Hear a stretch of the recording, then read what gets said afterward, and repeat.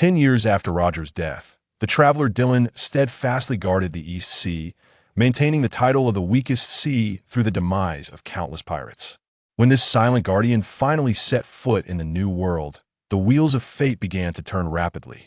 The pirate supernova dominating the seas was no match for him, and the once mighty warlords of the sea were forced to retract their arrogance. Until one day in the tavern of Magic Valley Town, the ambitious Blackbeard was about to boast about the dreams of men, but upon locking eyes with Dylan, he abruptly claimed he just wanted to retire. The pirates in the tavern fell silent, while Dylan merely caressed the hilt of his sword. 10 years of sharpening in the East Sea had forged him into a being more terrifying than a Marine Admiral. Chapter 1. Monsters of the Weakest Sea, year 1500 of the Sea Circle calendar. On the execution platform, towering over Rogue Town. As the executioner's blade pierced Roger's body, the square fell into a brief silence, then erupted into thunderous cheers. Some cheered because the Pirate King, representing evil, had finally been executed, while many were inspired by his last words. "Well, my treasure, if you want it, you can have it all. Go find it. I've left all the treasure there." Cheers rose and fell in the square. On the wall surrounding the square, 9-year-old Dylan perched on the edge, surveying the scene that red-haired Shanks, Don Quixote, Doflamingo, Hawkeye Mihawk, Crocodile, Dragon, Buggy Moria.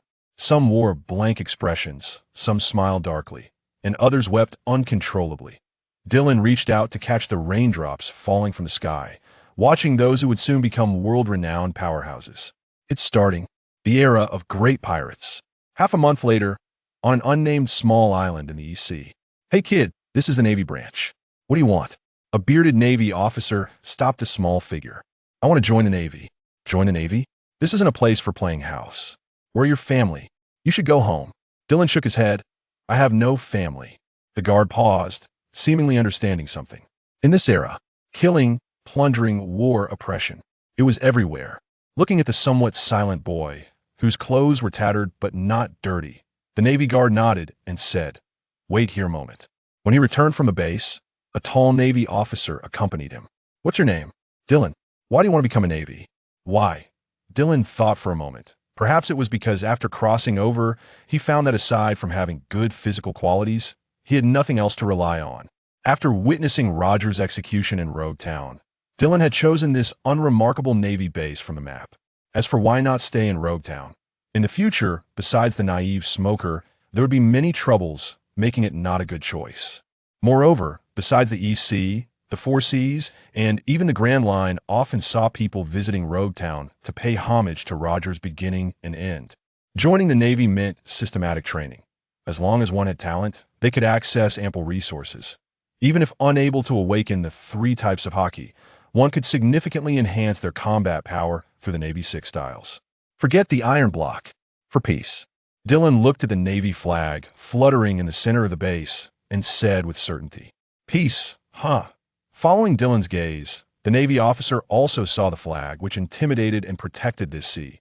Register him as a deckhand. He could participate in basic training and handle some chores. Understood. After that, the tall Navy officer turned and went inside, while the officer at the door waved to Dylan. "Come with me, kid. We'll be comrades from now on, huh?" Year 1512 of the Sea Circle calendar. Major, headquarters reports that the red-haired pirates have been spotted in the East Sea. Shanks? Dylan instinctively reached for the sword beside him. Has he come to the East Sea? Why did red-haired come to the East Sea? To see Buggy? Nostalgia for Rogue Town? As one of the future emperors, Shanks couldn't possibly be unaware that the Goa Kingdom is Carp's hometown. So why is he in Windmill Village? To find Carp for a duel? He shouldn't have that strength yet. Or is it to Frostmoon Village? What's the base commander's intention? Report the sighting only. No need for direct confrontation. Understood. Tell the base commander I'll be out for a few days. Yes. After leaving the base, Dylan had changed into his regular clothes. His white hair casually fell over his shoulders, and at 2 meters 4, his height combined with his long hair made him appear even taller and leaner, with a handsome face that bore a hint of coldness. With a black sheath casually tucked at his waist, Dylan rested one hand on the hilt and the other in his pocket as he boarded the ship heading to the Goa Kingdom. In the waters of the Goa Kingdom, a small boat drifted on the sea. In the distance was a similarly sized pirate ship. The ship's flag depicted a skull with a scar over its left eye. "Boss, there's someone ahead. It seems they're coming for us." Yasop raised the telescope to look and describe the figure. Only one person, no flag, no Navy uniform, carrying a long sword. "Oh, a swordsman?" Shanks, wrapped in blood-stained bandages, walked from the cabin to the deck and looked in the direction Yasop was watching. As if sensing his gaze, the figure on the boat looked up at the same time. "Seems there's no goodwill here, Shanks." "Should I go?" asked Ben Beckman, who was smoking beside him. "Wait," Shanks raised his right hand. "Let's get closer and take a look." As the two ships drew near, Shanks stood at the side of his ship and looked at the small boat floating nearby. "Looks like you're waiting for me?" Dylan looked up, not touching the sword resting beside him. "Yes. Want to come up and chat? Or should I come down?" Dylan lifted his long sword, and in a flash, appeared on the deck of the red-haired pirates.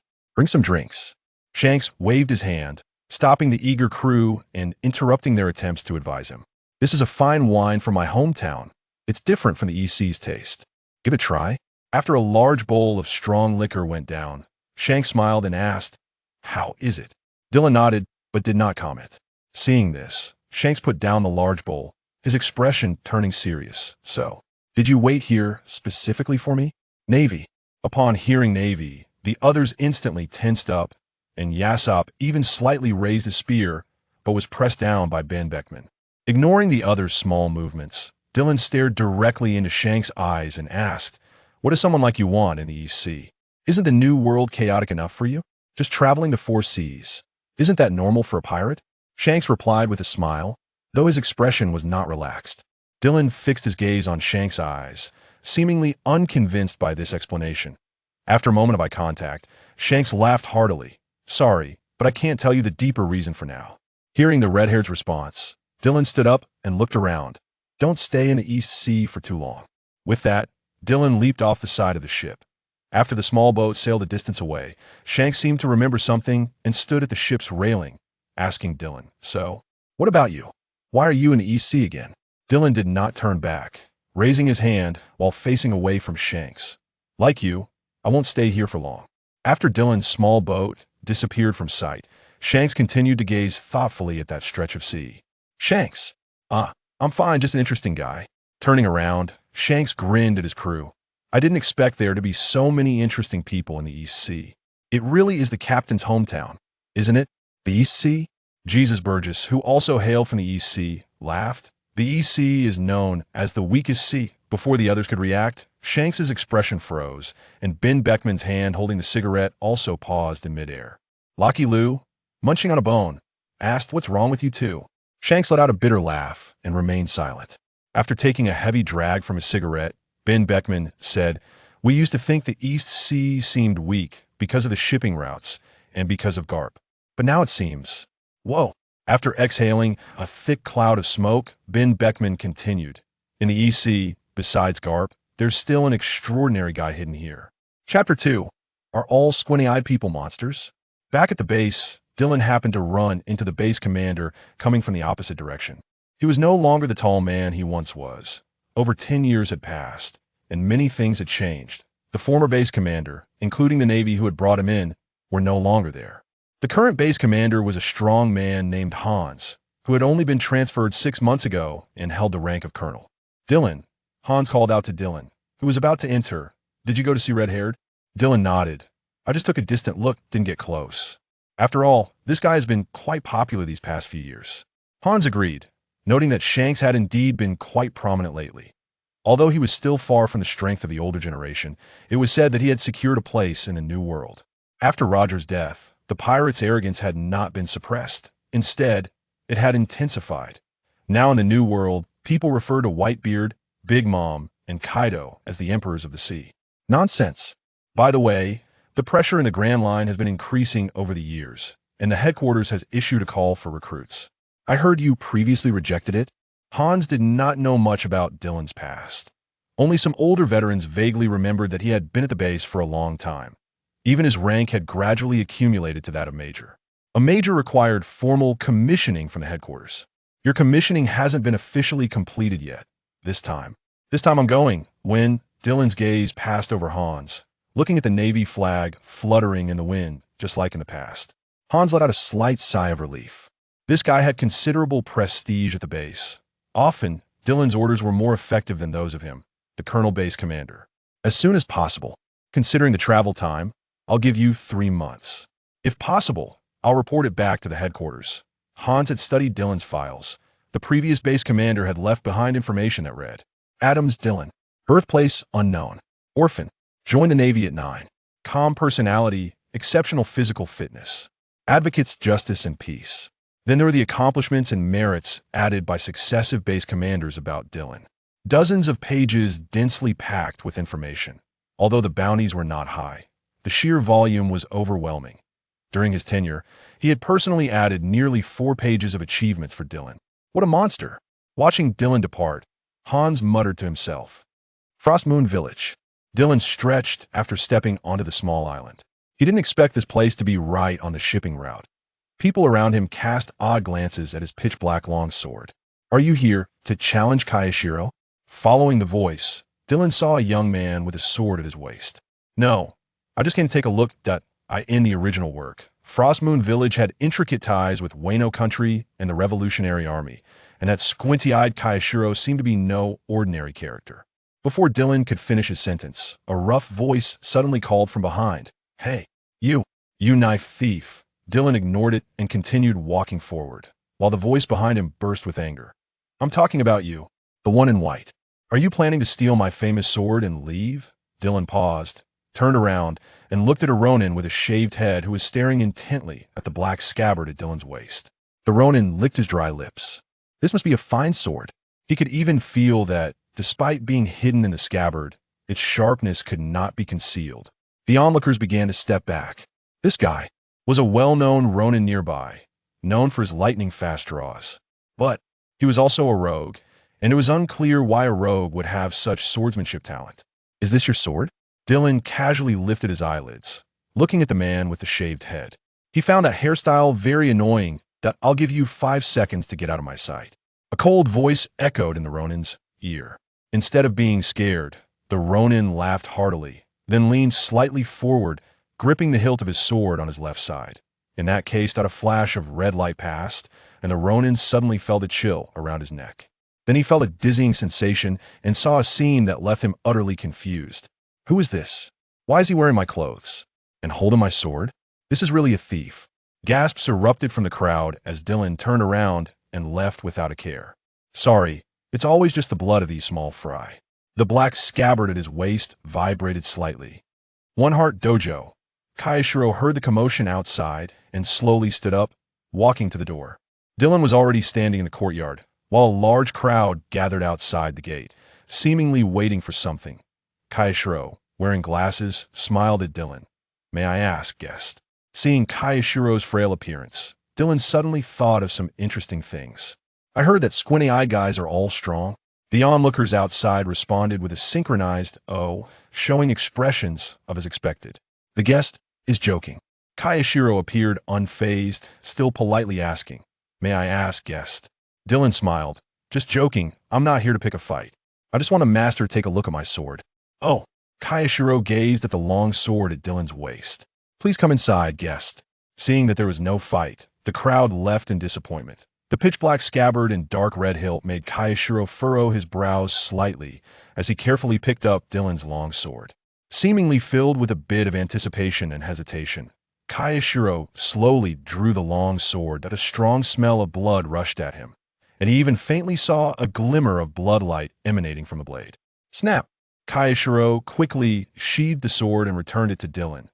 Shura, one of the 12 great blades. Dylan took the Shura, gently stroked the sheath, and the bloody smell in the air instantly vanished. Does it have any special characteristics? Shuro looked at Dylan in surprise. If we're talking about characteristics, hasn't the guest already demonstrated it thoroughly? Is that so? Dylan stood up and slightly nodded to Shuro. Thank you. After Dylan left, a bead of sweat the size of a bean trickled down Shuro's forehead, and he swallowed hard. The Shura actually turned into a black blade by him, and it is so submissive to him. After calming down, Shuro returned to his usual squinty smile and waved to the nearby screen. Come out. You must have been scared just now. Short-haired Gana and a green-haired person peeked out nervously from the side. Father. That person just now. You are still far from him, but if you want to become the world's greatest swordsman in the future, I think he will definitely be one of your biggest obstacles. Just the aura of the Shura earlier almost made the two faint. Even they, who were usually very strong-willed, couldn't say anything boastful at this moment. Guina clenched her fists tightly, turned around silently, and the green-haired person, seeing this, gritted his teeth and said, "Damn it," before running out. Gung Shiro watched the two, a smile appearing on his face. The world's greatest swordsman, huh? Thinking of that seemingly obscure man, Gung Shiro felt a suffocating sensation. After confirming Dylan's identity, the patrolman guarding the small port saluted Dylan with a pop and watched him leave. The public had already confirmed that it was a Ronin who attempted to seize that man's weapon, leading to the duel. Although dueling to the death is not allowed by law. If it were an attack on a Navy lieutenant, it would be no problem that on a medium-sized merchant ship, Dylan leaned against the ship's railing to rest. The lookout on the mast suddenly shouted, "Not good, it's a pirate ship." After a closer look, the lookout's voice became distorted. It's the Krieg Pirates, Chapter 3. What kind of king are you? The Dreadnought Saber. The flagship of the Krieg Pirates, a huge 3-deck sailing ship with a Black Panther at the bow, is a nightmare for all merchant ships in the nearby waters. Listen up, everyone. The name of Lord Krieg will echo through the world. Oh, Admiral, there's a merchant ship ahead. A merchant ship? Krieg grinned. How dare a merchant ship appear where Lord Krieg is? Everyone, fun is coming. Oh. The enormous Dreadnought Saber docked next to the merchant ship in less than 10 minutes. The merchant ship didn't dare to turn the helm to escape. When encountering the Krieg Pirates, ordinary merchant ships simply cannot compete in speed to flee. Moreover, if you attempt to escape, once he catches up with you, he will kill everyone on board. Begging for mercy that may not even be effective, because besides Krieg, there's also that cold-blooded and brutal man on board, the Demonikin. One can only hope that the man is not on the ship today, or that he won't participate in this plunder. Dylan squinted at the helpless and desperate sailors and merchants. Peek, hasn't this guy gone to the Grand Line yet? Previously, this guy's activity zone was not near the branch Dylan belonged to, and he hadn't deliberately sought him out, but now that he thought about it, there is indeed such a figure in the East Sea. However, he seems to have later claimed to be the overlord of the East Sea, or the king of the East Sea. Dylan stood up with his sword in hand, and the sailors and merchants who were kneeling on the deck were startled and screamed when they saw the young man at the bow holding a weapon. "Hey, stranger, come back quickly. You will get us killed like this." Dylan tilted his head and thought. "I remember there's a guy on his ship named Akin who seems to be extremely cruel and never leaves survivors. Do you think you can live by kneeling here and praying?" Hearing the name Demon Akin, the faces of those on the deck turned pale, but they still held onto a glimmer of hope. Maybe Demon Akin is not on the ship today?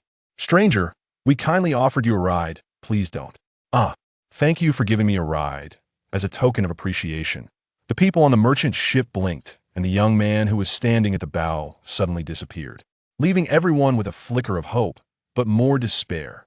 In this sea area, whether against other pirates or the military, the Krieg Pirates have never known defeat.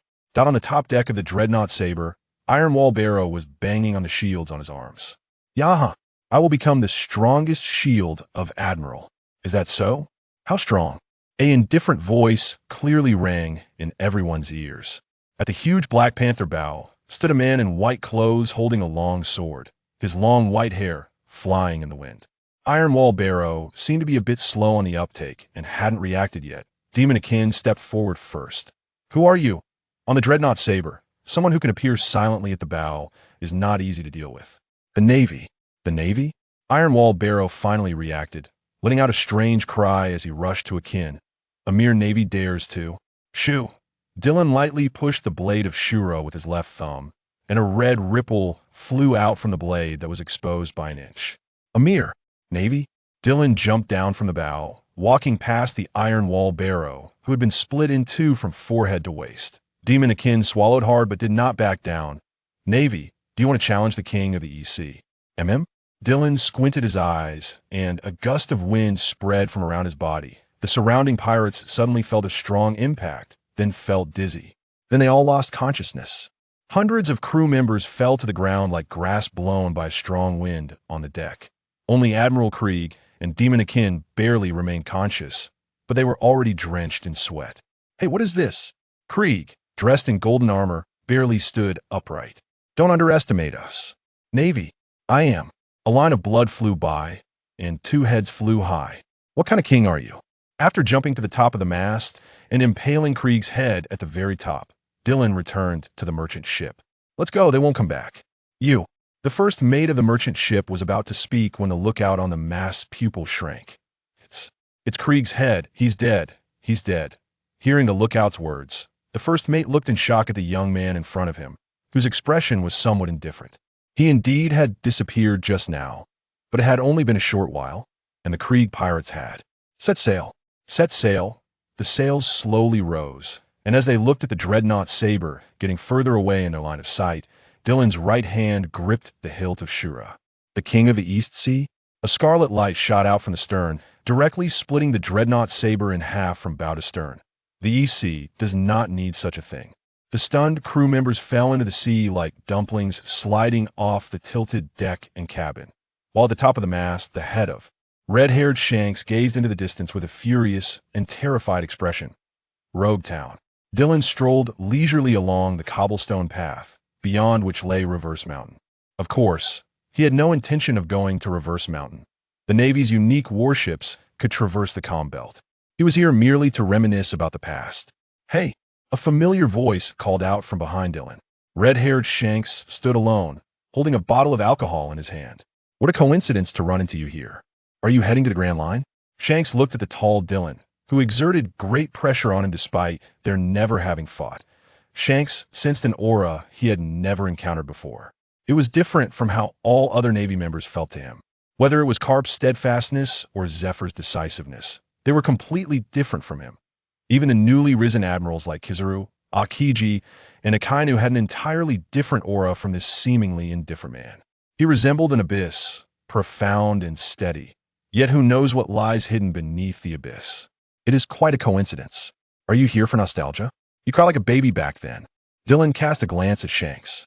His attitude towards this man was not one of hatred, but neither was it fondness. It was simply not a good time to engage him in a fight. Back then, Shanks paused, recalling that day over 10 years ago, his expression instantly darkening. Ah, indeed. You were here too? Judging by your age, you must have been around 10 back then. Back then. Shanks looked up. Have you never thought about going out to sea? Going out to sea? Dylan pressed down on the hilt of his Shura's sword, giving Shanks a meaningful look. To become a pirate? Hearing Dylan's unfriendly tone, Shanks chuckled, being a pirate also. A thief is a thief. Dylan coldly interrupted Shanks. Whether it's a mountain bandit, a pirate, or a robber, a thief is a thief. Those who blindly pursue personal freedom by plundering the weak, no matter what dreams they harbor, cannot change the fact that they are thieves. Don't talk to me about dreams, freedom, or comrades. Your freedom. The air around Dylan began to distort. That is built on the suffering of the weak. Visible bolts of black lightning surged from around Dylan. You. Shanks's pupils constricted, and the same black lightning erupted from his body as their auras clashed. The dark clouds above began to swirl. When their auras dissipated, small cracks appeared on the surrounding walls. This is a town. For now, I have no intention of fighting you, but red-haired. Dylan glared sharply at Shanks. Don't overstep your bounds. Otherwise, not only will there be no ship for you in the new era, but your dream. I will personally extinguish it. After Dylan left, Ben Beckman and the others approached from the street.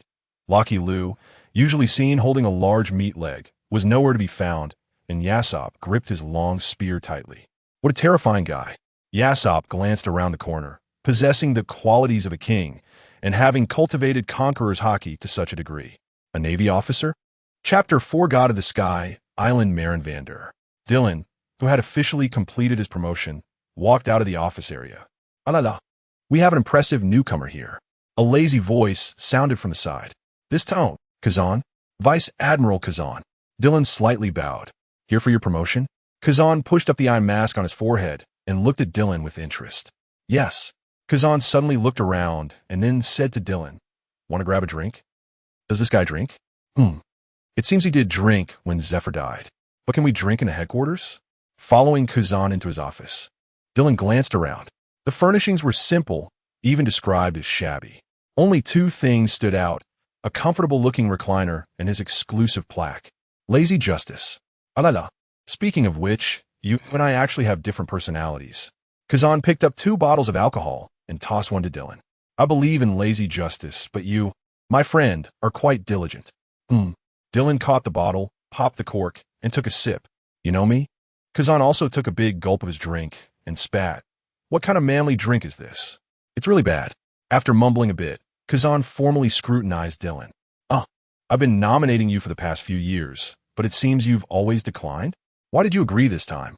Kazan had always been the one nominating him. Dylan frowned. Is this internal Navy intelligence? Or GARP? Noticing Dylan's puzzled expression, Kazan took the initiative to say, it's Mr. GARP. He said that every time he comes back in recent years, the East Blue feels very calm, even not needing him to clean up too much. We went through quite a bit of effort to find you. You've done well in the East Blue. How about it? Willing to come my side? I'll give you considerable autonomy. Kazan, a vice admiral in the Navy, a candidate for admiral. Zephyr's disciple, GARP's little fanboy. Future admirals of the Navy. Kazan, Kizuru, Akainu. Akainu's attitude towards pirates is too rigid. Although similar in style to his, there is an essential divergence. Kizuru, that old monkey, acts quite suspiciously, being deferential to the Straw Hats while striking hard at Zephyr. He could very well be a double agent for the Revolutionary Army. Although he has the advantage of being close to Vegapunk under his command, he might sell him out one day. As for Kazan, he may be lazy, but he still values loyalty. Otherwise, he wouldn't have saved the unfortunate smoker from Doflamingo back then. Go kill someone, and I'll take the blame? Well, that said, you could express it a bit more tactfully. It really is a headache. The higher-ups often assign tasks, and Kazan raised his head and took another big gulp of alcohol. So, does that mean you've agreed? Dylan shrugged. Why not agree? If I follow Sakazuki, who knows? I might have to kill someone every day. I still have a lot to do. I see. Kazan didn't ask Dylan why he didn't mention Borisolino. But before that, I have some matters to handle. If all goes well, I'll be back in half a year. If not, it might take a year or two. Really a busy person. Need my help?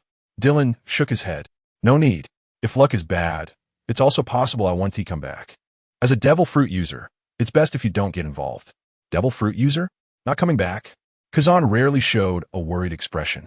Is it some dangerous area related to the sea? Forget it. Since you don't need my help, I want to pry. Just be careful. If you need help, contact me with a din mushy. 2 years later, Sky Island.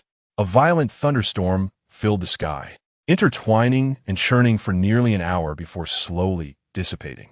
Gonfal watched the figure slowly walking out of the temple and slightly lowered his head with the others. Lord of Thunder. Ganvath. Compared to 2 years ago, Dylan's appearance seemed unchanged, but he appeared even more refined and profound. Below the temple, the residents of the Sky Island looked up at the tall and deep man, their hearts filled with awe. No one knew when he arrived at the Sky Island. When he appeared, he defeated the original God Gonfal with absolute power, yet he did not kill Gonfal or the other priests. When he found the golden bell hidden in the clouds and rang it, the warring Sky Islanders and Shandians, who had been enemies for hundreds of years, stopped fighting and collectively worshipped him as a god. This Lord of Thunder was not harsh. He could even be considered a benevolent god. The affairs of the Sky Island were all managed by Gonfal. Gonfal was originally the god here and was deeply trusted and loved by everyone. I will be leaving for a while. The Sky Island will be temporarily managed by you. Before I return, cut off the routes from the Blue Sea and contact me with a sound snail or din mushy if you encounter invaders. Yes, Lord of Thunder. When everyone looked up, the figure above the temple had already disappeared. Gonfal took a deep breath and turned to say, seal the temple. Cut off the routes from the Blue Sea. Under the Sky Island. Gaia Island, Devil's Valley Town. As Dylan just walked into a tavern, he saw a pink figure facing the bar drinking. Beside him stood a tall man with a large sword hanging at his waist. On the other side, a strange-looking old man was interrogating a group of small thugs. That place is boring to death. The Don Quixote pirates are our pride in the North Blue. We just want to be pirates like you. Have you killed anyone? Dylan walked over to the pink man and sat down, picking up a drink and taking a sip. You little thug, do you want to eat with this flamingo? As soon as the words flamingo came out, The tall man standing beside him changed his expression, and the snot-nosed weird guy interrogating the thugs also turned around. The flamingo sitting beside them grinned. Foo, foo, foo, foo. Who is this guy? The Navy. The Navy. Just as Diamante's hand was about to grip the sword hilt, he was stopped by Doflamingo. Hold on, Diamante. TSK. The warlords are really troublesome. Watching Diamante, who was stopped by Doflamingo, Dylan felt disappointed. If that guy had acted, he could have legitimately taken him down. Even the entire Don Quixote pirates. Glancing sideways at the dumbfounded Diamante, he slightly turned to look at the excited yet somewhat shocked yellow-haired thug. I'm asking you a question. Have you killed anyone? Or do you guys just come here to play house with sticks? Bellamy raised his hands and laughed wildly. Kill someone? Of course we have. We sailed all the way from the North Blue, and the most we did was kill people. We're going to join the Don Quixote pirates. Ha ha ha. Very good. As soon as the words fell, the air seemed to freeze. Doflamingo, sitting next to Dylan, stiffened for a moment, then mechanically turned his head. Hey, no way.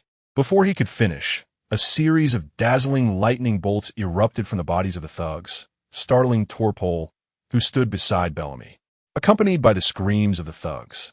Dylan slowly stood up. Didoflamingo. Dylan leisurely stood up and walked in front of Bellamy, as if taking a stroll in the garden. Throughout the entire time, Doflamingo said nothing and did not intervene, allowing Bellamy and his group to writhe in agony under the lightning. Look, in the face of absolute power, even your idol dares not move. Bellamy struggled for a moment, shouted loudly, and hammered his hands on the floor. But, damn it, I'll give you one more chance. Have you ever killed anyone? If you're just bragging, I'll let you go as ordinary thugs. But if your hands are really stained with blood. Dylan's expression darkened, and the air around them trembled. Execute on the spot. Bellamy struggled to lift his head and looked at his idol, the heavenly demon Doflamingo. What he received in return was suffocating silence. Bellamy glanced at the man standing in front of him and, with the last bit of strength, gritted his teeth and said, No. No. Clap, clap. Dylan clapped his hands. That's more like it. Go back where you came from. Oh, by the way, as Dylan walked to the door, he turned back to look at the yellow-haired man slumped on the ground. You said, you don't like those daydreaming pirates? TSK. What a pity.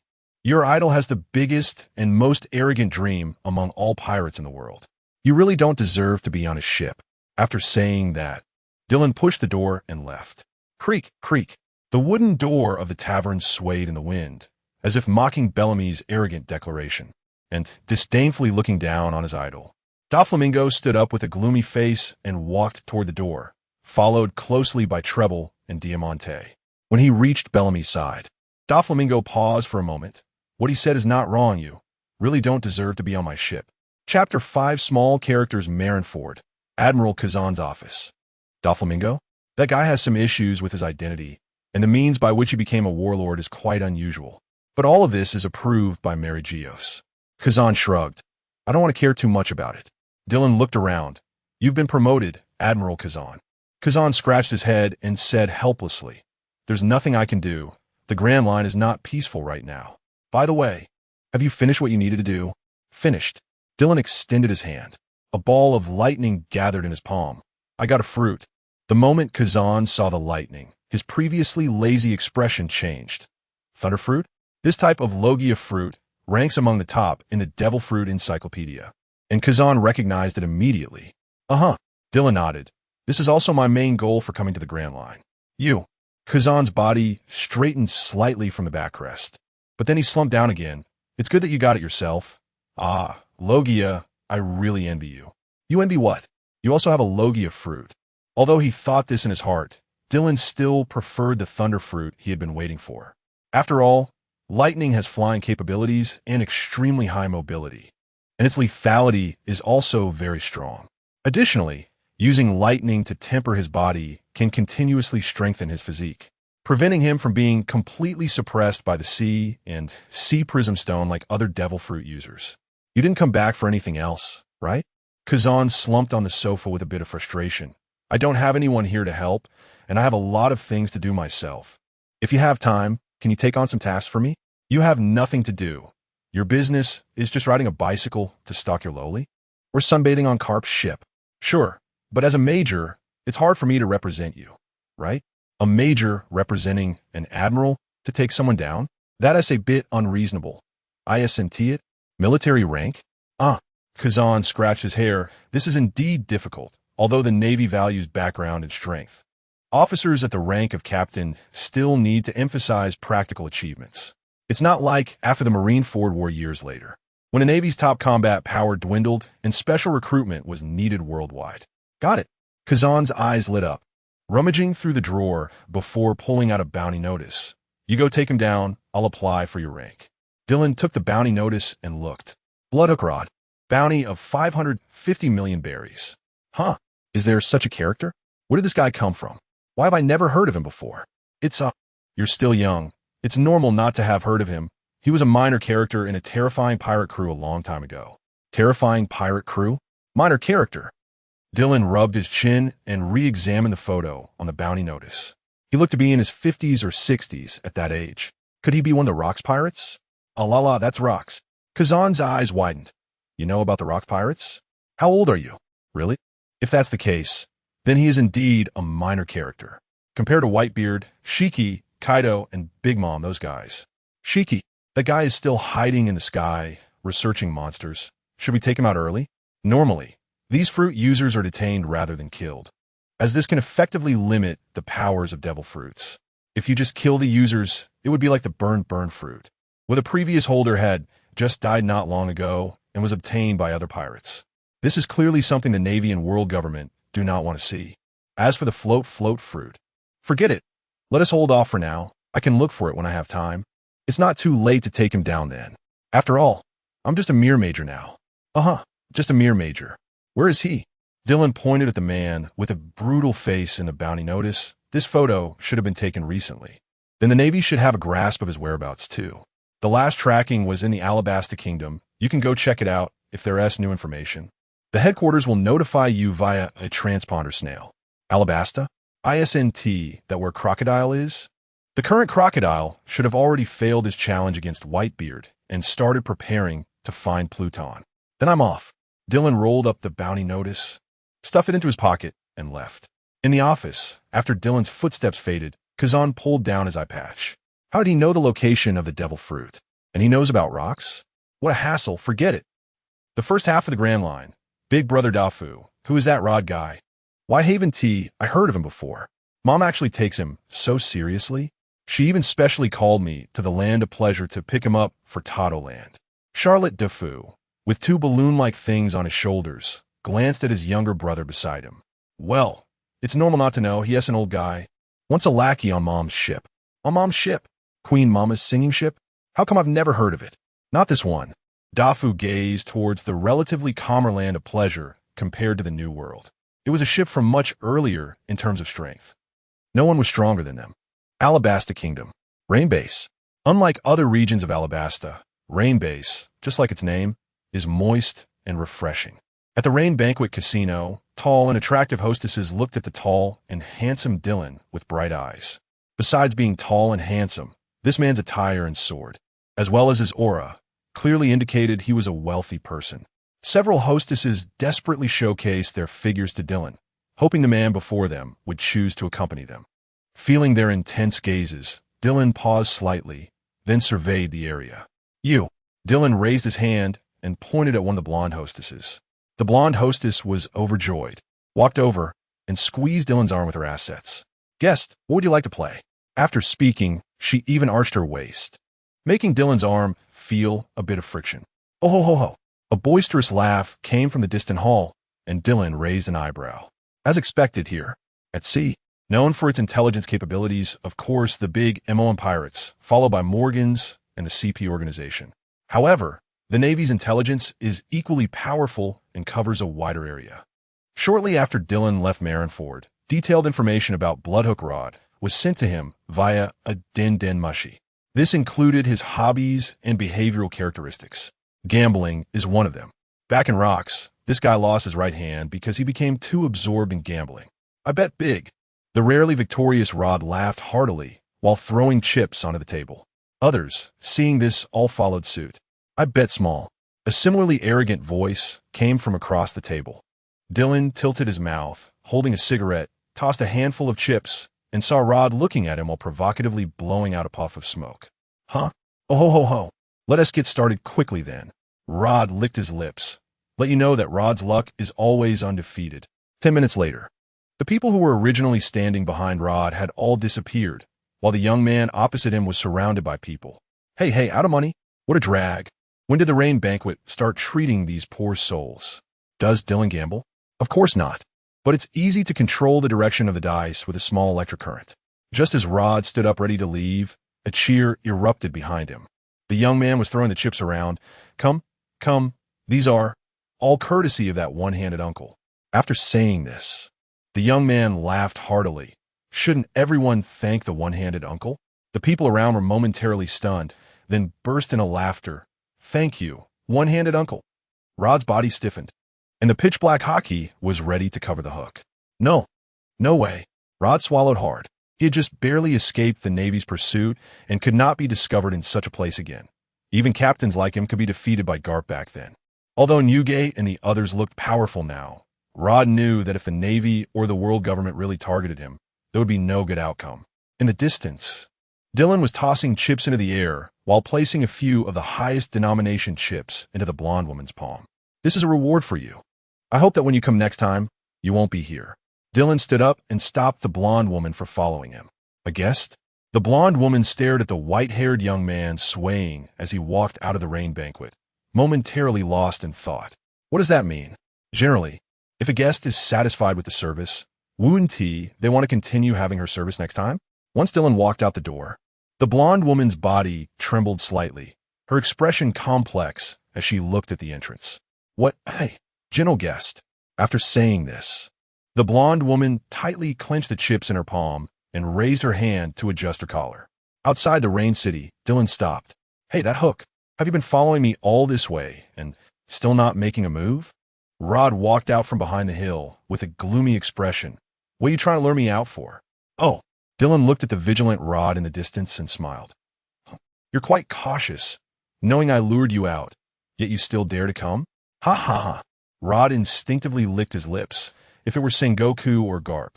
No, even if it were Akiji or Akaina here, I would have run away long ago. But you, the hockey instantly covered the iron hook on his right hand. I've never heard of you. What a coincidence. The black hockey also instantly covered the Azura blade sheath. I've never heard of you either in the original.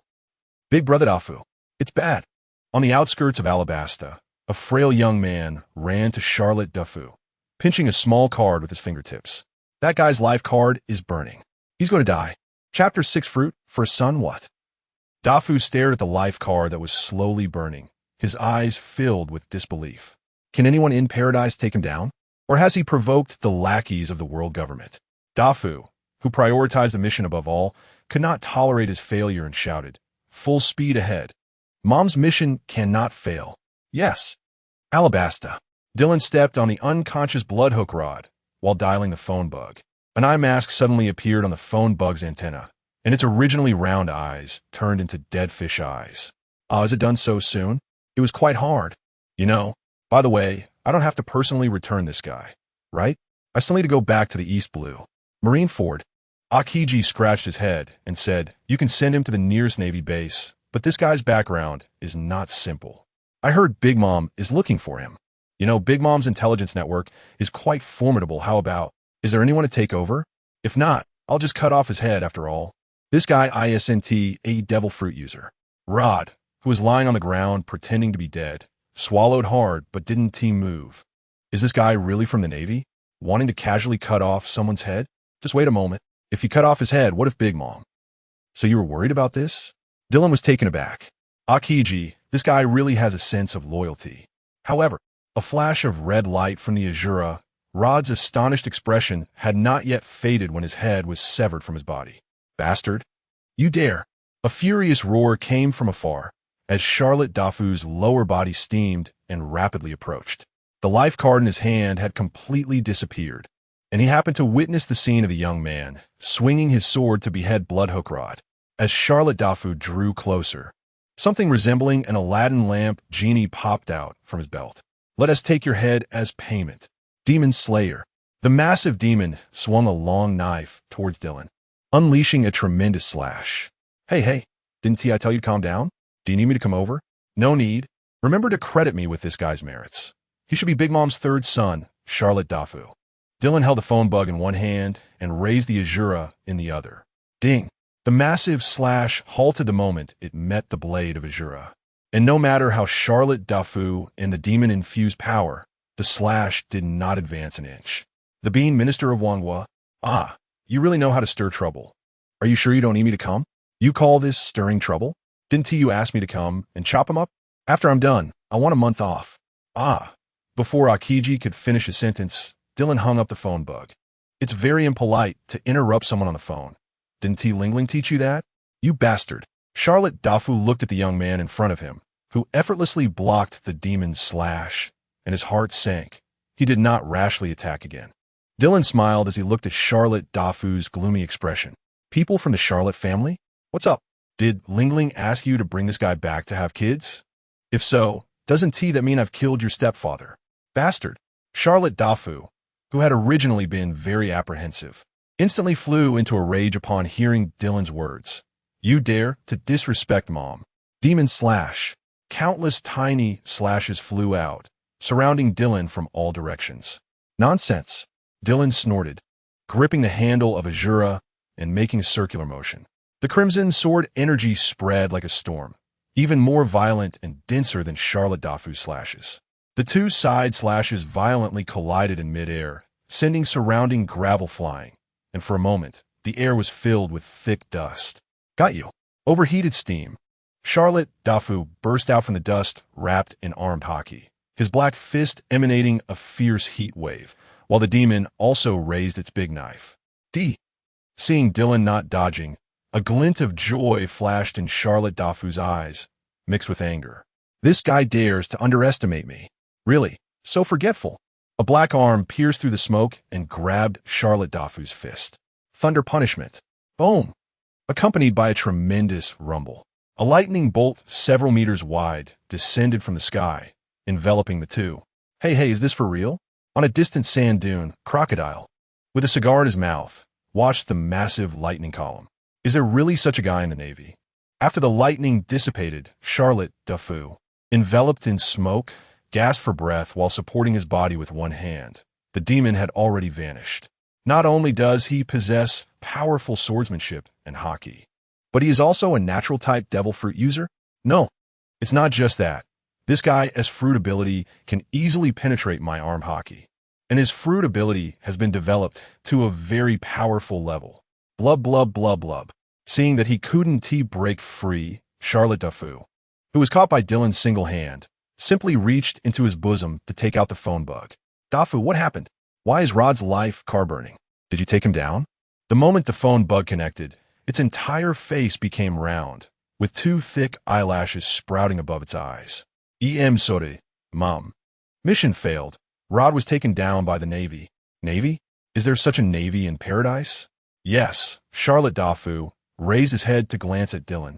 It was a Navy I've never seen before. I heard him talking to Akiji. Well, the Navy is still as strong as ever. Hey, Navy guy, how about a deal? Dafu turned the phone bug around, facing Dylan. Oh, it's Lingling. What do you plan to offer in exchange for your son's life? Big Mom didn't seem to mind Dylan calling her Lingling, and instead laughed heartily. Well, what an interesting kid. What do you want? Treasure? Famous swords? Or should I marry my favorite daughter to you? Well, if you want the fruit, I'll go to Sabeti Archipelago to pick it up in 2 months. If the value doesn't match, Dylan's gaze swept over Charlotte Dafu's body. I'll be collecting the difference. Charlotte Dafu felt a chill run down his spine from his gaze.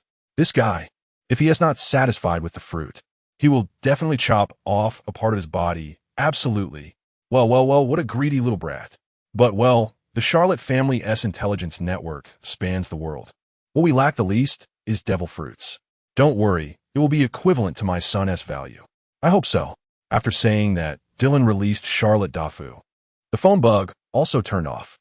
After Charlotte Dafu, wearing 2 huge shoulder pads, stumbled away, Dylan turned to look at the sand dune on the side. What? Do you want me to invite you? A gust of wind and sand swept by, slowly condensing into a humanoid figure in front of Dylan, wearing a black cloak, slicked back, greasy hair, and a noticeable scar down the middle of his face. Humph, crocodile, truly weak to the point of being laughable. You bastard. Crocodile's eyes darkened. Sandstorm. Before the wind and sand could gather, it slowly dissipated. The Shura, glowing with a black-red light, was resting on Crocodile's shoulder. Do you want to die? Dylan coldly looked at him. You were a completely different person when you fought Barrett, and after you lost a white beard. You were like two different people. Cold sweat dripped from Crocodile's forehead. This guy was definitely serious. Just moving a bit could mean death. A tremendous pressure hit him, and although there was no overt display of hockey, it made his heart race even more. This feeling was even stronger than when he faced Whitebeard back then. What do you need me to do? Dylan put away the Shura and glanced into the distance, towards the East Sea. I want you to remember one thing. If you get defeated by some random person while in your warlord position, I will personally kill you. So, it's best to be a little cautious, you arrogant little lizard. Crocodile's expression darkened. Defeated in paradise? But he dared not retort. The way this man looked at him was like he was an ant, and he could feel that if a fight truly broke out, he would probably be eliminated in an instant. After tossing Rod's head to Crocodile, Dylan's body transformed into a dazzling flash of lightning and disappeared from the spot. Crocodile clenched his fists, staring in the direction Dylan had left. Bastard. If only I could master the underworld. Chapter 7. Women must have courage. East Sea. Cocoa Village. Lowly humans are naturally meant to be dominated by fishmen. You are the first to be punished by Lord Arlong for boring love. With a sawtooth-like nose, Arlong stood with one hand on his waist and the other pointing a gun at a human woman's forehead. Noki Gao Nami, I love you all. Arlong cruelly laughed while pressing the gun against Belmir's head. Under my rule, all those without money must die. Understand that, lowly races. The villagers around revealed expressions of fear and helplessness. If you love them, shouldn't you protect them well? In the distance, a figure carrying a long knife slowly approached the crowd. Belmir, whose mouth was bleeding, was already waiting for death. But this lazy voice seemed to strike like a heavy hammer in her heart. Lowly, swish. Before Arlong finished his sentence, a white light flashed before everyone's eyes, followed by a massive arm flying up. Damn! A torrent of blood gushed from the severed arm, and before the surrounding fishmen and villagers could react, Dylan kicked Arlong to the ground and pressed his weapon against his chest. High races? A salmon fisherman holding a wine bottle saw Arlong knocked down in an instant and shouted, Hey, you bastard! Our big brother is one of the 7 warlords of the sea. Hearing this, Arlong's pupils shrank. Don't mention his name. We won't rely on the reputation of that traitor. Jinbi? That dead blue fatso. I heard he never left humans alive a few years ago. When I find him, I'll definitely beat him to make fish head soup. You! Arlong spat out a mouthful of blood, showing no sign of retreat. You lowly races think this can make the great fisherman submit? Can't. Dylan smirked, channeling energy into the knife's handle, creating a visible ripple that directly pressed Arlong's body into the ground. The Arlong pirates attacked human villages, killing civilians, all members. Executed. Everyone just felt a flash before their eyes as a barely recognizable black shadow darted around, accompanied by faint cutting sounds in the air. When the sound subsided, apart from Arlong, who was buried in the ground, and an octopus monster, all members of the Arlong pirates lay shattered on the ground. For a moment, the air was filled with the stench of blood, mixed with the fishy odor unique to fishmen. Hey, that octopus monster, Jinbi's name won't save you now. Why not try to bring Rayleigh out to save your life? The octopus fisherman Little 8 was so shocked that he couldn't speak. Seeing the octopus completely devoid of fighting spirit, Dylan turned around and ignored him, returning to Arlong's side with a bloodied weapon. What to do? High race. How about you buy your life with money? How much is your fishy life worth? 5 berries or 10 berries? You bastard. Lowly human. Fishmen will not submit. Clap, clap. Dylan clapped beside Arlong's neck. Truly admirable courage, but unfortunately, Dylan gripped the knife handle with his other hand. The black-red blade light shot up from the ground. Except for the head, Arlong's body instantly vanished without a trace. I don't buy this. The octopus Little 8, standing not far away, trembled in fear from the soaring blade light, while other humans also showed shocked expressions. Hey, Octopus monster. Dylan kicked Arlong's head towards Little 8. Watching the grotesque head flying over, Little 8 instinctively wanted to dodge, but his body froze under Dylan's gaze. And then he blankly reached out to catch Arlong's still angry head. Go back to Fishman Island and tell the blue fatso and the scum of Fishman Street. The weapon returned to its sheath, its sharpness retracted.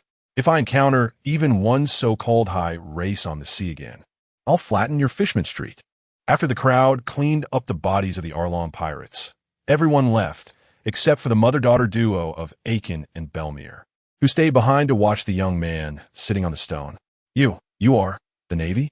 Aiken swallowed hard, looking at the tall young man in white, who had not harmed any humans, but whose aura nearly made them faint. Ah, yes, I am a Navy.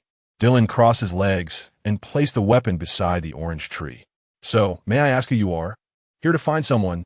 Dylan looked up at Belmere, who had pink hair. Belmere noticed his gaze and looked at Dylan in surprise. You can't find me? Dylan leaned against the orange tree, gently tapping the sheath of his weapon. I personally invite you to join my team and return to the Navy. I've retired for nearly 10 years. Belmere hesitated. She had been away from the battlefield for too long, and Nami and Nokigao were still young. I am the Navy, not a pirate. I will not force you, nor will I coerce you with favors. After all, protecting civilians is the Navy's duty, isn't it? Belmere hesitated, looking at her daughters, who were still shaken. After a moment, she said, Then I will join. A loud voice came from the side. You must join. Mel, I know this is your dream. Nami and Nokigao will have me, and the people in the village will take care of them. The village guard, Aiken, said loudly, Go chase your dreams. Mel, remember to protect the village well when you become strong. The older Nokigao also reacted, although tears welled up. She tugged at Nami's sleeve, and they both walked up to Belmere and hugged her tightly. Aunt Mel, thank you for raising us. Remember to come back often after you return to the Navy. Nami also raised her little face to look at Belmere. When I grow up a bit more, can I sail on Aunt Mel's warship to draw navigation charts? Really? Belmere squatted down and tightly embraced her two small daughters, then turned to Aiken. What do you mean protecting the village? Isn't that a man's job? This isn't like you, Mel. Didn't you say women should be full of courage? Aiken laughed heartily, his face showing a look of contentment. Hey, I said, it's to be in the Navy, not to go to impelled down to sit in prison. There's no need to make the atmosphere so sad. You can come back often. Dylan, who couldn't stand their tearful farewell scene, interrupted. Belmere smiled through her tears. That's true. With such a strong man as your subordinate, it would be hard for me to die, even if I wanted to. Belmere patted the backs of her two little sisters, indicating they should let go of her, then stood up. So, may I ask why you chose me? Why? Dylan smacked his lips and smiled at Belmere. Pirates need companions. And the Navy certainly does too. As for why it's you, it's because of your courage. I believe that is unparalleled potential. Blub, blub, blub, blub. Hey, I am Dylan. Have we arrived at the East China Sea? Rod's head has been sent back to headquarters for verification. And the headquarters has reassessed your merits in the East China Sea. Congratulations, Major General Dylan. Major General, huh? It's just SOSO. Am I being looked down upon? It's really a headache. By the way, didn't the Din Mushy say you encountered someone from the Charlotte family? How'd it go? The nearby Belmere felt waves of shock in her heart at Akiji's nonchalant tone. The Din Mushy. Is that Admiral Akiji from the Navy headquarters? This man can communicate directly with an admiral? I cut him down, but let him go. Let him go. Dylan stood up, shouldering Shura. Let him go. Now is not a good time to go to war with the pirates of a new world. So I made a deal with Lin Lin. She bought her son back. The Din Mushy fell silent, and after a while, Akiji's voice finally spoke again. You don't have to tell me about this kind of thing. Dylan laughed. Are you going to report me to Sengoku? If I really brought back the head of Doflamingo, Sengoku would go mad. You really understand Sengoku well. Forget it. Let it go. But won't the Charlotte family leak the news? Don't worry if the news leaks.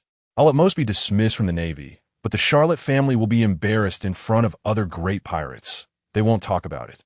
As long as you understand.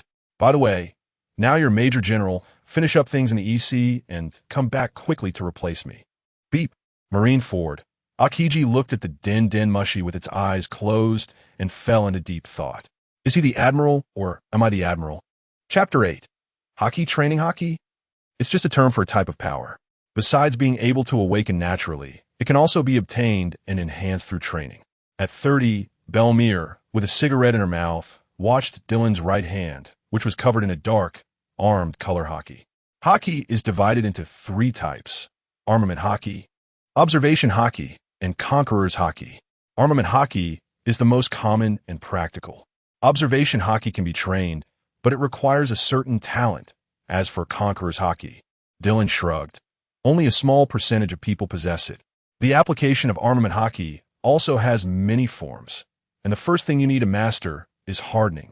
Dylan picked up a large stone and threw it into the air, then extended his arm. The stone whistled down and smashed onto Dylan's arm. Crack! Not just the arm. Even the muscles on the arm did not quiver at all. Belmir's eyes widened. This is the most basic application of armament haki's hardening. Of course, basic application does not mean it is the weakest. When trained to the extreme, it is still very powerful. As long as one can achieve initial hardening, ordinary firearms and swords can be ignored. Moreover, armament haki hardening can immunize against many devil fruit attacks and can also provide a very direct counter to devil fruits. Belmir was eager to try. Really? That's impressive. Devil fruits. I heard they come from the power of demons, yet they can be countered. This is the gap between the 4 C's and the Grand Line. The East Blue, being the weakest C, not only lacks people who can use haki, but even devil fruit users are very rare. The few who possess devil fruits are mostly from the Grand Line. In the 4 C's and Paradise, devil fruit users are quite common. By the time you reach the second half of the Grand Line, the New World, even the small fry have mastered armament haki hardening. Most of the notable figures can play with fire. In short, the flame fruit isn't even worth mentioning. It is precisely because of the regional disparity in strength that even those who have fallen from the Grand Line can still dominate in the 4 C's. For example, the likes of Kuro and Arlong. Buzzo. Dylan, who was lost in thought, felt a change in the atmosphere around him and focused his gaze on Belmir. Does such power really exist? Looking at her hands covered in black, Belmir was surprised, then burst out laughing. It seems I really do have talent. Of course, your talent is definitely not lacking. Another important reason is that this power has always existed within you, but due to the limitations of your cognitive threshold, you were unaware of its existence, which is why you didn't explore, master, and use it. Watching Belmir swing her fists, Dylan pondered for a moment and said, "In future battles, try to avoid using firearms. Although there are snipers in both pirate and navy ranks, that requires a very unique talent and strong observation haki support." Of course, Belmir withdrew the haki covering her arm. With this power, ordinary firearms can indeed be abandoned. Next, you need to seriously consider what combat style you want or are suited for. Close combat? Swordsmanship? Or are you confident in wielding the powers of a devil fruit? Devil fruit? Belmir had heard a little about them, but then shook her head. I've heard that after eating a devil fruit, one becomes a landlubber. And as for swordsmanship, I probably lack that talent. So I still hope to fight with my fists. All right, then settle the kids and prepare to come with me to the headquarters for systematic training. The Navy headquarters has specialized explanations and training methods for the 6 powers and haki, which will be more systematic and professional than what I could teach. Aside from Blackbeard teach, the top competitors have already emerged, and that red-haired guy will officially become one of the Sea Emperors in a few years. Although the Navy has overwhelming strength when facing a particular faction, if confronted by 2 or more factions simultaneously, the Navy will fall into a passive and even disadvantageous position. Moreover, the Navy's duties also limit them, making large-scale offensives impossible. More often than not, they can only defend passively. Admirals, indeed, have too many restrictions. No wonder old man Garp has never been willing to get promoted. Before coming here, Dylan's understanding of this world was also quite limited, as the divine perspective mostly followed the Straw Hat Crew's journey. As a youth, he had greatly admired that optimistic and fearless boy, but as he grew older, Dylan began to feel weary and started to have doubts about that protagonist. I hope that day never comes. Dylan took a deep breath from a cigarette he pulled from the pack left by Belmir. After all, he was also someone he admired in his youth. He just got a bit annoyed with the constant shouting of Pirate King, Pirate King. Happy boy? Putting hope in these ethereal legends?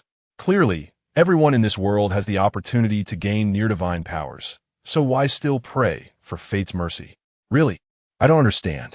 The officer seems to have a lot on his mind. Belmere stood not far away with her hands in her pockets. All set? Dylan did not explain, simply stood up and looked behind her, where the village cop Aiken and the Nami sisters were looking at him with some trepidation. Although this man appeared very handsome and relaxed, the coldness and decisiveness he showed when executing Arlong and his crew were not something an ordinary person could withstand. Dylan waved to Nami, signaling her to come over. Nami nervously clutched Naka's clothes, her body slightly stiff. Go ahead, Nami, the Navy man is a good person. He the one protecting all of us, right?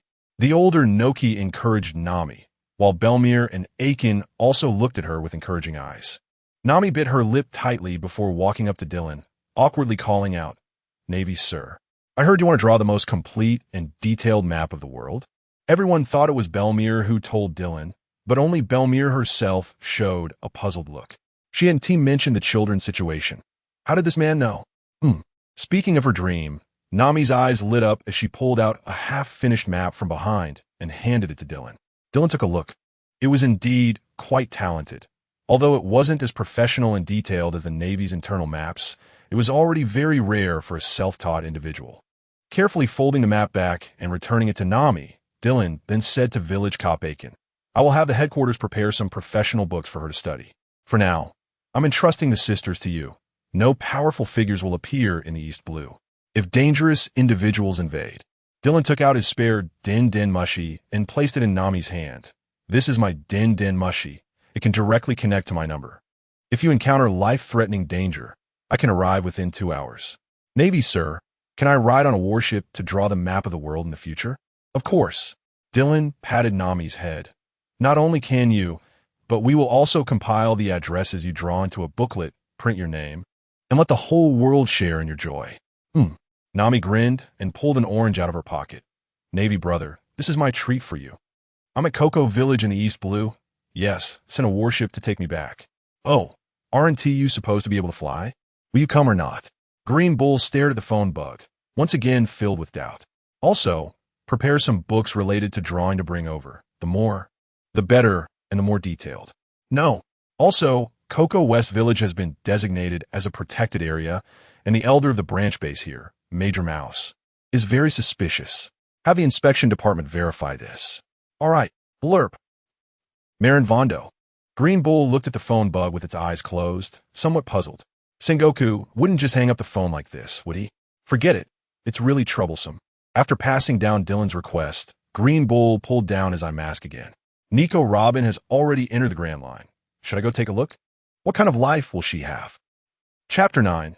The Great Fool Smoker under the guidance of Akiji, Dylan, who has completed his promotion, finally possesses a cloak and an independent office.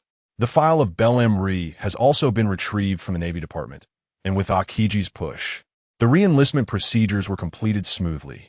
He was re-promoted to the rank of Major. What is this? Can this be considered justice of the Navy? Bastard, what is the difference from pirates? A roar echoed through the vast corridor, and Akiji rubbed his forehead in distress. Really bang? With a loud slam. A short-haired, white-haired man, resembling a thug with a cigar in his mouth, stormed out of the office. Smoker, are you arguing with the inspection department again? Have you ever thought about why you're still just a major? Because he is too weak. Dylan looked at the guy, striding towards them with a disregard for his relations. The number one fool of the Pirate King, Smoker, who is a disgrace to the Logia fruit. The rank of Major. Smoker exhaled a large puff of smoke carelessly. When he reached the two, Smoker looked at Dylan, who had already changed into a rear admiral's cloak. So you're the guy Kazan has been keeping an eye on? You look pretty weak. This guy, Akiji glanced at Smoker with a bit of a headache, then said to Dylan, Yes, my friend, so take it easy on him. Bastard Kazan, who are you looking down on? Smoker was furious, although he was still just a major, as a Logia user with considerable achievements. He had been stuck at the major rank for several years due to his reckless behavior. After all, the Mad Dog Navy didn't get its name for nothing. But Dylan didn't give Smoker a chance to respond. Before Smoker could finish speaking, a dark arm grabbed his collar. White. Huh. Abilities are not omnipotent. Dylan pinned Smoker against the wall. The powerful Busashoka Haki completely suppressed Smoker's intangibility. You bastard. Smoker drew out his sea stone jutty. Kazan had told him that this guy was also a Logia user. While Haki could grab him, as long as the sea stone touched him, it could instantly imprison his abilities. The jutty whistled down towards Dylan, and Akiji narrowed his eyes slightly. Sea stone, huh? How to deal with this? Dylan pressed Smoker down with his left hand while tightening his right hand. The pitch-black Busashoka Haki instantly covered his right hand. Sea stone is also not omnipotent. The dark right hand boldly met the sea stone embedded jutty. What? Seeing the tip of the jutty being grabbed by Dylan, Smoker's anger vanished, leaving only shock on his face. He had tried to touch himself with sea stone before and had basically been incapacitated instantly, with his abilities imprisoned. Crack! A sound of shattering came from the tip of the jutty. Smoker's shock turned into horror, and Akiji's eyes narrowed slightly. Hey, is this for real? Pop! Dylan twisted the palm that held the jutty, forcibly breaking off the part embedded with sea stone. Then Smoker and Akiji saw small metal powder falling from Dylan's palm as he clenched his hand. Sea stone is indeed very hard. Dylan released the completely dazed Smoker and tossed the small sea stone piece he had examined back to Smoker. Here, take it back and forge a new weapon. A newcomer. Huh? Truly impressive skills. Puff ha ha ha. If it weren't for Kazan constantly recruiting, I would have wanted to keep him in the East Blue forever. It would save me a lot of trouble. At one end of the corridor, Sengoku, Garp, Akainu, and Kizuru walked towards the three. With such powerful strength, have you considered coming under my command? I've looked into your past, and your style is quite similar to mine. You shouldn't be under a lazy guy like Kazan. Akainu looked at Dylan.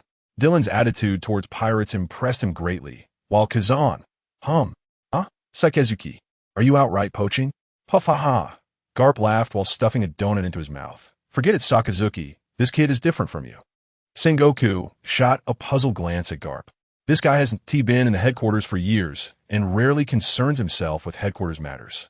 Why is he directly dismissing Akainu's opinion as a general this time? Hearing Garp speak, Akainu didn't linger, snorted coldly, and walked ahead through the crowd. Oh, the young people nowadays are really terrifying. Kizuru examined Dylan with a smirk, but said nothing more. After greeting Kazan, he left as well. As for the great fool Smoker, just a mere major. Neither Akainu nor Kizuru paid him any attention. It's not that they don't know him, but Smoker's reputation within the Navy is not good, and his rank and strength are insufficient to earn the respect of the two admirals. This severely wounded the pride of the mad dog of the Navy. Am I really that weak? A glimmer flashed behind Sengoku's glasses. Although Smoker's strength was lacking, as a Logia user, he still had potential. He must not be allowed to give up easily. Smoker, you are also a student of Zifa. You should know that there are many ways to fight. In these seas, almost no one can develop their physical skills, swordsmanship, haki, and abilities to the extreme at the same time. So you need to choose what you are best at. Puff ha ha. There are indeed some, like Newgate and Lin Lin, aren't they? Garp interrupted Sengoku's words with a hearty laugh, then turned to Smoker. But Sengoku is right. To become strong, you need to first understand yourself and find your own path. After all, monsters that excel in every ability have always been few and far between throughout history on the seas. Garp glanced at the Shura at Dylan's waist, silently thinking, perhaps there will be one more now. After listening to Garp and Sengoku's words, Smoker fell silent. Although the Logia fruit is powerful, his development level is indeed poor. In terms of physical skills, he had hardly trained in the Navy's 6 forms due to the fruit's abilities. His swordsmanship is 0. And as for haki, up to now, he hasn't even mastered Busashoka haki, relying instead on the sea stone embedded at the tip of his jutty to combat other users. I understand, Mr. Garp Marshal. I will seriously think about my path. Facing Garp and Sengoku, even someone as arrogant as Smoker humbly lowered his head to accept their advice. Sengoku turned to Dylan. And you? Me? Dylan was somewhat unclear about Sengoku's meaning. To be frank, after you accepted Akiji's summons to come to the headquarters and obtain the Goro Goro no Mi, The headquarters conducted 2 rounds of investigation on you. It was confirmed that you were born into a merchant family in the West Blue, and later your family's merchant ship was attacked by pirates, causing you to drift to the East Blue. You've done well in the East Blue these years. Maintaining GARP style. The East Blue still retains the title of the weakest sea. Dylan smiled slightly but didn't respond.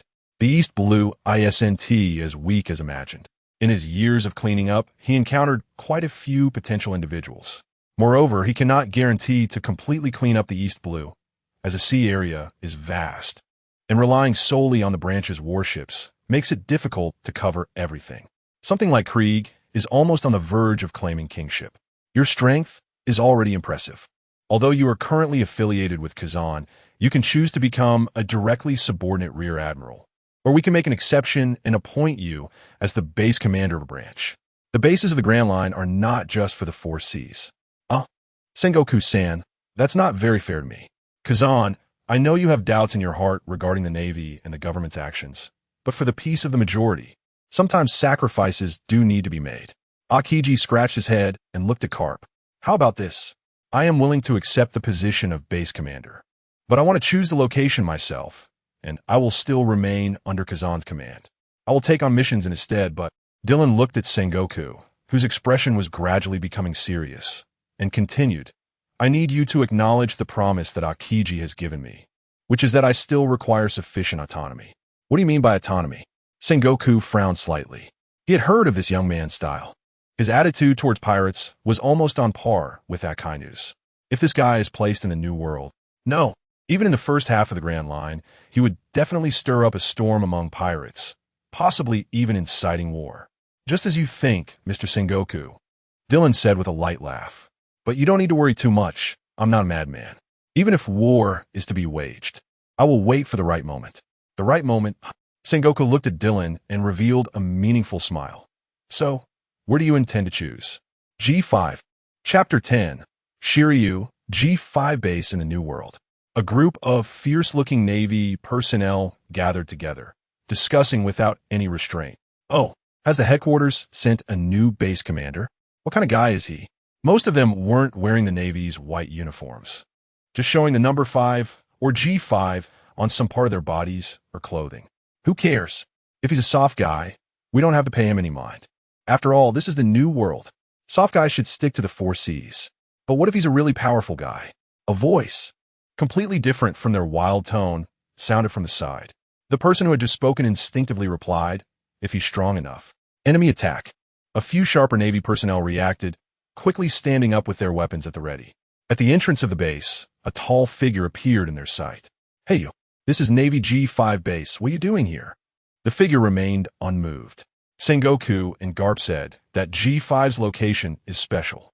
So the style of this base is very similar to mine, but countless black lightning surged from Dylan's body, and the powerful aura shook the Navy personnel inside the base. With your level of strength, I don't quite agree. You trash. Now, line up on playground. Anyone who doesn't arrive within 1 minute can get lost. Why you are the newly appointed base commander, Major Dylan, specially appointed by the Admiral. Dylan stood at the entrance of the base, raised his eyelid to look at the person who asked, Is there a problem? You have 50 seconds left. After exchanging glances, the others rushed out in a chaotic frenzy. Time's up.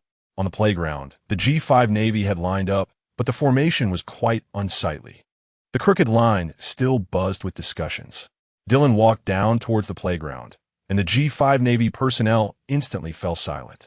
After years of battles in the New World, their vision and experience were far superior to those from the 4 Seas or Paradise. This man, the newly appointed base commander, actually possessed conqueror's haki. This was the qualification of a king. But what kind of king would this man become? A Navy king? Dylan walked down the steps slowly, expressionless, looking at the Navy personnel who resembled pirates.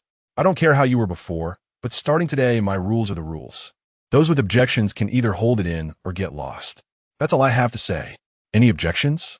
A powerful aura spread out, causing the Navy personnel to instinctively straighten their bodies. Many Navy personnel swallowed hard, but no one voiced any doubts. The G5 Navy branch, both in appearance and style, was quite similar to pirates. Although they professed justice, They looked down on the style of the headquarters and other branches, and their methods towards pirates were particularly brutal. They believed even more in the strong. Since there are no objections, the first task is to improve construction and hygiene. Dylan tossed a blueprint. You have 2 months to complete the task. After speaking, Dylan's body flickered and disappeared from the spot. The G5 personnel stared at the vanished Dylan, first in silence, then erupted into thunderous cheers. Oh, a strong guy has come. Our lives are going to get better. In the sky, Dylan paused for a moment upon hearing their voices, then transformed into a streak of light and flew away. At the side of Marineford, impelled down. Is it the recently popular Major Dylan? Magellan looked at Dylan in the reception room. What brings you to impel down? I'm here to get someone. Dylan did not sit down, but stood in the center of the reception room. Seeing Dylan's attitude, Magellan did not ask further. The Navy often formulated specific combat plans, needing prisoners as bait or deciding to execute prisoners. Then, the procedures, Major Dylan.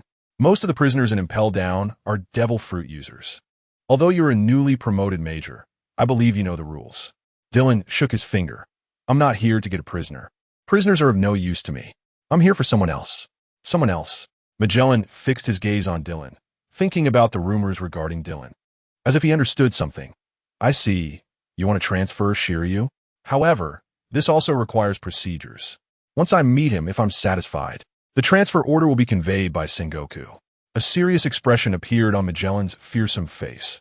In that case, Magellan pressed the intercom in the room. Notify Shiryu to come to the top floor. After closing the intercom, Magellan's massive body scrutinized Dylan. After a moment of contemplation, Magellan spoke.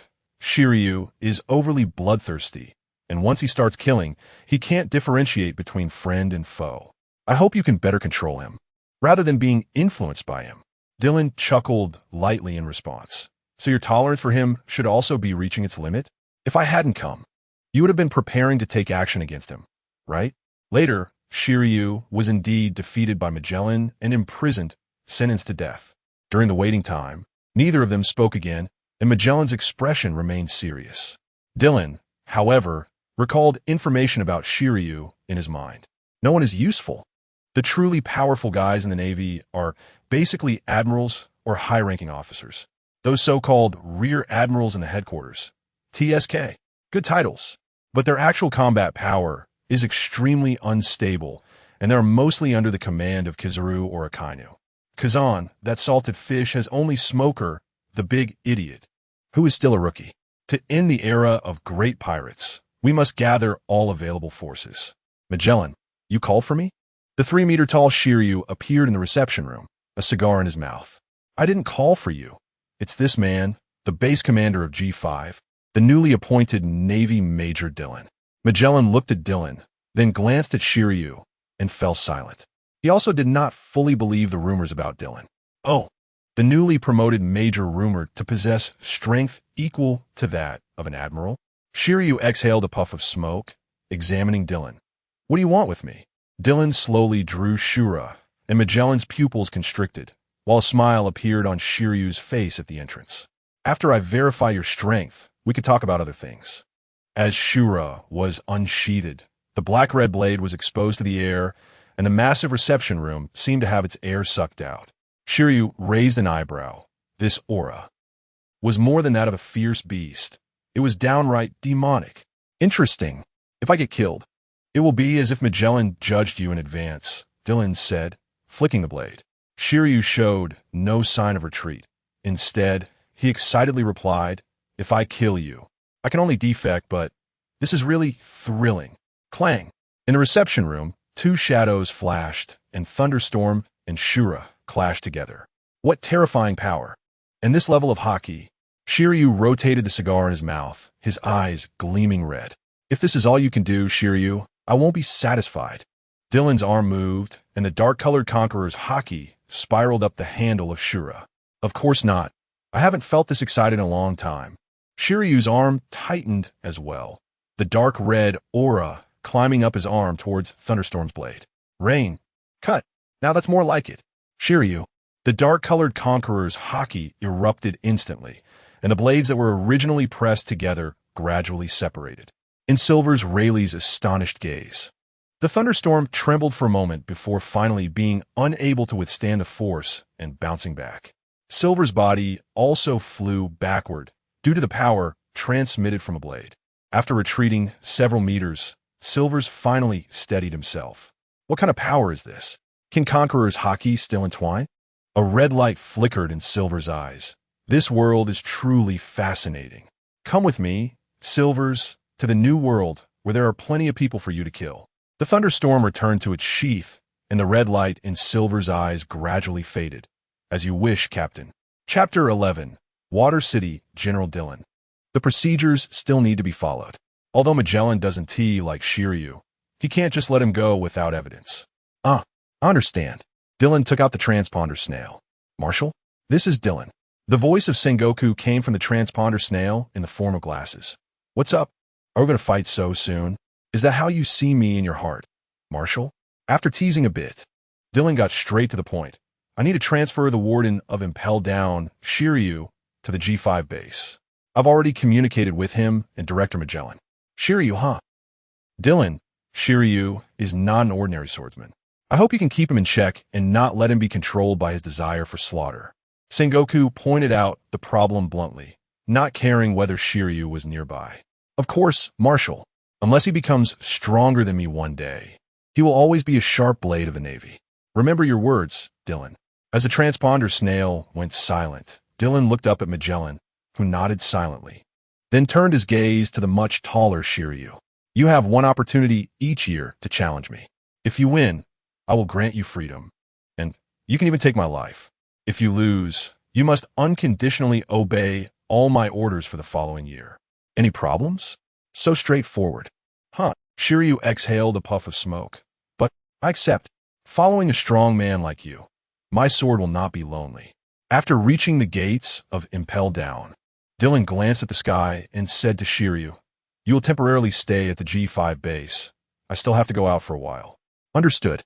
Dillon turned back to look at the bottomless prison of Impel Down before disappearing in a flash of lightning. Shiryu grinned at Magellan before boarding the departing warship. Watching the two leave, Magellan furrowed his brows. Marineford. Training ground. Belmere was sparring with a middle-aged Marine, both covered in hockey. Dillon sat on a bench outside the training area, watching their offense and defense.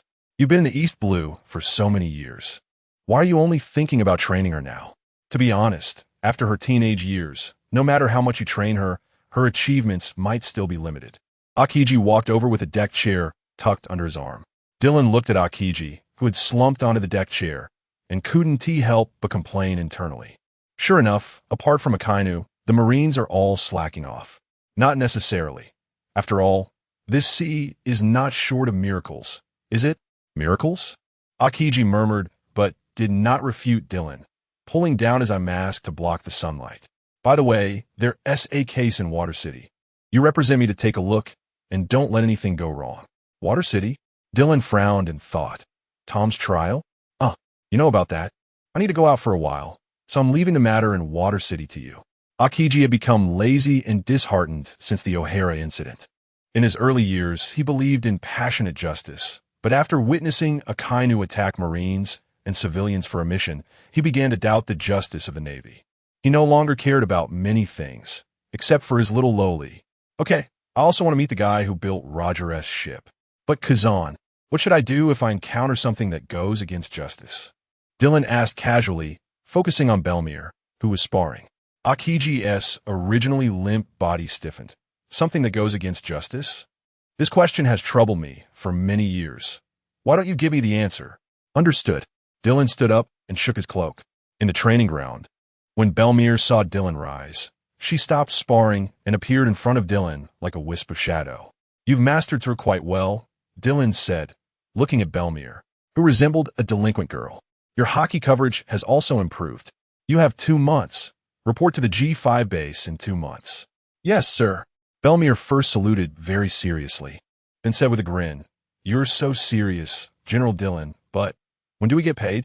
I'm almost out of money for smoking. Dillon turned to look at Akiji on the deck chair. Hey, Kazan, we're all your subordinates. Shouldn't it be okay to advance a little salary? You're out of money? I know that even though you distributed most of the bounty from pirate hunts to the poor in the East Blue. The remaining amount must still be astronomical, right? Dylan shrugged. That is true, but I don't have it on me. After the G5 base is completed, I still need to send someone back to get it. So you're not planning to pay your lovely subordinates? Seeing Belmir's expectant face, Akiji was momentarily at a loss. That is not it. Just go to the administration office and collect 100,000 berries, Dylan said to Belmir. Tell them it's an advanced salary from Admiral Kazan. Yes. Belmir's figure flashed, and she appeared in the distance, moving even faster than before. Hey. Akiji scratched his head. Like this. Forget it. There aren't too many people here anyway. Do as you please. After saying that, Akiji lay back down. Dylan smiled. Then I'm off. Kazan, if I run into any trouble while pursuing justice, you have to help me share some of it. Got it. Akiji waved his hand dismissively, seemingly very impatient. Once Dylan's presence faded, Akiji began to mutter to himself. A different kind of justice? What would that be like? Water City, a famous shipbuilding holy land. Besides the Pluton, one of the 3 ancient weapons, it also built the pirate King Joel D. Rogers' ship, the Oro Jackson, and later, Luffy's Thousand Sunny. In the sky, Dylan looked down at the sea train rushing across the surface and couldn't help but praise. An amazing invention. Not far away in the sea, a judicial ship was anchored. A purple-haired, ugly-looking guy was holding a transponder snail. He was Spandam, the captain of CP-5. Pluton. Yes, it's the lost ancient weapon. The blueprints should still be in the hands of the people in Water City. Most likely Tom. After all, he built Roger Oro Jackson. After this task is completed, you can be promoted to CP0 ahead of time. CP0. Spandam trembled with excitement, holding the transponder snail. That SCP-0. Damn it, that old man. His crimes will be absolved in 3 days. Damn. I absolutely cannot miss such an opportunity. Dylan floated in the air, watching Spandam's every move. With a unique training method from Sky Island, his observation haki allowed him to perceive the actions and even the thoughts of weaker beings without any obstacles. His agreement with the world government could not be broken, but he also absolutely could not let him return to a free identity. Spandam's eyes turned as he remembered the 2 children beside Tom. Hee. Since the accusation of building the Golden Jackson is going to be offset, then I'll just add another charge for you. Dylan coldly stared at Spandam, who was smirking in the cabin, and took out the transponder snail from his pocket, transmitting the recording to Akiji. After receiving the recording, the other end of the transponder snail fell into silence, and then silently turned off. Still avoiding it, Kazan. The buster call on O'Hara was initiated by Spandam's father, Spandine, and Akiji is also implicated in this. Dylan put the transponder snail back in his pocket and slowly rose towards the cloud layer. Spandam, you could be considered one of the few top scumbags in this world. Dylan's eyes narrowed slightly, then suddenly widened. Countless flashes of lightning appeared around his body, and the already gloomy weather became even more oppressive.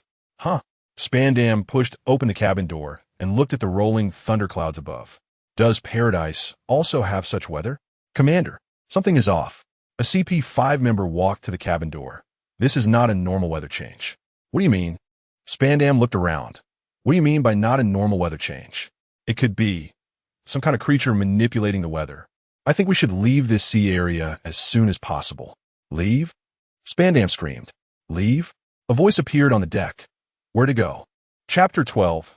Shipwright Dylan's toes touched the ground as he looked at Spandam, whose head was full of purple curls. Every time I see your ugly face, it really pisses me off. The Navy? Spandam screamed. Who authorized you to board my ship? You Navy guys are just the lapdogs of the world government. Spandam pointed a finger at Dylan. What do you want? You mere rear admiral? Guess. Dylan lightly tapped the side of the ship, countless bolts of lightning swirling around him. Dense electricity filling the air, wrapping the judicial ship in the middle. Rear Admiral Dylan, are you planning to attack the CP and the judicial ships? Oh, have you been recognized? Dylan looked at the CP-5 member who spoke. The CP organization has a vast intelligence network that monitors every movement at sea. After Dylan defeated Bloodhook Rod and was promoted to Rear Admiral. CP re-evaluated his past. He is a very powerful man, with strength equivalent to that of Vice Admiral. According to CP's judgment, Mr. Spandam is the CP5 chief appointed by the world government, and Dylan seemed not to hear him, casually walking towards the cabin door. Keep recording. What's wrong? Is the snail broken? The CP5 member's expression darkened as the small snail in his arms and the image snail hidden in his hat fell silent. Rear Admiral Dylan, please think carefully about the consequences of attacking judicial personnel and CP as a Navy officer. Then let me think. Dylan glanced at Spandam's purple nose. I've thought it over. I'm going to take you out. You. The CP5 member's expression darkened, and the figures of the two men standing beside Spandam flickered simultaneously. Gun finger, break. Gale foot, snap. Bang bang. Seeing his subordinates rushing in, Spandam turned without hesitation and ran into the cabin. Dylan sent the two limp CP5 members flying towards the ship's hold. You bastard!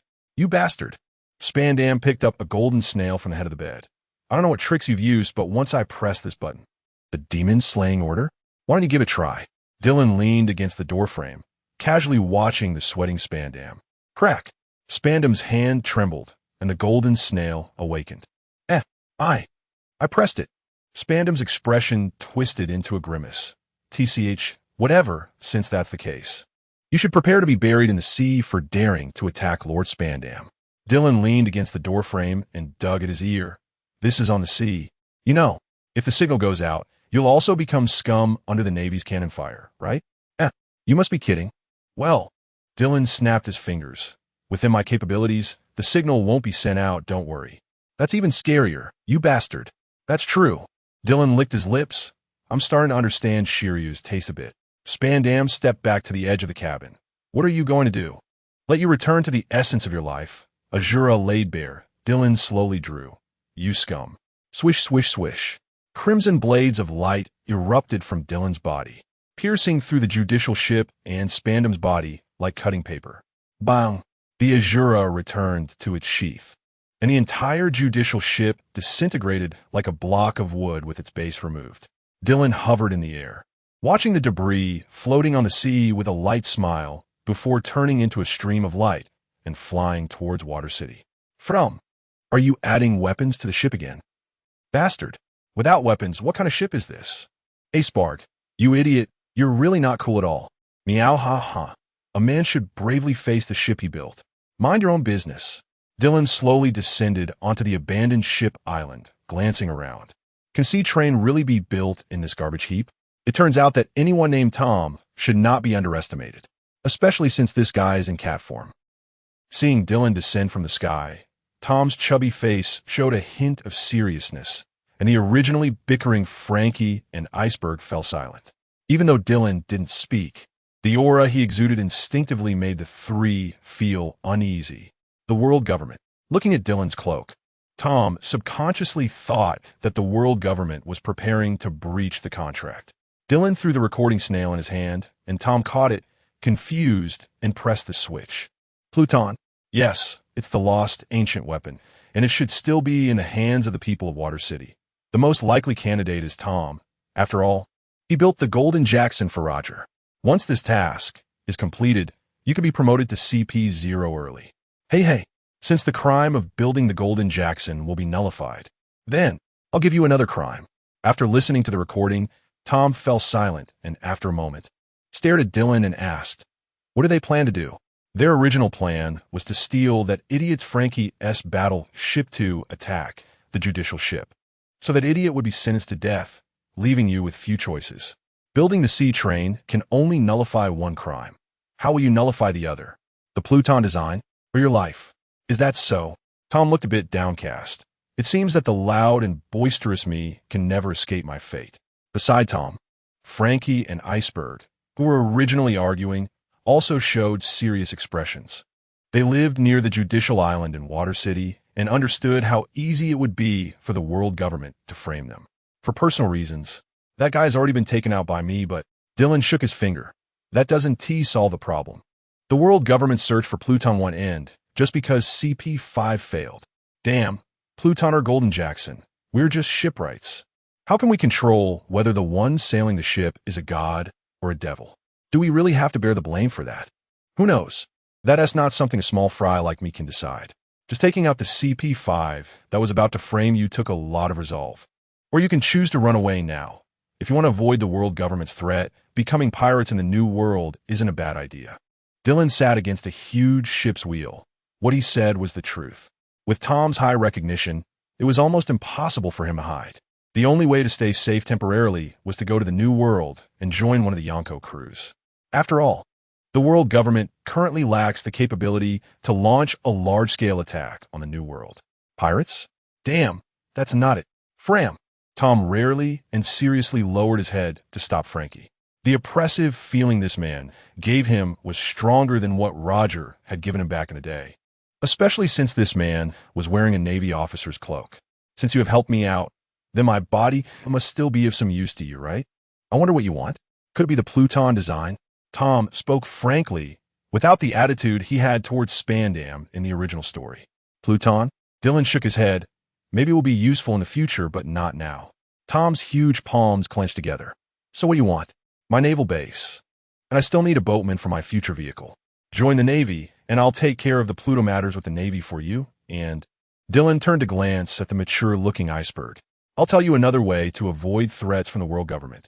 Allowing Water City to have enough autonomy and voice. This way, you can create your ideal ships without worry. How about that? What method? Green-haired Frankie immediately showed an excited expression upon hearing Dylan's words. The iceberg and Tom looked at Dylan with serious expressions. Joining the Navy, for them, it was like sending sheep into the tiger's mouth. If I refuse, the world government will probably send someone again soon. Tom looked at the abandoned ships around, feeling a wave of sadness and despair rise in his heart. Probably, after all, as Pluto, and the next time they come, it definitely won't be CP5 types. After a moment of silence, Tom suddenly laughed loudly. Meow, ha ha. It seems that even I, who is quite famous, cannot escape fate. So let's face it head on. Roger, it is my honor to build ships for a man like him. And I believe a man like you won't be any worse. Old Raccoon. Frankie stared wide-eyed at Tom. Are you really going to join the Navy? The Navy? What's wrong with that? There are good people and heroes among pirates, like Roger, but more bad people. There are bad people in the world government, like that Spandam guy, but there are still more good people. Tom stood up and grinned. I choose you because I see in you a hope that is completely different from Roger. No, it's the voice of the heart. Dylan looked at the serious Tom, nodded slightly, then looked at the iceberg. If you want to have enough voice, you need to integrate the entire Water City, making it the best shipbuilding base in the Grand Line and even the whole world. Then the world government will have no choice but to cooperate with you instead of using force. If you encounter resistance, I can provide you with some support in terms of force, of course, secretly. Dylan looked at the iceberg, whose expression showed some interest. Most of the time, it's better to conquer this place by yourself. Otherwise, even if it is unified, it will still be very fragile. I see. That's indeed a good idea. Tom rarely smiled kindly, looking at the iceberg. Iceberg, the future of Water City is in your hands. Hey, Old Raccoon, why not me? Meow ha ha ha. As for Frankie, well. Tom's hand pressed on his shoulder. You need to build the coolest and most famous ship in the world. Chapter 13, The Five Elders. Just as Dylan finished explaining his plan to unify Water City to Iceberg and was about to leave, three auras quickly approached the ghost island. Three tall figures wearing strange masks appeared at the edge of the ghost island. Dylan, Rear Admiral. We, representatives of the world government's highest authority, have something to ask you. CP0, is it? Dylan looked at these peculiar individuals. Judging by the aura they emitted, their strength was quite ordinary, and most on par with the mid-tier combat power of the Yonko crews. Oh, do you know us? It seems you indeed know some secret information. Then, the leader of CP0 pointed at Tom. We have reason to suspect that the disappearance of CP5 is related to your presence. And what is your purpose in approaching this center? Dylan took out a cigarette, lit it, and, after exhaling a puff of smoke, looked at them. As for CP5, I don't know anything about it but this guy. After a moment of contemplation, Dylan said to CP0, you call the Five Elders, and I will explain it to them. You do not have the authority to speak directly with the Five Elders, the leader of CP0 said unemotionally. Is that so? Dylan chuckled lightly. You lack vision, you lapdogs. With a flash of crimson blade light, the CP0 member on the left was sent flying before he could react, a trail of blood spreading across his chest. Navy, are you planning to? Shut up. You maggot in the gutter. If it weren't for the peace of the sea, I could go out to be a pirate at any time. If I wanted, I could join Kaido or Big Mom anytime. You rotten potatoes and stinky eggs have no ability to stop me, nor the right to speak to me like this. Even though Shura had been sheathed, the aura he briefly revealed just now suffocated everyone present. My patience is limited. If the 5 elders are unwilling to talk, then I will return to G5. After that, what I do is none of your business. The leader of CP0 fell silent for a moment, then took out a Din Din Mushi and dialed, briefly stating the situation. Adams Dylan, why did you attack CP0? You should know they are under the direct authority of the world government, and this is tantamount to declaring war on the government. The Din Din Mushi's appearance transformed into a blond man with a red face, one of the 5 elders. Some matters are not within our control. Dylan looked at the Din Din Mushi and pondered for a moment. I certainly have no intention of rebelling against the government. I believe you have already investigated this. My achievements in the East Blue for over a decade are enough to prove everything. Indeed, that is also why we are willing to talk to you. We believe you are loyal to the world government and willing to contribute to the peace of the sea. Dylan scoffed inwardly, but did not show anything unusual on his face. In that case, let's get straight to the point. Regarding Pluton, it should not be in Water City. I believe CP has already investigated this. As for Tom, it's better to keep him in the hands of the Navy than to kill him or push him completely to the opposing side. I believe you agree with this. The Din Din Mushi fell silent for a moment, seemingly agreeing with Dylan's point. You have a point, but the world government cannot give up the lead on Pluton just like that. That is quite a dilemma. Dylan dropped his cigarette, and looked at the Din Din Mushi. Then, how about I offer another piece of information in exchange? About a devil fruit that the world government has been chasing for 800 years? The Din Din Mushi, which had been squinting, suddenly opened wide. What do you know? Dylan shook his head. I know very little. I have neither been to Raftel nor to O'Hara, and I am not interested in past history. I only pursue the future. Haven't you confirmed some things repeatedly? What? Can't you trust your own judgment or CP's intelligence capabilities? Is that so? We have indeed confirmed your past. But for you to say this and know about that fruit is enough to prove you are no ordinary person. Let's not dwell on this, 5 elders. We are not enemies, and besides, there are many people in this world who know the truth.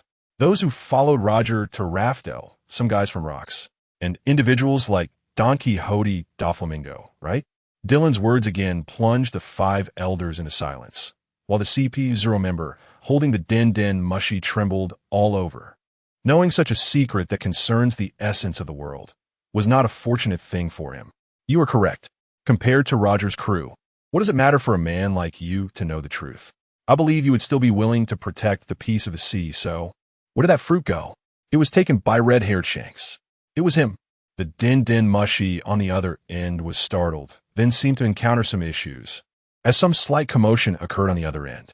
The 5 elder on the call said to Dylan, Adams Dylan, Tom will be under your watch. If there is concrete news about that fruit, remember to inform us. How to inform you? Dylan looked at the now trembling CP0. Tell CP0? No, you will contact us directly. The voice of the blonde 5 elder came through. CP0 will provide you with a special Din Din Mushi that can communicate directly with us. Oh, that's quite a remarkable privilege. By the way, aside from that fruit, I also have some ideas about the 3 ancient weapons, but I don't have enough manpower on hand. How about it? Is there a chance for CP0 to cooperate with me when necessary? CP0 bent down, holding the Din Din Mushi, and upon hearing Dylan's words, the masked CP0 member raised his head. Although his appearance could not be seen, Dylan could clearly feel his anger. Fine, but you can only share intelligence through the CP organization and do not have the authority to mobilize CP members. After the Din Din Mushi was turned off, Dylan looked at the leader of CP0. After CP0 twitched his lips, he took out 2 Din Din Mushi from his pocket, one blue and one gray. The blue Din Din Mushi is a direct line to the 5 elders, and the gray one is a direct line to me. CP0 fell silent for a moment, Do you want to get promoted? Dylan looked at CP0. I know some interesting things. If you submit them as an investigative report, you will definitely get promoted. So, even though the 5 elders said, I have no authority to mobilize you, would you personally like to give it a try? The CP0 member's expression changed beneath the mask. This guy, being able to speak about so many secrets that even he didn't know, perhaps. Dylan put away the din mushy and smiled. I know that your intelligence network and financial resources are quite substantial. Help me find a few fruits. I have a rough location. After finding them, I will provide you with intelligence that will promote you. What kind of fruit? And what does the information refer to? After whispering a few words into CP0's ear, CP0's eyes widened in shock. Ignoring his astonished expression, Dylan burst into laughter and turned to walk towards Tom. Come on, your crime has been cleared. From now on, you will be the shipwright of my G5 branch. During Dylan's conversation with the 5 elders, he did not avoid Tom. Tom's heart was filled with shock at Dylan's dialogue with the highest authority in the world. When Roger was at his age, he not only lacked such strength, but also had far less insight and power. Then please take good care of the illustrious me. Rear Admiral. Tom laughed heartily. The gloom that had weighed on his heart for many years was swept away. Ace Baku. The construction of a sea train will be entrusted to you. Tom glanced back at the iceberg and didn't say much else after all. CP0 is still here. Don't worry, old raccoon. Frank shouted. We will definitely make Water City the best shipbuilding center in the world. Chapter 14. Shine in the Navy after boarding the CP0's ship. Dylan looked at the CP0, whose face looked as if he had eaten something unpleasant, and said, Oh, come on, don't be so stingy. We're not just partners. At least we're colleagues, right? CP0 stared at Dylan, who was lazily leaning against the deck, momentarily at a loss for words. The 5 elders said you have no authority to mobilize CP. But boarding the ship doesn't count as mobilization, does it? Dylan smiled at CP0. Don't be so stingy. There will be plenty of opportunities for cooperation in the future. CP0 fell silent, quietly digesting the locations of the fruits Dylan had previously mentioned, as well as the secrets that could promote him. If it's true, by the way, what about that guy Spandam? Leaning against the ship's railing, Dylan casually asked, enjoying the sunlight. Spandam has already left the CP organization, but he still has some influence within it. Although CP0 didn't like Dylan, he hesitated for a moment due to the pressure from the 5 elders and Dylan's own strength, and answered his question in a conventional manner. Moreover, there was a transaction between them. As Dylan chatted casually with CP0, the previously calm sea suddenly began to churn with waves. Dylan looked towards the sea and saw a familiar figure. Has he come looking for me? That blue fat guy. You all continue sailing. I will come over later. Dylan's body transformed into lightning and vanished from the deck. On the surface of the sea, Jinbei stood atop the waves, calmly watching the surging lightning. Oh, it seems the octopus brought my words? After a moment of silence, Jinbei met Dylan's teasing gaze. Although Arlong. Although what? Although he did a lot of bad things, but doesn't he deserve death? Dylan sneered, and his gaze towards Jinbei began to change. A crime is a crime. I don't differentiate between races. Not to mention fishmen, the humans who have died in my hands number at least 80,000. And the reason is simple. They are guilty. The Navy coat behind Dylan roared in the howling sea wind. So, Jinbei, keep the scum of Fishman Street in check. If you can't do it, it's best if you take care of them yourself. If I have to intervene. The wind howled across the surface of the sea, and the clouds in the sky suddenly began to swirl, countless bolts of lightning crashing through the clouds. It won't be an issue that can be solved with just 1 or 2 heads. Feeling the intertwining lightning in the air, Jinbei asked solemnly then, what about the criminals who kidnap and sell our compatriots? An eye for an eye, Dylan replied calmly. I understand. Facing Dylan's imposing aura, Jinbei nodded while standing on the waves. I will suggest this to Neptune. As for Fishman Street, a glint flashed in Jinbei's eyes. I will personally deal with it. That would be best. After saying this, Dylan's figure began to blur, and the thunderclouds in the sky gradually dissipated. Moments later, the entire sea returned to a sunny and pleasant state, except for Jinbei, who remained standing atop the waves, staring at the distant sails that were almost invisible. Jinbei remained silent for a long time, struggling internally. Back on CP0's ship, Dylan sat down again at the edge of the ship. CP0 glanced at him before silently walking into the cabin. With Tom aboard, Dylan couldn't use his abilities to fly directly. There were still some tricky guys on the way from Water City to G5. If he went alone, it would inevitably attract the attention of those with ulterior motives. By the way, Tom, you're a fishman, right? Dylan looked at Tom, who was sitting quietly beside him. Yes, I'm a renowned bull-headed fishman, Tom grinned. Dylan looked at Tom's chubby body. This guy could lift a ship with one hand. His sheer strength was formidable, not to mention he was a fishman. Have you fought? Fought? Tom looked at Dylan in confusion. I'm a renowned shipwright. What would I fight for? No, it's not like that. Dylan looked at Tom, revealing a rare, serious expression. Having power and not using it easily is different from having no power at all. Tom, on this sea, whether it's the Navy or pirates, only by having power can one better uphold their beliefs. But the usually kind Tom hesitated. Although he was incredibly strong, due to his personality, he was indeed not good at fighting. What do you think of my strength? Tom was taken aback, rubbed his palm, and said, very strong. It seems even stronger than the young Roger. Exactly, Dylan raised his hand, forming a fist. Because I'm strong enough, I have many choices. And this world will be particularly accommodating to me. Whether it's eliminating CP5 or firmly protecting you, it all stems from my powerful strength. If I were weak today, not to mention you in Water City, even my own life will be lost here. The Dark King Rayleigh, as the vice captain of the Pirate King. Isn't he a target that must be hunted down?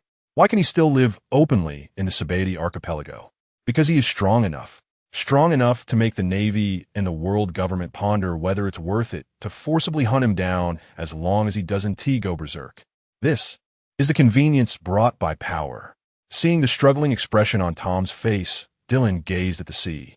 Have you never thought that if you possessed great power, not to mention trash like CP5, even the world government or those great pirates wouldn't dare to easily trouble you, and you could better protect your disciples and help Water City? Upon hearing Dylan's words, Tom fell silent. If it really were like that, perhaps it wouldn't be a bad thing. Dylan had no need to deceive him. If that day Dylan hadn't eliminated CP5, hadn't been in Water City himself, the fate of him, his disciples, and even the entire Water City would be entirely different. Sitting cross-legged on the deck, Tom struggled for a moment before his breathing became heavy. So what should I do? Leverage your advantages. Dylan answered decisively. The fishman's water manipulation and your strength. Simply put, it's fishman karate and armament hockey. Hey, CP, Dylan shouted towards the cabin. Come out, let us do business. The expressionless CP0 walked out of the cabin and looked at Dylan. The world government has surely completely recorded the training methods of fishman karate over the last 800 years. Right? So what do you want? Should I go find 5 elders to trade, or will you? Seeing Dylan's almost unreasonable attitude, CP0 opened his mouth. There's indeed. But what do you intend to trade for it? Dylan rubbed his chin. Fishman karate isn't particularly difficult. Many people know it, but the version recorded by the world government is certainly the most complete. What should I trade? What about the surgery fruit's whereabouts? CP0's pupils constricted. The surgery fruit? The fruit priced at 5 billion berries by the world government? You want to trade it for the training methods of fishman karate? Looking at CP0's starry eyes, Dylan burst into laughter. Are you dreaming? Besides the complete training methods of fishman karate, at least 1 fruit I need for the trade. 2 will make this transaction even. How about that? After calculating in his mind, CP0 nodded. All right, if you're willing, you can now retrieve a similar type of fruit from the treasury in Mariewa. Although there are differences, the types are consistent. All right. After receiving Dylan's reply, CP0 immediately called the Gorosei. What's the matter? The one who answered the call was still the golden-haired Gorosei. After listening to CP0's account, the Gorosei gestured for CP0 to point the transponder snail at Dylan. The Op Nomi is also a crucial fruit. We can fulfill your request, so tell us. Where's its location? CP0 will bring the fruit encyclopedia from Mary Geos to find you. In a nearby town, a boy named Trafalgar Law has consumed it. His identity is somewhat complicated and has some connections to Sengoku. The rest is up to you to investigate. Understood. The remaining CP organization will verify it. The transponder snail went silent. Dylan looked at CP0 and smiled meaningfully. So, how is it? Is this merit already in hand? CP0 remained silent and eventually nodded slightly. Law. Since you want to inherit Rosinandi's will, then don't become a pirate. Go shine in the Navy. Chapter 15. Azura. After sailing for more than half a month from the Water City, CP0's ship finally arrived at the front of the New World. Hey, we're about to part ways. Don't you have any farewell words? On the ship, Dylan, who was wearing a mask, seemed to be used to his usual playful demeanor. Don't be so serious. Even as a spy, you could be a bit more lively. Dylan patted CP0 on the shoulder. CP0 neither dodged nor responded. Seeing CP0's attitude, Dylan clicked his tongue and picked up 2 small boxes, saying to Tom, "Let's go, Tom, we're home." The boxes contained 2 devil fruits he had selected from the catalog in Mariewa. After more than half a month of tedious sailing, even someone as strong as Tom felt a bit tired. Hearing Dylan's words, Tom shook himself awake and walked over to Dylan's side.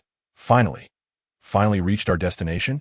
Even someone as impressive as me is feeling a bit worn out. After the 2 disembarked, CP0 stood at the bow of the ship, watching Dylan's back. 10 days ago, after a swift investigation, they confirmed the identity and background of a boy named Trafalgar Law. The world government quickly took action and even dispatched Sengoku to the neighboring town to recruit the boy. After learning about Law's past, Sengoku took Law's little hand and returned to Marineford. As a fleet admiral, Sengoku even personally called Dylan, although he only said 2 words, "Thank you." But the weight of those words was self-evident. When Dylan walked through the gates of the G5 base, the previously chaotic and dirty base had become very tidy. Although it was still under construction, it had already taken shape. We're back. At the entrance of the base, Shiryu, biting on a cigar, watched Dylan and Tom behind him. After being transferred from Impel down to the G5 branch, Shiryu's rank had also changed to Navy Colonel, under Dylan's command. As for Tom's identity, Dylan had communicated with Sengoku about it during the journey. But Sengoku stated that Tom needed to make a certain contribution to the Navy before he could be given a rank. Dylan did not refute this. After all, neither he nor Tom relied on the Navy's salary for their livelihood. Nothing happened, right? Dylan looked at the unusually quiet G5 base, activating his observation hockey. Don't tell me while I was out, you got rid of all the cats and dogs at home? After sensing around, he found that there weren't fewer people, but they seemed to have lost their previous arrogance and wildness. It seemed they had been beaten. After all, Shiryu wasn't known for his good temper. The fact that he hadn't killed them was already quite restrained. Dylan stepped inside, while Shiryu deliberately fell back half a step to walk alongside Tom. After glancing at Tom, Shiryu's gaze quickly averted. "Just some trash. Adam's Dylan. I'm going to complain about you to the headquarters." Before they even entered the hall, a rude voice came from inside, followed by an ugly Navy officer storming forward. "What kind of guy did you bring back? It's a disgrace to Navy justice."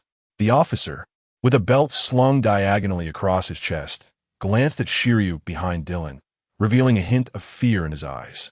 But upon seeing that Shiryu didn't immediately beat him up as usual, he became arrogant again. Overhead, this guy has been abusing the Navy officers of G5 every day for less than a month, and this is... Bang! A fist covered in high-intensity armament hockey struck the officer's abdomen.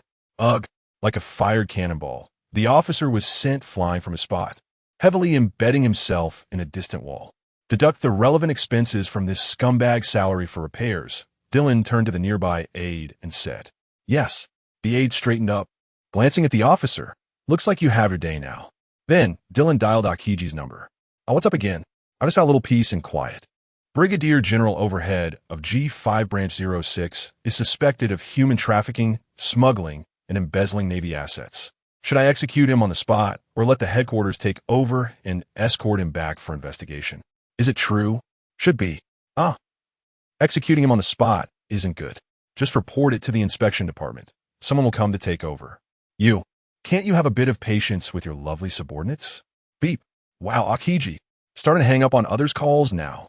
Dylan shook his head and stuffed the snail back into his pocket. After the aide took the officer away for imprisonment, Dylan sat down in the office. "Shiryu, your thunderstorm hasn't been forged into a black blade yet, right?"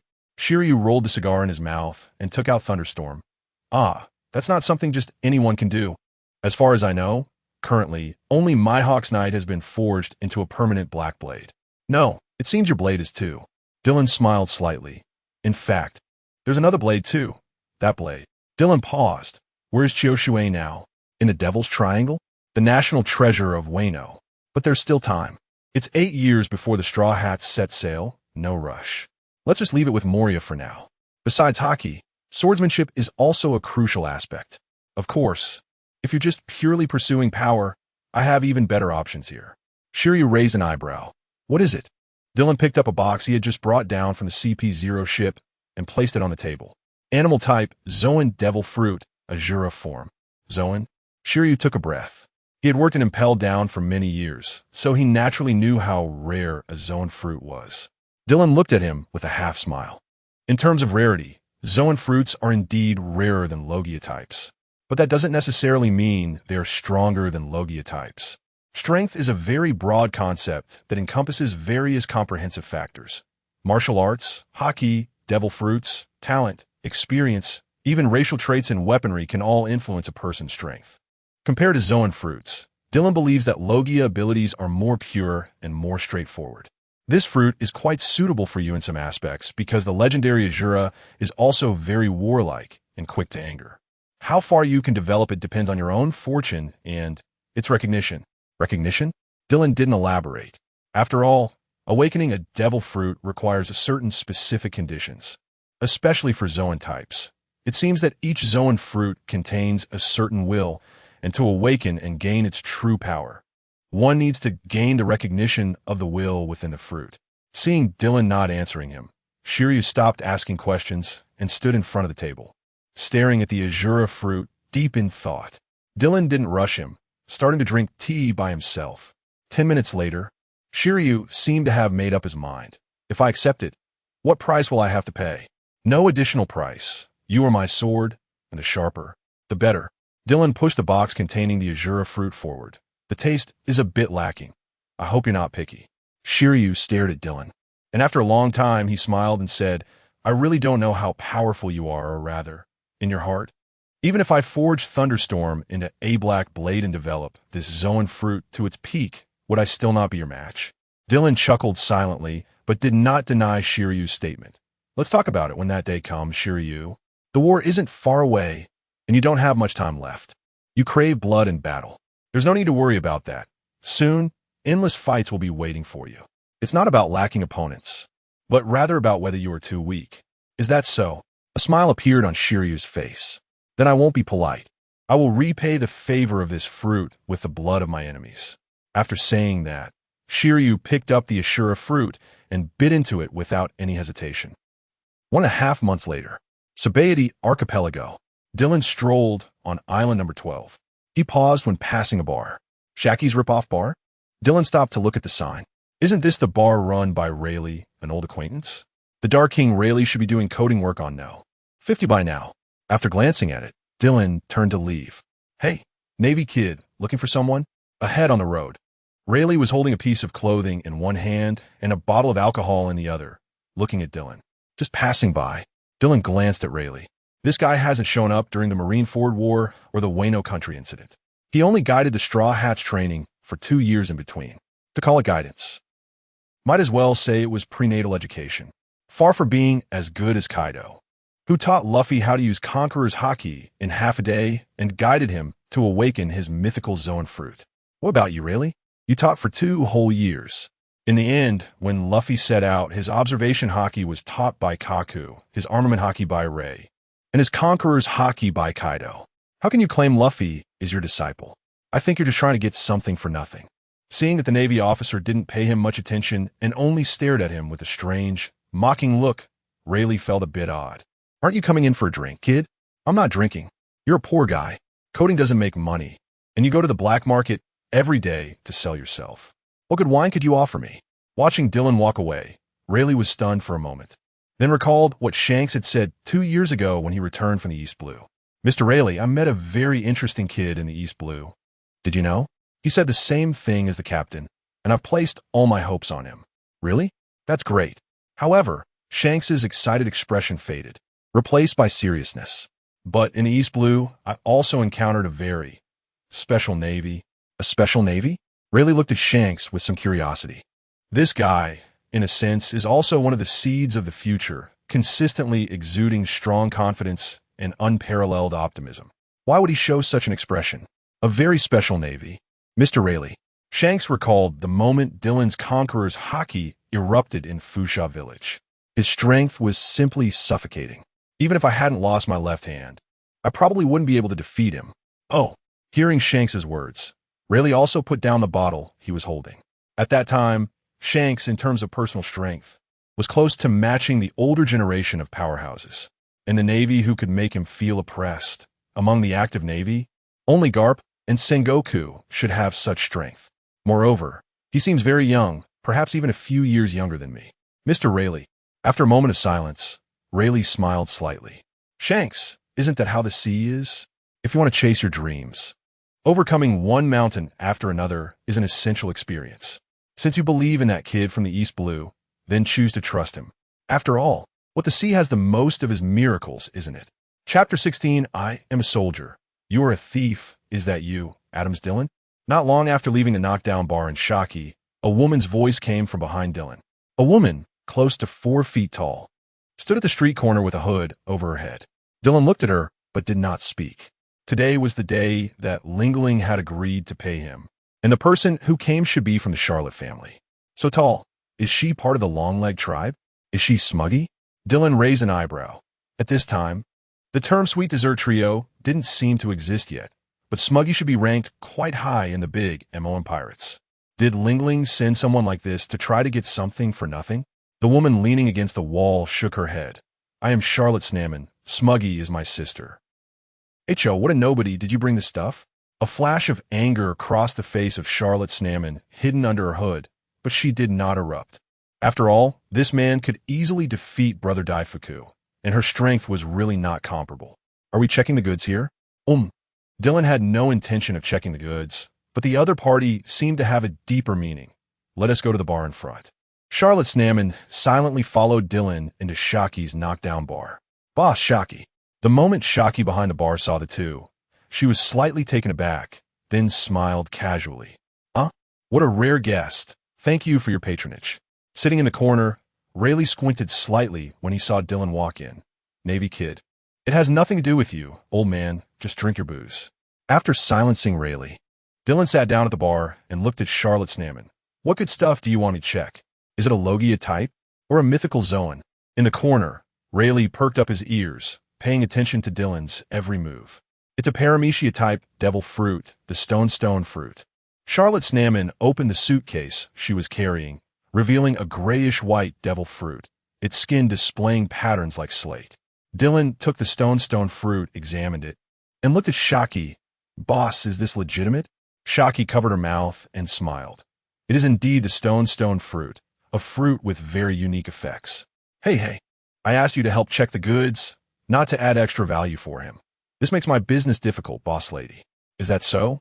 Shockey elegantly exhaled a puff of smoke and said with a smile, I'm really sorry, Navy kid. Then let us consider it my treat for Dong Paley. Dillon played with the stone fruit in his hands and turned to look at Charlotte Snamon standing beside him. It's somewhat useful, but there is no way a mere Paramecia-type fruit is worth more than Daifuku's life, right? Charlotte Snamon shook her head. Of course not. That is not what I meant. It's just to ensure the transaction is secure and to show the sincerity of the Charlotte family. Mom means there will be opportunities for cooperation in the future. H.O., is that so? Dillon rubbed his chin, scrutinizing Charlotte Snamon. The big MOM Pirates, although one of the Yonko crews years later, would be the weakest in strength. Lingling herself was extremely unstable, suffering from food obsession, being a nun, and losing her sanity. Every member of Tato Land had to surrender their souls and lifespans to Lingling. Numerous unstable factors made this seemingly large pirate crew full of loopholes. Go back and tell Lingling the transaction is concluded. As for the follow-up, we'll talk later. Dillon waved his hand, and Charlotte Snamon silently walked out of Shockey's knockdown bar. Shockey crossed her arms and watched Dillon lightly tapping his fingers on the bar. Rayleigh, sitting in the corner, moved to Dillon's side. Navy kid, have we met? You seem to have an inexplicable hostility toward me. Rayleigh rested one hand on the bar and held a bottle of liquor with the other. You are a thief. I am a soldier. Isn't it normal for me to have hostility toward you? Just because you are Roger's right-hand man, the Dark King Rayleigh, should I abandon my beliefs and stance? Dylan put the stone fruit back in the suitcase, stood up, and shook off his cape. You and I are naturally opposed. However, you have held back for many years, and back then, Carp didn't wipe you out completely, which indicates that you are not irredeemably evil. But Rayleigh, Shanks should have come looking for you, right? I'll say the same thing again, and only once. You take care of your old age. I want to interfere, but don't overstep. You have your persistence and waiting, and I have mine. Hearing the word waiting, Rayleigh's glasses flashed. Oh, you. Before he could finish speaking, Dylan pushed the door and walked out, leaving Rayleigh sitting in place, deep in thought. Shocky walked out from behind the bar, gently stroking Rayleigh's back. What's wrong? Are you worried about the fire seed of the new era? That doesn't seem like you. Rayleigh tilted his head and took a swig of liquor after a moment of silence. He asked Shocky, when we were young, were we that strong? Shocky pondered for a moment while holding her cigarette and then shook her head. He didn't make a move, so I can't judge. But I can be sure that at the same age, he is far stronger than you and Roger. Yes. Rayleigh's expression turned somewhat melancholic. He should be a few years younger than Shanks. Ever since Shanks met him, the will of the fire seed has already begun to waver. Rayleigh. Shocky leaned against the bar and sat down, glancing at Rayleigh. Your mission has been completed. The fire seed has been successfully passed on. As for what comes next, it should depend on fate's arrangement. Fate? Rayleigh smiled self-deprecatingly. So one day, we can only silently wait for fate's arrangement. It has always been like this. Hasn't it? Holy Land, Mariehua. In a huge palace, the 5 elders gathered together. According to CP's intelligence, Adams Dylan seems to have reached some kind of deal with Charlotte Lingling and has made contact with Dark King Rayleigh. The long-bearded 5 elder shook the information in his hand. How do you view this? The 5 elder, holding a long knife, casually said while wiping his weapon. I think there's no need to pay attention. From his past experiences, he is indeed not a stubborn person. Trading with pirates, as long as it benefits the stability of the world, is not necessarily a bad thing. The 5 elder with a birthmark on his head crossed his arms, seemingly disagreeing. This man, still shrouded in mystery. His power is undeniable, but some special abilities he has shown also raise concerns. Is it possible that he is also a lamp? Or rather, fire seed? This possibility cannot be ruled out, but I think the chances are slim. After all, once he joins the Navy, it will be hard for him to gain the recognition and help of those ancient families, almost equivalent to losing the right to become a fire seed. The scene fell into silence for a moment. After thinking for a while, the blonde 5 elder said, since it is difficult to discern then, let us go consult Lordham. I believe he will give us the correct guidance. Agreed. G5 base. After 2 months of construction, the base has been completely transformed. Inside the base, Belmere, draped in a major's cape, sat with her legs crossed in Dylan's office. Major General, I heard from the people in our department that you are like a demon king in the EC. Why have you been so quiet since arriving in the Grand Line? Dylan placed his feet on the table and glanced at Belmere and Shiryu. Do I really have to say it's because you guys are too weak? This is the new world, not paradise, and definitely not the 4 Seas. If you go out hunting, you'll easily run into the great pirates, and with G5 as current level, it's not enough. I see. G5 really doesn't have much usable combat power. Shiryu said while wiping the blade of Raijin.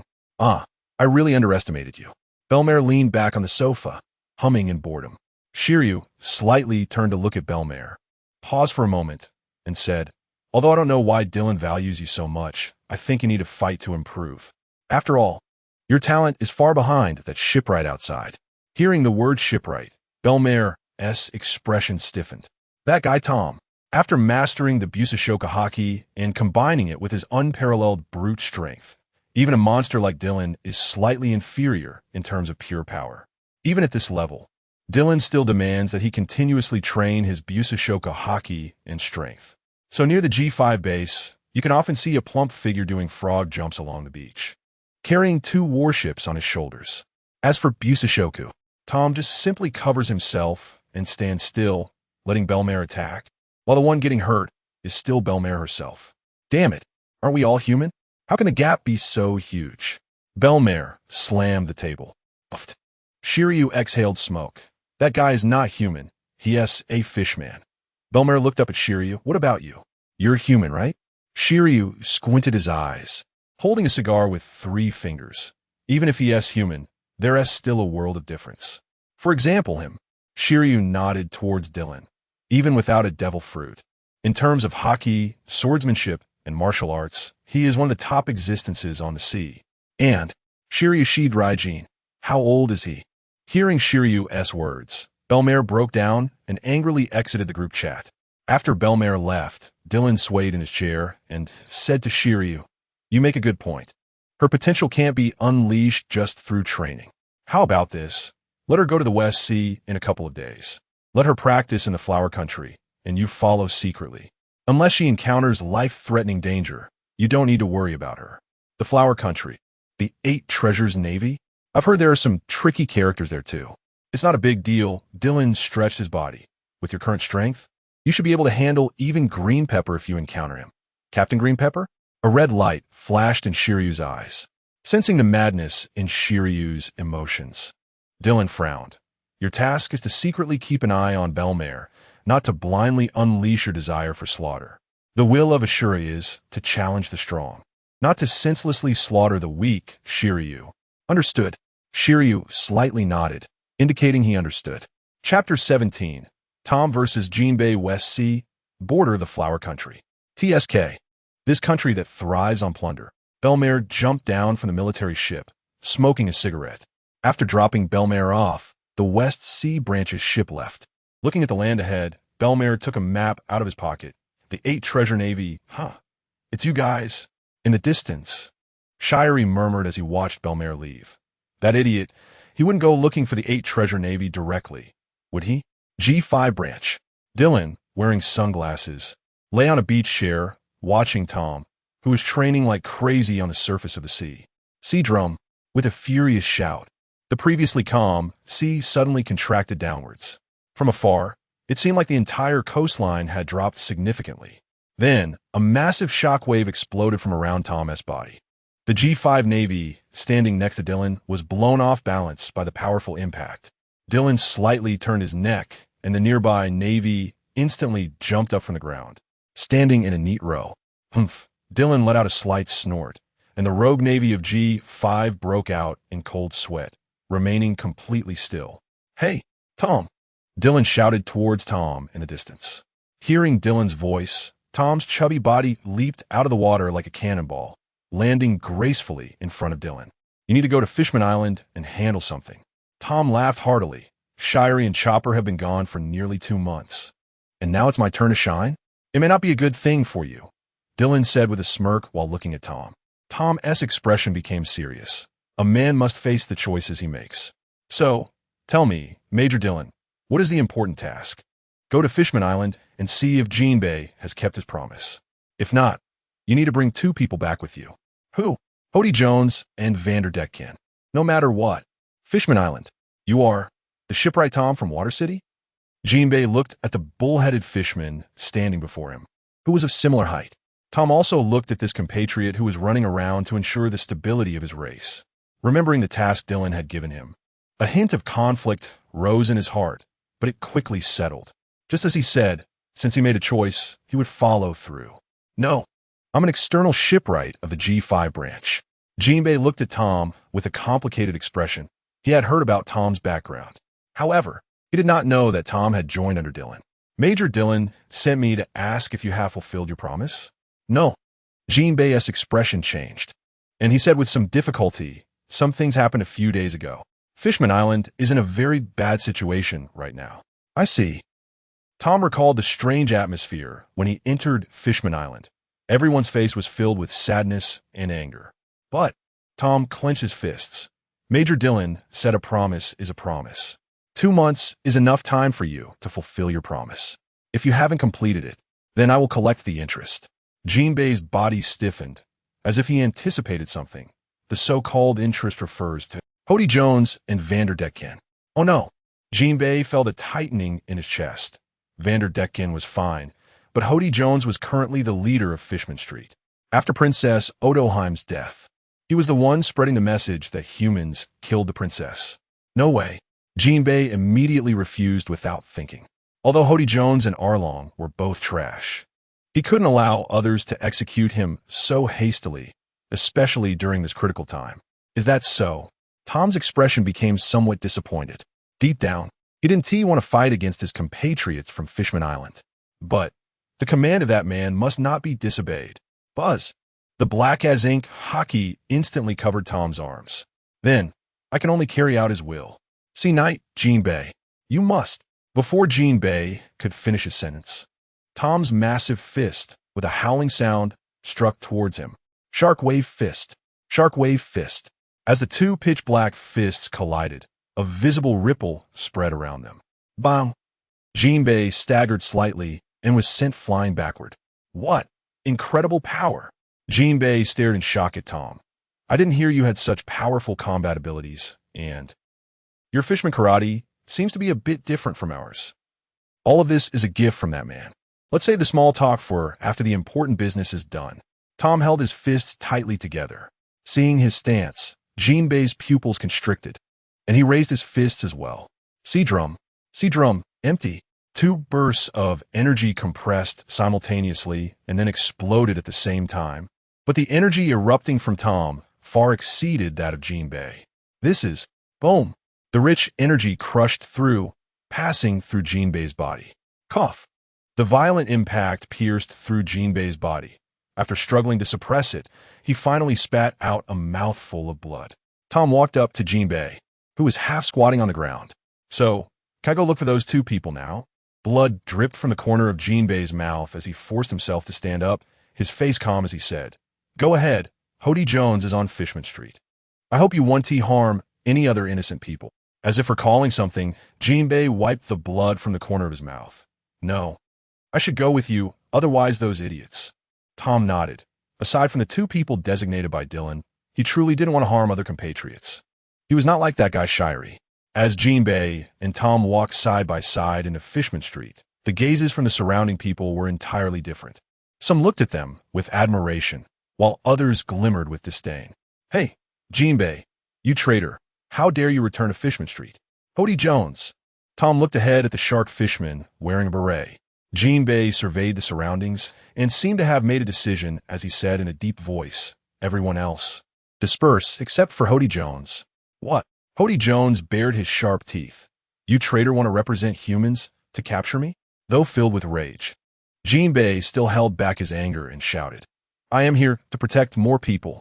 And Hody Jones, you are not Tiger. You cannot be a hero of Fishman Island. You are merely a waste blinded by hatred. Ha ha ha. Jinbei, have you finally lost your cool? As the crowd grew larger, some familiar faces appeared. They were former members of the Sun Pirates. Jinbei. Some showed expressions of confusion, wondering if Jinbei really intended to wipe out Fishman Street. If you choose to believe my words, do not interfere. I will give you an explanation afterward. Jinbei shouted loudly towards his former comrades, his heart filled with pain. Oh, my former companions. The members of the Sun Pirates hesitated for a moment, exchanged glances, and retreated to the sides of the street, signaling that they would not intervene for the time being. Ha ha ha. Have you guys already forgotten what humanity has done to us? Hody Jones raised his arms and shouted loudly. But some people haven't forgotten, and they shouldn't forget. Water strike. Without warning, Hody Jones launched an attack. A small droplet of water shot towards Jinbei like a sword. Smack! The speeding droplet was caught barehanded by Tom, held in his palm. It seems there was a misunderstanding. Let me clarify. The one here to arrest you is not the sea hero Jinbei, but me, Tom, a shipwright of the Navy G5 branch. Navy. The expressions of the people around changed dramatically, especially the former members of the Sun Pirates. Many even picked up their weapons. What's wrong with that? Tom shouted. The Ryugu Kingdom is also a member of the world government. Can the Navy not enter? Does Fishman Island want to break away from the world government? As soon as Tom's words were spoken, even the Sun Pirates were taken aback. They were indeed pirates, and they did despise humans. However, if they openly attacked the Navy and sever ties with the world government, Fishman Island would be entirely classified as an enemy of the world government. This was definitely not the outcome they wanted. Jinbei's scalp tingled, if such words reached the mainland. The hundreds of years of effort by the Ryugu kingdom would be in vain. Disperse. After a flurry of whispers among the crowd, most people finally retreated. The shock of breaking away from the world government was something they could not bear. Hody Jones looked at the dispersing crowd with disdain. You guys, the fishmen will eventually perish at your hands. Then, the remaining ones are the hardliners. Tom stared at those who still stood with Hody Jones. Water needle. The droplet that Hody had thrown just now transformed into dozens of fine streams of water. Before Hody and the others could react, the streams pierced through their bodies in an instant. Thud, thud, thud. Blood splattered. Everyone except Hody Jones fell to the ground, losing consciousness. Bang! Tom leaped up and landed next to Hody Jones. Then his massive palm pressed down on Hody Jones's head.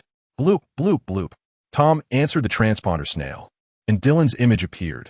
How's it going, Tom? Is the job done? I'm very sorry. I ran into a bit of a problem. I just managed to subdue Hody Jones. Hody Jones, huh? On the other end of the transponder snail, Dylan smiled.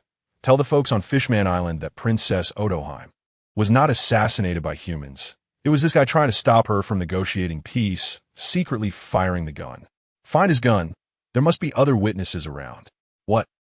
The voice from the transponder snail startled everyone, especially Jinbei, who had seen that man and knew his strength. He had no reason to lie. Jinbei's body trembled with anger. Hody Jones, this guy actually dares.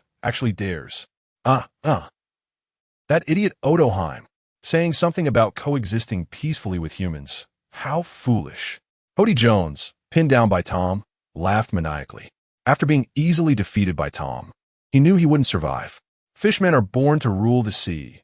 We shouldn't hide in the deep sea, comrades. Kill him. Dylan's cold voice echoed from the transponder snail. Tom's breath caught, and then his grip tightened. Shark? Crack. Hody Jones's skull shattered, and his voice abruptly ceased. Dylan's mood seemed to be not very good, and the voice from the transponder snail grew impatient. Find Vanda Duncan, kill him directly, and then return to base to report. Understood. The transponder snail fell silent, and Fishman Street descended into silence. Chapter 18, Wooleye Guan outside Fishman Island. Jinbei stood beside Tom, although it felt a bit presumptuous. I still want to ask, why did you go after Vanda Duncan? I don't have the details, but I believe that man wouldn't issue orders against someone as renowned as me for no reason, and even if it were a baseless command, I would carry it out. Tom clenched his fists as a massive shadow swam towards Fishman Island. It's Minju. He's just a child who doesn't understand much. Please give me some time to persuade him to leave Vanda Duncan's side. Hurry up, you just heard it. That man seems to be in a bad mood. Jinbei nodded and walked in front of Tom. Hey, Minju. Oh, it's Jinbei. What is the matter? Minju's childlike voice rang out, which, combined with his beard and chest hair, looked extremely odd and comical. Vanda Duncan isn't worth following, and he's about to be arrested, you. What? You're going to arrest the captain? Before Jinbei could finish, Minju exclaimed in shock. Unforgivable. Minju dragged a huge, battered ship behind him, resembling a legendary ghost ship. On the ship, Vanda Duncan, with 4 legs, laughed oddly upon hearing Minju's voice. Ha ha, come to catch me? Jinbei. Minju, take him down. Yes, Captain. Receiving Vanda Duncan's order, Minju raised his fist and charged at Jinbei. Anyone who threatens the captain will be buried in the sea. Jinbei's expression darkened, his right foot slightly retreating as his right fist rose. Fishman Karate, secret technique, Wooleye Guan. A massive water sphere spun in front of Jinbei's palm, then pierced through Minju's body. Wah! It hurts, it hurts, it hurts! Under the high pressure of the deep sea, the power of Jinbei's Wooleye Guan was greatly reduced. It only caused Minju to spit blood, but he did not lose his fighting ability. Damn! Dissuasion! Million bald heads! Minju opened his mouth wide, and the air and seawater from the seabed rushed into his body. His already massive body expanded like a balloon, pushing towards Jinbei and Tom. Fishman, Jinbei took a slight breath, ready to strike again. Enough! This farce ends here. Tom stepped beside Jinbei and raised his hand to stop him. Then Jinbei saw Tom assume the same pose. Jinbei was taken aback. The way Tom and the other fishmen used the same technique seemed to differ greatly. Could it be that even Wooleye Guan is different? on Tom's fist. The water sphere spun at an extremely high speed, its density compressed to a terrifying degree. Fishman Karate secret technique, Wulai, Star Guan. Boom! The high-pressure impact, exceeding Wulai Guan by several times, enveloped Minju's massive body, creating a shockwave that shattered the ghost ship behind him. Minju rolled his eyes and fell down. The ghost ship also shattered into pieces. The massive shockwave penetrated through Minju and the ghost ship without any hesitation, continuing to rush deeper into the sea. From a distance, it looked like a comet. Tom stomped his foot, his massive body launched like a torpedo. Among the debris of the ghost ship, he found Vanda Duncan, whose swimming layer had been shattered by Wulai Guan. Vanda Duncan, the target fruit user, was now rolling his eyes as well. Jinbei quickly followed Tom's side. He has attacked Princess Shirahoshi multiple times, but although shocked by Tom's Wulai Guan, Jinbei still did not forget his duty. With your strength, couldn't you have captured him earlier? Jinbei was also taken aback. That's right. If I had taken action against someone like Vanda Duncan, I would have resolved it long ago, right? Although I don't know why that man hates him so much, I believe this guy must have a reason to die. Tom held Vanda Duncan's head with one hand and lifted it high. I find that man's words quite reasonable. Mercy towards enemies is cruelty towards friends. A flash of water light appeared on Tom's hand. Rough shark. Like Hody Jones, Vanda Duncan's head shattered, his limbs hanging limply. After tossing Vanda Duncan's corpse aside, Tom said to Jinbei, I've heard your story and greatly admire everything you've done for Fishman Island, but with such indecisiveness and mercifulness, do you still dare to protect Fishman Island? Jinbei? Oh, you said that to the big blue guy? Dylan looked at Tom, who seemed a bit uneasy, with great interest. Well, I think a man like that shouldn't be like this. Is that so? Dylan nodded indifferently. Then what about you? What are your thoughts on this trip? Tom raised his furry hand and scratched his head. Not much. Dylan laughed heartily. The sea hero Jinbei, how strong are you? Tom showed a hint of confusion. I also have some doubts. Isn't the Warlords of the Sea a great pirate? Why? Dylan leisurely crossed his legs and said, It's not that he's weak, but that you are strong enough now, Tom. Of course, you haven't reached the strength I expected yet. So, it's not the time to relax. When you, Shiryu, Belmir, and others are strong enough, we will end this chaotic era together, bring peace back to the sea, and you can return to Water City. I will help you cover the entire ocean with the sea train. Tom showed an expression of longing. I'm really looking forward to that day. Then Tom seemed to remember something and lowered his head to ask again, it seems that my Fishman Karate is different from others? Of course. Dylan nodded as he lit a cigarette. What you practice is what the world government has organized and perfected over 800 years. They practice what has been passed down through generations. Perhaps theirs is more authentic, but yours is definitely stronger. Understood. Tom nodded, showing a questioning expression. Dylan shook his head, signaling that he could leave. Seeing Tom's back, Dylan smiled. This guy is truly a treasure. His talent, although not on par with Monkey D, Luffy, can't master Conqueror's Haki in 3 hours, but he can definitely be considered monstrous once he masters the full use of Haki and raises its strength to another level. There will be very few people in this sea who can engage him in hand-to-hand combat. If he is in the ocean, he is invincible. Bururu, bururu. The blue phone worm rang, surprising Dylan. The 5 elders are calling him? Hello, Adams Dylan. We have received news from the Ryugu Kingdom. Your subordinate has clarified the misunderstanding between humans and fishmen. Ho, Neptune is quite perceptive. In front of the 5 elders, Dylan didn't overly grovel. The 5 elders seemed somewhat surprised by his attitude, but soon relaxed.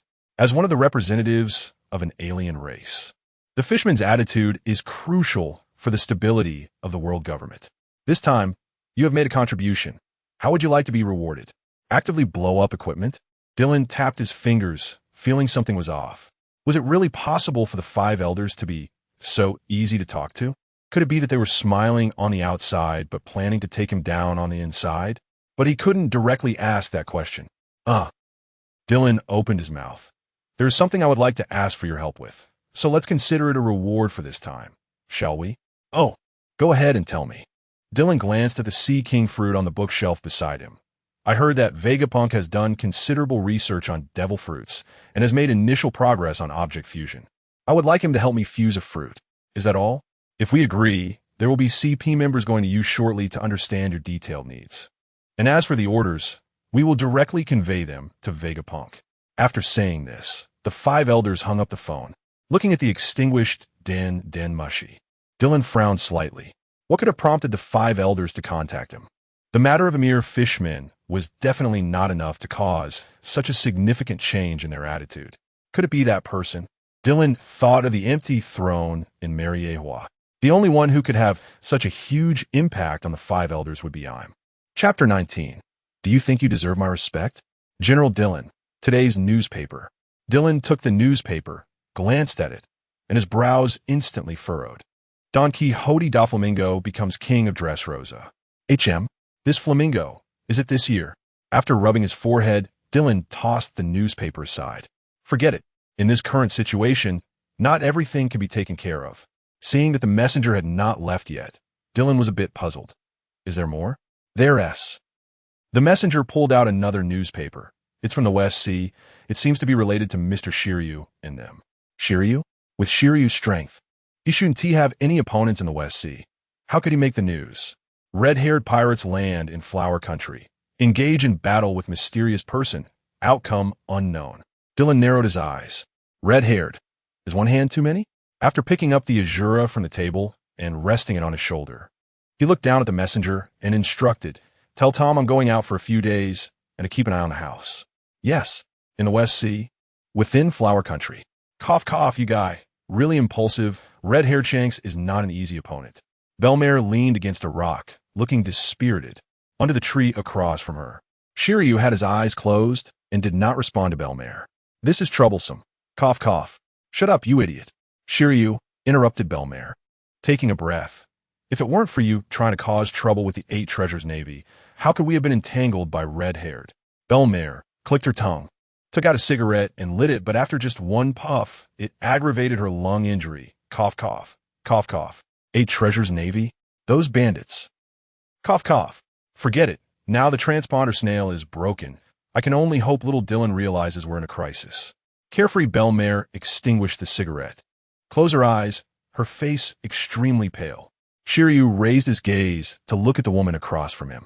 He had to admit, although this guy was weak, her courage and fearlessness shown in battle had already earned Shiryu's respect. Hurry up and come, Dylan. This foolish woman is about to hold on no longer. In the distance, rustling sounds came from the woods, and Shiryu forced himself to focus as he gripped Thunderstorm.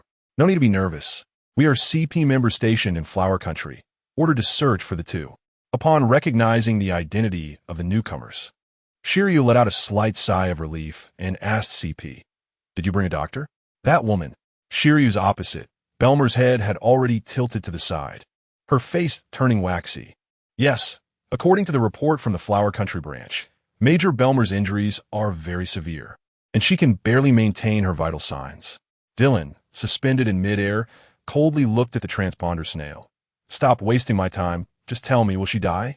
CP0 fell silent for a moment. Not at the moment, but use all the resources of your CP organization and get her to Drum Kingdom as quickly as possible. Notify me once you arrive, and if she dies on the way, you know what the consequences will be. CP0 did not refute. After a brief pause, said understood. Also, Dylan's body was surrounded by lightning. Where is Red-Haired's ship? I want the exact location. At the border of Flower Country. Red-Hair Pirate's ship, Red Force. Shanks. Ben Beckman looked at the injured Law, then at the serious-faced captain. Just yesterday, while they were on their way to the Flower Country's Great Glacier, they encountered Green Pepper being chased by Shiryu. Although the reason was not explained, Shanks immediately went to assist as Captain Green Pepper. During the skirmish, Law was hit by Shiryu's slash and severely injured, while Shiryu himself was heavily damaged by Shanks. As for that woman, she was gravely injured by a furious Jesus Burgess due to her companion's injury. Shiryu, turns out he is that man's subordinate. And that woman. After learning this news through special channels, Shanks fell into silence. Looking at the unconscious Law in the cabin, a determination flashed in Shanks' eyes. No matter what, we cannot abandon our companions. What is that? On the mast, the lookout's voice trembled. Shanks and Ben Beckman seemed to sense something. their expressions serious as they stared into the distance. On the distant sea, endless dark clouds wrapped around violent thunder, pressing towards the location of the Red Force. The catastrophic scene left everyone on the ship dumbfounded. As the dark clouds covered the entire sky, a cold voice echoed in everyone's ears. Who injured my subordinate? Members of the red-haired pirates stared at the figure slowly descending from the thundercloud. Some crew members with poorer physical conditions had already fainted uncontrollably. Gulp. The officers swallowed hard. This kind of pressure was more terrifying than ever before. No one is answering?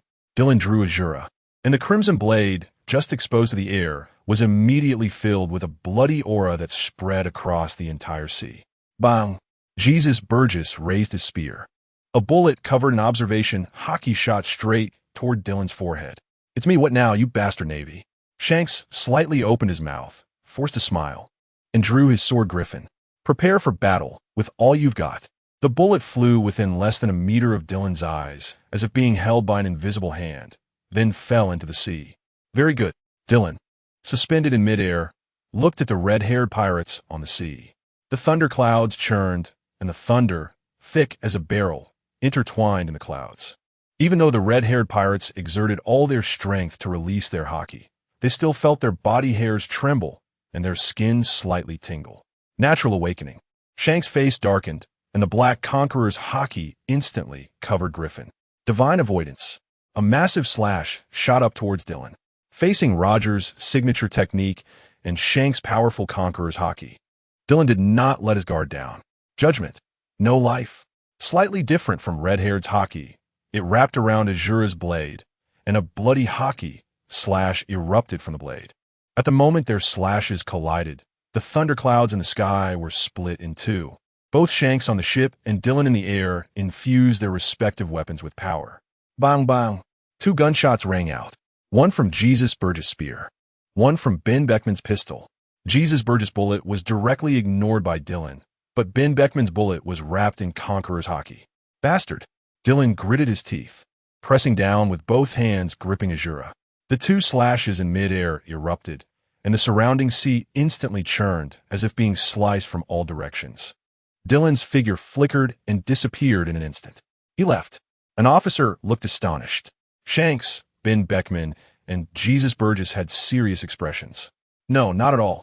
The dark clouds that were originally cut off by the slashes began to gather again, even presenting an illusion of solidification. And the thunder within became even more astonishing. The raging thunder continuously struck the surface of the sea. The Red Force seemed like a helpless leaf drifting in the thunderstorm. Careful! Shank's pupils suddenly constricted. In the thundercloud, a gigantic shadow with only 1 foot emerged. He knew. The shadow lunged down from the thundercloud, seemingly alive. Full defense. Boom! The sea surface collapsed, and the crew of the Red Force unleashed their hockey to fend off the beast in the sky. Ugh! As the officers fell one by one, Shank's hand began to tremble. This kind of power has already, just as Shanks was about to run out of strength, the lightning finally dimmed. Shanks was about to speak when one officer who had not yet fallen screamed. Jesus Burgess? Damn Navy! How dare you! Jesus Burgess, who had been standing with everyone, vanished. In the sky, Dylan grabbed Jesus Burgess by the neck. Immense strength enhanced by his armament hockey cracking Jesus' throat. Adams, Dylan, give me. Go to hell. Dylan looked at Shanks. Who do you think you are? Do you deserve my respect? Crack. Jesus' vertebrae broke, his body going limp. Jesus Burgess. Jesus Burgess. Dylan tossed Jesus Burgess's corpse onto the sea. Seemingly still unsatisfied, a bolt of lightning struck down, instantly turning the floating body into fragments. You. Shanks gasped, fire igniting in his eyes. My partner, do you think you can leave? Red-haired. The thundercloud in the sky showed no signs of dissipating, and one could vaguely hear the roars of beasts from within. Bururu, bururu. The blue transponder snail rang, and Dylan irritably hung up. Bururu, bururu. Damn it. Dylan answered and looked at the blonde Gorosei eye. Adams, Dylan, stop. The one who attacked your subordinate has been executed. Let this end here. The red-haired man cannot die yet. Balance. Without him, the sea can still have black-haired, white-haired, green-haired, What the hell is balance? It will naturally balance out after the killing.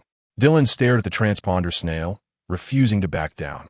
You know in your heart that this is not the case. Moreover, this man is different from other great pirates. Adams Dylan, this is the will of Lord M.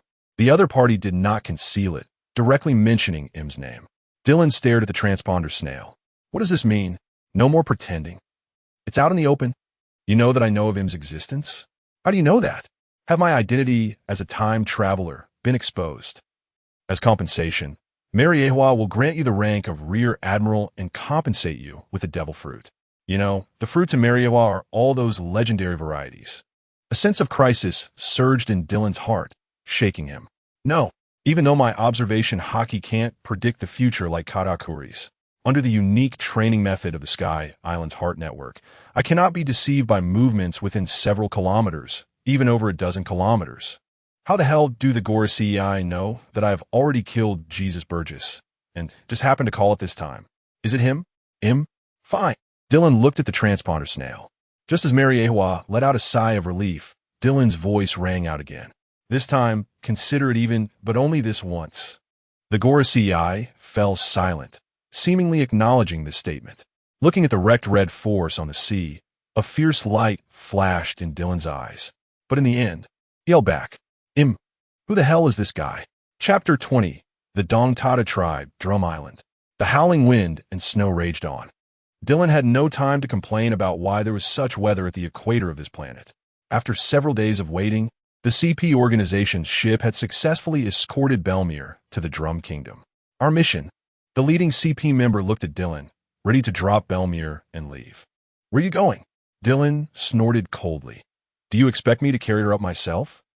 After a moment of silence, the CP member waved his hand behind him, and the crew on the ship followed Dylan up the mountain, carrying a stretcher.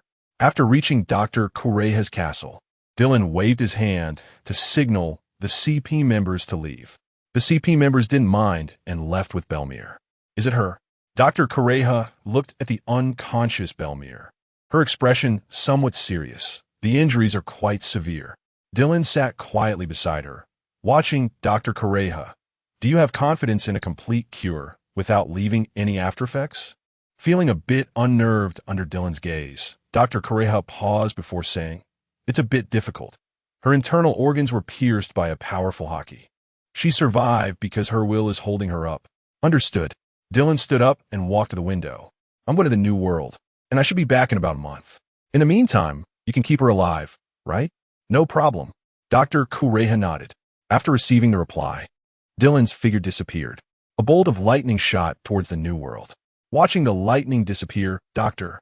Kureha was silent for a moment before shaking her head. What a formidable kid. In the New World, Dressrosa Kingdom. Just recently crowned king. Don Quixote da Flamingo was reading the newspaper in the palace.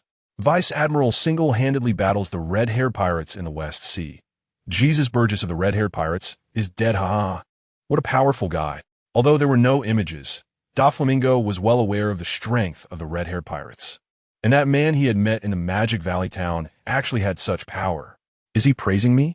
A voice sounded, and a man was slouched on the palace windowsill. The nearby maid-like baby 5, upon hearing the voice, turned without thinking and raised her hand. As she did, her arm transformed into a firearm. Stand down, Da Flamingo said in a low voice. Baby 5 was first taken aback, then incredulous. Young master? Dylan coldly looked at Baby 5 and Da Flamingo. Before Dylan could speak, Da Flamingo grabbed Baby 5's wrist, pressing down the gun's muzzle, and said in a grim tone, Stand down. After Baby 5 left, Da Flamingo sat down again. Huh? What are you doing here? Dark Dragon Vice Admiral. Dark Dragon? Dylan was slightly taken aback. Ha. It seems you still don't know. Dylan, your code name is Dark Dragon. Dylan looked at Da Flamingo, this scoundrel who used to provoke anyone without care. I'm here for a person. A person? Da Flamingo's expression darkened. What kind of person? I'm a warlord of the sea. Seeing Dylan's expression grow colder, Da Flamingo swallowed the rest of his words. You wouldn't be asking for my family, would you? What do I want with your worthless family? Hand over Mancherry to me. No way. Da Flamingo's veins bulged instantly. Mancherry is off limits. She is of great use to me. I'm not negotiating with you. You don't really think your identity as a warlord can protect you, do you? You little sparrow who doesn't know how to die.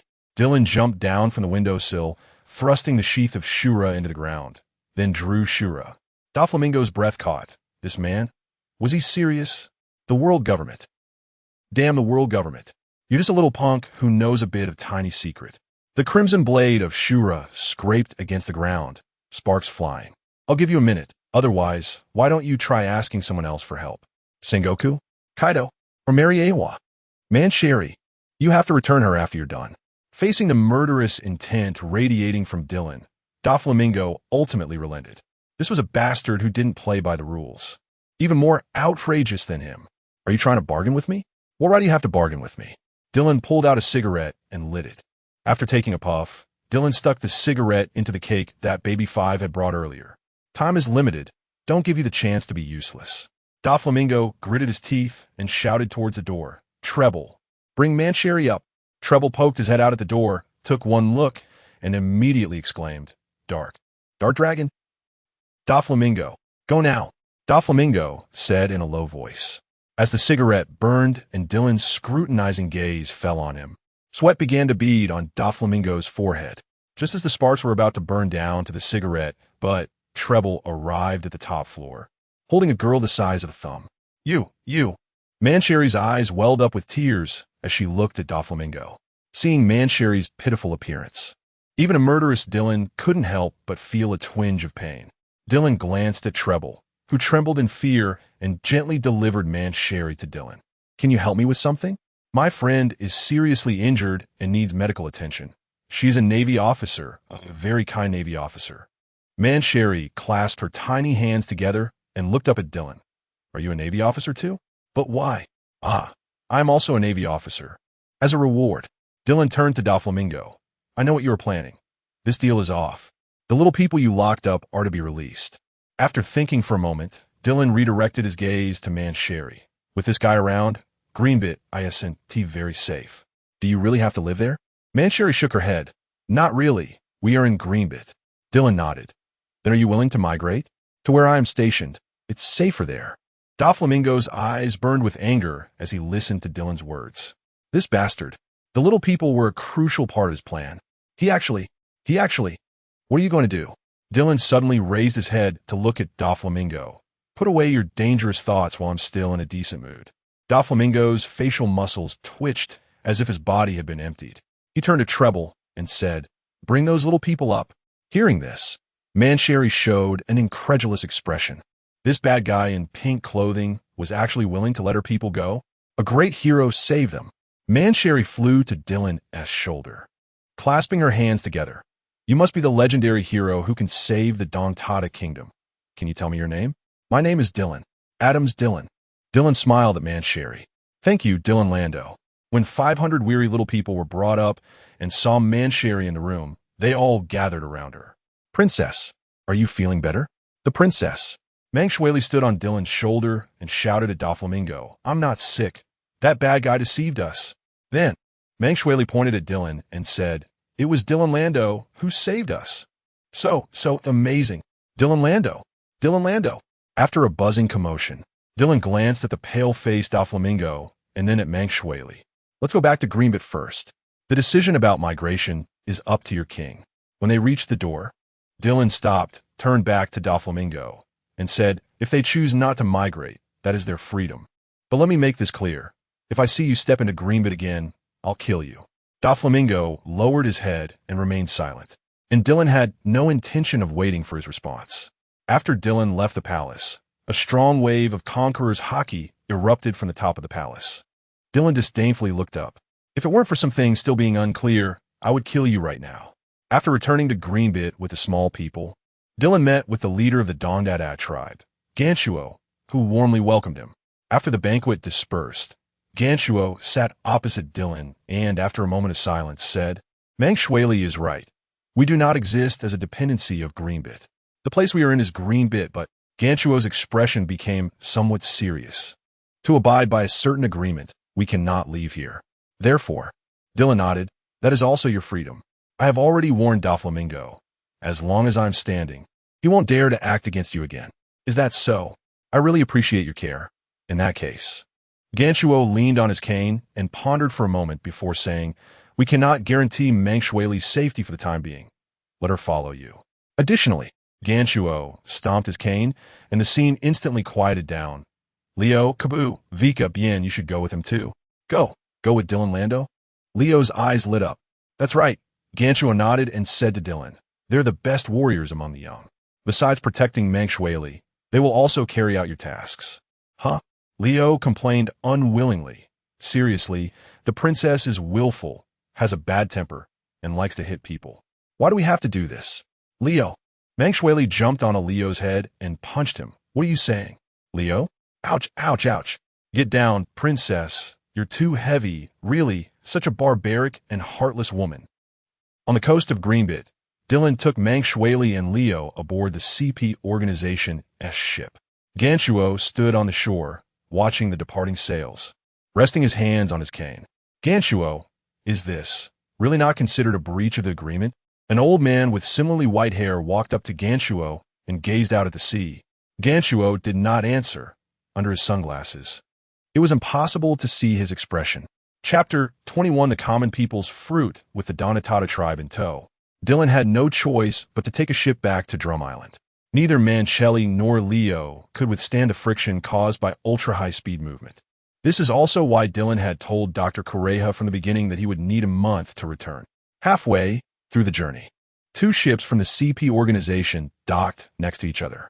Dylan looked at the CP-0, which had never shown its face. Just using your ship, why the sour face? This time, CP-0 did not say anything about according to regulations. You cannot directly command CP, but instead teasingly said, perhaps you're the true commander of CP-0. Given Mancelli's abilities, Belmer's injuries were already guaranteed to be fine, and Dylan's mood improved. So what else is there? CP-0 placed a suitcase in front of Dylan and took out a small box from its pocket. This is the fruit promised to you by Mariewa, as well as the item you commissioned Vegapunk to make. Huh? Dylan ignored the suitcase on the ground and first took the small box in his hands. Inside lay a silver-gray ring. Vegapunk said that the ring itself was made of a special alloy, and currently, no one and no means could destroy it by brute force. Of course, some bizarre fruit abilities could not be ruled out. Dylan put the ring on his hand, and a strange feeling emerged in his consciousness. Looking at the suitcase on the ground and the CP-0 standing opposite him, Dylan smiled. CP-0 disappeared from the spot. Ring space. CP-0 stood in an empty castle. Don't make such boring jokes. Let me out quickly. I still have a mission. With a thought, CP-0 reappeared in place. Not bad. I'm very satisfied. Dylan looked joyfully at the ring on his hand. Space ring, impressive. He picked up the suitcase and opened it to take a look. It contained a crimson gold devil fruit, with patterns resembling sharp feathers. What variety? CP-0 looked at the fruit in his hand, seeming a bit envious. A Zoan-type bird fruit. Mythical species Garuda form. Garuda? The one that specifically eats dragons? Cute. Do you want it steamed or braised? However, he currently had no one suitable to eat this fruit. But it was always good to collect more good things. After putting the fruit away, Dylan watched the 4 warriors of the Donatata tribe practicing on the ship for a while. Hey, Leo. Upon hearing Dylan's voice, Leo instantly appeared next to him. Dylan Lando. Leo stood seriously in front of Dylan, seemingly waiting for his orders. Why so serious? Dylan found it a bit strange. After hesitating for a moment, Leo said, before we came, the king told me that we bear the fate of the Donatata tribe, and we also carry the name of justice. So please give any orders. Really reliable, Captain Leo. Leo looked at Dylan, feeling a bit shy, but still kept his small body tense. It's like this, Leo. Your racial talent is very special. Of course, I don't mean plant cultivation, but your physical qualities. The Donatata tribe inherently possesses several times the strength of humans, similar to Leo and Vika, and even is tens of times the strength of ordinary people. They are small in stature, but very agile, making them well-suited for darting around the battlefield looking for weak points. I thought of some things that are very suitable for you, with your talents. You should be able to master them easily. What are they? Dylan Lando? Leo's eyes lit up. As a warrior, he also craved power, especially when Princess Mancheli and his companions were captured, and he felt powerless. One is a technique unique to the Navy called the 6 Styles. The other is hockey. After thinking for a moment, Dylan said, although the Navy's 6 Styles is 7 techniques, I believe the others are not suitable for you. You should focus on practicing Soru, Jeppo, and Shurgon. As for hockey, if you combine your strength with armament hockey, your combat power should see a significant increase. On the way to Drum Island, Dylan carefully explained the use of the 6 Styles and hockey to them. To avoid his explanations being insufficiently detailed, Dylan occasionally brought out CP0 as a guest lecturer. Although the 6 Styles are known as the Navy's 6 Styles, the true experts are still from the CP organization. Soru, Leo's figure flashed. If not for Dylan's observation hockey being strong enough, he might not have been able to catch his movements. Not bad, not bad. Lao, this technique is indeed very suitable for you. Thank you very much. Dylan Lando. Leo bowed in front of Dylan. Just as Dylan was preparing to respond politely, the entire ship began to shake violently. Dong dong, dong dong. In a distant corner, Vika was frantically pounding the deck. Damn it, why am I so weak? Why am I so stupid? Why can't I ever learn? Looking at the shattered deck, CP0 and Dylan exchanged glances. Vika, Vika, Vika, stop pounding. If you keep hitting, the ship will sink. Seeing Vika kneeling in the corner, her hands covered in shiny armament hockey, frantically pounding the ground because she couldn't learn through, Dylan quickly shouted to stop her. Dylan Lando, I'm sorry, did I cause you trouble again? I'm really such a fool, damn it, Seeing Vika about to lay down and cause further damage to the deck, Dylan quickly said, Stop, stop, stop. Although this ship isn't ours, if you break it, it will delay our journey. CP0 turned its head and looked at Dylan expressionlessly.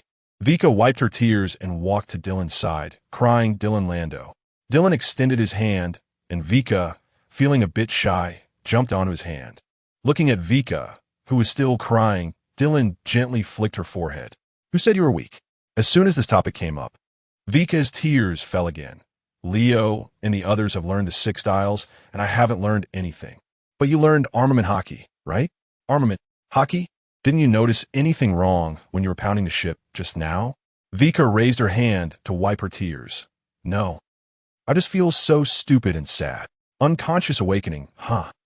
But with this personality, TSK, forget it. I'll leave it to Belmare. After all, they're all women. Women. After finally calming Vika down, the ship finally arrived at Drum Island. When everyone returned to Dr. Correa's castle, Belmare had already woken up. Upon seeing Dylan, Belmare smiled widely. Got you in trouble, Dylan.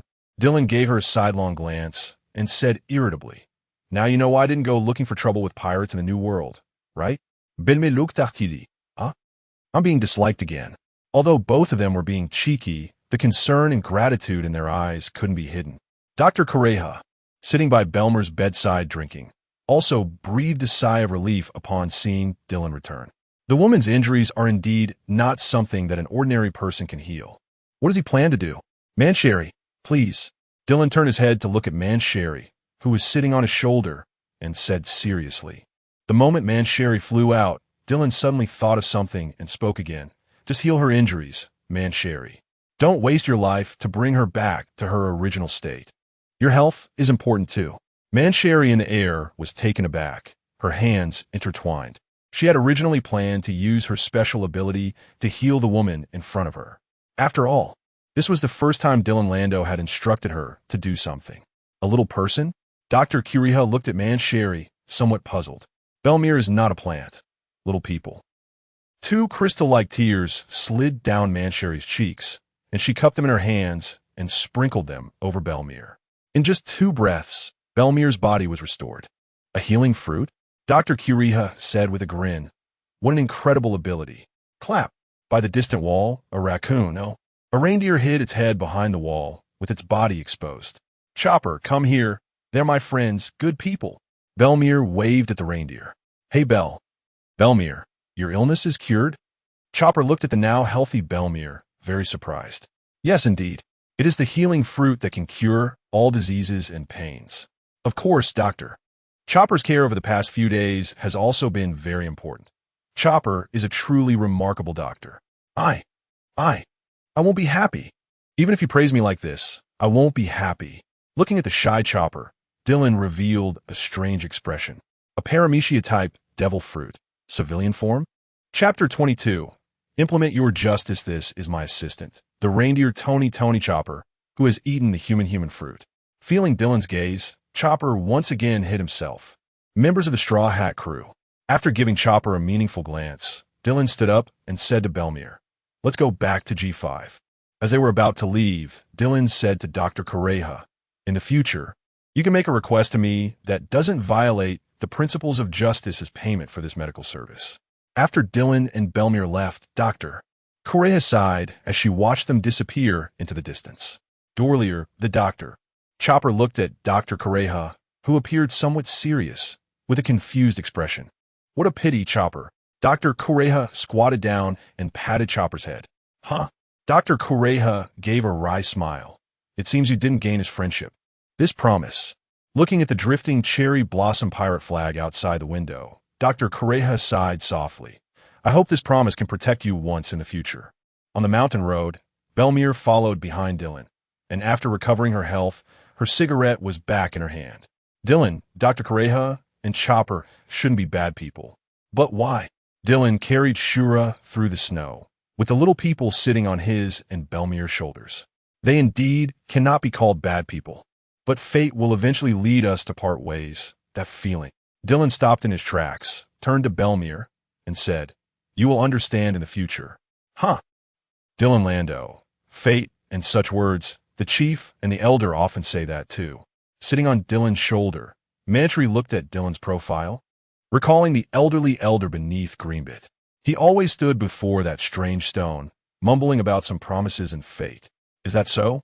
Dylan turned his head and smiled, asking Mantry, "So, Princess Mantry, do you believe in fate?" Mantry nodded affirmatively. "I believe it was fate that brought Dylan Lando to Dressrosa and Greenbit." "I see. That's really nice. By the way, Dylan, I also heard Dr. Correja mention Chopper's story, that man named Dr. Hillialik." Belmir. Dylan laughed as he walked. It cannot be denied that Hillialik did shine at the last moments of his life, but can that glimmer of humanity cover up the fact that he was once a robber? Belmir stiffened. She hadn't even said anything yet. Dylan ignored the astonished Belmir and continued walking. Some people spend their whole lives as villains, ultimately doing just one trivial good deed and are praised by the world. Some people uphold justice their entire lives, but make one mistake and are condemned by thousands. The masses are always foolish. I have no expectations of most people, but Belmir. I think you should have your own judgment, because you're a soldier. Since meeting Dylan, Belmir rarely heard him speak to her in such a serious tone. These words had a tremendous impact on her. Some monks advise people to put down the butcher's knife and become a Buddha. I don't quite agree. If every villain puts down the butcher's knife at the last moment, does that mean all their past sins can be erased? That is neither fair nor reasonable. Of course, the human heart is inherently unpredictable. Perhaps one day in the future, Belmir, you will see me kill someone without reason. Someone you believe does not deserve to die or is completely innocent. At that time, Belmir, how will you choose? Belmir furrowed her brows in the snow. 10 years ago in the East Blue's Oit Kingdom, she personally participated in the battle against pirates, which was extremely brutal and left her severely injured. Nami and Nojiko found her there. In Coco Village, she witnessed Arlong's brutality, and she herself nearly lost her life. In the West Blue's land of flowers, she saw how powerless people lived in a country that survived by plundering. The East Blue, compared to other seas and the Grand Line, is already far too happy.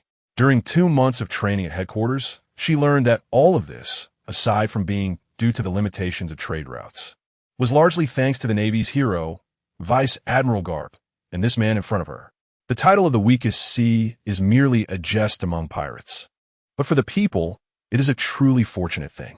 The howling wind and snow swept past Belmir's pink hair, and amidst the storm, the figure of the man ahead showed not a trace of hesitation or doubt.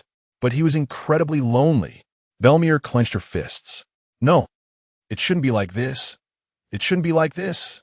In an instant, a tremendous pressure erupted from Belmir's body, facing the howling wind and snow, almost forming an equal counterforce. Dylan, walking ahead, paused and turned to look at Belmere, who was surrounded by a black, thunderous aura. Dylan. Belmere's gaze became resolute, her momentum rising. I would no longer hesitate. In the castle at the mountain's peak, Dr. Correja sighed as she watched the black thunder in the mountains. Really? Both of them are like monsters. Death the spark. Your days will not be easy. As Dylan and his group just stepped out of the mountain, a group of soldiers surrounded them. According to the king's decree, no one is allowed to seek medical help in the Drum Kingdom. You have violated the laws of our country. The guards looked at the tall, cold-faced Dylan and then at Belmere beside him. So what? So you will all be executed. Muhaha! A fat man in a polar bear hooded cloak stood behind the guards. He was King Wapple of the Drum Kingdom. Upon seeing Wapple, Belmere's expression turned cold. During her month of recovery in the castle, she heard many rumors about this man. The real culprit behind the country's illness was this detestable man before her. Dylan raised his hand, and the guards tensed. Are you going to attack? Dylan rolled up his sleeve, revealing a transponder snail. It's time to work. Help me find a fruit, the munch fruit. Inside the transponder snail, CP0's masked figure showed a look of confusion. The munch fruit? Didn't someone already eat it? Yes. However, I heard that if the user dies, the fruit will reappear somewhere in the world. That's correct, right? The Drum Kingdom is a member of the world government. CP0 shouldn't care about this, right? The problem is you're not CP0. You're the Navy, you bastard. You find your own excuse for the aftermath. And get that fruit for me as soon as possible. At that time, I'll trade you some information about the Revolutionary Army. That's how it'll be. Just like that. What do you mean just like that? Wait, information about the Revolutionary Army? CP0 looked at the transponder snail, which had already closed its eyes, lost in thought. The Drum Kingdom, let it be. After hanging up the phone worm, Dylan turned to look at Belmel. Go ahead, carry out your justice. Belmel stood next to Dylan, listening to his conversation with CP0 the whole time. At this moment, upon hearing Dylan's words, Belmel's eyebrows raised, and her body vanished from spot. Chapter 23: The Evil of the King, looking at Valpo on the ground, completely devoid of life signs. The guards and the distant citizens were first taken aback, then erupted into thunderous cheers. Valpo is dead. Our demon is finished. Dylan walked over to the guards. Where is Dalton? Where is he imprisoned? The leading guard swallowed hard. That woman seemed to be just his subordinate. In the prison. Take me there. Dylan glanced around. This country. In a few years, it would face another attack from Teach. Dalton. Dylan shook his head. Dalton wasn't really a good choice either. That guy was too kind. Kindness is not an excellent quality for either a warrior or a king. After all, this is the era of great pirates, and this is the Grand Line. Arriving at the dimly lit prison, Dalton was held in the lowest level. Release him. Yes. Faced with the man's order, the guards did not dare to hesitate at all. Besides, Dalton was innocent and loved by them. The robust Dalton looked strangely at the man outside the cell. Who are you? It doesn't matter who I am. What matters is, who are you? Who do you want to become? Dalton was momentarily confused. Not only kind-hearted, but also a bit dull. Dylan shook his head inwardly again. Captain Dalton, the king. No, Valpo has already been executed. Dalton looked solemnly at Dylan. Although he was imprisoned here, he still believed in the rule of this country. After following Dylan out of the prison gate, Dalton finally couldn't help but ask, You? I'm not interested in this broken country. To be honest, I could have killed Valpo and just left, and I have already made arrangements with the world government, which would have no effect on me. Finding you is because you barely count as someone I know in this country. The wind and snow howled outside, and two tall figures stood against the storm. Dalton, if I just walked away, what would happen to the future of this country? I don't know, Dalton replied after thinking for a moment. No, you do know. Dylan looked at the snowflakes in the sky. If I just walk away, then the fate of this country will undoubtedly fall into the hands of the celestial dragons. You people. Dylan shook his head, always begging for the mercy and grace of others. To be honest, I really don't like it. This statement was close to a sensitive point, and Dalton remained silent, not responding. In fact, you're not much stronger than Valpo. Dalton was somewhat surprised, not understanding why this man would say such a thing. Dylan chuckled lightly. Valpo's evil lies in his greed, his corruption, and his depravity. Your evil lies in your incompetence and hypocrisy. The word hypocrisy struck Dalton's heart like a heavy hammer. As a member of the public, kindness is a noble quality, but not for a king. Both of these things are deadly. Strive, Dalton. I know the people here love you, so I'm giving you a chance, and I hope you can grasp it. Dylan patted the snow on his shoulder and walked ahead. If you cannot become strong, face crises with your own strength, and cannot muster the power to fight against enemies, then this country will truly be beyond saving. Dalton, former captain of the Drum Kingdom Guard, a user of the new fruit, with the support of the people and the tacit approval of the world government, he smoothly became the king of Drum Kingdom and renamed the country to Sakura Kingdom. Sakura? A naive and foolish name. Mary Geos. After CP0 reported the situation of Drum Kingdom, they left. The 5 elders still maintained a mysterious posture. Drum Kingdom, no. It's now called Sakura Kingdom. Adams Dylan, going after the regime? It seems that Valpo provoked first. His original intention was to go to Drum Island to heal his subordinates. That said, but as the Navy, the blonde-haired 5 elder crossed his fingers and crossed his legs. He has obtained the power of the little people, indicating that Lord M's guidance is correct. He is an enemy of the light. The mere power of a kingdom is not worth worrying about. Indeed, the 5 elder holding a long knife concurred. For centuries, those ancient families and races have refused to submit to the world government. Some guys would rather isolate themselves and wait for the return of the spark. Adams Dylan has achieved unprecedented success. We should not hinder him at this time. Agreed. Agreed. G5 branch. 6 months after returning from Drum Island. TCH, has that guy Nightmare complained to headquarters about us again? Belmare said, holding a cigarette and tossing the transponder snail aside. That guy is in the underground business. I've heard his operations are extensive. Arms, devil fruits, human trafficking, and he even directly sends cadres to participate in power struggles. Dylan, with a newspaper covering his face, did not pay attention to his subordinates' chatter. I don't know why these guys all like to chat in his office. Didn't I arrange an office for you? In these 6 months, G5 gradually began hunting. Although limited to the vicinity of the branch, it has had a huge impact on the surrounding pirates. That man has single-handedly defeated the red-haired pirate's rear admiral on Long Dylan. Moreover, he has a murderous maniac, Shiryu of the Rain, under his command. After a period of hunting, many pirates no longer chose this route. Joker's business has also been seriously affected. After all, encountering that pink-haired woman is fine. At most, it's just a temporary offline situation. But if you encounter Shiryu, it's a direct account deletion. During the hunting process, some people did think about focusing fire to take down Belmare.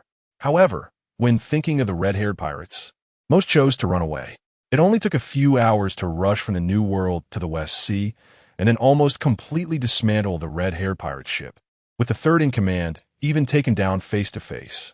Listening to his subordinates babbling about how boring things have been lately, Dylan lifted the newspaper off his face. Let's make a trip to the West Sea. 6 months after returning to the G5 branch, Dylan took time to return to the East Sea and retrieve the ill-gotten gains he had accumulated over the years. I have to say, having a spatial ring is great. Inside the huge castle, his collection was neatly stacked. At the highest point were the 2 devil fruits yet to be chosen by a master. And this time, the purpose of going to the Flower Country is to eliminate the 8 treasure navy and see what exactly is in the Great Glacier. Why that guy red-haired would act against the Navy against his usual style. Also, the treasures in the ice continent. Is it reasonable for me, as a Navy, to confiscate the pirates' loot? Tom, keep an eye on the house and protect Miss Mandy. Leave it to the reliable me. Tom laughed heartily. Dylan was quite assured of Tom's strength. At this current stage, aside from the 4 emperors, the 3 emperors and their vice-commanders, there should be few who can directly defeat Tom. Of course, that doesn't exclude those hidden bastards, like the Golden Lion and so on. General, we can't fly. It will take at least 2 to 3 months to reach the land of flowers from here. The crowd looked strange. Although the G5 ship is standard for the Navy, it would likely take that long to make the journey from the New World to the land of flowers. A ship. Dylan stroked his chin, watching Tom entertain Shirley in the base. The world's best shipwright was under his command, but unfortunately, there were no good materials available right now. Damn Roger, where did he get so many atom trees? Should I have CP0 get some for me? Or maybe Doflamingo? Big Mom? Let's wait until I get my hands on the Suna Tsunami first. Dylan already had plans for his own vehicle and wasn't in a hurry. After all, there are still a few years until the major events unfold. Chapter 24. The Great Glacier. In the end, the last group of people boarded the unique ship of CP0. It seemed that, after spending more time with Akiji, Dylan also enjoyed lying on the deck chair to bask in the sun. I said, "What are you doing wandering around here? Are you investigating me?" Looking at the familiar masked man, Dylan asked through the newspaper. CP0 was sitting cross-legged at the bow of the ship. It's normal to investigate you. The CP organization is responsible for monitoring the movements of the entire sea, and the Navy is certainly included. TCH, you guy. You're not going to say something like, "The cases you Navy can't solve, we CP can. The people you Navy can't kill, we CP can kill." In short, whatever the Navy can manage, I will manage. Whatever the Navy can't manage, I will manage even more. Royal authority permits. You act first and report later. This is CP. Just thinking about it makes me feel down. The area I'm responsible for is the front part of the New World. However, the target of the recent investigation is not you. In fact, the investigation on Dylan has already been taken over by other members, and his current main task is actually to assist Dylan as needed. This sounds absurd. After all, from the perspective of ranking, CP is on par with the Navy. But as CP0, in a sense, it is supposed to be above the Navy, especially since Dylan is just a vice admiral. But he received such an order. Due to the good qualities cultivated by the CP organization since childhood, he did not, nor did he dare to, doubt it too much. Your ship seems quite special. Its power system. Feeling the speed of the CP ship, Dylan turned to CP0 with a question. It's technology provided by Vegapunk. So it really is that guy? Vegapunk, aside from his exceptional intelligence, where does his foundation come from? But speaking of which, why has CP become more talkative recently? They didn't even mention anything about me not having the authority to directly mobilize CP members. Is it the Gorsi? Or him? He has gone to the land of flowers. In the New World, the red-haired pirates. Shanks stared at the somewhat blurry transponder snail. For what purpose? We don't know for now. According to our speculation, it's because your unusually strong reaction last time caught his attention. Shanks smiled wryly. Not only did he lose Jesus Burgess, but the guidance in the Great Glacier was also facing the danger of exposure. The transponder snail on the other end fell silent, seemingly waiting for Shanks' decision. Hide? If his purpose is just the 8 treasure water army or their wealth, then it could be completely abandoned. But if he investigates deeply, just this alone might not be enough. Then, let us judge according to the actual situation. Once he touches there, I will not hesitate to sacrifice some flags to divert him. Understood. After saying that, the transponder snail closed its eyes. Shanks gazed toward the West Sea, his right hand pressed against his left chest. Last time at the border of the Land of Flowers, most of the damage from Kaido was borne by him, and even now his left chest still ached faintly. Dark Dragon, why have you become our enemy? In the Land of Flowers, Dylan stepped onto the land, followed closely by Belmare and Shiryu. Aren't you going back? Were you following me for all day? Dylan looked at the CP0 member beside him. Do you think I want to follow you? If it weren't for the Gorsi's orders, the Land of Flowers seems to be involved in some strange events. And they know I'm with you, so they're here to investigate. Sneaky, don't drag me down. Also, don't have any crooked thoughts, or even as a partner, I won't hesitate to cut you down. From the border all the way to the ice continent. Those bandit groups that originally roamed the mountains in the Land of Flowers seem to have disappeared. Is the itinerary under control? Dylan stroked his chin and looked at CP0. It seems your work capability needs improvement. To this, CP0 could only pretend to be deaf and mute. Espionage work, after all, is like this. You have me, I have you. However, this itinerary was personally arranged, yet it was leaked so thoroughly. Is there a problem within CP0? Or is it G5? CP0 leaned more toward the latter. Yes, it must be like that. 8 Treasure Water Army, TSK. Dylan carried Azura and didn't care too much. After all, the head of the Green Pepper had been flattened by Garp, and in over 30 years. They could be said to have made no progress and no longer posed a threat. The only thing to watch out for was whether the fate trajectory of this world would self-correct. Dylan himself was quite conflicted. On one hand, He didn't want to directly oppose the Straw Hats in the future, so he was interfering with their trajectory in many ways. Belmare, Tom, the regime of Drum Island, even the little people of Dressrosa and the current 8 Treasurewater Army. These are all components of the future Straw Hat Grand Fleet, or are directly related to its core members. But on the other hand, due to some underlying hope, he vaguely looked forward to the growth of the Straw Hats.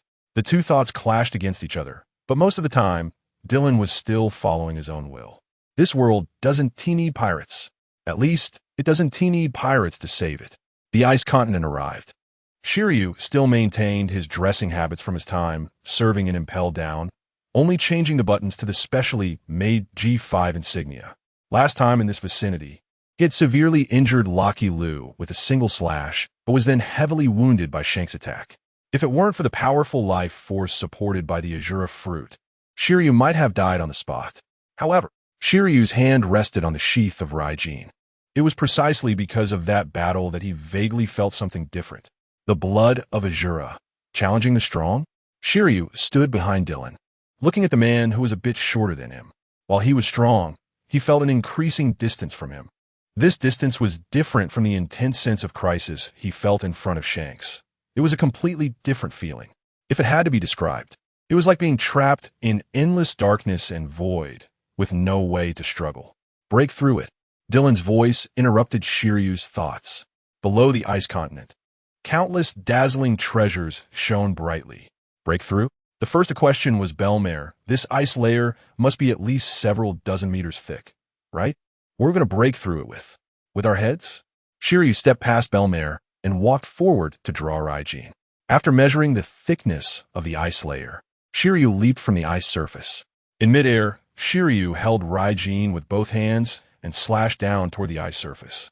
The massive blue slash struck the ice surface, instantly raising a large amount of ice shards and mist. When the scene calmed down, everyone looked toward the position of the slash. Is this all the power?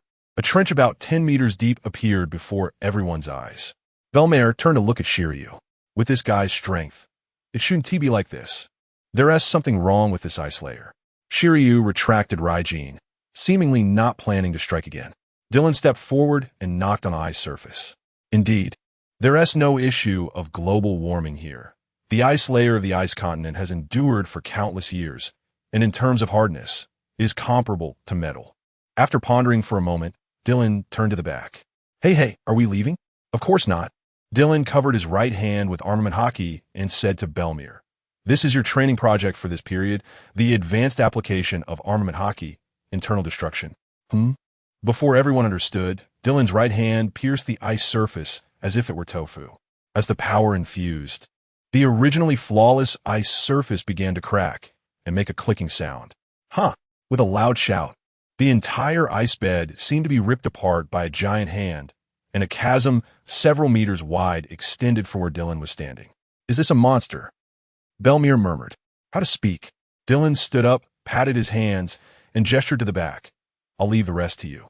Not only Belmare, but even Shiryu and CP0 looked at Dylan. If what he said was true, and this was just an advanced use of armament hockey then, Dylan took out a blanket from his ring, sat on the ground, and looked at the three people with burning eyes. Actually, that's not entirely accurate. Every kind of power, when used to its fullest extent, is very impressive, and their specific functions are different, so there's no distinction between high and low levels.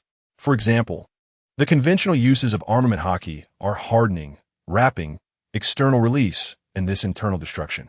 Internal destruction is just a more refined mastery of armament hockey.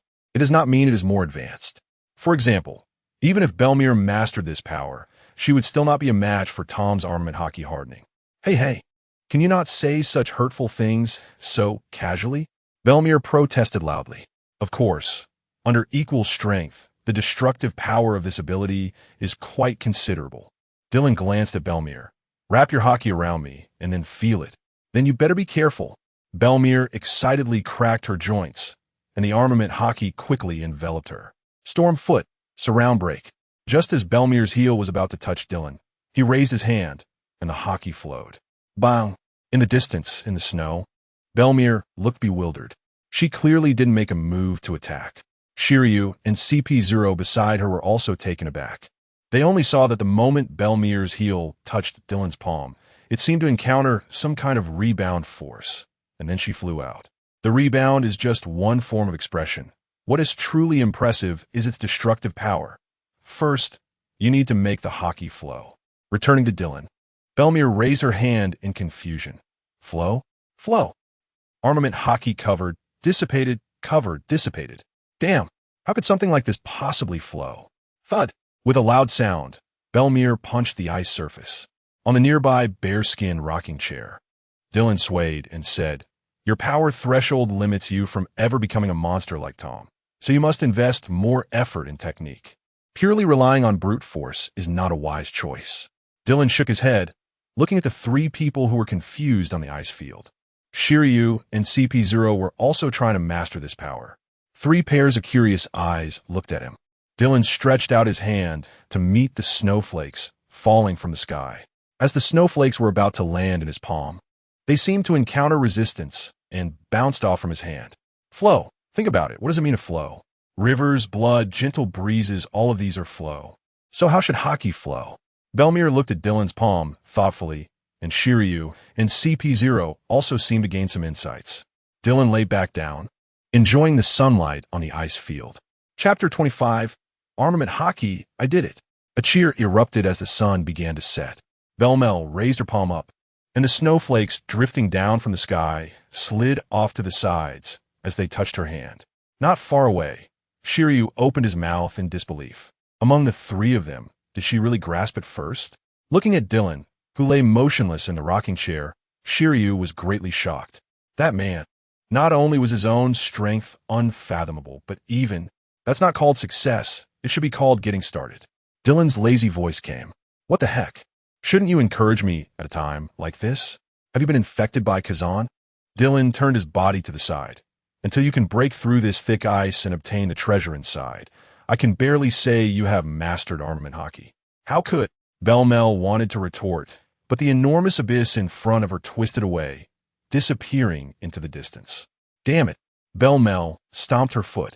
Clearly we are all just humans. Did this guy learn to cultivate from birth? How did he achieve this? Belmel was no longer the ordinary Navy she once was in the East Blue.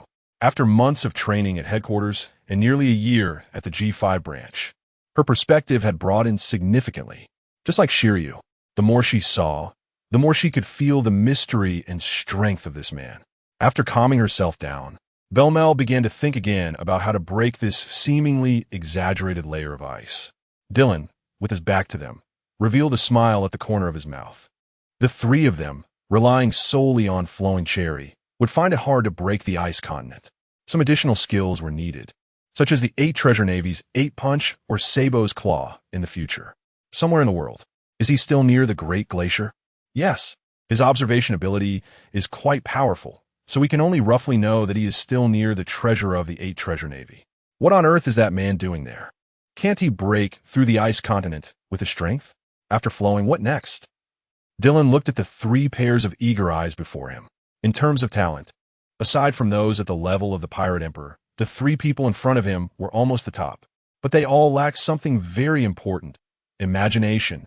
Dylan stood up and led the 3 of them to a massive iceberg. Don't be constrained by form.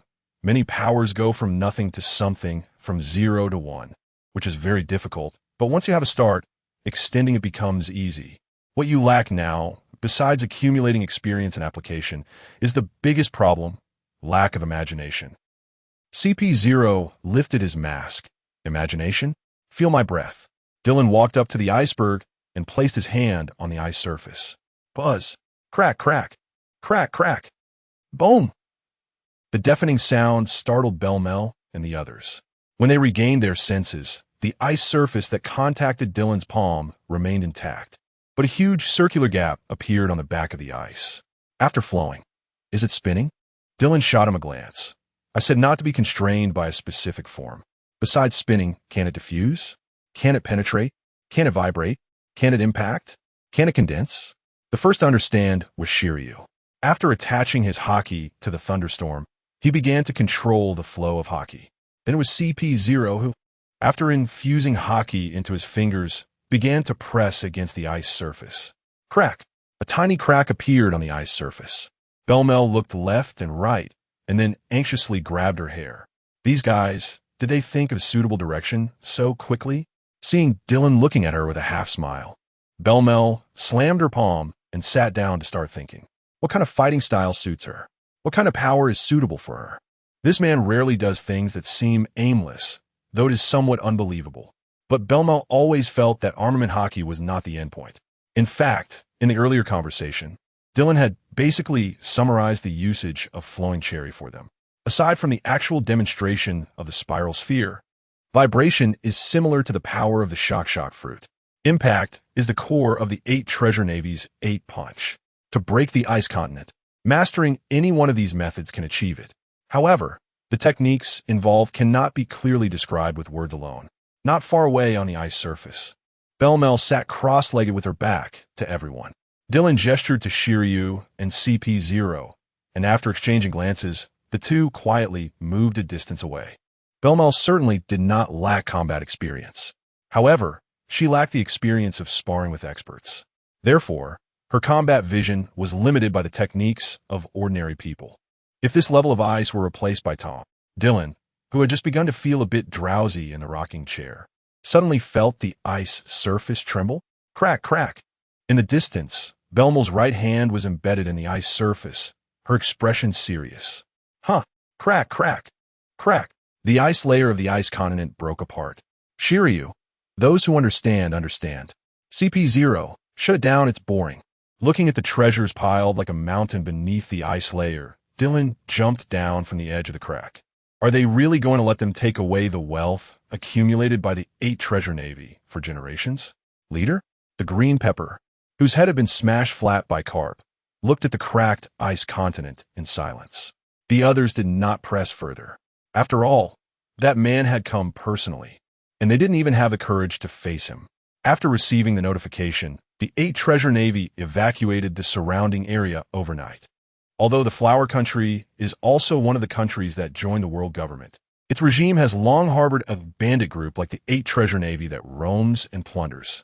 Therefore, even though the Flower Country is a major country in the West Sea, its diplomacy is very weak. Harboring bandits is something that can be done, but it cannot be publicly stated. Therefore, the royal family of the Flower Country was powerless to complain to the world government and could only complain to the Navy headquarters about Dylan's overstepping of authority. When the Navy Inspection Department called Dylan, he turned to look at CP0 beside him. Tell the royal family of the Flower Country, if they keep talking, I'll go back and wipe out all their underlings clean. CP0 paused for a moment, seemingly contemplating how to phrase this message. Once the snail phone was connected, CP0 said to it, tell them to shut up. After nearly a month returning to G5, Dylan could no longer tolerate this sailing speed. Where's my Gura no mi? CP0 shrugged, indicating that there was no news. After giving him a glare, Dylan took out the snail phone. Mama. What a surprise. You actually took the initiative to contact me? There's no way. I can't rely on these useless CPs. I can only trade with you. Dylan stared at the fat face of the snail phone. Oh, a trade? What do you want? Navy kid. No. Dark Dragon Vice Admiral. The Gura no mi. The previous user was taken down by me over 2 months ago, and CP has yet to find the fruit. Do you have confidence? Lingling. Mama. No one dares to guarantee this 100, but if found, what do you plan to use to trade? What do you want? Don't be too greedy, Lingling. 2 people with opposing identities who had never met before chatted like friends, leaving the CP beside them stunned. After the 2 finished their conversation, they glanced at CP0. Whoever finds it first can trade. It's very fair. CP0 roared in his heart. Is this what I mean? What I mean is, why on earth is a dignified vice admiral of the Navy actually trading with a pirate emperor? And it doesn't even seem to be the first time. But in the end, CP0 didn't dare to ask this question. Since Dylan dared to make such a call in front of him, it at least indicated that the Gora CI were already aware of this matter. Or perhaps Dylan simply didn't care whether the Gora CI knew or not. Chapter 26 Auction House Sabeti Archipelago. Dylan and CP0 walk side by side towards street number 1. Just finding the information doesn't count as a successful deal unless you pay me to secure it. This is secretly supported by Nightmare Don Quixote, da Flamingo, I'm afraid. Then keep a record. Half a record. CP0 paused, realizing that this indeed couldn't be considered a completed transaction, just providing intelligence. The main business at Auction House now.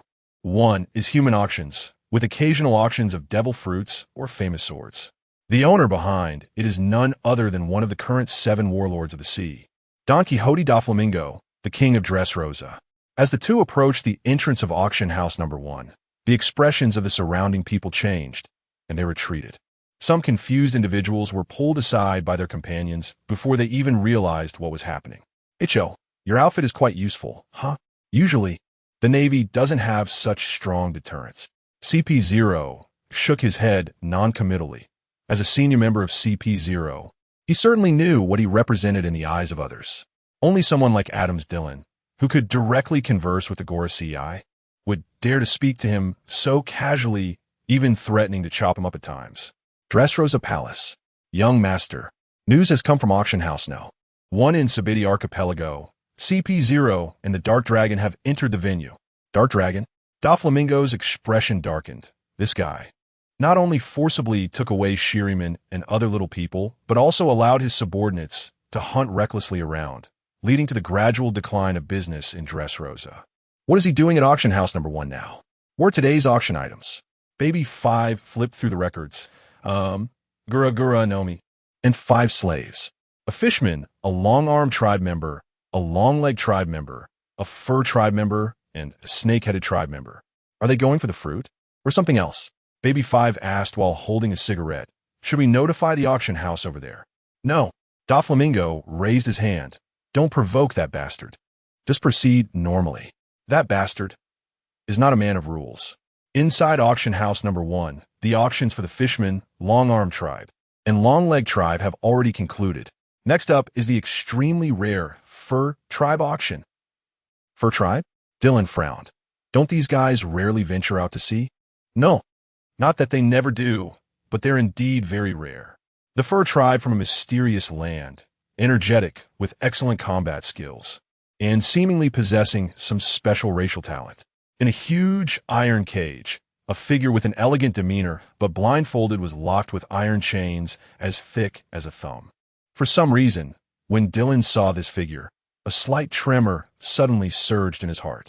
Oh, forgive my offense, but I must say, if you want to purchase this slave, it's best to have strong power yourself, or it will be very dangerous. Well then, the starting price for this Fur Tribe member is 700,000 berries. Dylan turned his head to glance at CP0. At this moment, CP0 had already matured into a seasoned sidekick. With just a glance from Dylan, he knew exactly what to do. Fur Tribe. Although rare, there's still more of them than fishmen, and this guy looks male, which would lower the price significantly. Men depreciate in value. CP0 nodded. The value of males is generally much lower. After all, this specific race is usually bought back as playthings, although there are some with peculiar preferences, but they are in the minority. Punishment. Real punishment. Dylan looked at the Fur Tribe member locked in the iron cage. Although he couldn't see the face, he could still sense a hint of elegance and beauty about him. Wait, am I the one with the peculiar preferences? Impossible. Absolutely impossible. CP0 noticed the change in Dylan's expression, smiling one moment and looking sinister the next, which made him somewhat curious. Hey, you raised the bid. What I'm wearing represents. Then take off your clothes to raise the bid. Otherwise, should I help you take them off? Looking at Dylan's strange expression, CP0 had no doubt that this lunatic could really do such a thing.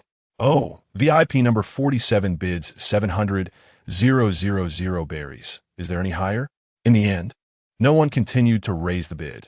Those who could appear at auction house number 1 basically knew what this outfit represented. When the snake-headed tribe was auctioned off, Dylan just took a glance and closed his eyes. CP0 let out a sigh of relief. The price for the snake-headed tribe was also not cheap. The snake woman was eventually bought by a mysterious buyer in the corner. Finally, the highlight of today, the devil fruit. TSK. Dylan clicked his tongue impatiently. Just a paramecia fruit, making it sound like a mythical zoan. Of course, it can't be ruled out that this thing is indeed a mythical zoan. For example, a frog fruit in the zoan category could have a mythical variant of the gluttonous form. It's not impossible. A powerful devil fruit that could devour everything. Digest everything. Gura, no me. After raising the bid a couple of times, CP0 secured the Gura, no me for 400 million berries. The others seemed hesitant to bid further, likely intimidated by CP0. Once Dylan and CP0 arrived at the auction office, the person in charge greeted them with deference. The strongest shield of the Celestial Dragons, CP0. The youngest Marine Vice Admiral in history, Dark Dragon Dylan. Either one of them is not something he can provoke. Dylan's consciousness merged into the spatial ring, pulling out a pile of treasures and tossing them on the ground. That should be enough, right? Enough. The person in charge wiped the sweat from his brow. It's already great that this gentleman can pay. Who cares if it's enough? Even if he doesn't pay today, let alone himself, even the young master would have no way to deal with it. The staff brought the handsome fox over. The person in charge looked at the very quiet fox with some curiosity. It was said that capturing him had caused significant casualties at the time. Where are you from? Shao. Tahir unexpectedly looked up, gazing at this man, who was said to be the strongest vice admiral under Carp. I indeed come from Zhou, but I started traveling the seas when I was 16. Tahir smiled at Dylan. His demeanor was calm and composed, as if his current identity was not that of a slave, but rather a guest here. Dylan turned and walked towards the door, and Tahir and CP0 naturally followed. Watching Tahir's back, the person in charge suddenly felt a sense of having lost big. After boarding CP0's ship, Dylan lay on his exclusive rocking chair and asked, with your strength, how did you get caught by those guys? CP0 was also a bit curious. Although his observation hockey wasn't strong, he could sense the extraordinary aura from this man. At that time, I was injured, and later I saw them relentlessly pursuing me. So I let them capture me. Tahir smiled calmly. I have seen and experienced many different lives. Being a slave should be one of them. Dylan yawned and waved his hand at Tahir. Then go experience elsewhere. Just remember to return the money for your freedom to me. After waiting for a while and seeing him not respond, Dylan curiously asked, aren't you leaving? Tahir walked up to Dylan with a serious expression. I've spent over a decade traveling the world, witnessing too much joy and sorrow. The last time I returned to Zhou, Captain Inuyarashi said we still need to wait for our own moment to shine. But I'm unwilling to wait any longer. Tahir looked directly into Dylan's eyes. Please let me accompany you to witness the changes in the world. Me? Dylan frowned. I'm just a mere Navy officer. Shouldn't you be looking for pirates for something like chasing dreams? I remember. You Zhou folks seem to only act like pirates and not Navy officers, right? Although I don't know the specifics. It is precisely because of such long-standing traditions that I want to choose a different path. Tahir's gaze was intense. I do not believe that this world will be changed by those who bear the name of thief. At that moment, Tahir stood against the wind, despite having some fox-like features. His moon-white robe and soft facial features made Dylan feel an unexpected sense of admiration. He is so handsome. He is so beautiful. You are a? Tahir seemed a bit embarrassed and gently shook his head. No. Is it innate charm? A man? No. A male fox spirit? Tahir took out a somewhat strange fox mask and put it on. This is a trait I was born with. I apologize. Upon seeing the fox mask, Dylan's heart stirred. If you want to board my ship, it's not impossible. However, there are no useless people on my ship, and it's clear that you are not. In response to Dylan's crude words, Tahir did not get angry, but merely slightly bowed. One more thing. Once you're on my ship, absolute obedience is required. Although it doesn't necessarily mean you will join the Navy. If one day it is needed, you must also obey, even if one day I need to attack Zhou. You cannot retreat. Dylan's gaze was imposing, while Tahir remained unyielding in the face of his pressure. Of course, I have traveled far and have also been a soldier. In fact, when I step onto your warship, it is equivalent to no longer being a part of Zhou. Tahir smiled faintly, hiding the disappointment in his eyes. I do not agree with the traditions and promises that Zhou has guarded for generations. I want to find the right path. When Dylan brought Tahir back to G5, even with the mask on, Belmir's body trembled. The ordinary G5 soldiers' hearts raced. The ones who were unaffected were Tom and Shiryu. A few members of the Dongtada tribe also seemed unable to feel this charm. Watching the already somewhat dazed rogue Navy officers, Dylan rubbed his forehead and said to Tahir, "Can you not control this damn charm of yours?" Tahir bowed slightly. "I am very sorry. My training is insufficient. I will work hard. At that moment, Belmir seemed to return to her time in Cocoa Village. She walked up to Tahir and leaned forward. Training? Huh? I need that too. Want to do it together? Chapter 27. The Remnants of Rocks at Pangu Palace. Mariehua. He has gained the power of the Fur Tribe. I really look forward to it. Before the light appears, he already possesses such powerful strength. Perhaps history can come to an end here. In the garden behind the Void Throne, Im gazes at the huge straw hat in the shadow of the distant room. G5 Branch. Vice Admiral. Instructor Zifa's training ship was attacked, and headquarters has ordered nearby Navy to provide support. Zephyr. Where is he? Near Punk Hazard Island. Dylan stands up, call. Never mind, I'll go myself. In the midsection of the Grand Line, where Paradise and the New World alternate. Cough. Zifa flies out from his position. A stream of blood arcing through the air. Hundreds of Navy corpses lie around. Damn, you bastard. Are you a devil fruit user? Zifa struggles to hold back the blood in his throat as he stares at the huge figure in the distance. A sharp voice rings out amidst the dust. Zifa. You bastard. Still not dead? Wearing a leopard print outfit and leaning on a cane, Miss Bakken looks at the injured Zifa and cackles. Compare to Garp. You're quite lacking, Zifa. Upon seeing Miss Bakken, Zifa first displays confusion, then seems to recall some distant memory. You're from the Rocks Pirates. Bakken. Jean ha. Still remember me? It seems you haven't completely lost your mind. Zifa. Weevil. Take him down. Yes, Mama. Edward Weevil raises his long knife and rushes towards Zifa, but after just 2 steps, his body freezes. Miss Bakken behind him also shows an unexpected expression. Boom! A huge bolt of lightning strikes 2 steps in front of Weevil. Had he not stopped in time, he would have taken a direct hit. Emerging from the lightning, Dylan carries Shura. So it's you, huh? Dart Dragon. Dylan? Miss Bakken and Zifa both look at the man in the middle, while Weevil remains clueless about what is happening. Dylan ignores Weevil. This guy. Although his aura is strong, it's not enough to make Dylan nervous. It's rather Miss Bakken behind him. Dylan examines the short Miss Bakken. The Remnants of Rocks, huh? What? Relying on Whitebeard, Lin, and Kaido's names. You dare to show your face again? Jean ha. Impressive little brat. I heard you took down Rod. Miss Bakken steps in front of Weevil and locks eyes with Dylan. That kid was just a slave on our ship. Jean ha. Dylan groans. And you? What was your position on the Rock's ship? Miss Bakken gazes at the distant sky with a mysterious smile. Me? I'm just an insignificant little person. Let's go, Weevil. This guy's not to be trifled with, and a more troublesome guy is coming. Huh. Leaving already? Leaving? Dylan draws Shura. Before you go, you should leave something behind, right? The dark red slash flies towards Miss Bakken and Weevil. Miss Bakken smiles slightly and raises her cane to block the incoming slash. The power is quite impressive, but unfortunately, before Miss Bakken's words finish, the slash suddenly splits to the left and right, charging straight at Weevil behind her. Ugh, Mama. I'm hurt, Mama. It hurts. Miss Bakken turns her head to see Weevil's right hand severed, and her expression darkens. Pick up your hand. Pick up your hand.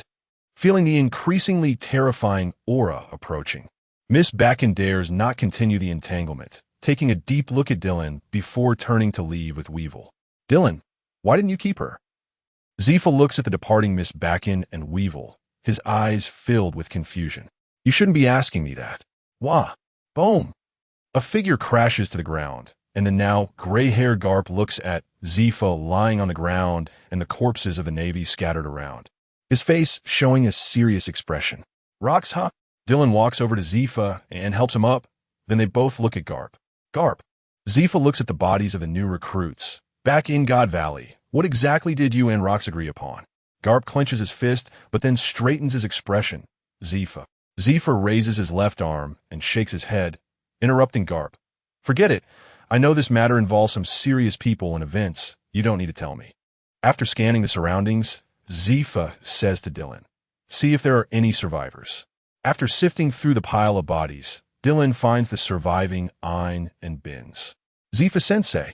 The awakened new recruits nearly faint again at the sight before them.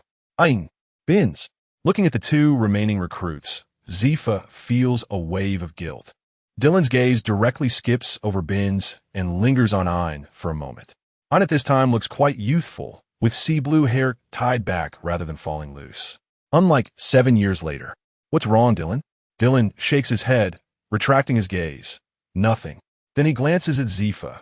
This guy from here on out has changed, wanting to destroy all pirates and personally form a guerrilla group. Ein is a good seedling, but unfortunately, following the twisted Zifa, his potential is destined to be limited. Zifa clutches his right arm and gasps. Ein, do you want to become a stronger warrior? Zifa-sensei? Ein looks puzzled. Zifa gives a self-deprecating smile, then nods towards Dylan. Go to G5. Follow this man. Zifa. Garp looks at his old comrade. Zifa says this, likely indicating he has decided to no longer serve as the chief instructor. So, what are his plans? This guy's reputation and strength don't need me to elaborate. Ein, if you want to become a great swordsman and a stronger navy, go and follow him. And, reflecting on his own experiences, Zifa's eyes reveal some struggle and regret. Perhaps a choice like his is the correct one.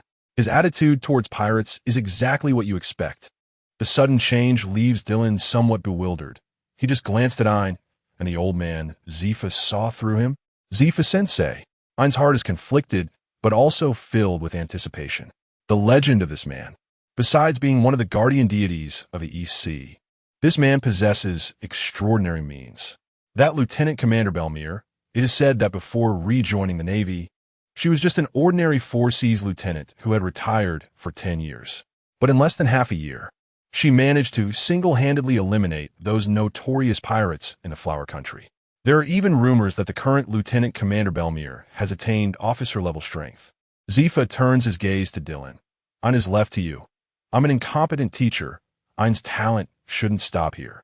Dylan scratches his head. This sounds quite strange.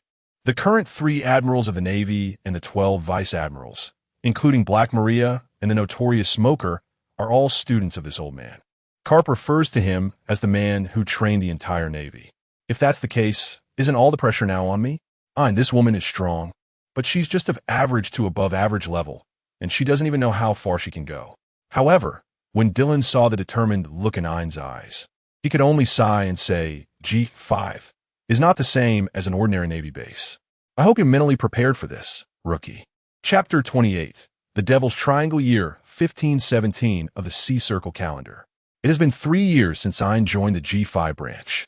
At this time, the G5 branch has become the strongest naval branch under Marineford. Consequently, the underground business in Dressrosa has become increasingly difficult. The first half of the Grand Line S Devil's Triangle. Here are the weapons I need. Ein looked around in the mist. This fog seemed to have a unique effect, making it difficult for light to penetrate, and even his observation hockey was somewhat disrupted. He said, first, you need to gain the recognition of a certain person here and practice their swordsmanship. If you achieve this step, the weapon should just be a gift.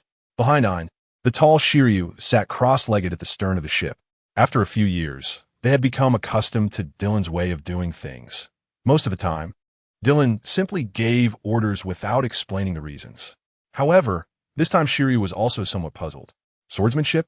In 3 years, he had challenged Dylan 3 times.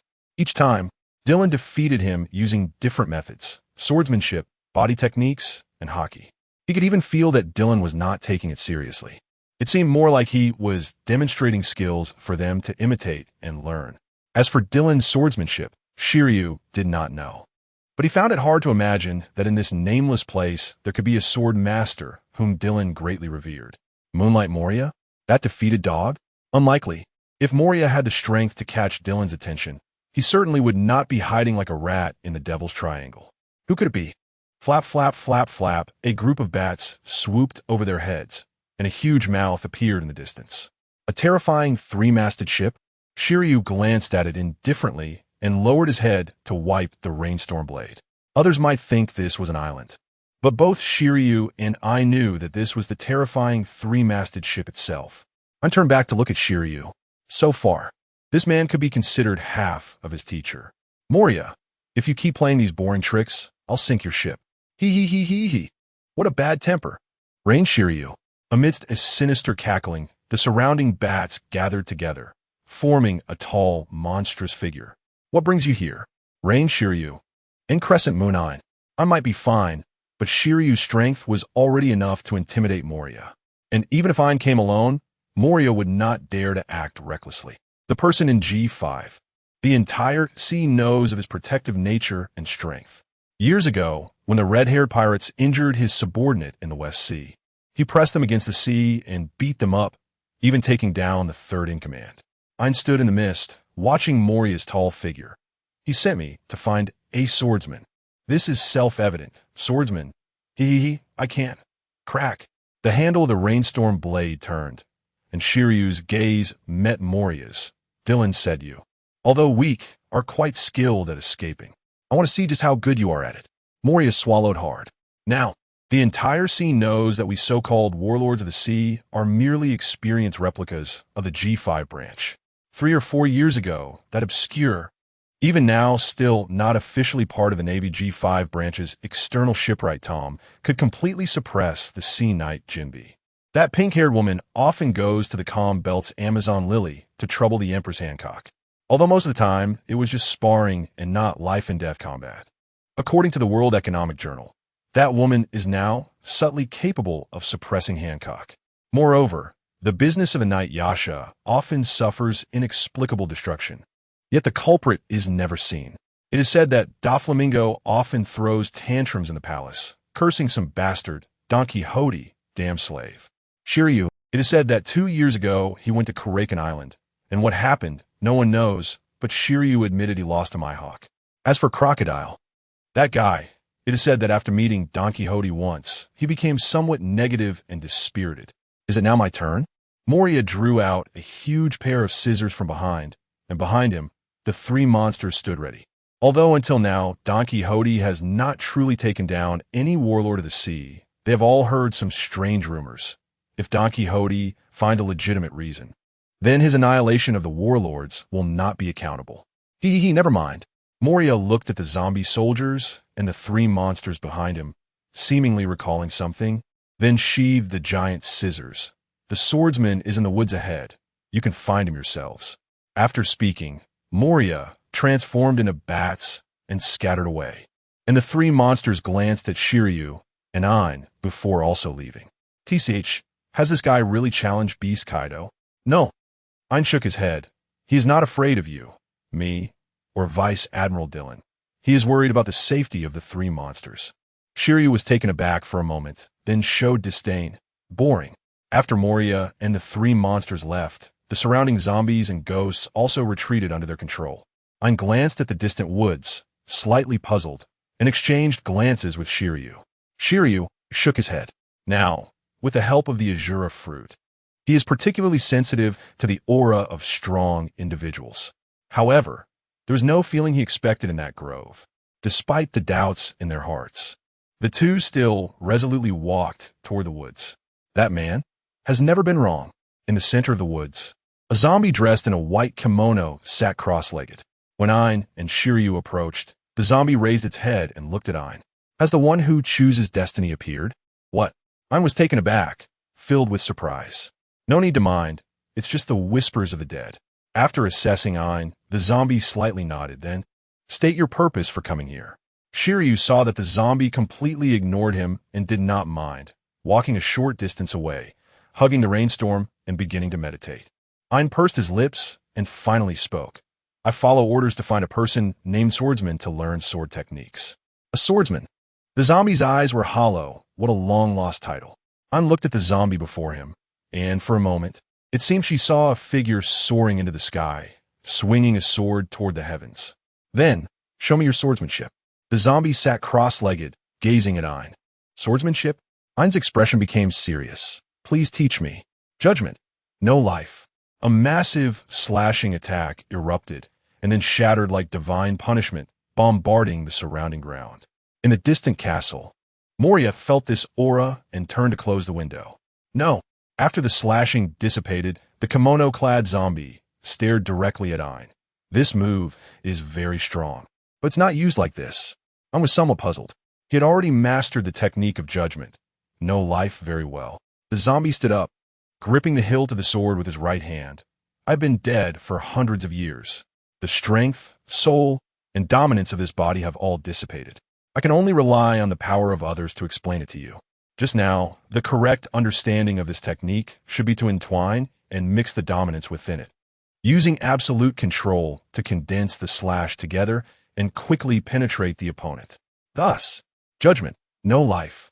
Whoosh, a crescent-shaped, elongated slash shot out, piercing through rocks and severing trees, flying out of sight. Shirlu, who was nearby, squinted, simply relying on swordsmanship. This guy. Ein's heart raced even more. He had barely grasped this technique after months of contemplation, yet this man had learned it just by taking a glance. No, it wasn't just learning. He had instantly surpassed him and found the correct application. Ein believed that the true judgment, no life, was like this. This technique had some similarities to his own, but the intent was different. Intent. Ein knew that the real teaching had begun. Chapter 29. The Prince's Adventure. What's his name? Didn't he tell you? Dylan looked at Ein and Shirlu. Ein, tightly gripping the hilt of the sword Qiu Shui, shook her head. He said he was just a ghost of history, and there's no need to leave a name. He is the sword god and dragon slayer samurai from Wano country, Shuangyue Longma. So this sword. Ein could clearly sense the sword's power, and even she felt a bit overwhelmed by it. It is Wano's national treasure, the black sword Qiu Shui, the famous sword that Longma once used to slay giant dragons. On the sofa beside them, Shirlu said strangely, "You should be careful. There are currently only 3 such swords on the sea. If your strength is insufficient, even with Dylan's deterrence, some might not be able to resist making a move against you because of it." Ein glanced back at Shirlu, still not understanding the implication. Shirlu played with his sword, Raijin, and looked at Qiu Shui. "Do you know why its blade is black? Doesn't it look familiar?" Ein looked at the blade of Qiu Shui, her expression grave. "Is it hockey?" "Yes, it's armament hockey." Shirlu puffed out a cloud of smoke from a cigar. "This state can only be achieved when the wielder covers it with extremely powerful hockey for several years or even decades. On the sea, such swords are generally referred to as black swords." Shirlu looked at Ein with a half-smile. "Up until now, there are 3 black swords on the sea. Black sword, Knight, wielded by Hawkeye Mihawk. Black sword, Shura, wielded by Dark Dragon Dylan. Black sword, Qiu Shui, wielded by Broken Moon Ein.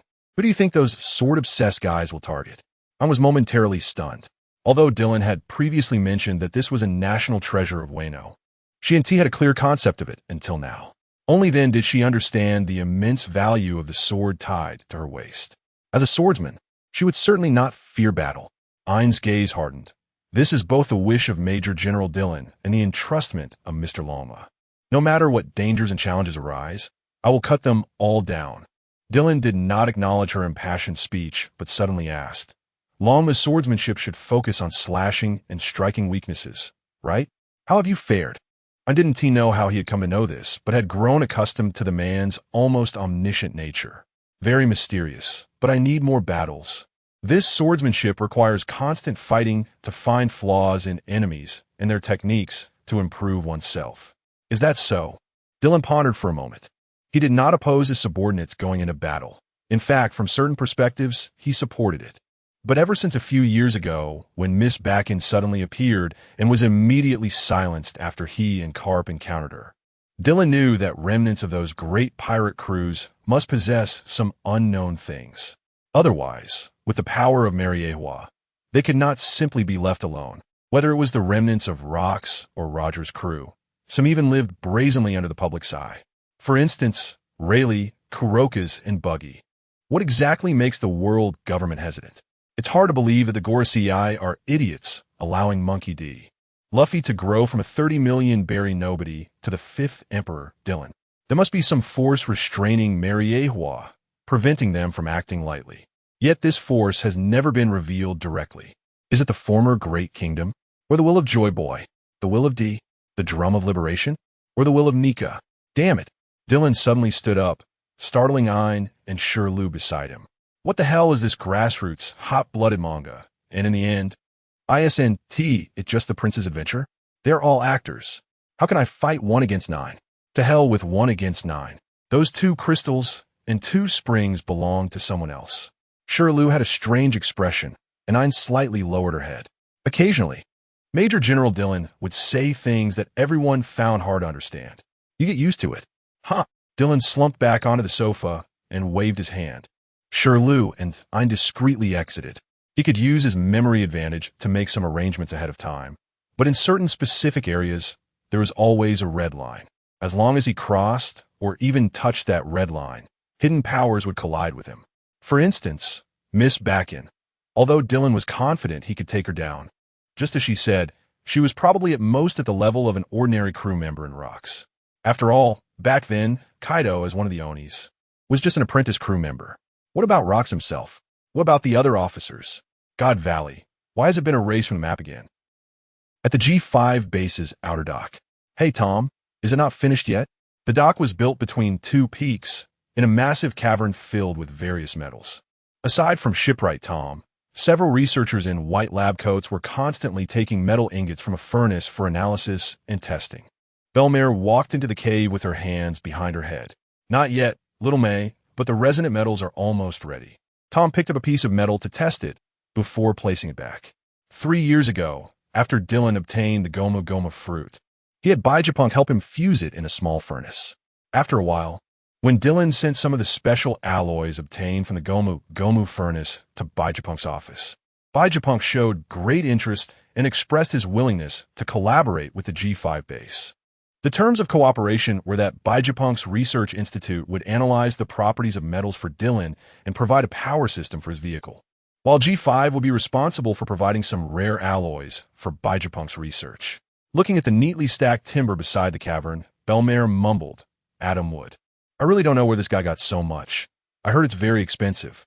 A researcher finished counting the metal ingots and said to Tom, according to calculations, all the materials needed for the Shenlong have been prepared, including potential errors and losses during construction.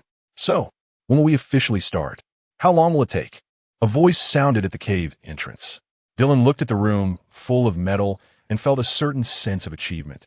According to calculations, it will take 1 year and 3 months, and further tests and improvements will be needed, so it should be usable in about 1.5 years. The people at the Research Institute liked Major General Dylan. Firstly, it was very safe here, and secondly, the living and research conditions were very good. Let us get started as soon as possible. Dylan rarely showed anticipation in his eyes. The Shenlong had cost him a lot of thought, whether it was Tom, the super alloy produced by the Gomu Gomu fruit, or Adamwood. Just as Dylan was about to step out of the cave, he paused. Tom. Tom looked up at Dylan in confusion. Dylan shook his head at the chubby, excited Tom, then said seriously, still the same saying, power is fundamental, at least for now. That is the case. Seeing Dylan's expression, Tom replied solemnly, understood. Chapter 30 Nicole, Robin capital of the Alabasta Kingdom, Alabama. Dylan wandered aimlessly down the street, with Shura by his side. On both sides of the street, some sneaky characters were quietly watching him. Although their actions were clear under the perception of the Heart Network, Dylan had no intention of doing anything about them. These people had their own backgrounds, CP, the World Economic Journal, various pirate crews, and possibly even intelligence personnel from the Navy. Baroque works. Crocodile's expression was grim. Although Dark Dragon Dylan hadn't caused him trouble in recent years, the entire sea was buzzing with rumors that he had completely lost his fighting spirit after encountering Dylan once. Even the world government had, intentionally or not, inquired about this matter. Weaklings are not worthy of being warlords of the sea. What the hell is that bastard here for? It's unclear for now, besides us. Many other forces are also observing him. Crocodile exhaled a puff of smoke. Got it, tell them to withdraw. That bastard is unpredictable. It's best not to provoke him.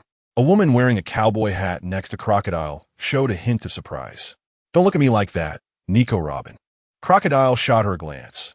Your understanding of him comes from newspapers and legends. Only those of us who have truly seen him know how terrifying that bastard is. If you tarnish my reputation in front of a woman like this, I might not be pleased, little lizard. Bow. The door flew open, and a young man in black appeared at the entrance, carrying a long knife. Dark Dragon. Crocodile gritted his teeth and stared at Dylan. Don't make that face. Dylan walked over to the table and sat down, propping his feet up on it.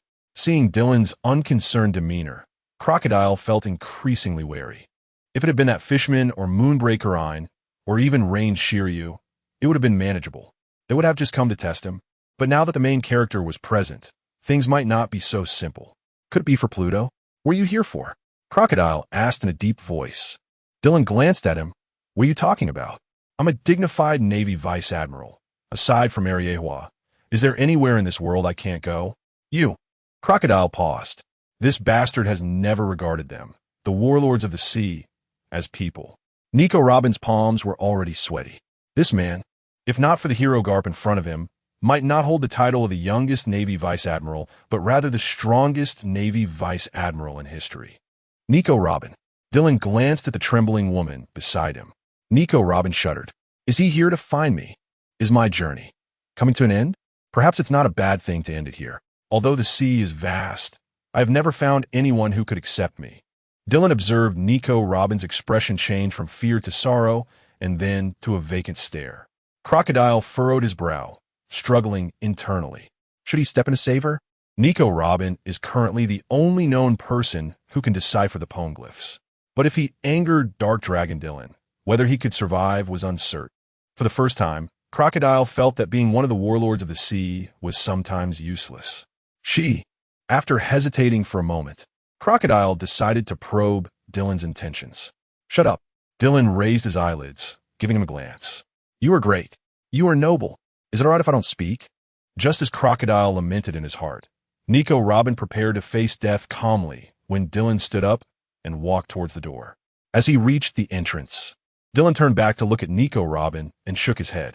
The rapid rise of Dark Dragon Dylan, aside from the Navy's upper echelons, few knew that he was still under the command of Admiral Akiji. Nico Robin certainly did not know this. The pirates perceived him as ruthless, vicious, and protective. About 10 minutes after Dylan left, the two finally broke free from their silence. Do you know that guy? Crocodile asked with some confusion. Could it be that Nico Robin had ties with Dark Dragon?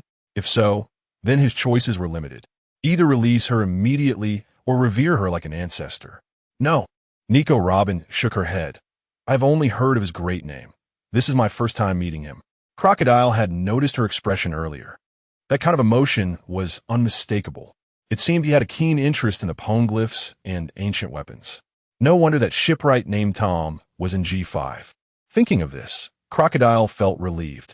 However, there were still some things he couldn't understand, such as Dylan's attitude towards Nico Robin and the way he scrutinized her. If he had to say something, it was disappointment. Disappointed about what? After leaving Baroque Works, Dylan returned to his aimless demeanor. He didn't have any good solutions for Nico Robin. This woman's identity was too sensitive, especially with Tom being in G5. If he did anything to her, it would inevitably raise suspicions and fears in Mariewa. Dylan glanced at the blazing sun above, inexplicably saying, Hey, you guy, I just came to take a look. There's no need to be so nervous, right? Akiji approached Dylan with a serious expression, walking alongside him. Is there anyone else from O'Hara still alive? I don't know. Probably not. Dylan turned to look at Akiji. How would I know about such things? I was only a few years old at that time. After being taken aback by Dylan's response, Akiji felt relieved. I thought you were also a survivor from O'Hara, coming to see a fellow townsman. Dylan shot him a glance.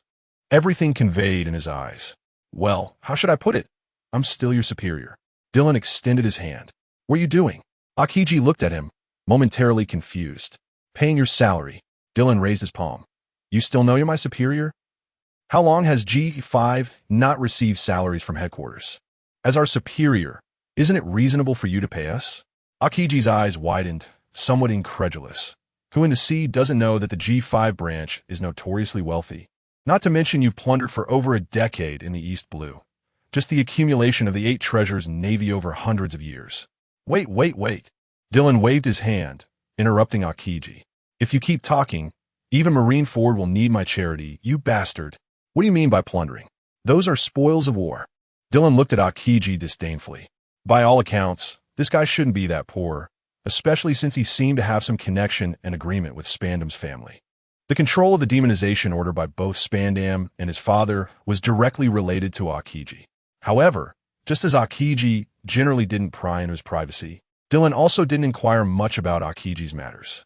In this world, anyone with a bit of strength had some background or connections, right? Chapter 31. The self-correction of history in the East Sea above Cocoa Village, Dylan opened his heart to sense the surroundings. Not here.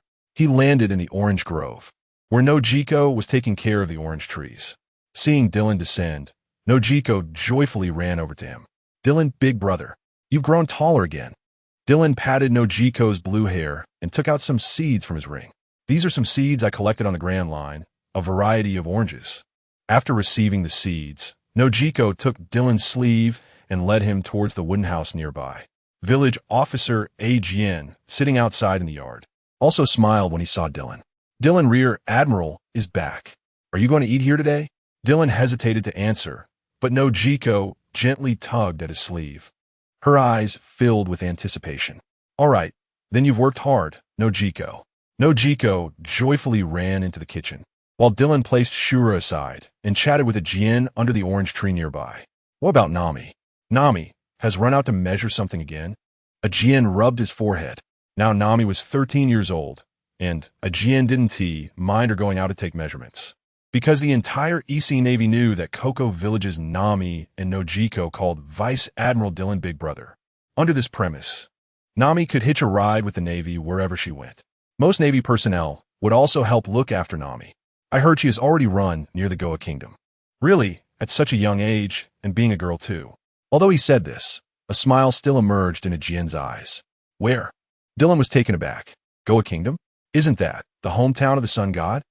"Ah." Seeing Dylan's reaction, a Jian was momentarily confused but still said, "Goa Kingdom isn't very far from here, and she went there on a Navy warship. Is it a coincidence? Or is history and the world self-correcting?" Dylan's fist tightened, a hint of ruthlessness appearing in his eyes. "Damn sun god, I'm going to kill you right now." In recent years, whether returning alone or with Belle Emery, Dylan had developed a certain affection for this peaceful village. Initially, his decision to save Belle Emery was not just out of a wish for her to survive, but also to interfere with the history of the sun god. However, after several years, Dylan had grown to feel familial affection towards the three women in this small wooden house. Now that he learned history was still trying to self-correct, a surge of anger rose in Dylan's heart. Kill that damn sun god and end this once and for all. But such things could only be thought about. If Dylan really killed the 12-year-old sun god without any evidence, he wouldn't even mention the power behind the scenes. Just the sun god's grandfather, the superhuman carp, might be more than he could handle. Seeing Dylan's mood suddenly seemed strange. Aegean was also a bit puzzled. "Is there something wrong with Goa Kingdom? I heard it's the cleanest and most beautiful country in the world." "Time to eat, Aegean." Dylan, big brother, little Nojiko, wearing an apron, came to the door, calling to the two in the yard. "Huh, is it orange stew again, Nojiko? Stop the nonsense. This is Aunt May's specialty." "No, Nojiko. I have some business to attend to."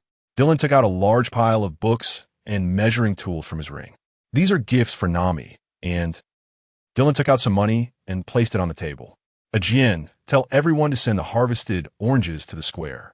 I'll take them to G5 to treat everyone." Aegean's lips moved, but ultimately did not refuse, turning to call the villagers. Watching Aegean's back, Nojiko rested her chin on her hand and smiled at Dylan. "Dylan, big brother, is always so gentle." Dylan flicked Nojiko's forehead. "What are you saying, you little brat? Do you know what gentle means?" Nojiko giggled. "Dylan, big brother, is seeing that this year's oranges have a bumper harvest, and everyone can't sell them, right? But you didn't directly say you would help us, so everyone doesn't have to always depend on your kindness." Dylan rubbed Nojiko's head. "It's not like that, Nojiko. Belle Emery can't come back as often as I do. She misses the oranges from her hometown." Nojiko grinned, no longer arguing, but her gaze towards Dylan was filled with affection and reliance. After Dylan left amidst everyone's gratitude, Aegean looked at the fading light in the distance and smiled slightly. "He's truly an amazing man. Does Aegean think so too?" Nojiko asked while washing the dishes. Aegean laughed heartily. "It's not just me. The whole world describes him that way." "Huh, the whole world?" Nojiko turned to Aegean. In her understanding, Dylan Big Brother was a very powerful Navy officer. But how powerful exactly, she did not know. He was known as the youngest admiral in history, and in the future, he might be the strongest admiral in history. But even so, he was still her Dylan Big Brother, right? Aegean was first taken aback, then smiled broadly. "That's right. Because of that, He is an amazing man. After circling the air for a while, Dylan ultimately did not go to Goa Kingdom. There was Roger's son, a Revolutionary Army base. And Old Man Carp often went there. It wasn't the right time for him to come into contact with too much power. Nami, standing in the sky. Gazing into the distance, Dylan sighed and left. Goa Kingdom. Windmill Village. Pirate King. Nami looked at the rubber idiot in front of her and then glanced at the freckled boy beside her. That's right. I'm going to be the man who becomes the Pirate King. Since the Arlong incident, Nami had developed a deep-seated hatred for pirates. What was good about pirates? Are you going to randomly kill and rob civilians too?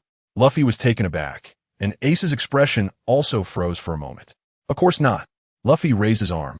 Becoming a pirate is because pirates are the most free. Before Nami could speak, Luffy grinned at her. Hey Nami, you could be my navigator, okay? How about it? Do you want to be the navigator of the Pirate King? No, I hate pirates. Huh. After returning to the G5 base, Dylan felt a bit restless, and Shiryu quickly slipped away. Ein and Tahir fell silent for a moment before leaving, and Tom was still in the dock. Finally, only Shirley and Bellem Ree boldly came to Dylan's office. Oh, what's going on? Bellem Ree casually sat beside Dylan, while Shirley looked at Dylan with concern. As soon as she sat down, Bellem Ree's eyes lit up at the oranges on the table, and she picked one up, ready to peel it. Are these from the village? Really? Bellem Ree's hand paused in midair, turning to look at Dylan. Is something going on in the village? If there were issues, would I have the leisure to bring you oranges? If there were real problems, I would have brought you a Jian's head. Dylan shot Bellem Ree a glare. Although Dylan was not truly angry, Bellem Ree still sensed something unusual. Is it Nami and Nojiko who made you angry? Bellem Ree asked hesitantly. For these two daughters, Belmare was filled with love. They were the ones who gave her hope and courage to live on. Dylan sighed and shook his head. No, they're both fine. It's just that I have some worries. Although usually very rough as a woman, Belmare certainly didn't believe Dylan's words, but since he said so, she felt it was inconvenient to ask further. For some reason, Belmare recalled the words spoken a few years ago in the snowstorm on Magnetic Drum Island. Fate will eventually lead us to part ways. Chapter 32, Straighten Your Back, the calm belt of the Grand Line. Amazon Lily. Dark Dragon. Boa Hancock stood up from her throne, looking down at the female warriors. Who else? The warrior recalled and said, besides him, the other two are Crescent Moon Ein, and Boa Hancock's expression darkened. That woman again? Every time before. It was Bellem Ree who came alone, stirring up chaos on the entire Amazon Lily. She kept saying that the monsters in the calm belt were powerful and very helpful for training. Bastard. Boa Hancock gritted her teeth and stood up, walking outside. Outside Amazon Lily, a warship marked G5 was anchored in the sea. Ein had a serious expression, while Bellem Ree leaned against the ship, railing smoking. Impris Boa Hancock. Ein looked at the furious Boa Hancock with a grave expression. The swordsman's instinct warned him of danger. Yo, Hancock, long time no see. Bellem Ree waved at the ship opposite while holding a cigarette. Boa Hancock glanced at the man lying in a rocking chair with a newspaper covering his face, feeling a surge of anger. You bastard, what are you doing in Amazon Lily? The man here. Don't think just because you're a woman I won't hit you. A lazy voice came from beneath the newspaper, but the man showed no intention of getting up, not even lifting the newspaper from his face. Boa Hancock's face alternated between green and white, but then she seemed to think of something and said softly, Are you afraid to look at my beauty? Dark Dragon, although I don't quite understand why you are here, no matter what I do, I will be forgiven because I am truly too beautiful. After saying that, Boa Hancock lifted her head and tossed her hair, and the entire Kuja pirates cheered. Your Majesty, you are truly beautiful. Dylan lifted the newspaper from his face and stood up to look directly at Boa Hancock. So, you this average-looking woman, really disappointing. Seeing Dylan's unchanged expression, Boa Hancock was shocked. This man is indeed very strong, but isn't he supposed to react? However, when she saw that the people on the entire G5 warship didn't have much reaction, a question mark slowly appeared above the head of the world's most beautiful woman. The warlord Boa Hancock. Facing the somewhat teasing gazes of Dylan and Bellem Ree, the muscles on Boa Hancock's face twitched. Why are these people not reacting at all? Dark Dragon is strong enough, and those two women are also decent. Why can those Navy soldiers resist her beauty? Has G5 become this powerful? You like beauty, right? Dylan curled his lip and slightly turned his head to shout into the cabin. Hey, Tahir, come out and see the deity. No, come out and see the world's most beautiful woman.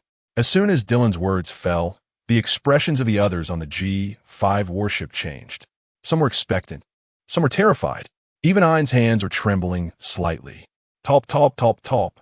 As the sound of wooden clogs echoed from the cabin, the Navy on the deck showed a very strange state. Some struggled to turn their heads away, but seemed bound by some magical power and couldn't break free. Others had their muscles tense, sweat breaking out on their foreheads. Seeing the various expressions of the Navy on the G5 ship, Boa Hancock became even more curious. A figure with beast ears appeared at the cabin door, and then she saw a white-haired man dressed in a moon-white long gown, holding a small folding fan. Step into the sunlight. G.U.H. Some Navy soldiers felt their bodies go limp as soon as they saw that figure. Tahir walked to the bow and slightly bowed to the Kuja pirate's ship. Empress Boa Hancock, I've heard much about you. A gentle breeze passed, and both ships fell into dead silence. Dylan lay in the rocking chair, digging his ears, and was struggling to hold his breath against this invisible power. Belle Emery stared at Tahir with a playful smile, not hiding her interest.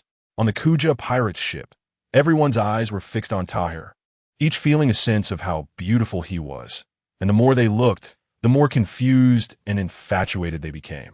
See? Who? A wave of pressure spread out, and the Kuja pirates woke from their indescribable fantasies. But even so, many couldn't help but sneak glances at Tahir. Boa Hancock stared at the graceful Tahir, feeling a sense of crisis. Who the hell are you? Tahir raised his delicate, fair arm and clasped his hands together. Slightly bowing, I am Tahir, a navigator of the G5 branch, currently without a rank. Boa Hancock clenched her fists, shouting in her heart, You bastard. Is that what I asked? Huh. Just now, she was momentarily captivated by Tahir's charm, briefly falling into a fantasy. If it weren't for her strong conqueror's hockey and mental fortitude, she would have likely embarrassed herself even more. But even so, all she wanted now was to hurry back to the Kuja Royal Palace and take a good bath. Dark Dragon, what are you doing here? Boa Hancock struggled to resist Tahir's charm with her conqueror's hockey while looking coldly at Dylan. Straighten your back and talk to me. Dylan frowned and glanced at Boa Hancock. This woman always unconsciously reveals a sense of arrogance when talking to others, lifting her head and looking down her nose at them. Boa Hancock's pupils constricted. You don't understand what I'm saying? Dylan narrowed his eyes, his right hand resting on the Shura sword's hilt, slightly drawing it out. Click! The intense killing intent and bloodthirst of his conqueror's hockey immediately swallowed up Tahir's charm and Boa Hancock's conqueror's hockey pressure. The crew of the Kuja pirates fell to the ground with their eyes rolled back under this aura. Regarding Boa Hancock, Dylan's senses were even less acute than those of the other warlords, openly confronting and attacking a Navy admiral, causing trouble in the Marineford War, and the prison break and impel down were all closely related to her. Dylan slowly drew Shura, his gaze cold. You could try to verify your strength or your beauty. Belle Emery and Tahir, standing beside Dylan, remained calm, while Ein, a bit farther away, looked somewhat surprised. Please wait a moment. Dark Dragon Rear Admiral. An old voice rang out on the Kuja pirate's ship. The elderly Giroliosa, leaning on a cane, was the first to wake from her faintness. As the former Empress of Amazon Lily 3 generations ago, Giroliosa still had considerable strength, but under the earlier pressure, she couldn't hold on. Hancock does not disrespect you, She's just used to this. Giroliosa's expression was somewhat troubled. As Hancock's guide and the previous Empress of Amazon Lily, she couldn't stand by and watch the dignity of the current Empress being violated. However, more terrifying was the man before her, already well known across the seas and a nightmare for the vast majority of pirates. Unlike the younger Hancock, Giroliosa understood more clearly the power this man represented. Snake Princess. Giroliosa struggled to lift her head to look at Hancock. At this point, she could do no more. Giroliosa couldn't help but feel confused about why this man had such a stark difference in attitude towards the 7 warlords. She had heard that the world's greatest swordsman, Dracul Mihawk, had a close friendship with him, and the tyrant Kuma seemed to have earned his recognition as well. As for the others, although she didn't know the reason, through intelligence analysis, Garoliosa could clearly sense the malice that On Long held towards them. It was her rudeness. Boa Hancock glanced at the citizens on the ship and the lingering killing intent, ultimately deciding to retreat. Besides being a pirate, she was also the Empress of Amazon Lily. Chapter 33, The Struggle for Hegemony, begins Ruskiana Island. This place is known as the Island of 48 Seasons, a symbol of human civilization being defeated by the forces of nature. G5 warships docked by the island. Dylan was the first to jump onto the beach, followed closely by Ein, Belmel, and Tyre. After surveying the massive island, Dylan nodded, sensing the presence of many fierce beasts within. Belmel felt a bit puzzled. While Ein was indeed lacking in strength at the moment, she and Tahir should have no pressure facing these large animals. They were just slightly larger versions of cats and dogs. The first phase objective, survive inside for a month. Dylan looked at the three who seemed hesitant, a mysterious smile on his face, and reached out to Ein. I'll take Autumn Water first. Ein unbuckled Autumn Water and handed it to Dylan, then took the ordinary weapon passed to her by the Navy beside her. After entering, aside from Ein, neither of you is allowed to use armament hockey in combat, and Tahir is not allowed to use the power of lightning. After saying this, Dylan led the way into the huge forest. Are you going too? Belmel walked up beside him. If this guy goes in, his mere presence should be enough to intimidate those fierce beasts, right?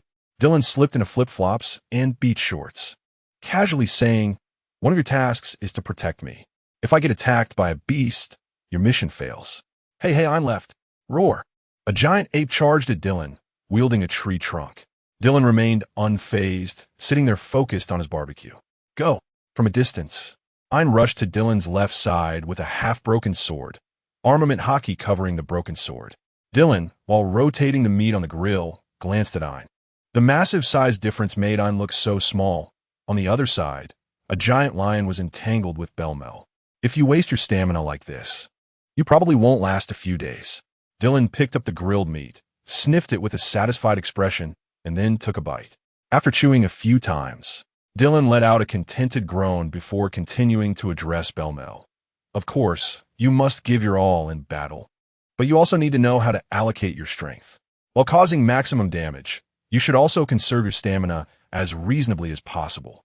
With your current fighting style, if you encounter a slightly faster opponent or one with a bit more vitality, you might not kill them, but you'll tire yourself out first. Hockey also consumes stamina, just like activating the powers of a devil fruit. The three people he brought this time were all still lacking in combat skills. Belmel lacked skill application. Ein was insufficient in using armament hockey, and Tahir overly relied on the power of lightning and the Lion of the Moon form. How to effectively utilize every muscle and every bit of hockey. Why are there so many ineffective dodges and jumps? Are you here to attend a dance? Why attack its legs? You clearly had the chance to strike its throat just now. Slashing is not meant for waves. Every swing of the sword has its target and significance. Tyre, don't use your charm ability. Not even on the mother monkey. Amazon Lily. Nine Snake Palace. They left? Boa Hancock stood up and asked joyfully. This past year has been extremely difficult for everyone in Amazon Lily. That notorious man would occasionally appear not far from Ruskiana Island, making the Kuja pirates too afraid to go out and raid. Although the plundering of the seven warlords is legal, it seems that some things cannot restrain that dragon. On the G5 warship, Ein held Autumn Water in her arms, deep in thought. She had shed her youthful innocence from 4 years ago. Both her demeanor and physique had seen great improvement. She now bore a hint of swordsman's presence. Meanwhile, Tahir sat cross-legged at the bow of the ship, his Autumn Water-like eyes slightly squinted. Hey, can you be a bit more mindful? After all, you're a woman. If Aiken sees you like this, he might just marry one of the other girls in the village tomorrow. Dylan pulled out a cigarette, lit it, and habitually tossed one to Belmel. Belmel caught the cigarette and smiled. Ah, how sweet, Dylan. Are you worried about my lifelong affairs? I'm fine with Noki and Nami.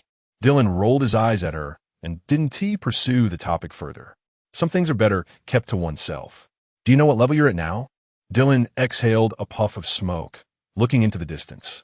Combat power? Belmel pondered for a moment before replying. To be honest, I'm not very sure. But I estimate that I still can't match that Hancock woman. Oh, it seems you're quite clear-headed, not blinded by the flattery outside. More than a year ago, Morgans had speculated in the World Economic Journal that Belmel's strength was already enough to suppress Empress Boa Hancock. Although her abilities are ineffective against me, her power, physical skills, and hockey should all surpass mine. And during these past few years of fighting, I've sensed that she seems to have mastered a very mysterious power. After hesitating for a moment, Belmel continued. After all, she still holds back and is cautious because of your reputation. That's right, the training is basically over. Starting this year, the enemies you encounter may not hold back against me. Belmel's eyes lit up. You mean, preparing to engage with the New World? Although the G5 station position is already in the New World, Dylan has rarely taken the initiative to advance forward in the past 4 or 5 years. This has led to the pirate crews in the New World, except for the red-haired pirates and the Don Quixote pirates, having almost no contact with G5. After all, the incident where Dylan single-handedly battled the entire red-haired pirates is still fresh in everyone's memory. Of course, there have been some large pirate affiliates taken down by others in G5, like Shiryu hunting outside, but there have been no notable figures. Dylan shook out the newspaper in his hand, the bounty for red-haired Shanks occupying the entire headline position. The Fourth Sea Emperor is born. The struggle for hegemony officially begins. The moment Belmel saw the headline, her breath caught in her throat. The red-haired pirates. Although she had a brief skirmish with them, she was almost instantly defeated by Jesus Burgess. That terrifying man, Shiryu, although he severely injured Lucky Lu, was also struck down by the red-haired. Now, years later, even though she and Shiryu have both changed significantly, Belmel believes that those who are called Sea Emperors certainly cannot remain stagnant. Their growth will be even greater, more evident. After all, she and Shiryu, in a sense, are still living under Dylan's protection. Meanwhile, the others are facing bloody battles every day. Thinking of this, Belmel's gaze darkened. Then, after returning to rest this time, I'll team up with Ein and push forward. Go fight, experience the true life and death. Time is short, and you need to quickly master your power. Over these years, although Belmel has realized that she possesses Conqueror's Haki, she has hardly been able to unleash it since the incident on Magnadrome Island. Dylan crumpled the newspaper into a ball. The division of power has taken shape now. So let's go fight. For now, aside from the celestial dragons, no matter whom you kill on the sea, I can take the blame for you. Chapter 34 Tahir's Past Outland. Charlotte Linlin looked down at the subdued Pedro and the kneeling Bachmus pleading for mercy beside him. Mama, you got some guts. Don't you? So tell me, what are you willing to pay? Bachmus panicked upon hearing this. 100 years of lifespan was something even Pedro and Jebo might not be able to bear. Mama, please do it for my sake. Shut up, Bachmus. Perispero interrupted Bachmus, who was wearing sunglasses. Not killing him immediately has already taken your feelings into account. Do you want to damage the dignity of whole Cake Island? Charlotte Linlin, sitting in her enormous cake chair, revealed a menacing glint in her eyes. That's right, then dead or. Just as the soul incantation was about to be completed, Katakuri, standing nearby, furrowed his brows. Wait. Manga. Huh. Big Mom turned her head, clearly displeased at being interrupted during the soul incantation. Katakuri met her gaze. Mama, I see a terrifying future. A dreadful being is about to arrive. A dreadful being? Everyone, except Big Mom, showed incredulous expressions. There were very few people on this sea who could be called dreadful by Katakuri. Who could it be arriving at Totland? Joe, Linlin. A tall figure hovered in the air, the navy cape behind him looking so striking. Mama, it's you, Dark Dragon Dylan. Is it really okay for you to appear so openly in whole Cake Island? Big Mom slightly raised her head to look at the figure in the sky. Since you're here, come down for some tea. Dylan's body slowly descended. No need for tea. Otherwise, the CP here might send back news that won't end well for me. Dylan smiled slightly and looked at Big Mom. Let's get straight to the point, Linlin. I've been entrusted to take these two guys away. Dylan pointed at Pedro and Jebo in the arena. Although it had been years since the Battle of the Flower Country, and the world had rarely heard of the dark dragon making a move. Everyone present still held their breath. No one could underestimate this man. Mama, are you here for that? Of course, but what do you intend to exchange for it? Big Mom lay half reclined in her chair, watching Dylan. This. Dylan took out a devil fruit and tossed it over. Katakuri's arm transformed into glutinous rice to wrap around the fruit. I stumbled upon this, a paramecia-type milk fruit. What do you think? Okay, he could be exempted from the charges of invading Torland and stealing the poneglyph, but Big Mom raised her hand and pointed at a slender-legged, rotund figure beside her. He injured my subordinate. That debt must be settled separately. Dylan's previously lazy demeanor vanished, and a flash of lightning appeared in his gaze. Is it calculated like this, Linlin? Who? Two powerful haki clashed, and the air suddenly erupted with dozens of black lightning bolts. What? There's actually someone with kingly qualities who can match Mama's aura? Except for the high-ranking officers, everyone else began to sway and then faint under the collision of the two's haki. Although Katakuri also possessed haki, he did not dare to participate directly. If he released it now, he feared that the two haki would instantly turn and attack him together. A violent wind howled on Cake Island, and an invisible pressure slowly tore apart various food structures.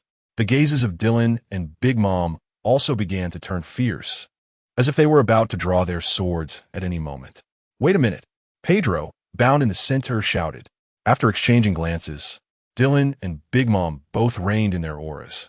Once the pressure subsided, the others finally understood why Katakuri, the top of the suite commanders, was so wary. After catching his breath, Pedro turned to Dylan. May I ask who entrusted you? Dylan looked at the jaguar, trapped on the ground by candy syrup, and said faintly, Tahir. Tahir.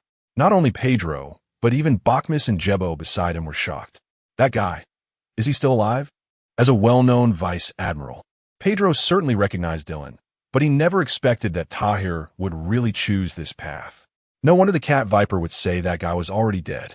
After glancing at the notorious man, Pedro turned to Big Mom and said, Then, let me pay with my eyes. After saying that, Pedro raised his right hand and flicked out his claws. You. A bloodied eyeball appeared in the palm of Pedro's hand, and he gritted his teeth through the intense pain, asking, Is this enough? Big Mom merely glanced at Pedro's palm before shifting her gaze to Dylan. At this moment, Dylan's eyes had turned cold. Even without the explosion of haki, a more chilling and trembling aura was brewing within him. Mama, let's do it this way. Dylan stepped forward and kicked apart the candy that bound Pedro and Jebo, then lifted the two into the air. Before leaving, Dylan glanced down at Cake Island but ultimately said nothing, merely sneering disdainfully. On Cake Island, Katakuri gazed thoughtfully at the lightning disappearing into the sky. Turning back to see Bakhmus's face filled with both disappointment and relief, Katakuri sighed inwardly. In the air, Dylan glanced at Pedro, whose left eye was bleeding profusely, and asked, Did you lose your eyeball? And not yet. Cover your armed color and protect your vital parts. The journey ahead might be a bit thrilling. Pedro and Jebo, being held by him, were first taken aback, then recalled the rumors about this man, and hurriedly used haki to protect themselves. G5 base. Pedro looked at his completely restored eye in disbelief. Beside him, Jebo's eyes were filled with joy. Brother Pedro, this is great. Tahir sat on the other side, smiling as he looked at the two. Tahir. Pedro's expression was complex. This childhood best friend, filled with courage, wisdom, and talent, had actually become a Navy officer. Brother Pedro, there's no need for that. We are both pursuing our own hopes and stages. There may be disagreements among us, but we're still best friends, aren't we? Pedro paused. About Cat Viper. Tahir smiled wryly. Didn't he say I was already dead? Nonetheless, after hesitating for a moment, Pedro still said, Cat Viper still cares about you very much. He often gazes at the sea alone at the edge of Zo, and everyone knows he is waiting for your return. Tahir's fist tightened. In his youth, he was the most talented boy in Zo, hence deeply favored by Cat Viper. Unlike other Ming tribes, Tahir loved reading. From books, he always found many different ways of thinking. One day, when Tahir asked Cat Viper why people from Zo couldn't become Navy officers, Cat Viper couldn't provide an answer, only saying it was a tradition and agreement of Zo. There must be a reason, right? Is being a pirate more noble than being a Navy officer? Or is it just for the sake of so-called freedom? When Roger ascended Zoe, Tahir had not seen him, but he believed that even if he had, he would not be swayed by fame like Pedro was. This was romantic but unreasonable. After searching for answers in Zoe for 3 years without success, the young Tahir decided to set sail alone in search of the truth. Although in the 4 seas outside the Grand Line, others would see him as a monster or a demon. He encountered many things that deepened his confusion. Why did Zoe have such traditions and agreements when the harm caused by pirates was clearly greater? Pirate King Roger. Perhaps he could be considered a hero, but he could never be called a champion. 10 years ago, when a now-adult Tahir returned to Zoe, he shared his experiences with the Cat Viper, only to be met with fury and shouting. When he sought answers from the seemingly calmer and wiser Duke Inuarashi, he was met with silence and distance. "Come back with me." Pedro gazed at Tahir and said solemnly, "No matter what path everyone chooses," as he said, "aren't we still brothers and dear friends?" "All right." Tahir smiled gently, looking at Pedro. "Indeed. Chapter 35 Cats and Dogs. Do I really not need to go?" Dylan glanced at Tahir, who had come to request leave. Tahir slightly bowed. "Although I have some disagreements with the Cat Viper boss due to ideological differences, I have received much care from him since childhood, and, after all, this is a matter of Zao Wu." Dylan pondered for a moment, then took a piece of paper from the drawer and tore off a corner. "I had Hilliu make a life card for you. In a month. If you don't report back, I'll go to Zao Wu to find you." "All right." As the 3 of them left the G5 base, Pedro and Jebo bowed to Dylan. "Thank you very much." Dylan nodded and said nothing. A month later, Dylan carried Shura out of the office. "Are you going alone?" Hilliu and Tom stood up as they saw Dylan coming out. They weren't worried about whether Dylan could face a country alone, but the problem was that the purpose of this trip was not to destroy a nation, but to save someone. His life card had only shrunk and had not burned, indicating that he seemed to be imprisoned. "It's not a big problem. I can go alone. The new world has also become turbulent recently, so don't hunt too frequently for now.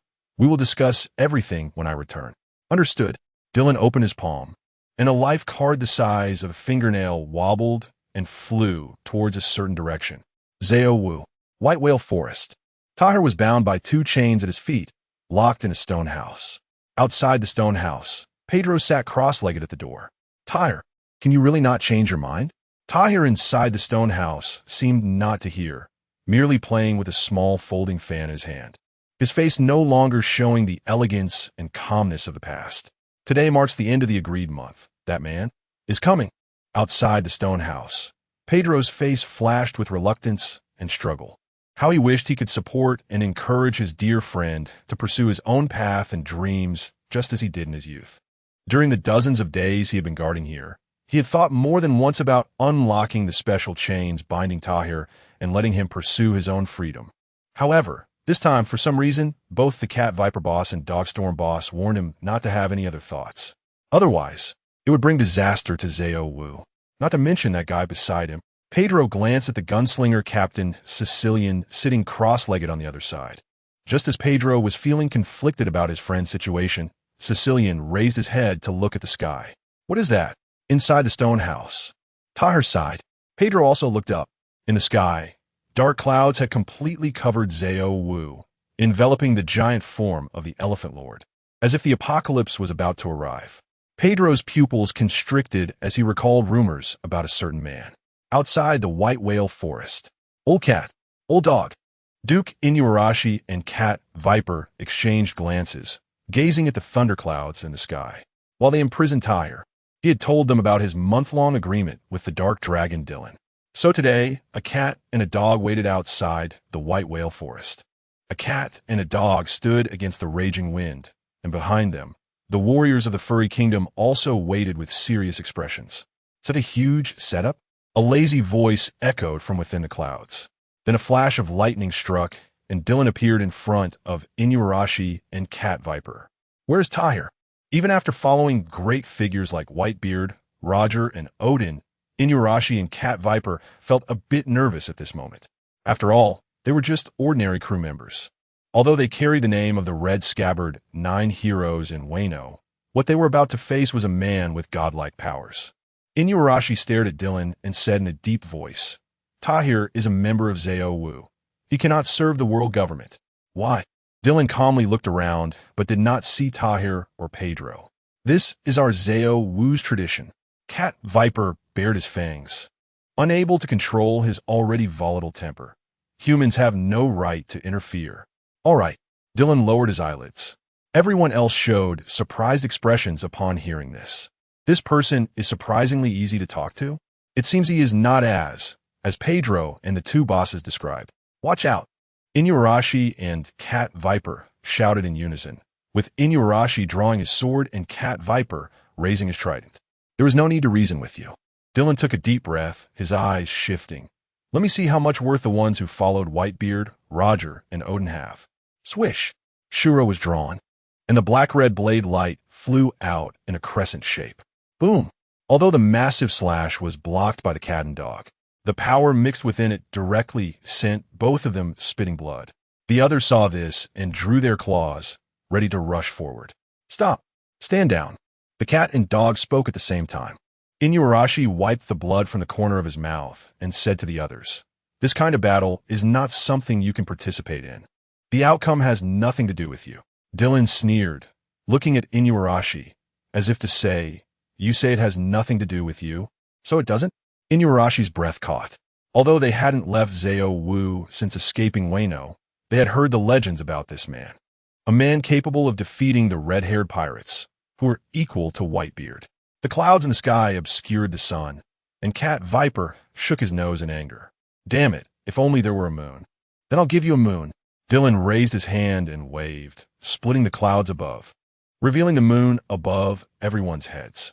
Seeing this, everyone felt even heavier instead of joyful. Does he not care about the moon lion? This man.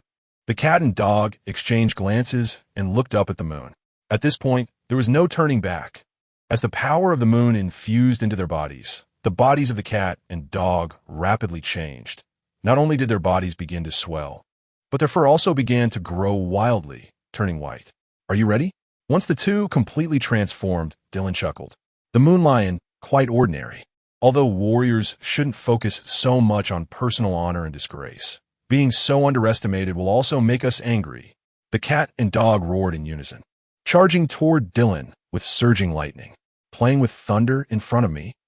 Dylan opened his palm forward, then closed it. The lightning that had been wrapped around the bodies of the cat and dog instantly vanished. "Taste my thunder." Dylan raised his eyebrows, and a deafening roar erupted. The previously roiling thunderclouds in the sky shrank, then descended with two bolts of lightning over 10 meters wide. The fur on the cat and dog stood on end, and their swift momentum suddenly halted in midair. Naive. Before the thunder even struck the ground, with a flick of Dylan's mind, it exploded in midair, transforming into countless tiny bolts of lightning that enveloped the cat and dog. Slash thunder. Seeing the lightning approaching, the two found themselves unable to evade in midair, and they crossed their weapons, desperately slashing at the lightning. Slash? Show me how you slash. Thunder rumbled as large bolts of lightning cascaded down from the clouds, intertwining with the already massive lightning pillars. The previously scattered bolts, only as thick as a finger, instantly transformed into the size of an arm. "Give it a try." Evil surprise. The lightning converged, forming a gigantic sphere of light. The cat and dog shuddered in their bodies, unable to withstand even with the power of the moon's blessing. "Ja, ja, ja, meow, awoo." Two screams echoed from within the light sphere, accompanied by the smell of burnt fur. Bang, bang. The lightning dissipated. A cat and a dog fell from the sky, returning to their original forms, ready to fight. The fire gun squad and the hero group drew their weapons upon seeing the cat and dog defeated, while other fur tribes began to gather lightning, and some even started gazing at the moon, preparing to transform. "Looks like today, my Azura will drink blood." Dylan grinned, and Azura seemed to sense Dylan's killing intent, shaking in response. "Dylan!" An anxious shout came from within the white whale forest. Tahir, supported by Pedro, rushed towards the battlefield. Seeing Tahir's weak condition, Dylan raised an eyebrow. "I'm fine. They didn't mistreat me. It was my own." Tahir reached the center of the battlefield, bowed to Dylan, and then turned to look at the fallen comrades and the cat and dog. Please give me a moment. Dylan nodded, indicating for him to proceed. Tahir approached the cat Viper and the dog Storm, helping them up. After the cat and dog calmed their breaths, Tahir sat down in front of the cat Viper, Duke Dogstorm, Boss Cat Viper. Noticing that the two were not responding to him, Tahir forced a bitter smile. I don't know what Zoe is honoring, nor do I know what kind of agreement our clan and history have made. History or legend, it is ultimately the past. For me, rather than waiting for some person or event to save this world, it is better to participate myself. Even if I ultimately fail, even if I become a sinner in some sense. At least I will have tried. I will have made an effort. Both the Duke and the boss followed Roger. Didn't Roger once say that the freest thing on this sea is a pirate? The previously silent cat and dog looked at Tahir in shock. You? How did you know? Someone told me. Tahir had once overheard Dylan commenting on Roger, recalling the disdain on Dylan's face that he still remembered vividly. Today, I won't debate the right or wrong of that statement with you two. I just have one question.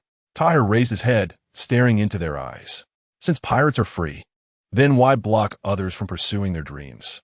If so, where does that leave the word freedom? Chapter 36. The super newcomer faced with Tahir's question. Both cat and dog fell silent. Indeed, what kind of freedom is it if we use these vague agreements and traditions to hinder the steps of the young? But the fur tribe has hundreds of years of tradition. Since you insist on serving the world government, an old voice echoed from afar. Captain Sicilian of the gunslinger squad supported a wrinkled old man as he slowly walked out. Grandma Cat. The round body of the cat Viper bounced, jumping to the side of the old cat who had curled up into a ball. You. Grandma Cat waved her hand to interrupt Cat Viper's question and continued to slowly walk toward Tahir with Sicilian support. We have been isolated from the world, and for hundreds of years, only a very few young people have left so, but they all abide by the agreement and do not serve the world government.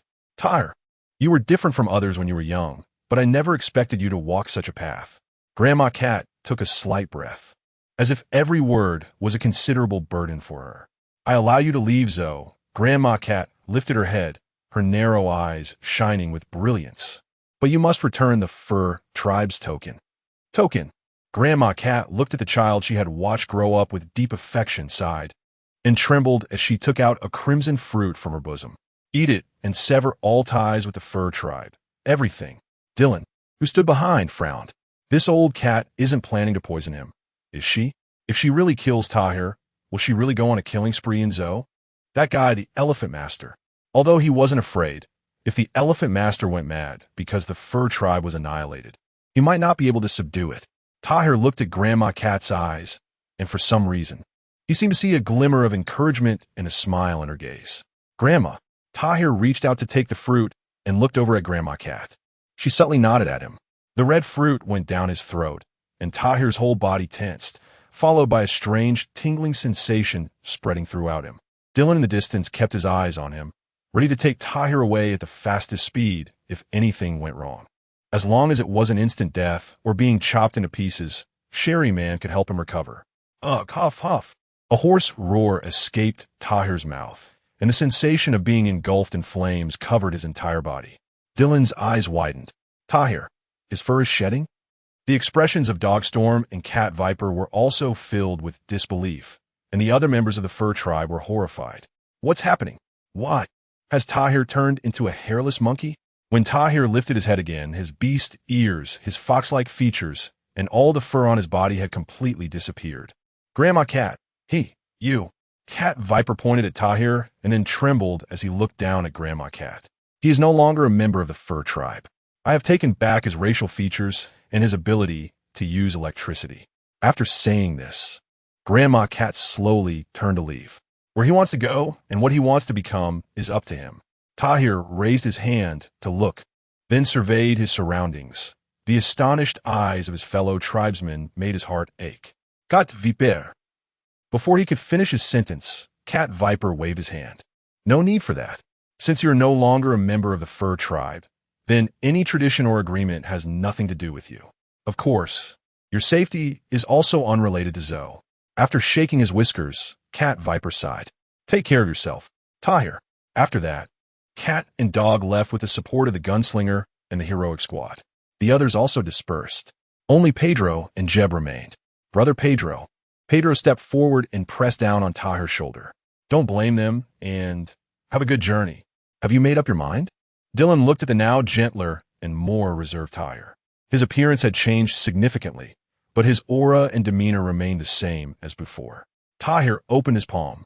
The original sharp claws had disappeared, leaving only slender fingers like bamboo segments. I've made up my mind. The power of electricity and the Lion of the Moon have both been taken from me. I cannot follow you without strength. Dylan tapped the table, staring at the now more handsome, paler, and beautiful Tahir. Even without those two powers, your combat ability isn't weak. Tahir shook his head. Not enough. I can foresee who my future enemies will be. With only this little remaining strength, I cannot be your power. So, please grant me strength for the sake of the new era. Looking at Tahir's delicate face, the fox mask hanging at his waist, and the small folding fan beside the mask, Dylan chuckled. Sometimes, I think fate is truly miraculous, so miraculous that it scares me. It even gives me a sense of being manipulated. Dylan took a devil fruit out of his ring. This was one of the two fruits he had exchanged from the elders back then using the surgery fruit. The first fruit, the Ashura fruit, had already been used by Shiryu. This fruit, if I'm not mistaken, has an almost 100% compatibility with you. Tahir looked puzzled. Although he had read many books and seen some illustrations of devil fruits, he had never seen what this fruit looked like. Is it the Zoan-type dog fruit? Mythical beast form, Tamamonome. Year 1519 of the Sea Circle. Oh, another remarkable newcomer has emerged? Or is it natural type? Belmir and the others still had the habit of gathering in Dylan's room to chat, and there was nothing Dylan could do about it. The power of a natural type? That's truly powerful. Tom laughed from the side. Upon hearing the words natural type, Dylan's previously swaying chair suddenly stopped. Is it coming? Ace. It seems he refused the invitation of the 7 warlords. Really? Isn't there supposed to be only 7 of them? Could it be that some weakling is about to be removed? It should be Moria, Shiryu pondered, crossing his legs. The Sky Knight, Demon Imps, and Crocodile are also possibilities. I've heard they've been doing some bad things lately. Really, this route is almost sealed off by us. That guy, the Sky Knight demon, always finds a way to break through the blockade. Tom, Dylan revealed the newspaper on his face. Find this newcomer and test his caliber. Don't kill him. He's the son of your old friend. Old friend? Tom paused for a moment, trying to recall which old friend had such a remarkable descendant. Ah, your old friend, Pirate King Joe LD. Roger. Chapter 37, the son of an old friend, the middle of the new world. Flame ring. Bam. A chubby figure burst through the flames, grabbed Ace by the collar, and slammed him to the ground. Is that all? A newcomer? But, damn it. This guy. The crew of the Black Spade Pirates looked on in shock, as Captain Ace, a Logia-type devil fruit user, was defeated so easily. The new world is very dangerous. If you're at this level, you should just go back to paradise. A crew member who had been in the new world for a long time seemed to recall something as he looked at Tom, his voice slightly distorted. That guy. I remember now. He is Tom, the shipwright Underdark Dragon. The man who is said to have defeated Sea, Hero Jean Bay.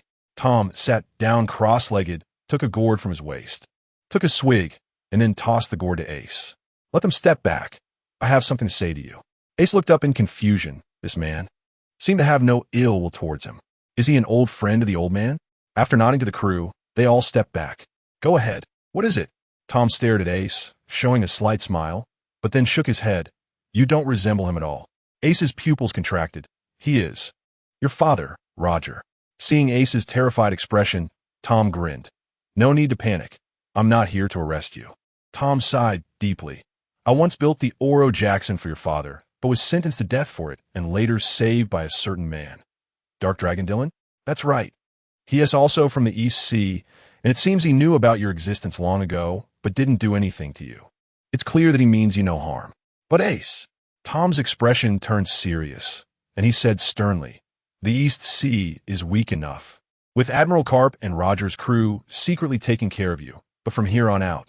Tom raised his hand and pointed to the sea behind him. It will be a complete no man's land. Remember, do not expose your identity. Tom patted his shoulder. Dylan told me that in this sea, for now, strength is everything. I hope you remember that. And Tom stood up and walked toward the sea. Ace, the next time we meet, we will be enemies.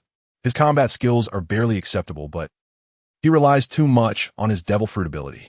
Tom was somewhat puzzled, although Ace's physical techniques were not systematic.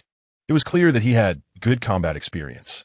Why would he abandon hockey and physical techniques, relying so much on the devil fruit? Even someone as strong as Dylan. The fruit is only a small part of his strength. Moreover, Dylan often tells them, hockey is the foundation of all strength and the standard that determines the upper limit. Dylan shook his head, not answering Tom's doubts. Ace's fate has long been sealed, and even Carp cannot change it. Perhaps Ace showed his determination to become a pirate at a very young age, which is why Carp did not personally teach him and the Sun God. Since we have met, and I have given him advice, let your past with Roger come to an end, Tom. Tom nodded. Exactly when I left. I told him the same thing. I will return to headquarters. Those guys can't sit still, so I'll leave G5 to you.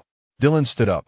In the past 2 days, he had hardly returned to headquarters, and now that Ace had appeared, the headquarters should respond. Leave it to the reliable me. As for Shiryu and Little May, let them fight to their heart's content. Marineford. Reception room.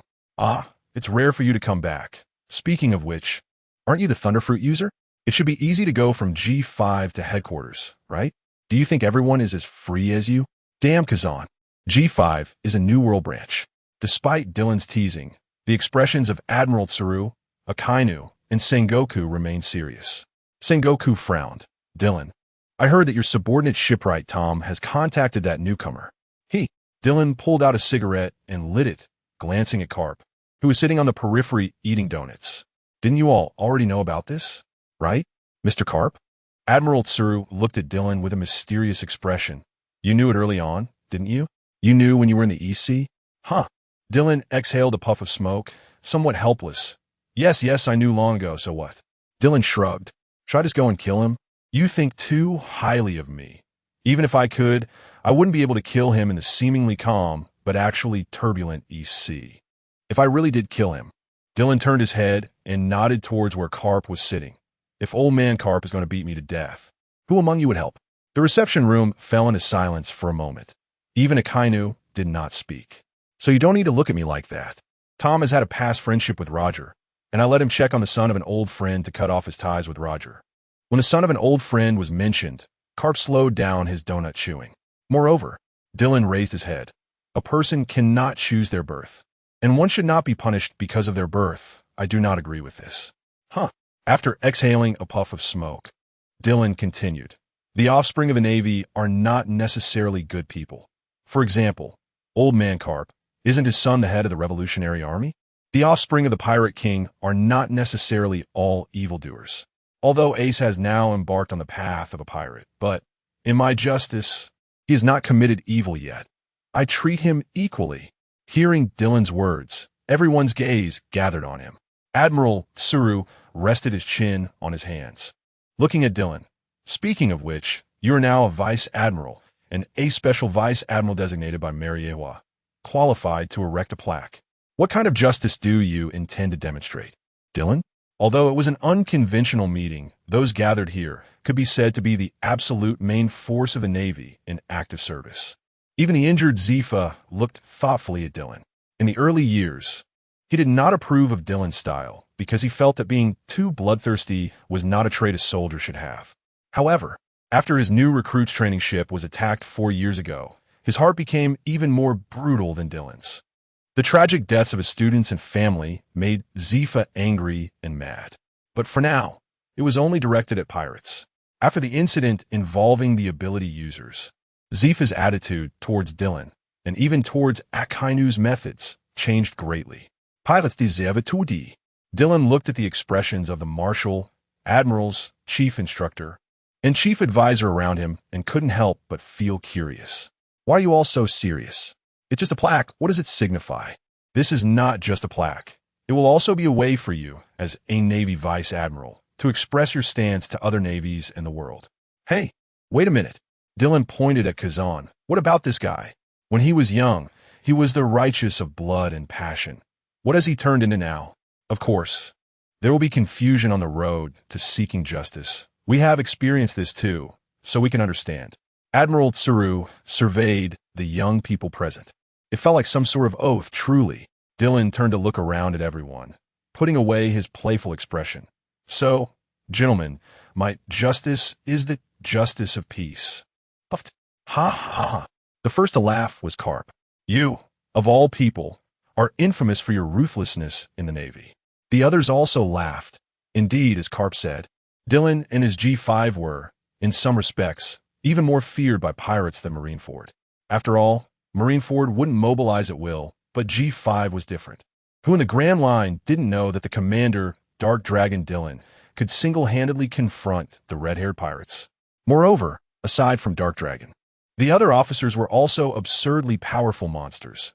Rain Shiryu, Crescent Moon 9, Shipwright Tom, and Belmere.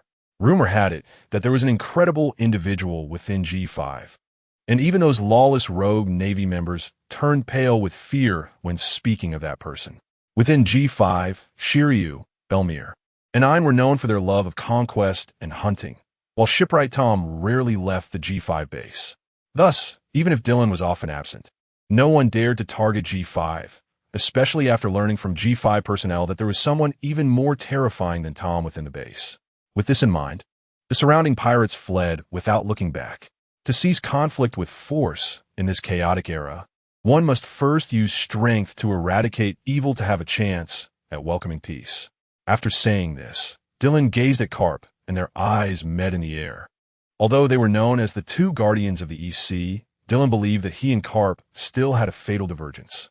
Carp still held a strong sense of compassion and restraint.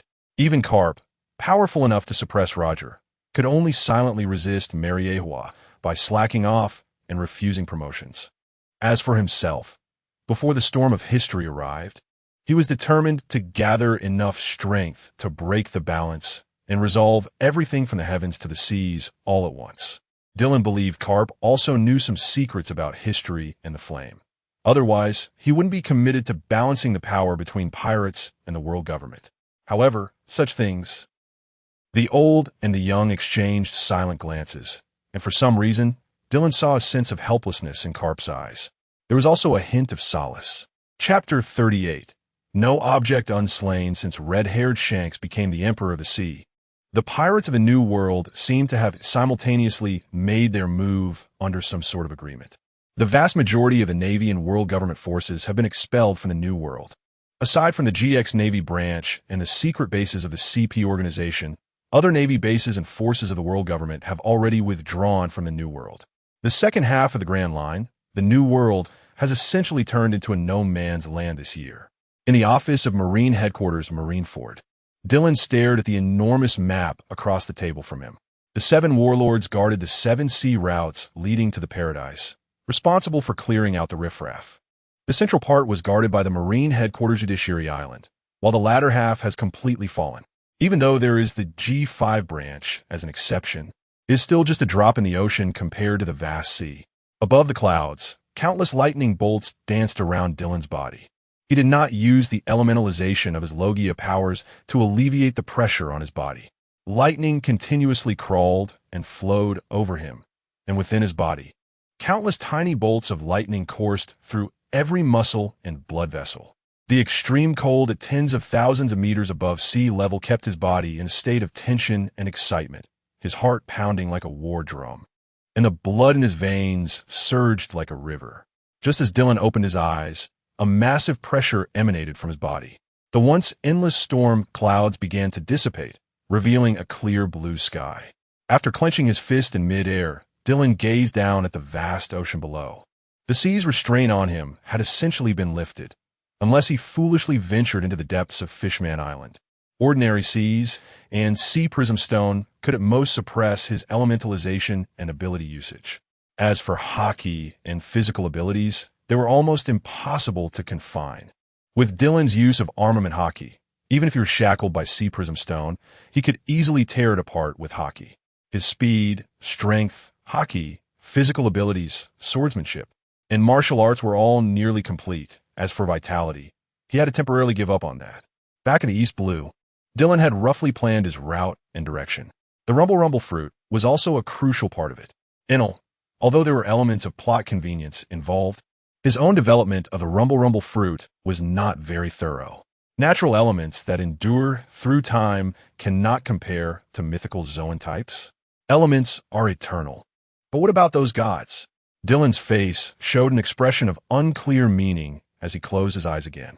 The originally azure sky was soon filled with rolling storm clouds, once more gathering together.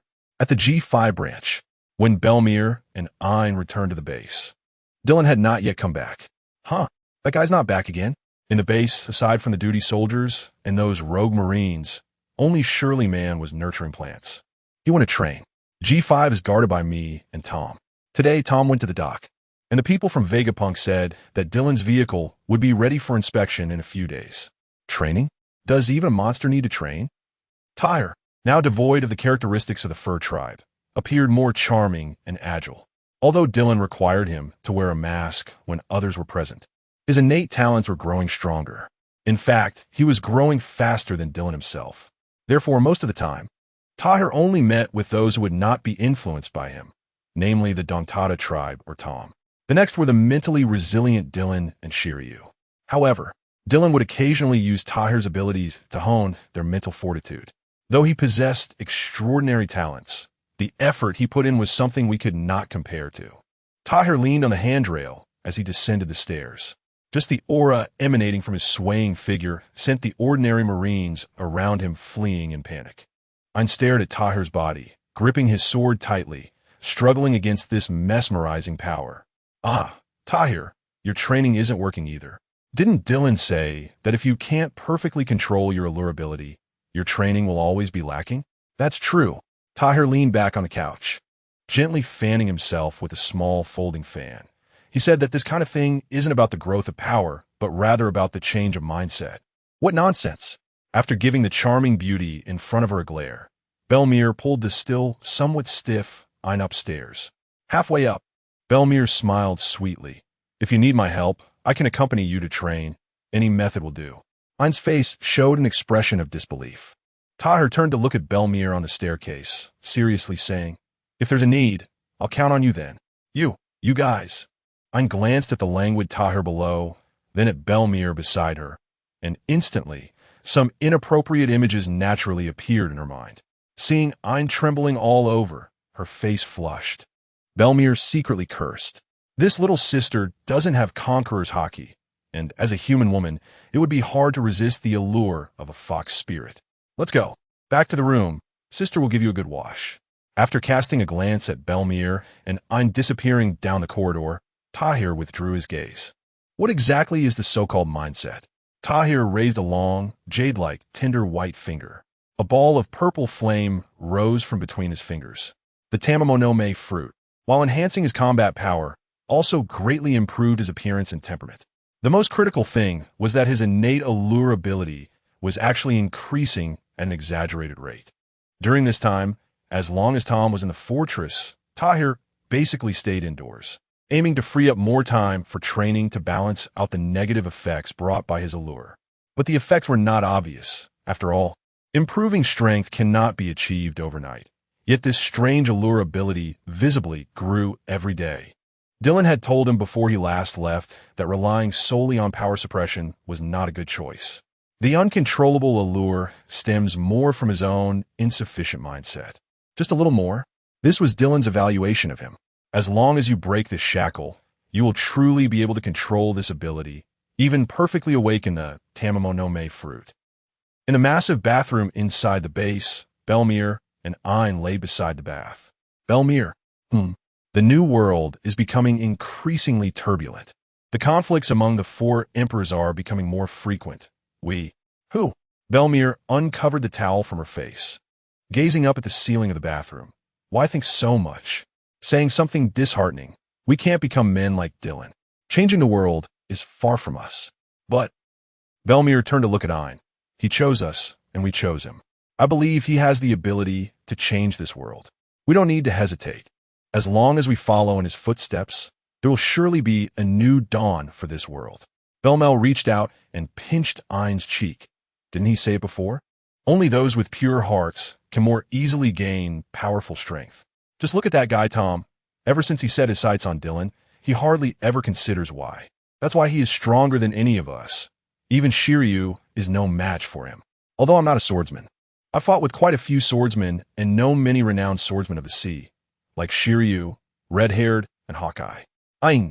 If he wants to become a swordsman like them, a steadfast belief is essential.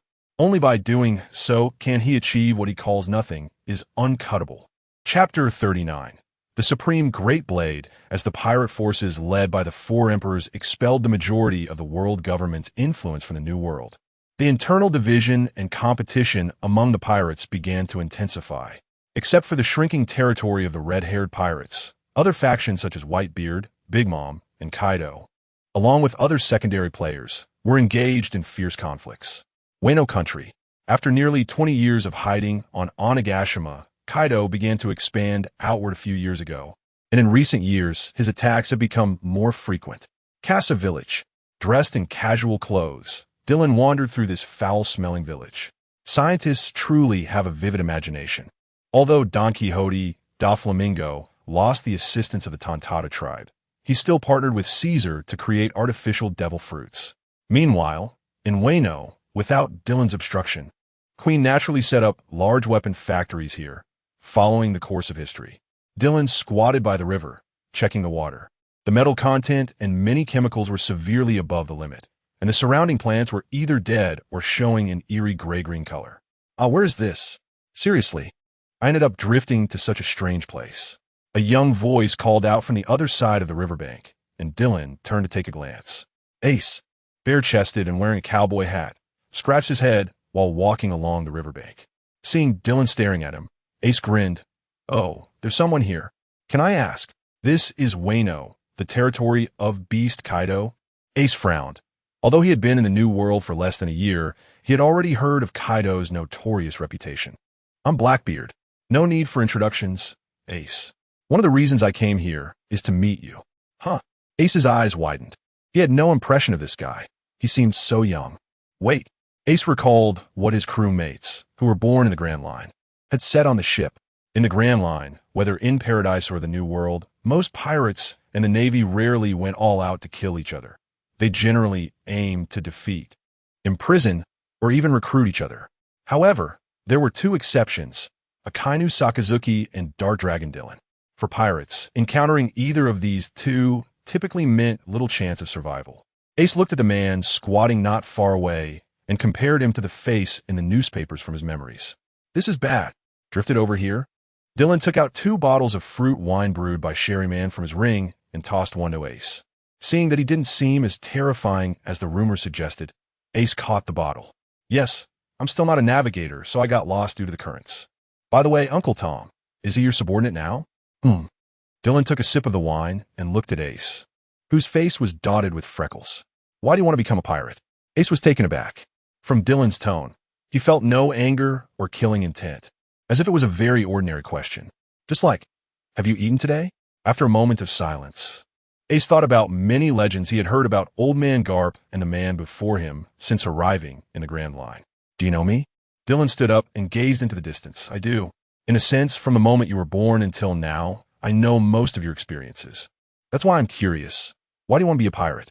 Is it to pursue so-called freedom? That seems unlikely. You're not Roger. Or is it to prove something to the world on behalf of Roger? You. Ace tensed up, instinctively preparing to fight. The identity of Roger's son. But then he remembered what Tom had said. That man knew of your existence long ago and had no ill will toward you.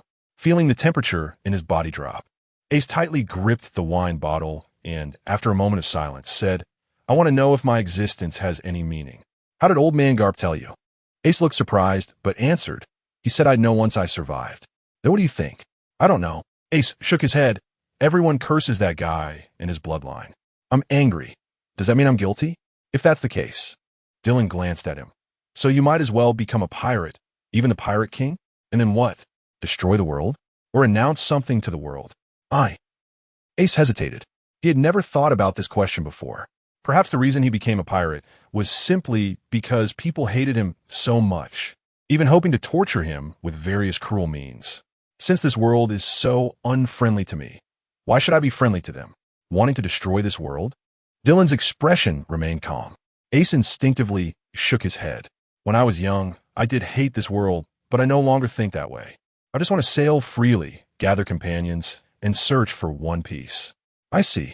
Dylan stood up and walked toward the village, and for some reason, Ace naturally followed. Aren't you going to capture me? Capturing you is not my job. Huh? Dylan glanced at Ace, who was considerably shorter than him. I'm a Navy officer, and I'm not old man garb. You chose your own fate. You must face it yourself. Of course. Whoa, outsiders. A large net fell from the sky. Dylan stood still, while Ace, seeing the heads of people peeking out from around, felt a surge of anger and ignited flames that burned the approaching vine net. Is that a sorcerer? The emaciated villagers were instantly shocked at the sight of flames erupting from Ace's body. That is a power only the officers of Onigashima possess. Ace glanced at Dylan. If it were only him, he wouldn't have intervened just now. But this man, although he hadn't felt any strong malice or killing intent during their conversation, the various legends about him proved that he was definitely not a good man. If they angered him, hey, Dylan called out to the villagers who were preparing to flee. The villagers froze, turning around with terrified expressions. Some of them, who were already weak from hunger, fainted on the spot. Ace's expression softened. These people looked like pitiful, ordinary folks. They shouldn't. Shut up. Dylan shot Ace a glance, thinking, what does this guy think he is, a devil? Dylan walked up to the villagers, looking at those trembling with fear and fright. This is what pirates are like. They don't even understand the basics of sustainable development. How can this world expect pirates to save them? It's simply absurd. After taking out a large amount of food from his ring and placing it on the ground, Dylan said to them, this food is well preserved and should be enough for you to last a while. Also, Dylan took out several bags of seeds, which he had asked Leo to bring from Greenbit, easy-to-cultivate food seeds. These seeds are all easy to grow. I can't save everyone for now, but helping some is better than nothing. Originally, the people lying on the ground showed joy upon seeing food. One elderly man cautiously asked, Sir, you are not from Ghost Island, are you? Dylan shook his head. I am not. I am here to find someone, Tengu Mountain Fei Che. Where is he? Fei Ki. The elder examined Dylan and Ace, then seemed to make up his mind and nodded at them. Please follow me. At the back mountain of Biending Village, Tengu Mountain Fei Che was wearing a mask and clothing resembling a great Tengu, weaving a straw hat beside a wooden hut. Fei Ki. Tengu Mountain Fei Che looked up at the crowd. They are. After the elder described the situation by the river, he glanced at Dylan and Ace. You're looking for Fei Che. Ace was somewhat confused. He was just following Dylan and didn't know anything about Tengu Mountain. Dylan took off the shura and handed it to him. This knife. I had a descendant of the Xuanyue family take a look at it before, but that guy was vague about it, so I came to you for help. The moment Tengu Mountain Fei Che saw the shura sheath, his eyes widened. Shura? Oh, is it a remarkable, famous sword? Seeing the other person's reaction, Ace was puzzled. Tengu Mountain Fei Che carefully examined the shura in his hands and then held his breath as he drew the blade. Without Dylan's suppression, as soon as the blade was exposed, an endless killing intent and bloodthirst spread out. Even Ace felt a moment of suffocation. Ding! Dylan flicked the edge of the shura, and the originally crimson blade instantly faded, turning pitch black. Black sword. Tengu Mountain Fei Che looked at the man before him in disbelief, the one who refined shura into a black sword. How terrifying. What's wrong? Is there something wrong with refining shura into a black sword? After hesitating for a moment, Tengu Mountain Fei Che asked, May I ask, did you refine shura into a black sword? Or was it in this state when you obtained it? Dylan nodded. I confiscated this sword in a battle over 10 years ago. At that time, its blade was still dark red, and it took me several years to cultivate it into black. I see. Tengu Mountain Fei Che returned the shura to its sheath and handed it back to Dylan. The shura is one of the 12 great blades of supreme joy. As I believe the Xuanyue family has already informed you? Yes. Back then, squinty-eyed Gung Shiro did mention it, but he seemed to have something he couldn't say. Moreover, I didn't want to get involved with the Revolutionary Army at that time, so I left without lingering. Shura is also a very special existence among the great blades of supreme joy. Tengu Mountain Fei Che said solemnly. My ancestor once forged the original Gui Che, which is also listed among the great blades of supreme joy. Do you know what the great blades of supreme joy are? Dylan shook his head. He only knew of Night, the original Gui Che, Song Yun cut, Ace, and the Shura in his hand. Other than that, even the likes of Chioshui, Yima, and Tenbiyuzan were merely ranked as great blades. Aside from possessing supreme forging techniques and almost peerless raw materials, the greatest standard for the great blades of supreme joy is that they all represent a certain will, or rather, power. Will? Upon hearing this word, Dylan instinctively frowned. He did not like the notion of fate. Having been born under the red flag and raised in the spring breeze, he believed all fate talk was nonsense. Although it is known that some legendary wills might reside in the fruits of phantom bee species, Dylan still felt a bit annoyed when such things were attached to him. I'm not some chosen happy boy. Spare me the nonsense. That's right. However, not everyone can fully comprehend and discover that will.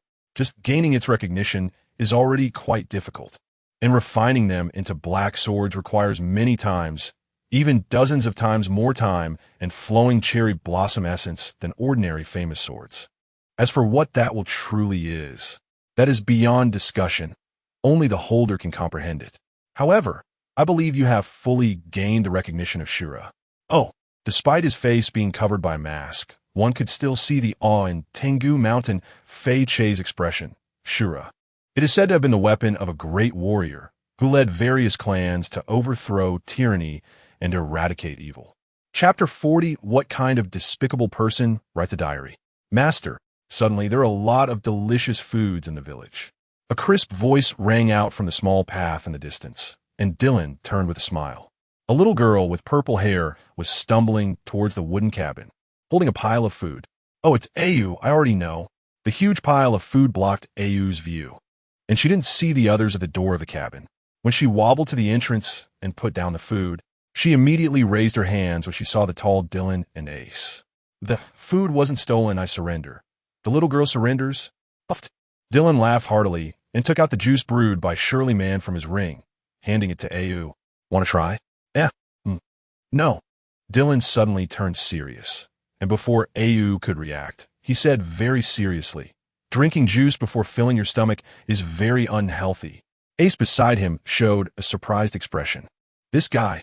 As night fell, Dylan, Ace, Tengu Mountain Fei Che, and the village chief were sitting around the campfire in front of the wooden cabin, with Ayu lying asleep on Dylan's lap, still holding a piece of roasted meat. Has the outside world changed this much? The village chief's face flickered in the firelight.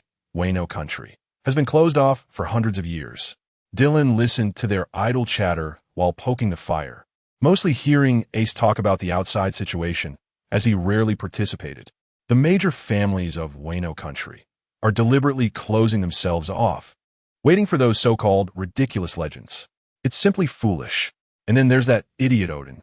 Dylan shook his head. Odin was not without strength, but he truly lacked the mindset of a strong person and the means of a national leader. Tengu Mountain Fei Che looked at Dylan sitting opposite him, his expression hard to read. After a moment of silence, he finally said, This general seems to have a special fondness for Ayu. Upon hearing this, Dylan looked down at the still young Ayu, his eyes filled with tenderness. I really like this child. Her life shouldn't be so miserable. Dylan gently stroked Ayu's little head. It seemed that most children in this world did not have very happy childhoods, but most children could bravely face life. Nami, Noki, Sabo, Hancock, Doflamingo, Ayu Law. These people's childhoods were all quite unfortunate, but they could all change their destinies in their own ways. Only that idiot Momonosuke, aside from crying and whining, could only bury his head in women's chests. Simply being a useless person is not enough to describe him. Indeed, if one lived in such a place for a long time, not only would they not have enough to eat, but their health and lifespan would also be greatly affected.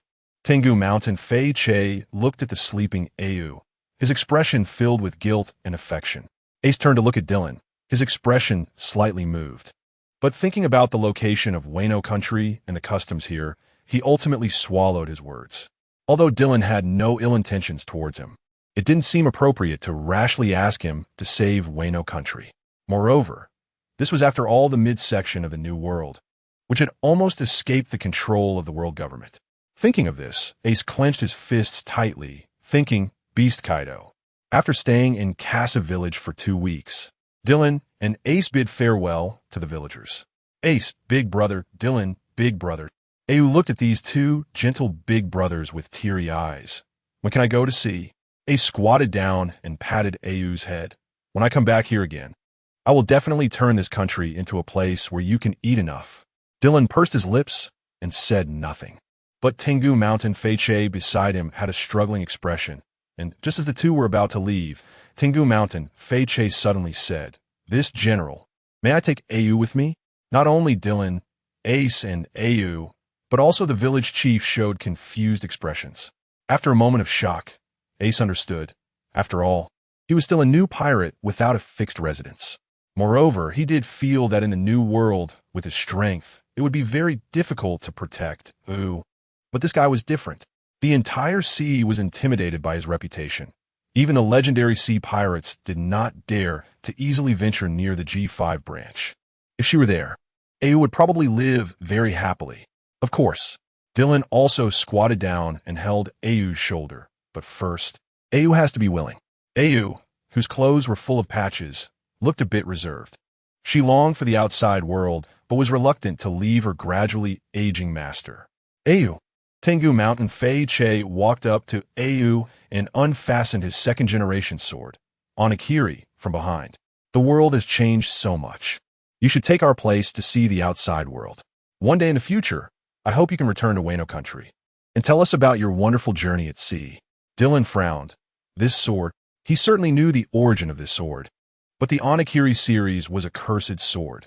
Without strong fortune and strength, it would be very difficult to subdue it, and one misstep could even lead to it devouring its master. Tengu Mountain Feiche shook his head. This sword is not for Au. It is for the general. Me? Dylan was about to decline, but Tengu Mountain Feiche interrupted him. Indeed, it is a gift for the general, as the 20-year prophecy foretold by the lady approaches. I am willing to offer this sword as a token of gratitude from Casa Village. Do you think the person prophesied by Kazuki was referring to me? Au and Ace beside him both showed bewildered expressions. They completely could not understand the conversation between the two. The village chief, however, had a somewhat serious expression. It may not be the general. Even if it is not, then this sword can still be considered as a form of support for Au from me as her master. After pondering for a moment, Dylan took the second-generation Onigiri. All right, since that's the case, when the prophecy occurs, I will definitely come, regardless of whether I lead it or not, for Au and everyone's sake. I will also contribute to this country. As Dylan held Au's hand and walked out of the village, Au turned back 3 times. Although she decided to follow her master's arrangement to go to sea, how could she easily part with the kindness of raising her? Master, everyone. Dylan bent down and hugged Au, gently patting her back to comfort her. By the hidden port, an unmarked ship had already docked there. Dark Dragon Admiral. 2 masked figures felt Dylan's aura leap down from the ship's side. Dylan ignored them, and after jumping onto the ship with Au, patted her head. Wait for me here. That idiot Ace has gotten into trouble. I'll go take a look and come back. Au nodded, holding the juice Dylan handed her. After getting Au's response, Dylan turned back to CP0 and said, Take good care of her, don't talk too much. Otherwise, I'll take your mouths off. When leaving Casa Village, Dylan and Ace chose different paths. Seeing Ace's flustered look, Dylan knew this guy was heading to Onigashima. But now that Kaido and the high-ranking officials were not around, the only one who could fight was Yamato. Yamato, TSK. By the time Dylan arrived at the edge of Onigashima, these 2 fools were already drinking. I can't leave here, father. That bastard. The moment I step out of Onigashima, this chain will explode. Ace, will I ever be able to gain my freedom one day and venture out to sea? Of course, Yamato. You definitely will. The sea is so vast and wonderful. You will surely be able to leave this place and find your own life. Top, top. Who's there? Yamato instantly became alert at the sound of footsteps. When Dylan appeared around the corner with Shura, Ace was first surprised. Then his expression turned joyful. It's you? You haven't left yet? Huh. Is this your acquaintance? Ace. Ace scratched his head. No. Not really. But Ace stood up and ran to Dylan. Your words must be able to break Yamato's chains, right? I'm counting on you. After saying that, Ace bent down and deeply bowed to Dylan. Chains? Dylan walked past Ace and approached Yamato. Is it the positioning bomb made by Quinn? Yamato's wrists were trapped by huge alloy shackles, making a clanking sound with every movement. Yes, that's it. After more than a year since entering the new world, Ace had heard too many legends about this man. With his power, he could definitely rescue Yamato. Dylan reached out and grabbed one of the shackles, feeling its structure before infusing it with armament hockey. Crack! The shackle deformed with a sound, then broke and fell off. Really? Really unlocked? Great, Yamato! Dylan turned to look at Ace. You're too early to be happy, kid. I'm not planning to unlock the other one for her. Why? Ace and Yamato spoke in unison, both showing disappointed expressions. Freedom had never felt so close yet so far. Seeing Yamato's dejected expression, Dylan pondered for a moment before saying, Of course, such things depend on my mood, right? But if you need a reason. First, this guy is heavily influenced by that fool Odin, and I don't like it. Second, for her, this is also a form of protection. When we meet next time, you'll understand, Ace. Upon hearing Dylan's words, the previously dejected Yamato immediately stood up, the remaining shackle clanking with her sudden movement. Why insult Odin? A man like that. Shut up. Dylan glared at Yamato. What kind of man is he? As a son, he abandoned his elderly father to seek so-called freedom, putting his father in danger and then dying.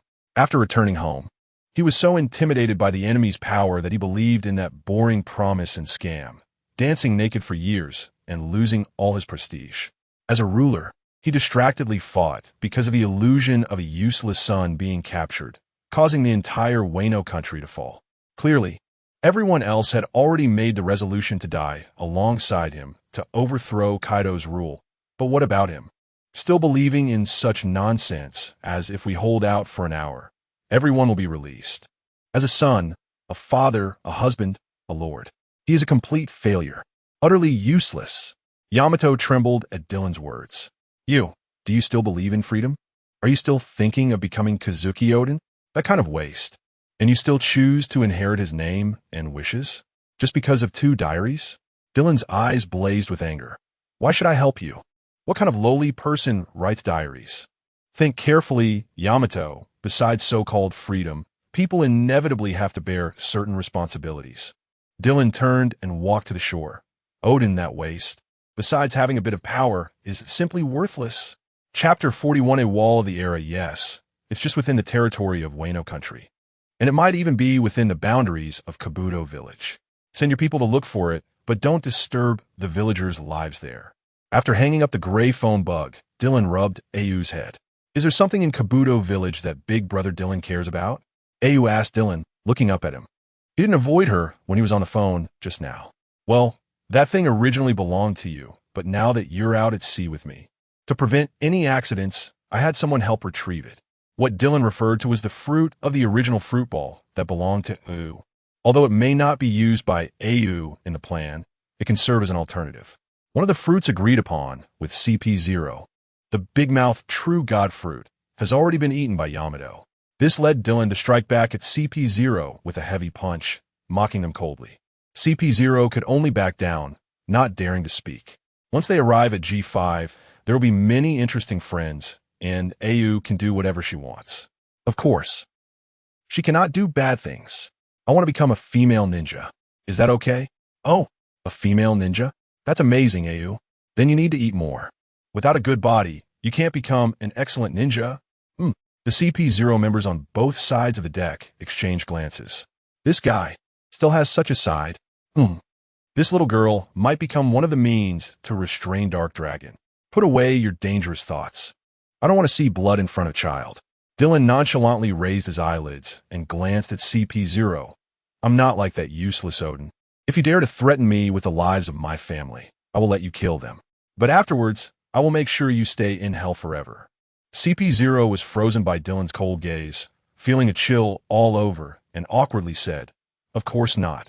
Vice Admiral Dylan is the specially designated Vice Admiral of Panga Palace and also our partner. Enough unnecessary talk. Get back to the cabin. With me here, it's not your turn to keep watch. G5 branch. When Dylan walked into the base holding AU's hand, everyone realized that the true number 2 of this base had arrived. Except for the absent Shiryu, the core members were all in the base. Feeling Dylan's presence and coming out to welcome him. Oh, whose child is this? So cute. Is she your child, Dylan? Tahir examined Ayu's outfit and then looked up at Dylan. A child from Wano country?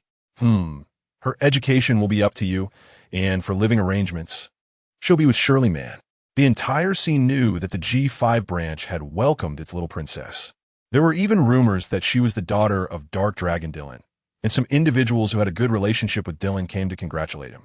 Hey, you bastard Kazan, did you come empty-handed? I'm very poor. Who is this guy? Pull him in. Go run around the island 100 times. At this moment, far in the depths of the New World, the Whitebeard pirates. Old man, let us go to Wano country. I must save that country. Oh, Whitebeard's feelings were complicated. That man never sought help from him or Roger's crew until his death. What was he waiting for? Looking at Ace down below, flailing his arms. Whitebeard raised his fist. Kaido, that's a man even Odin couldn't defeat. Don't be too arrogant, kid. After giving Ace a lesson, Whitebeard fell into contemplation. His physical condition was no longer what it used to be, and since this was Odin's own choice, let us see what happens. In the cabin, a sulking Ace was binge eating, and Marco walked over and patted his shoulder. Ace, don't blame Dad. Dad, he has some pain too. Since that's the case.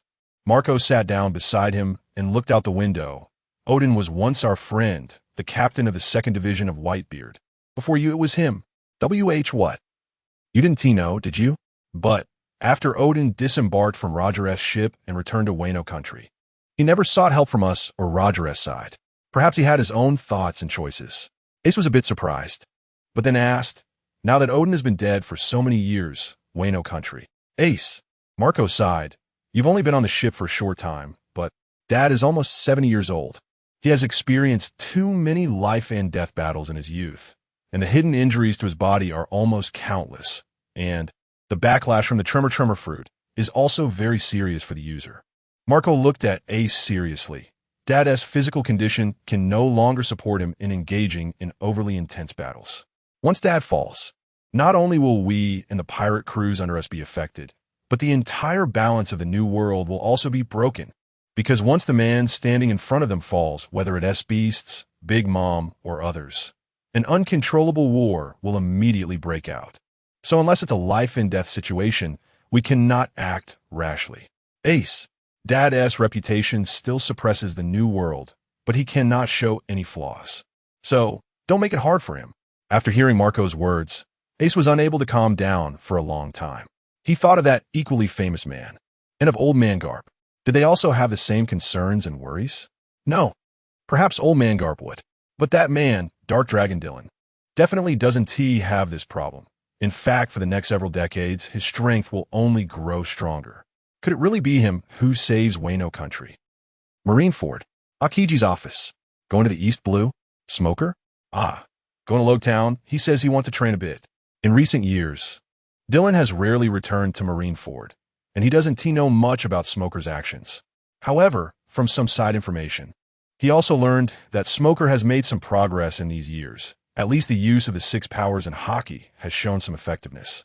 But I'm afraid he still isn't a match for Dragon. So even if he goes to Logtown, he can't stop the Straw Hats from setting sail. What? The East Blue should be fine, right? How would I know? Dylan shot Akiji a look. He is in his 30s, and he is a Logia user. Does he still need someone to protect him? Dylan's attitude towards Smoker has always puzzled Akiji. It seems that Dylan is not repulsed by Smoker like other Marines, but rather has a sense of dissatisfaction with his strength. Come to think of it, the Smokesmock fruit is also a Logia type, and Smoker's development has been a bit lacking. By the way, there is also someone who admires you very much. Do you want to meet her? Admire me? Dylan was taken aback. He rarely returns to the headquarters, and although many people know him, it shouldn't be that there are people who admire him, right? Is it a battle fanatic? Does the headquarters have such a person? It's a sergeant from Smoker's side, a female swordsman. Oh, is it Tashiji? Does she want to learn my swordsmanship? The short-haired Tashiji ran excitedly in front of Dylan when she saw him and saluted. Vice Admiral Dylan, I am Chief Chowding Dasky from the headquarters. As a naval swordsman, I greatly admire you. Ah, it's an honor, Chief Dasky. Dylan encouraged with a nod. At that moment, Dasky still looked like a young girl, with short hair and a dazed expression. That, huh? Dasky was taken aback when she saw the Shura at Dylan's waist. Shura? Oh, do you recognize it? This four-eyed girl is indeed a sword enthusiast, as she immediately identified the Shura at his waist. General Dylan, may I? I know this is quite presumptuous. May I see your sword? Dylan smiled lightly. Sure, but be careful. Dylan took off the Shura and handed it to Dasky, a teasing look in his eyes. Smoker, who was beside them, bit on his cigar. He had now been promoted to the rank of colonel, but he still hadn't changed his foul temper. The Shura, one of the 12 supreme great blades. Dasky carefully examined the sheath of the Shura, mumbling, among the recorded supreme great blades. Shura is also a very mysterious and special existence.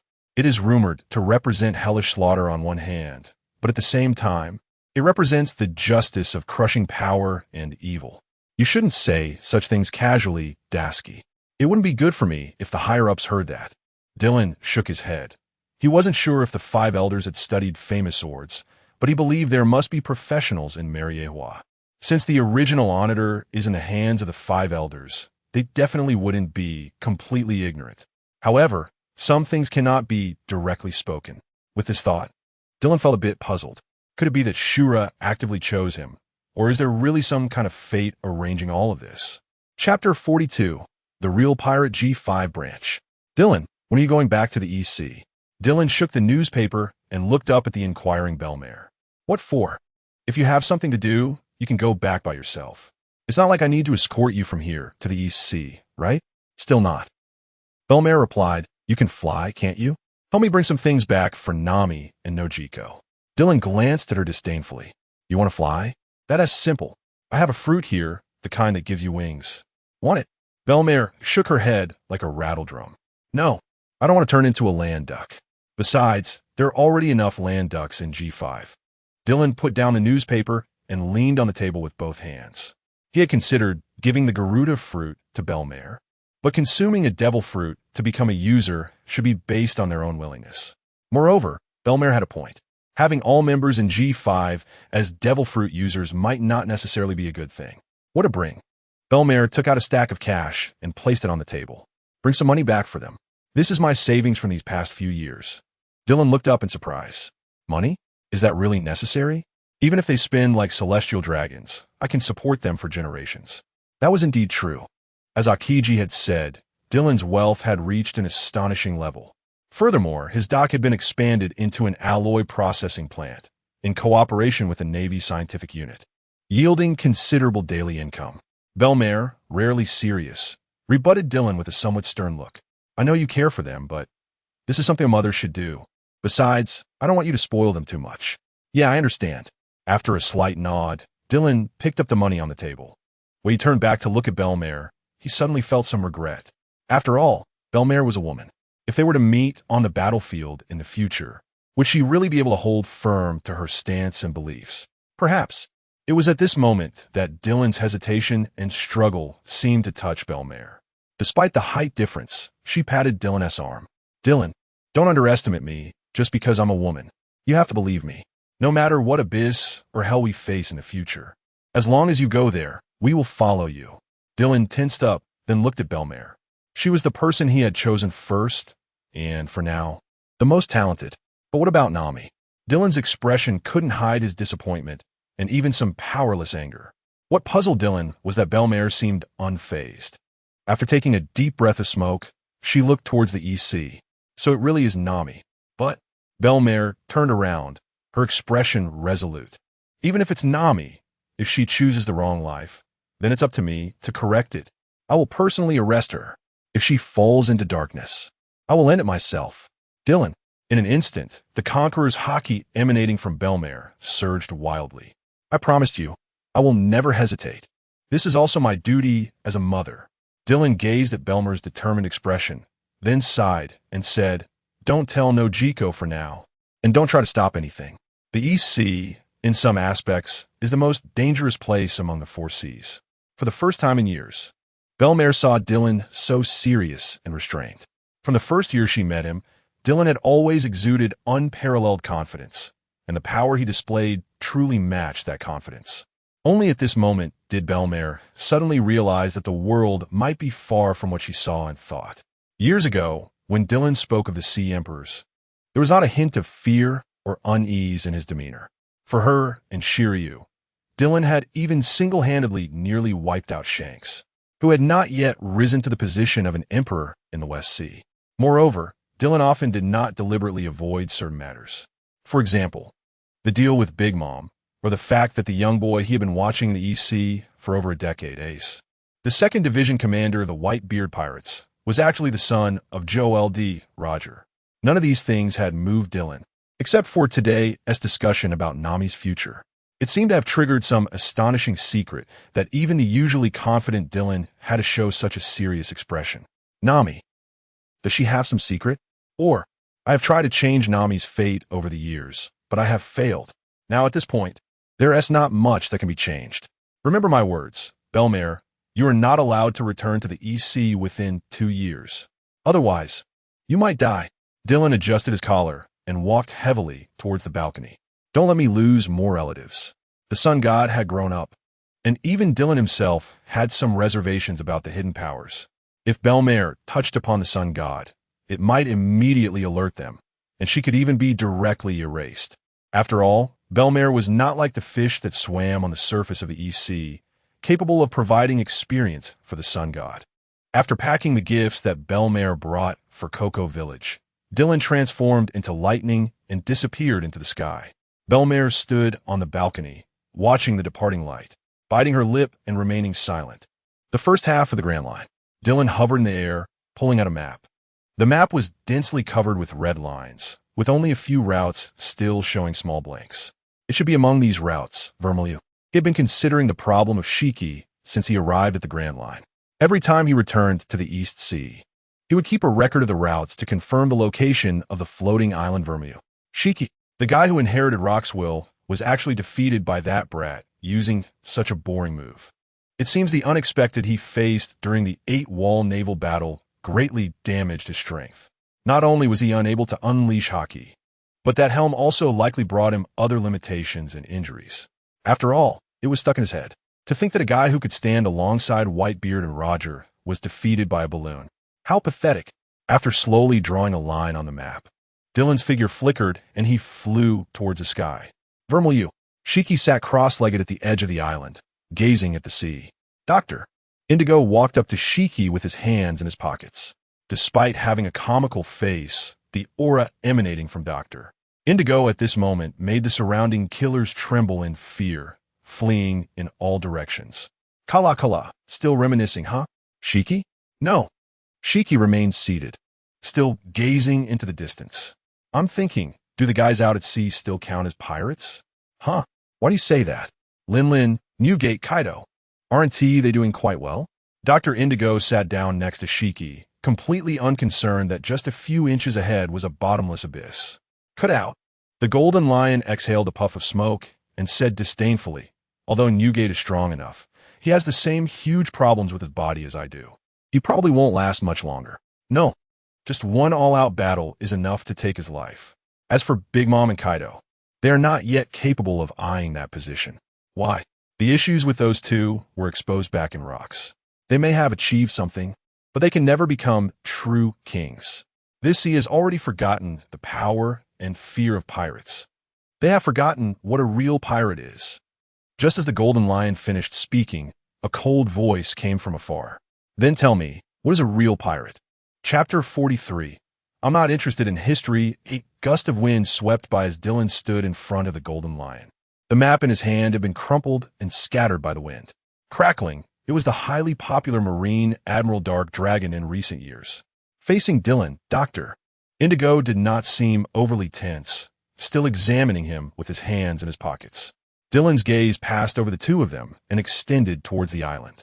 After observing for a moment, Dylan retracted his gaze and looked at the Golden Lion. Pretty average, Shiki. I'm not trying to discourage you, but these cats and dogs thrown into the East Sea could at most cause a day or two of chaos. But to destroy the East Sea, that's just a pipe dream. Ha ha ha, what a cocky little brat. Sometimes I really hate you guys from the East Sea. The golden lion began to levitate, his expression growing serious. Can I take my head, marine brat? Dylan calmly drew Shura and replied, correct, but there is no reward. Clang! Dylan's Shura collided with the wooden leg of the golden lion, causing a slight tremor before the golden lion was sent flying backward, stopping midair. Dylan, smiling at the grim-faced golden lion, said, it seems that rudder has really harmed your body. Now, you can't even use hockey, relying solely on your devil fruit ability? That should be enough to deal with a brat like you. The golden lion roared, and the ground behind him began to churn, quickly gathering into several lion heads that charged towards Dylan. Lions! Just as the massive rock lion head approached Dylan, a red light flashed, splitting all the lion heads in half as they flew into the air. Lions! Dylan's expression darkened as the density of the slashes ahead was beyond imagination, almost forming an unavoidable net of slashes. Shura stood firm, lightning entwined around its blade. Judgment, breaking illusion. A similarly dense barrage of slashes erupted forward, instantly shattering the lion heads caught in between from the continuous collisions. The golden lion raised his right hand and slammed it down. In an instant, the entire floating island roared, and soil, rocks, and trees began to float into the air. Dylan paused midair, watching the gathering debris. What? Earth explosion star? Zing! A flash of lightning passed by, and before the floating debris could fully gather, Dylan had already arrived in front of the golden lion. The golden lion couldn't dodge in time. Years of combat instincts heightened his sense of crisis. Unable to cancel his ability, the golden lion could only let the debris fall back to the ground while lifting his legs and crossing his swords. Clang! He blocked it. The golden lion felt a lingering dread. Although his hockey was restricted by old injuries, he sensed that if he was hit by this strike, it might be the end for him. No, he didn't block it. With both hands on the hilt of Shura, Dylan looked up at the golden lion, and a black-red aura erupted from the tip of Shura, instantly engulfing the floating golden lion. Judgment, bridge of helplessness. Slashes as thin as silk pierced through the golden lion's body. Without the protection of hockey, the golden lion instantly turned into a bloodied figure. A continuous stream of slashes pierced through his body like a flowing river, and within seconds, even a mighty golden lion could no longer endure and heavily fell to the ground. In the distance, Dr. Indigo sighed, failed, Shiki, you little brat, The golden lion, panting heavily, barely supported his body as he looked at the descending Dylan. Unexpectedly, I have lost again to a guy from the East Sea, sitting cross-legged on the ground. The golden lion unsheathed the twin swords strapped to his legs and plunged them into the ground. These are two good swords. Take them. Don't waste them. Seeing the puzzled look in Dylan's eyes, the golden lion laughed heartily. Don't misunderstand. I'm not using them to buy my life. After losing my hockey, my pirate life is pretty much over. The golden lion grinned wickedly at Dylan. Although you're a marine brat, I sense many interesting things from you. That new gate only stands in the new world, blocking the steps of the old era, while Kaido and Big Mom are not qualified. Only I inherit the will of rocks. Dylan looked at the golden lion dancing with excitement, unsure of what he was happy about. You don't think I want to inherit the will of someone like rocks, do you? No, our paths are different, but the endpoints are the same. Come on, Marine, take my head and become the stepping stone to a higher stage. With someone like you, the world will definitely not be boring. Dylan nodded, pulling out a Den Den Mushi. Kazan, get ready. The Den Den Mushi with an eye patch responded briefly with an understanding before closing its eyes. Any last words? Dylan walked forward, looking at the blood-soaked, yet excited golden lion. Once a person falls into a certain obsession or madness, they indeed become incomprehensible. Last words? The golden lion smiled mysteriously. You're strong, brat, but not enough. To truly stand at the peak of the world, you still lack something. When that time comes, you'll be qualified to confront this world, and then you'll be qualified to touch the real history. You're really getting old. Shiki. Dylan raised Shura. I'm not interested in history. Because history is determined by me. Swish. The golden lion's head flew off, but the expression on his face in midair was filled with surprise and joy. As the life of the golden lion faded, the more than 10 floating islands began to tremble, then simultaneously fell towards the sea below. Dylan paused in midair and glanced at Dr. Indigo, who was sitting cross-legged on the mountaintop. His face showed no panic, no disappointment, only calmness. It seems this guy has also lost his fighting spirit and will to live. On the sea, as a massive shadow loomed, Akiji, standing on the water, also showed a shocked expression. This is going too far. Boom! The 10-plus islands fell simultaneously, creating towering waves on the sea. Just as the wave crested, Akiji crouched down and extended his hand into the sea. Ice Age. Crack! Crack! Crack! In an instant, the towering waves and fluctuations reaching hundreds of meters were frozen, forming a unique and enormous ice sculpture group on the sea surface. All set? They'll take my leave. Dylan descended from the air, standing on the ice next to Akiji. Akiji adjusted his eye patch, seemingly having only done something trivial. The islands in the sky. Is it worth such a fuss? Was it the golden lion? Dylan glanced at Akiji and nodded. I've been looking for him for years. His body is still on the island. If you need it, you can call someone to take care of it. You took him out? Akiji pressed his palm with a troubled expression. Float fruit ability. Forget it. That's something for the world government to worry about. Reporting is a hassle for you, Kazan. I have to go back to the EC. Hey, you guy. Hey. Looking at the empty air and the giant ice sculptures in the distance, Akiji fell silent for a moment before pulling out the Den Mushi. Is this Sengoku-san? Cocoa West Village, Orange Grove. Nami ISN, tea here again? Noki stood by the stove, cutting vegetables while replying, yes, they said they went for mapping. Dylan gently tapped the table, frowning at the blueprints hanging in the living room. After hesitating for a moment, Ajin said, don't worry, she's already 17. Seeing that Dylan's expression hadn't improved, Ajin tentatively asked, should I call her back? No, let her do what she likes. Bloop, bloop, bloop, bloop. Before Dylan could finish his sentence, the phone bug on his arm suddenly rang. After pressing the answer button, the phone bug's face transformed into a crew-cut, square-faced guy. Dididan Admiral, please, save the people of the Cherry Blossom Kingdom. Cherry Blossom Kingdom? Dalton? What's going on? Some very vicious pirates have come here. Got it. Dylan hung up the phone bug, stood up, and called into the kitchen. I'm coming back for dinner. Wait for me a bit. In the kitchen, Noki nodded, be careful. Brother Dylan. After stepping out the door, Dylan flew towards the Grand Line. Teach, you've gotten the dark fruit. Chapter 44, please give me another chance in the snowstorm on Drum Island. Countless citizens helped each other as they rushed towards the castle. How vicious they are. Those pirates. Who will save us? Although there were only a few pirates, each of them was powerful and cruel, even His Majesty the King. That kind-hearted king was humiliated by them. Inside the castle, Dalton, surrounded by the crowd, was spitting blood and covered in wounds. Where did they go? Those people seemed to have little interest in treasures and caused widespread destruction as soon as they arrived here. They headed towards the witch castle. Dr. Correja? Dalton gasped and glanced at the phone bug beside him. Would that man come? Listening to the moans and wails of the people around him, Dalton felt a wave of helplessness and despair rise in his heart. Then he remembered what that man had said to him years ago. Your evil lies in your hypocrisy and incompetence. Am I really that incompetent? Dalton clenched his hands tightly, the pink cherry blossom flag outside the window appearing so glaring. Outside Dr. Correa's castle, Blackbeard had just walked out of the castle, satisfied, and saw the crew members lying on the ground. Poison Q, Burgess, Van Auger, and Lafitte were all covered in blood but still had signs of life. Dylan leaned against a stone pillar outside the castle gate and looked Blackbeard up and down before saying, Finished? Haha, it's you, Dark Dragon. Inside the gate, Dr. Correja, dressed in a short shirt, came out, and Dylan glanced at her. Just retire in peace.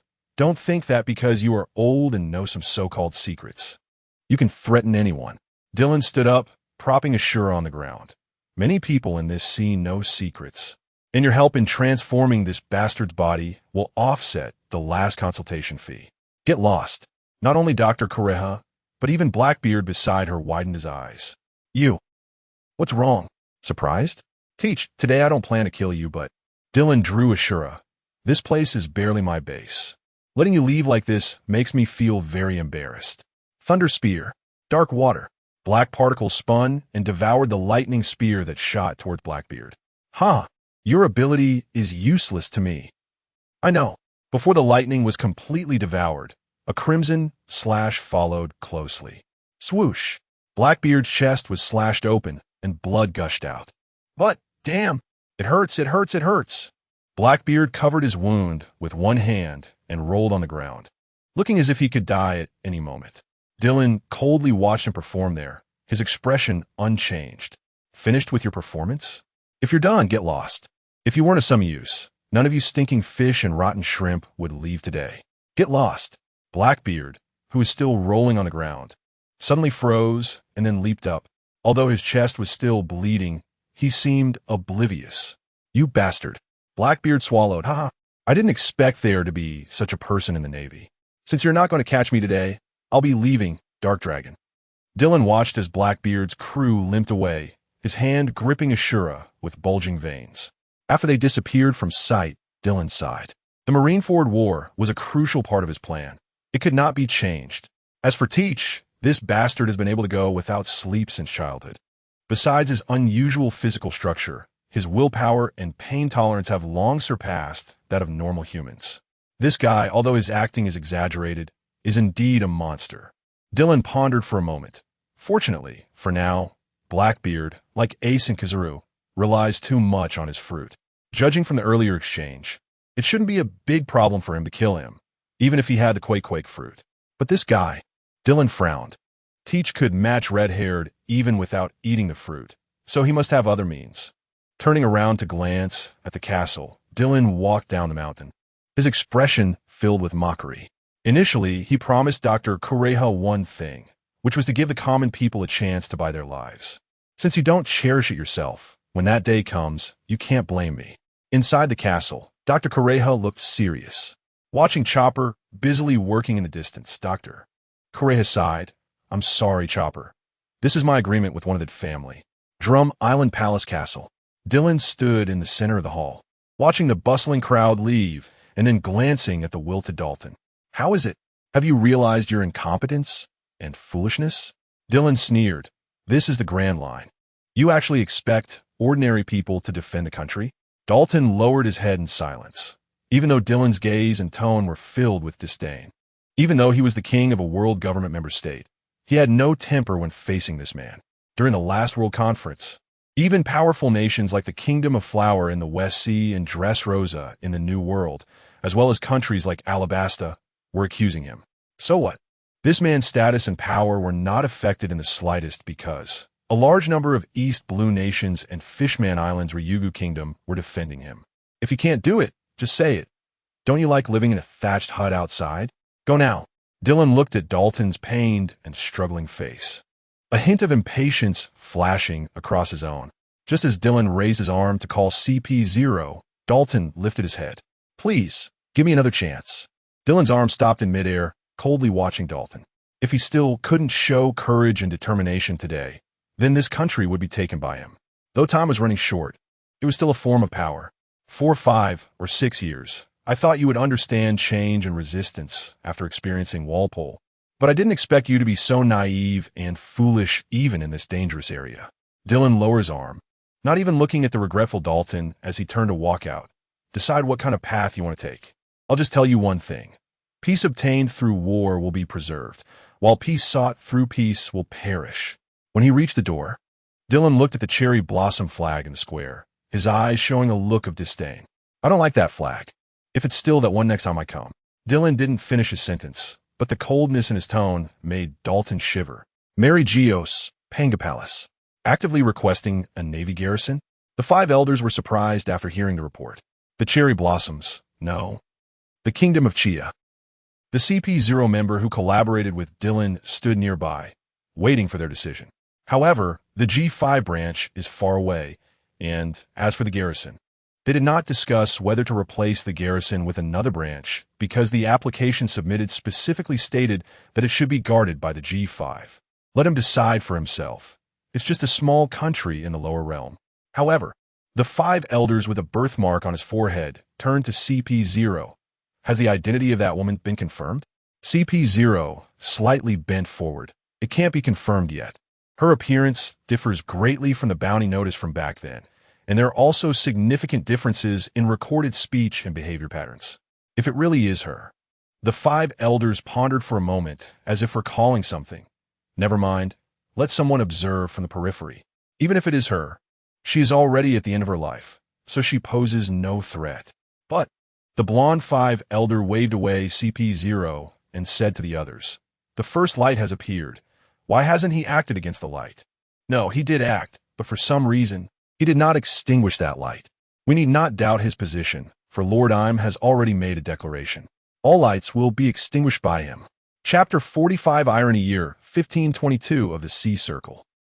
The sea route where the G5 branch is located has almost become a pirate's forbidden zone, even when participating in Joker's auction or trading weapons with him. Other countries and pirates would choose to take a longer route. What puzzled others was that just when they were about to push Dressrosa to the brink, Dylan suddenly ordered a change in the course. Though confused, no one ever defied Dylan's command. This also allowed the precarious Don Quixote pirates to catch their breath. In the northwest waters of the G5 branch, Shiryu, Ein, and Belmere stood at the bow of the ship, looking at the distant flag. It belonged to the Whitebeard pirate crew. Up to this point, this was the dividing line between them and him. The island ahead had hoisted Whitebeard's flag over a decade ago, while the island behind them had just raised the G5 flag yesterday. Let's leave it at that. Dylan said last time not to actively clash with the four emperors. If they don't come after us, we don't need to provoke them for now.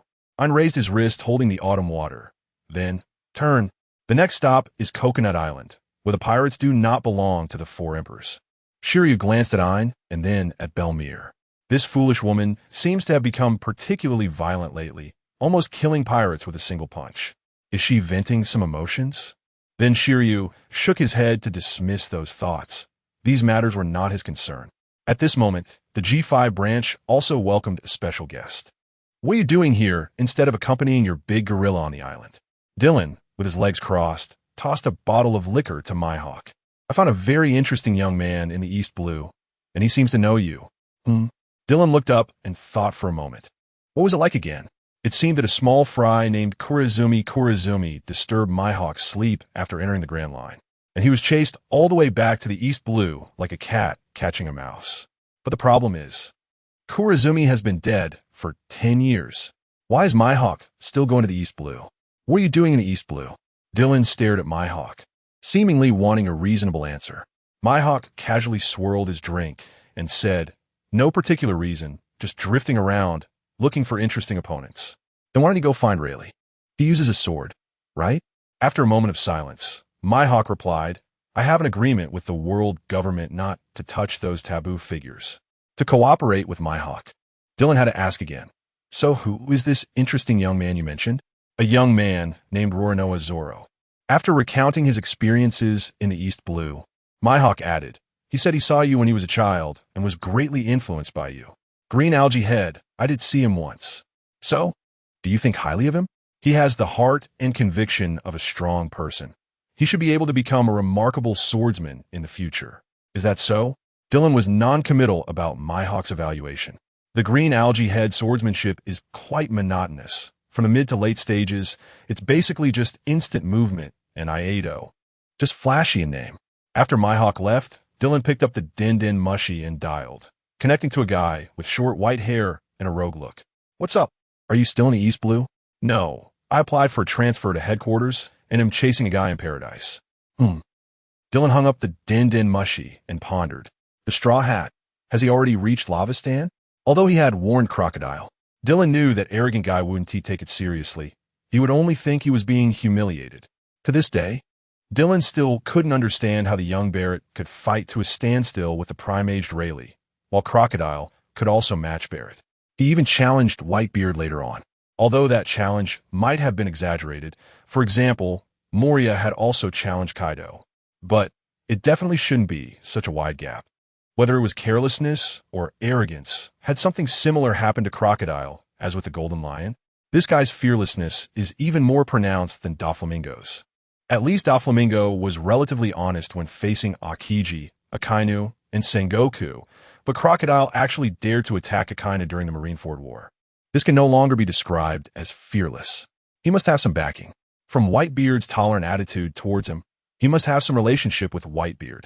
As for whether he was injected with hormones by the Okama King to transform from a woman into a man, it's hard to say, but Dylan wasn't fully convinced of that theory. Mancheri. Hearing Dylan's voice, Mancheri immediately flew over from the garden outside. Dylan Lando, is there something you need me to do? Dylan extended his hand. My sister might be sick. Although, anyway, I'm quite worried, so please stay in the ring for a bit. I'll go check on her, and I'll trouble you then. Dylan Lando's sister? Huh? Dylan smiled slightly. She's Belmir's daughter. By the way, she might have been bitten by some bug and is showing a high fever. Then let's get going, Dylan Lando. At the foot of Magnet Drum Island, Sanji and the Straw Hats looked at the thousands of meters high peak and then at the feverish Nami. And Sanji gritted his teeth and said, "We'll carry Nami up, even if we have to climb." Okay. Just as the Straw Hats were rolling up their sleeves, a voice came from afar. No need. Dylan landed in the snow, looking at the flushed Nami, then glanced at the confused Straw Hats and the terrified Sanji. Put her down. No. Nami is our companion. Get lost. Dylan shouted loudly, turning to glare at the Straw Hats. Do you want to die? Dylan, big brother. Don't hurt him. Nami, who had been drifting into sleep, was startled awake. Upon seeing Dylan, she was first overjoyed, then filled with guilt. When she sensed Dylan's murderous intent towards Luffy, she quickly mustered her strength to speak. Meanwhile, the Straw Hats were still scratching their heads. Big brother. Is this guy really your big brother? Sanji pulled Luffy aside and whispered, Hey, you really don't know what Nami's background is, do you? Huh? Seeing Luffy's expression, Sanji swallowed hard. She's the adopted sister of Marine Vice Admiral Dark Dragon. You didn't know that? Dark Dragon? What's that? Sanji glanced at Dylan.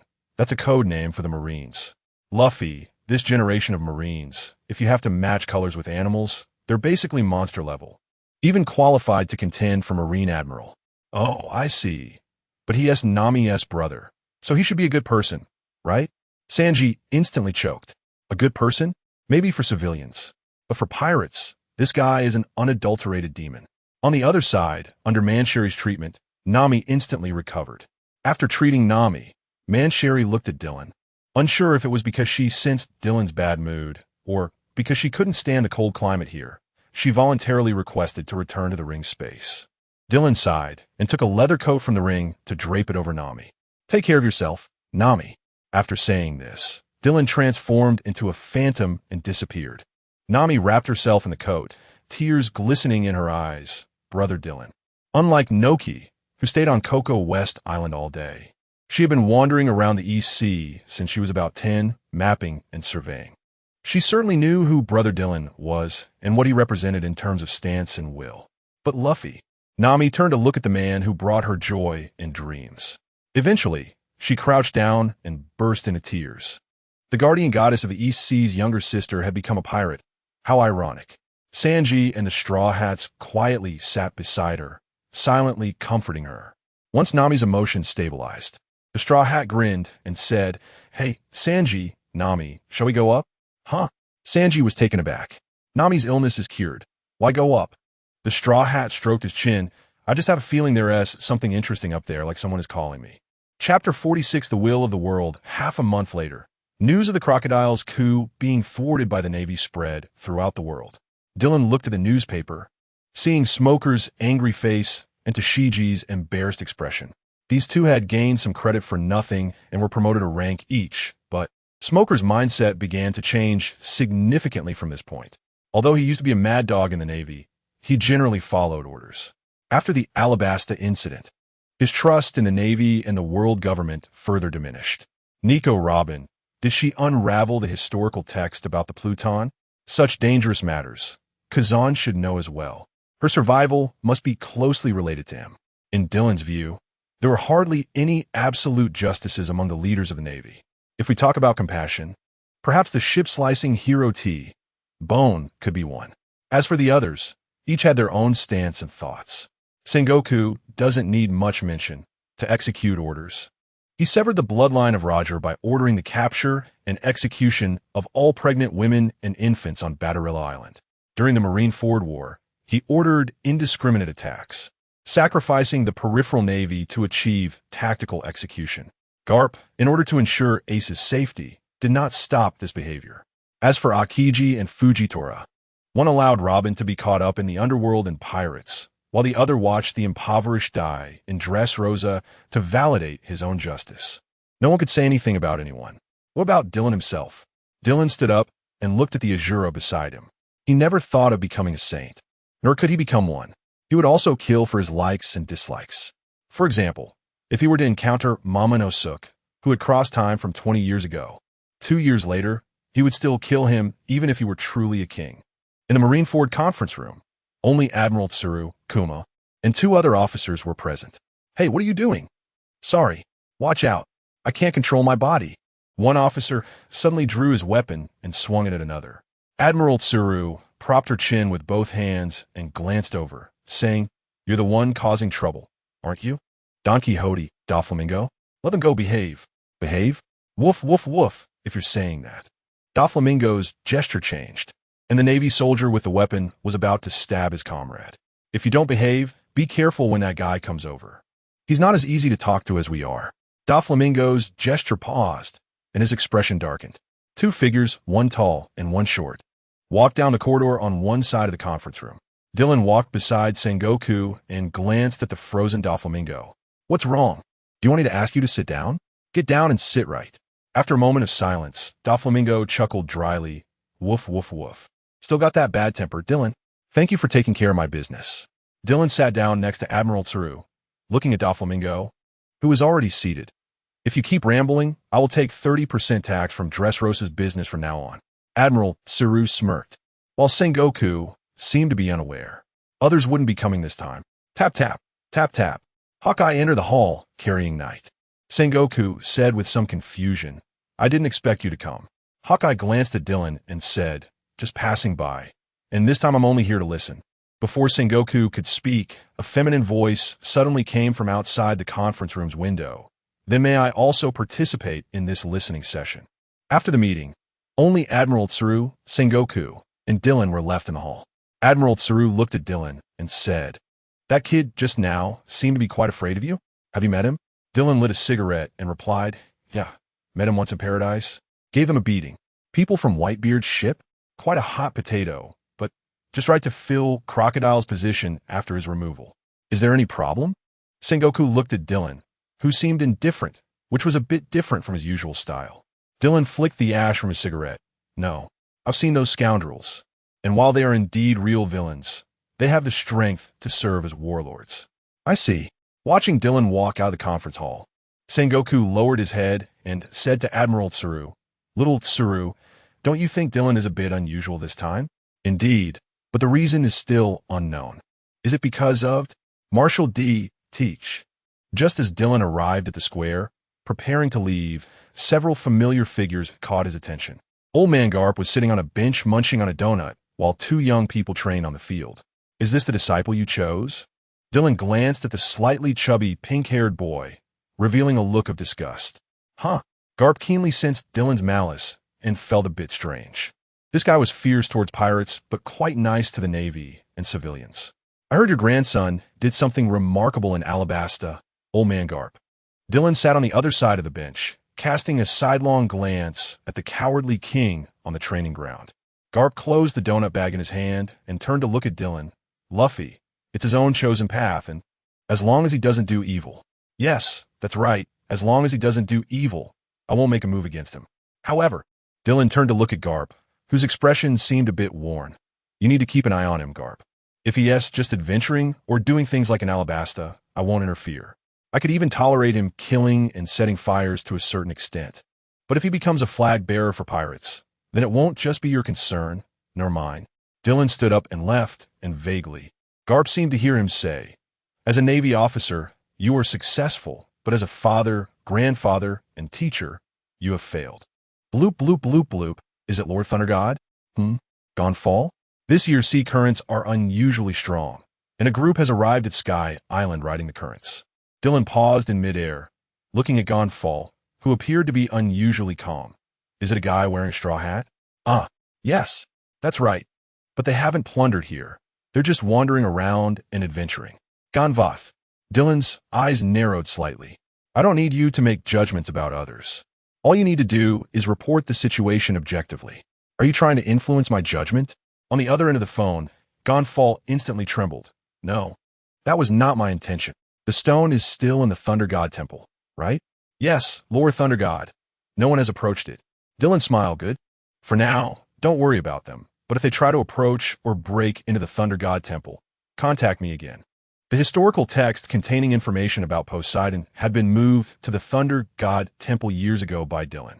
In recent years, he had been busy with training in G5 matters and had hardly returned, and that stone was not the red sign text, so he hadn't paid much attention to it.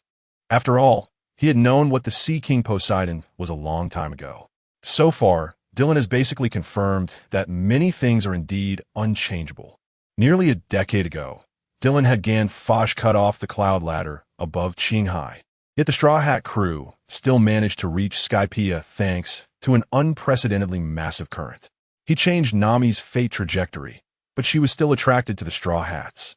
He had already altered the fate of the Drum Kingdom, yet the Straw Hats still acquired the abilities of a devil fruit user among the common people.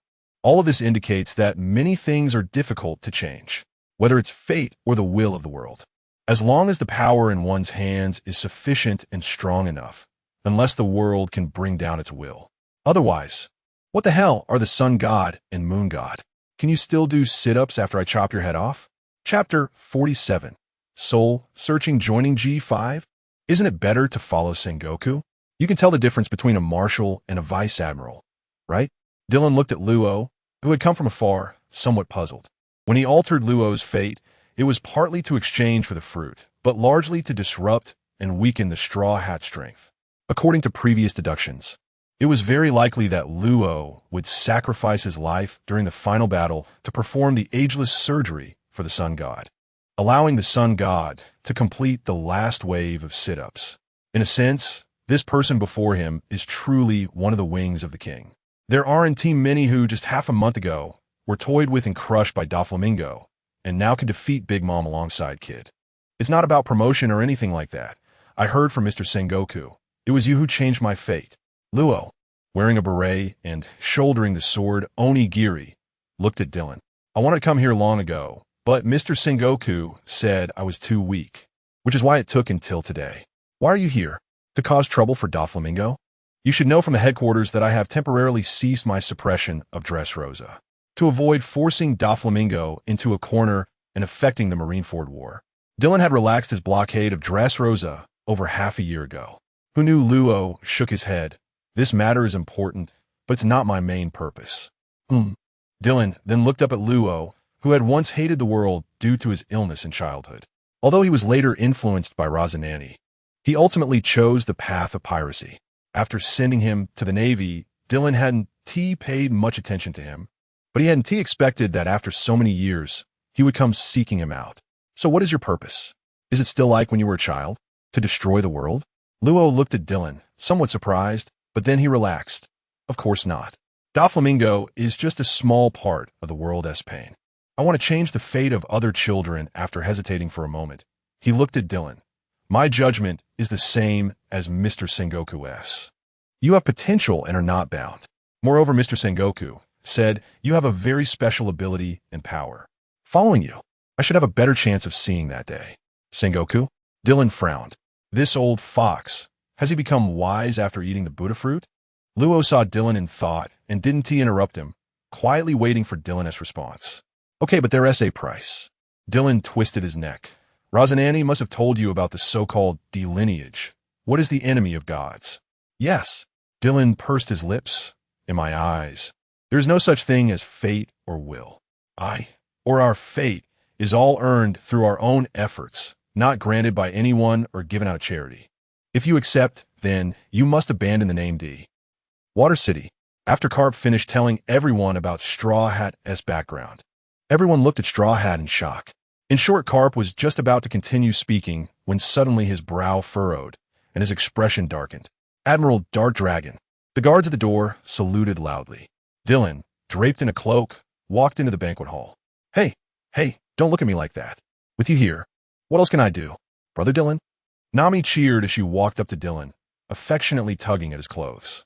You've grown up so much, Nami. Although he returned to Cocoa West Village in East Blue a few times every year. It was only when he seriously examined Nami that Dylan realized nearly 10 years had passed since their first meeting. How is it going? Is the adventure fun? Yeah.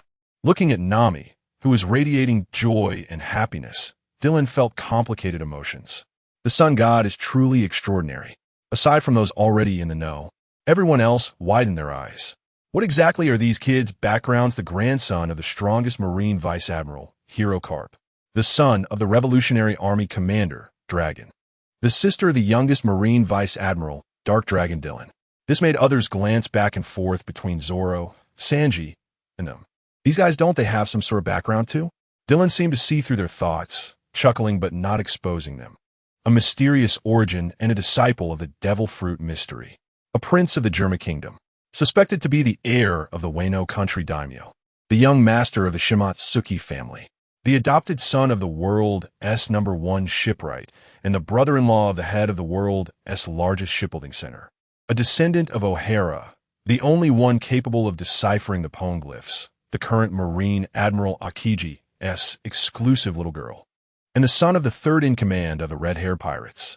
The combined backgrounds of these people would make even the Yonko think twice. Truly, this is a dangerous and thrilling adventure. Damn. Dylan walked up to the Straw Hats and sat down. Despite having developed an East Blue for over 10 years, he had always avoided going to Windmill Village for safety reasons. Last time at Drum Island, he had left right after a brief meeting. When Dylan sat in front of the Straw Hat, Carp's entire body tensed up. Dylan scrutinized the dumbfounded sun god. Hey kid, why do you want to be a pirate? Straw Hat grinned. Because I want to go on adventures everywhere. With my friends. Then you could become an adventurer or a traveler. Straw Hat paused for a moment before loudly retorting. No, being a pirate is the freest in the world. Dylan stared at him, somewhat confused. Aren't you free? Your grandfather is one of the strongest in the world. And your father is also known as the most evil criminal. With that premise, you're still not free enough? Without waiting for Straw Hat to answer, Dylan continued. Is it necessary to be a pirate to be free? Is it necessary to bear the name of a pirate? Is it possible that what you want isn't boundless freedom, but lawless freedom? Straw Hat was momentarily stunned. In his mind, gathering comrades, traveling, adventuring, and searching for one piece was his goal. Dylan quietly watched Straw Hat fall into silence, not interrupting him immediately. The others nearby also fell silent. You've seen a lot of people along the way, right? Clown, Buggy, Crocodile, those guys are all pirates. Although your journey is still short, do you think pirates bring laughter and joy to this world? An uncontrollable conflict of beliefs crashed in Straw Hat's mind, and for a moment, he even began to doubt whether his choice was correct. Your grandfather has spent his life protecting this sea, and at 76 years old, he still intimidates pirates with unmatched prestige, earning the respect and love of the entire world.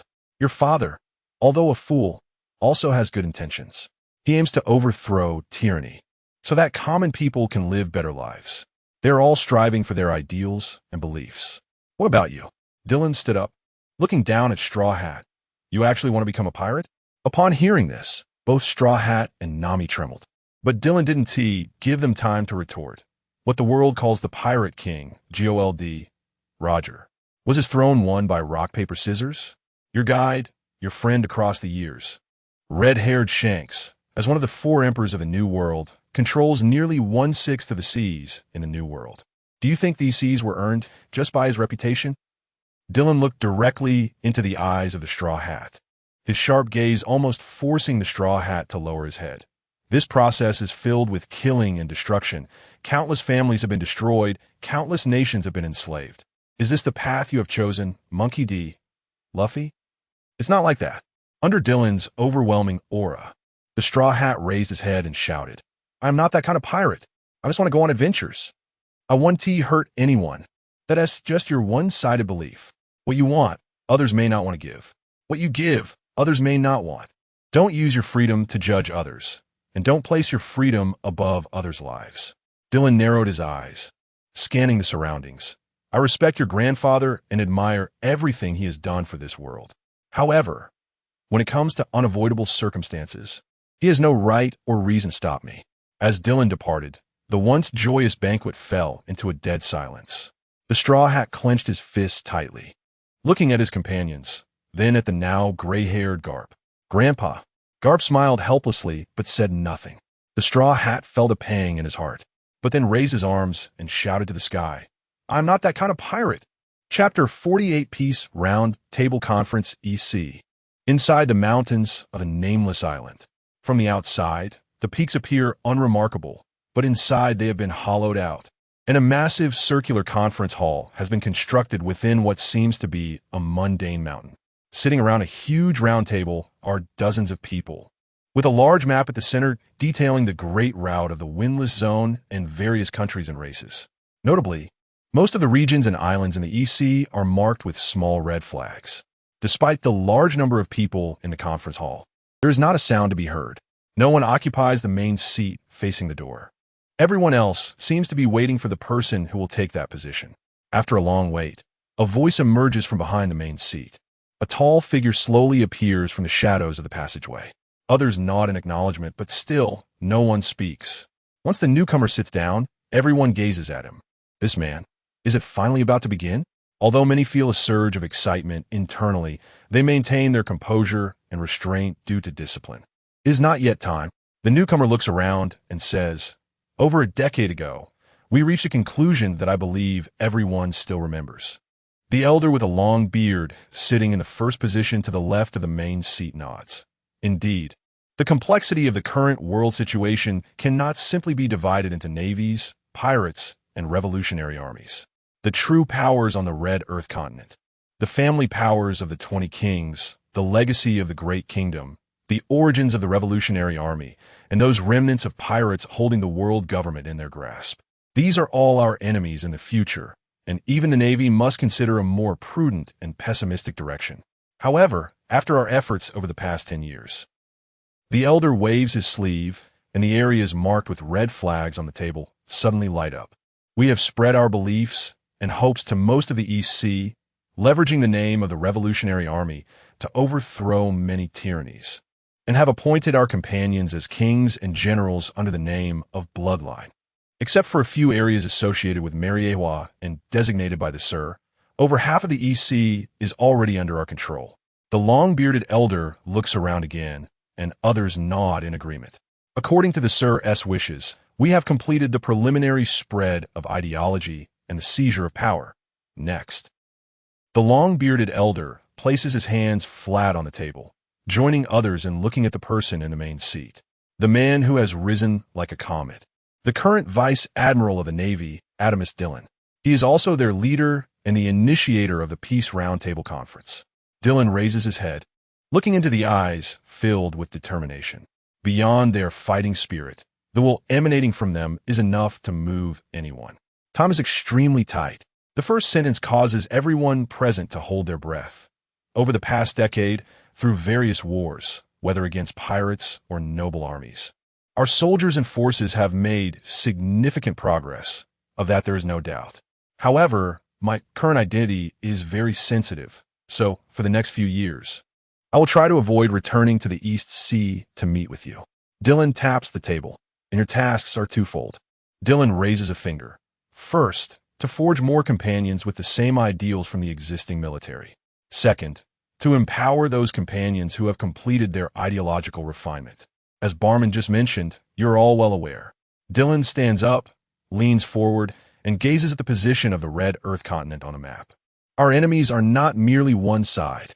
To truly change this world, we must be prepared to be at odds with the entire world. After the crowd gradually leaves, only Dillon at the main seat, Barman on the left, and a muscular man with slightly closed eyes on the right remain in the conference hall. Moments later, footsteps echo in the passage again, and a man who had originally sat at the door returns to the conference hall. After nodding to Dillon and the others beside him, the seemingly harmless man with a constant smile says, Everything is as the Sir predicted. Old concepts are deeply rooted, and many people who were originally commoners, refugees, or even slaves gradually change once they gain power. They are blinded by power and wealth, forgetting the oaths they once made. The man smiles and raises his head. Following the Sir's guidance, under the premise that we cannot expose ourselves, it is absolutely forbidden for anyone to defect. Therefore, in these 3 years, the Discipline Department has eliminated 5 kings, 12 generals, 21 governors, and a total of 339 mid-level and junior officers and administrative personnel. There is little change in Dylan's expression. Barman sighs, while the muscular man on the left lets out a cold snort. We must now increase the intensity of supervision. There can be no slip-ups. Otherwise, our plans over the past decade will be in vain. Half a month later, Dylan gazes at the location of Marineford. He has received news that Ace was defeated by Teach on Bonero Island, and the Summit War is about to begin. This world will become even more turbulent. Seize the opportunity, consolidate power. For a period following this, the attention of the world government will be diverted. But do not let down your guard. Our enemies are far more than just the world government. Sebastian returned to his kingdom. Mr. Sebastian, there are several documents that need your signature. Mr. Sebastian, there's a beast infestation in the Polka Mountains. We need your decision. Mr. Sebastian. Sebastian smiles as he looks at the crowd clamoring in front of his desk, patiently responding to one after another. Once the crowd finally disperses, he walks to the window and gazes at the streets far from the office building. The streets are resplendent, filled with an air of extravagance. Everyone wears smiles of joy. The Pardo Kingdom is rich in a rare mineral. However, after hundreds of years of mining, the mineral reserves are nearly depleted. Today, the nobles of this country are still desperately conscripting the populace to mine. What? No more? Impossible. Dig deeper. This is the wealth bestowed upon us by heaven. It cannot just be cut off. Not enough miners. Then send criminals down. Not enough criminals? What about the wild men outside the city? Capture them all. No one knows how many civilian corpses have been discarded in those dark mines, and no one knows where these minerals have gone or what they have turned into. Young Sebastian was handsome and cold. His father was the financial officer of this country, overseeing the entire economy. He had never been to the mines because everyone knew that wild men live there.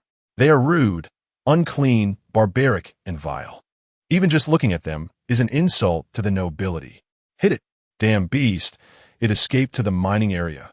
Young master, should we? Sebastian turned coldly to the attendant. Are you trying to ruin my record? No, not. But the mining area, just a few wild men. What does it matter? When Sebastian woke up, his head was already wrapped in cloth. He vaguely remembered chasing that beast into the dense forest. But he had slipped and fallen off a cliff. Big brother, you're awake? Just as Sebastian was about to respond, a sharp pain shot through his forehead. Be careful. Big brother, you're hurt a little. A little hurt? Although he had never been injured before, Sebastian was sure that the wound on his head could not possibly be just a little injury.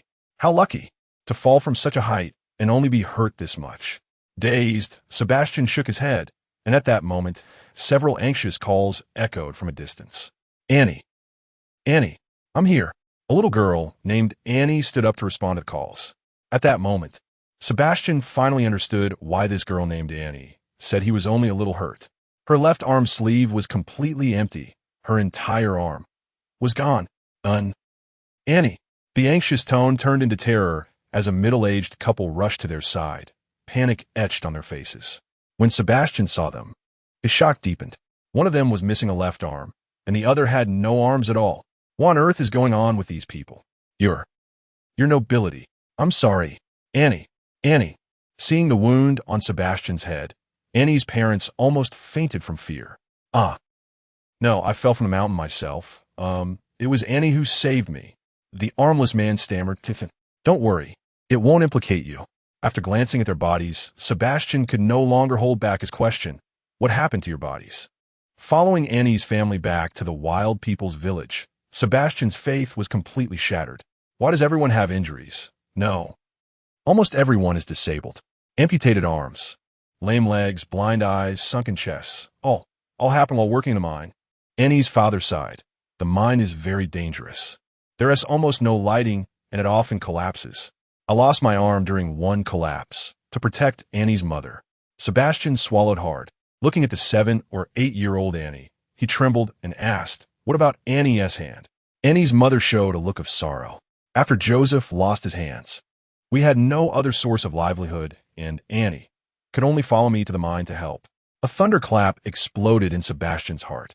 Is this country so tragic?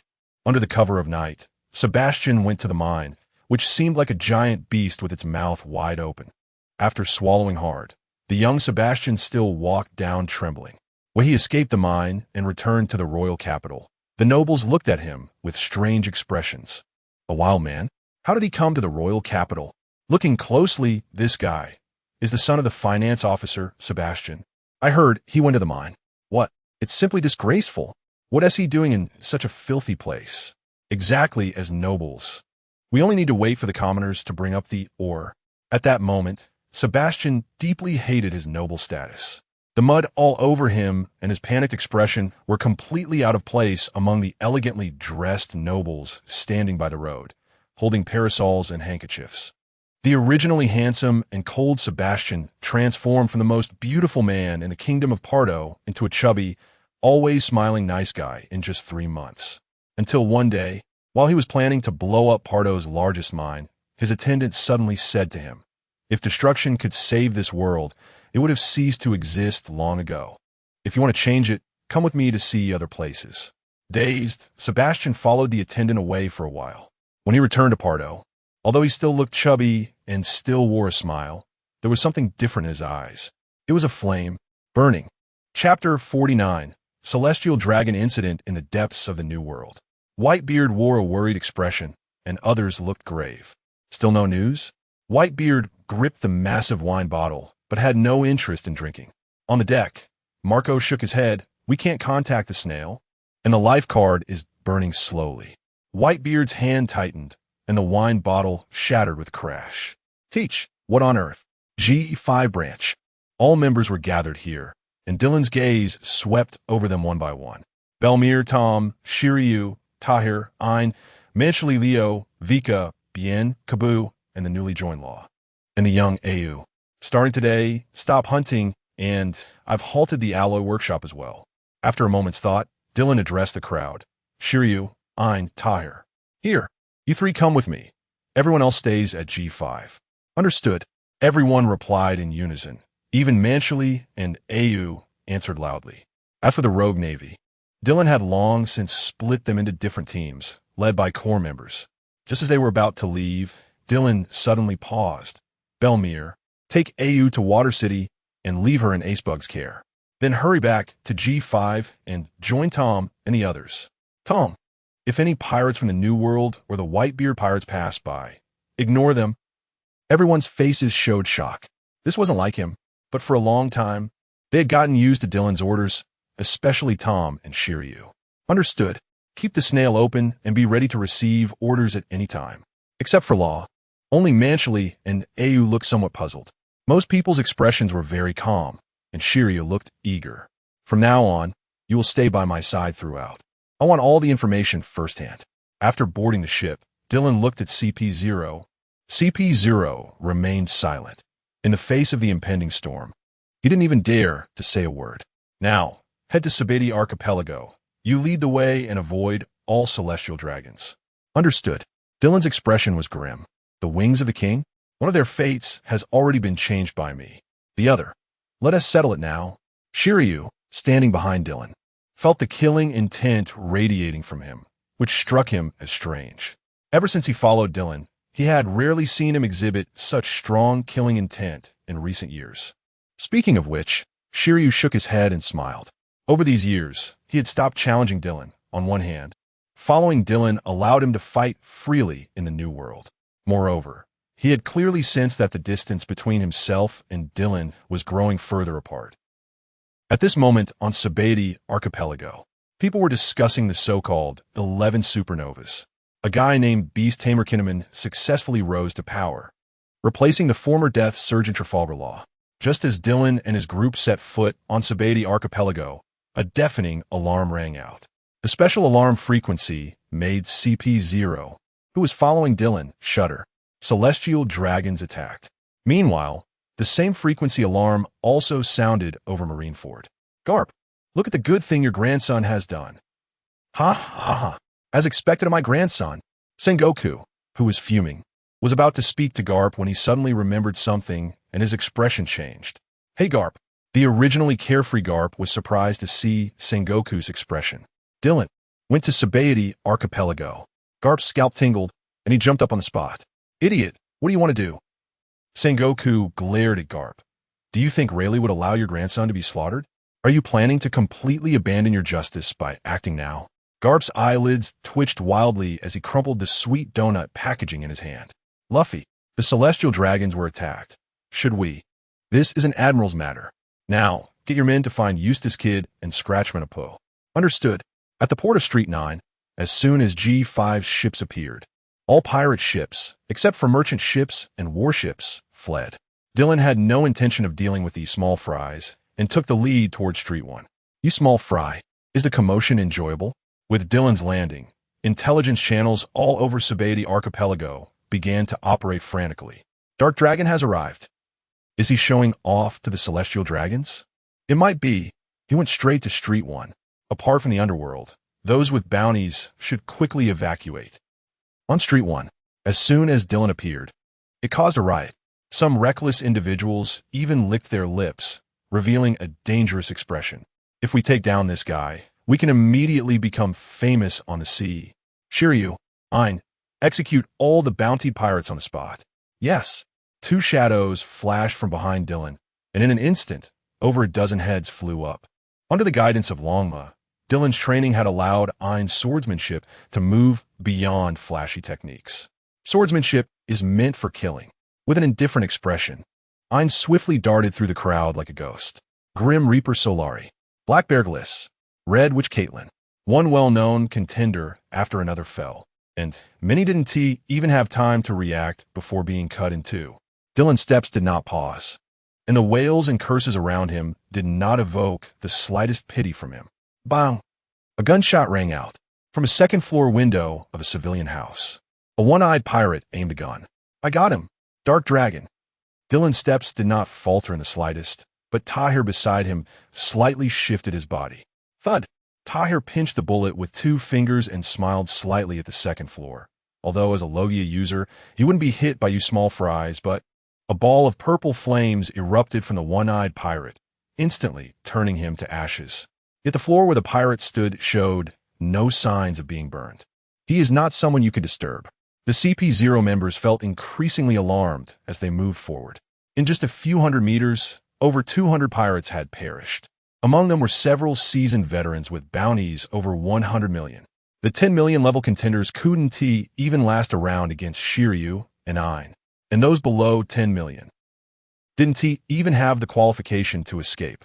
Pirate corpses lay scattered across the street, and opportunists attempted to ambush or shoot Dylan, but were effortlessly dealt with by Tahir. See how Scratchman Apu appeared on Street 27. Lead the way.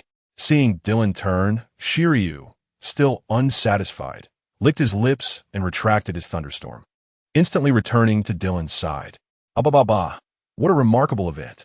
Mr. Apu, their SA message from Street 1. Dark Dragon is coming this way. Dark Dragon, such a young navy, does he really have that kind of strength? Not far away. Hawkins was fiddling with tarot cards while frowning tightly. The end is near. It cannot be changed. Were you talking about Hawkins? Apu hadn't finished his sentence when he instinctively felt a wave of suffocation. It was as if a shadow covering the sky had completely enveloped him. Cold sweat dripped from his forehead. At this moment, his biological instinct told him, don't run, don't move, don't speak. At this time, Dylan had already reached a height of 3 meters 1, looking down at the motionless Apu with a look of annoyance on his face. Gulp. Apu used all his strength to swallow, turning his head with difficulty. Hawkins stared at the tarot cards in front of him. Survival rate. 0 bang. Apu bounced from his spot, instantly jumping to the rooftop. No maniacal laughter, no attack on Dylan, not even paying attention to the crew left behind. Tahir. Yes. Tahir looked at Apu, who was jumping continuously on the rooftop. Although he still wore a fox mask, the slight smile at the corner of his mouth was still suggestive. Fallen Fleam. A dark purple flame instantly enveloped Apu, and the Apu, who was desperately trying to escape, had his pupils shrink. WH. What? In midair, a cloud of ashes drifted down with the wind. One of the supernovas, Hyaming Skelikman Apu, disappeared from the world. Shiryu, clean up. As soon as Dylan finished speaking, an explosion sounded nearby.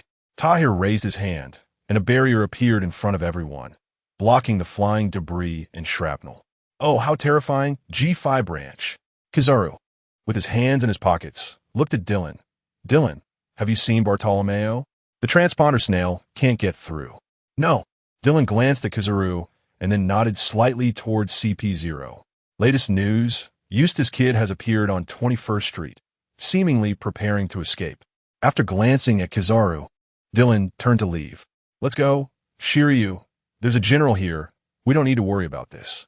Looking at Dylan and his group leaving, Kizaru stroked his chin. Can you command CP0? So, casually?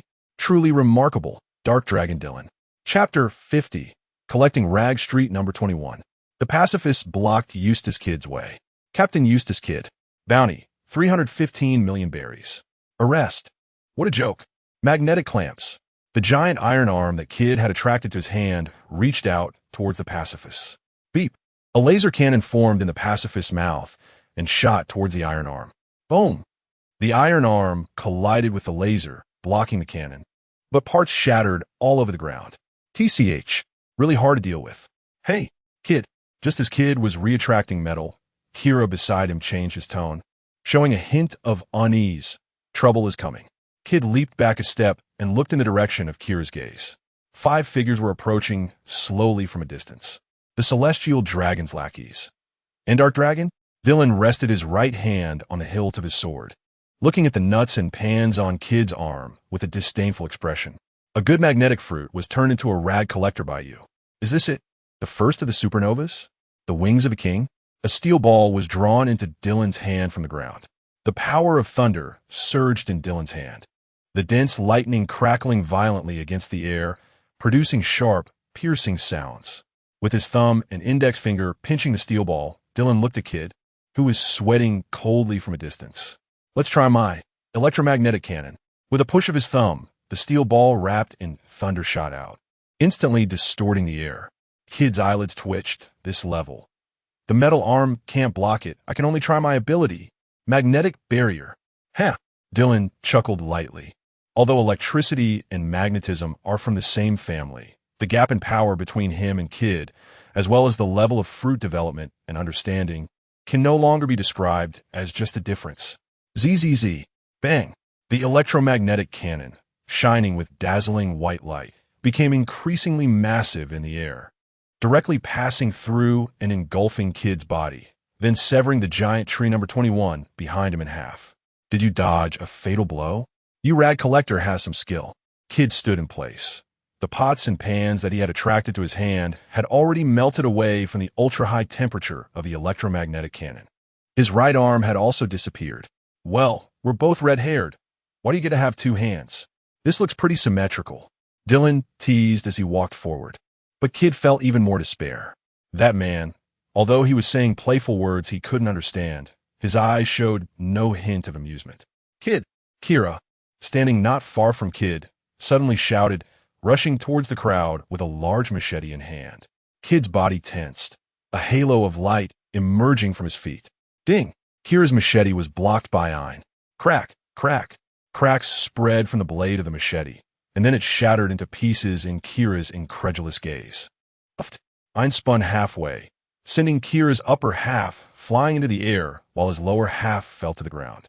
Kia! Kid shouted in pain from a distance. Trying to escape with magnetism? Dylan squinted, and clouds suddenly covered the sky. But the next second, the clouds dispersed again. There are many civilians nearby. AoE would be inappropriate. Tahir. Yes. In just a few breaths, Kid's figure had almost disappeared, and Tahir waved the small folding fan in his hand. A mass of purple flames instantly enveloped Kid. But, damn it, I will not die. Who? The Conqueror's haki erupted, barely protecting Kid's body. At this point, he was already several kilometers away from Dylan and the others. Tahir frowned and bowed slightly to Dylan. He escaped. The Conqueror's hockey? Whatever, there's still time. Dylan turned his head to glance at CP0. Number 12. CP0 nodded slightly and turned to lead the way first. When Dylan and the others arrived, only Rayleigh, Kizaru, Kuma, and the Straw Hats were left on the scene. The moment Kuma saw Dylan and his group, he immediately flashed to the side of the Straw Hat without hesitation. We won't meet again. If you travel, where do you want to go? At that moment, the Straw Hat seemed to see a hint of a smile at the corner of Kuma's mouth, then lost consciousness. It's already done. Dylan smiled, but anyone could see that this smile was filled with hostility. Where are you still running from? Here are your teachers, your father's subordinates, and a friend who is suspected to be your father. Is there a safer place in this world? No. Maybe Marineford is even safer. Damn. Looking at the ruined battlefield, Dylan squinted his eyes at the now-stopped Rayleigh and Kizaru. Kuma stood quietly in the distance, clutching his book with a calm expression. Looks like I have nothing to do here. After casting a meaningful glance at the three people present, Dylan turned and left without waiting for them to speak. Once on CP0's ship, Dylan closed his eyes. Next, it's time to wait for the Straw Hats to break into Impel Down and then start the Marineford War. Impel Down. Let the Straw Hats release that guy. Wait for the sea to become even more violent. Only then will the world government's policies loosen, and I will have the opportunity to subdue him legitimately and use him for myself. Before that, I need to make a trip to Impel Down. By the way, has Belmare returned to G5? Tahir replied. She returned 2 days ago. Notify the key personnel to stand by Marineford. Yes. Upon receiving the order, the G5 branch quickly assembled, although only the rogue navy was left. But they were not worried about their safety at all. Just as that man said, uphold your own justice. There's no need to care about others' opinions. If you die in battle, I will use double the bounty to honor you. Impel Down LV6. Dylan walked alone in the deep corridor. Laughter echoed from a distance. Old man Garp, come to visit? Ace, who was shackled to the wall, and Garp, sitting cross-legged on the floor, turned their heads at the sound of footsteps. Ace. Dylan sat down beside Garp, looking at the tightly bound Ace. What you just said, I don't quite agree with. Dylan crossed his arms and stared directly at Ace. Why can't Dayton, who raised you for 17 years, and Garp, who cared for you for 20 years against his own justice, be your parents? What did Whitebeard give you? Did he give you the confidence to roam these seas? Is this kindness even heavier than Garp's kindness and warmer than Dayton's kindness? Ace? How ironic. Ace, to this day, you still call Garp old man. While Whitebeard has become your dad, you say you hate that man with your mouth, but don't say any more.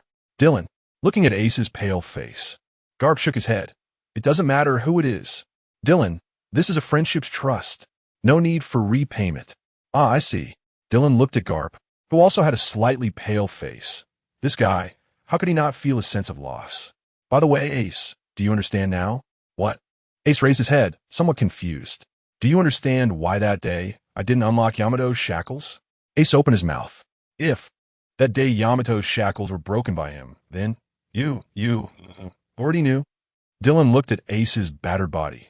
Yes, because from the moment you decided to become a pirate, your fate has already been decided by yourself. Even Garp can't change that. Chapter 51. Choosing One's Own Destiny. Fire Fist Ace, captain of the Whitebeard Pirate 2nd Division, to be publicly executed in Marineford. As soon as the news broke, the entire world was shaken. Although the current world cannot be called peaceful, various forces have maintained a precarious balance. The Navy, the 4 Emperors, and the 7 Warlords of the Sea are mutually restraining each other. The Revolutionary Army and the CP organization are in a cat-and-mouse game. Everyone is still following some sort of customary game rules to slowly advance towards their own goals. However, when Marineford announced this news to the world, everyone realized this war, regardless of who wins or loses, will change the world order. Our position is here. Dylan pointed to the area inside the square, beneath the execution platform. The location of the 12 Vice Admirals has been specially arranged by me with Sengoku. Your combat strategy will be arranged solely by me. Remember, unless I give special instructions, no unauthorized attacks into the bay are allowed. Everything will focus on defense.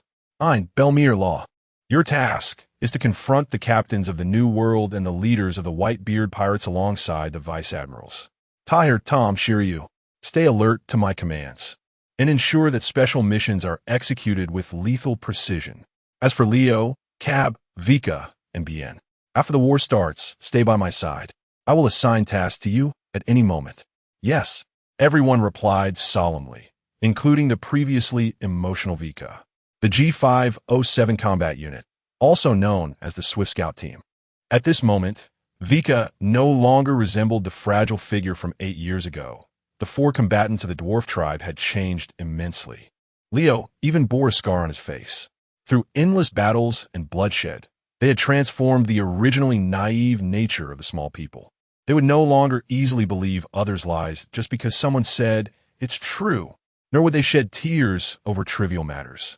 Dylan forged exclusive weapons for each of them using G5's finest superalloy. Leo's 2 long needles, Cab's dual pistols, Bien's spear, and Vika's gauntlets. Leo. Dylan looked at Sergeant Leo with a serious expression. Although I don't know the specifics of the agreement your tribe has with history, I have some guesses. Previously, even though you were under my command, you were not known to the world. After this, are you ready to make your decision? Yes, Leo replied solemnly. Before coming here, I returned to Greenbit, Dylan Lando.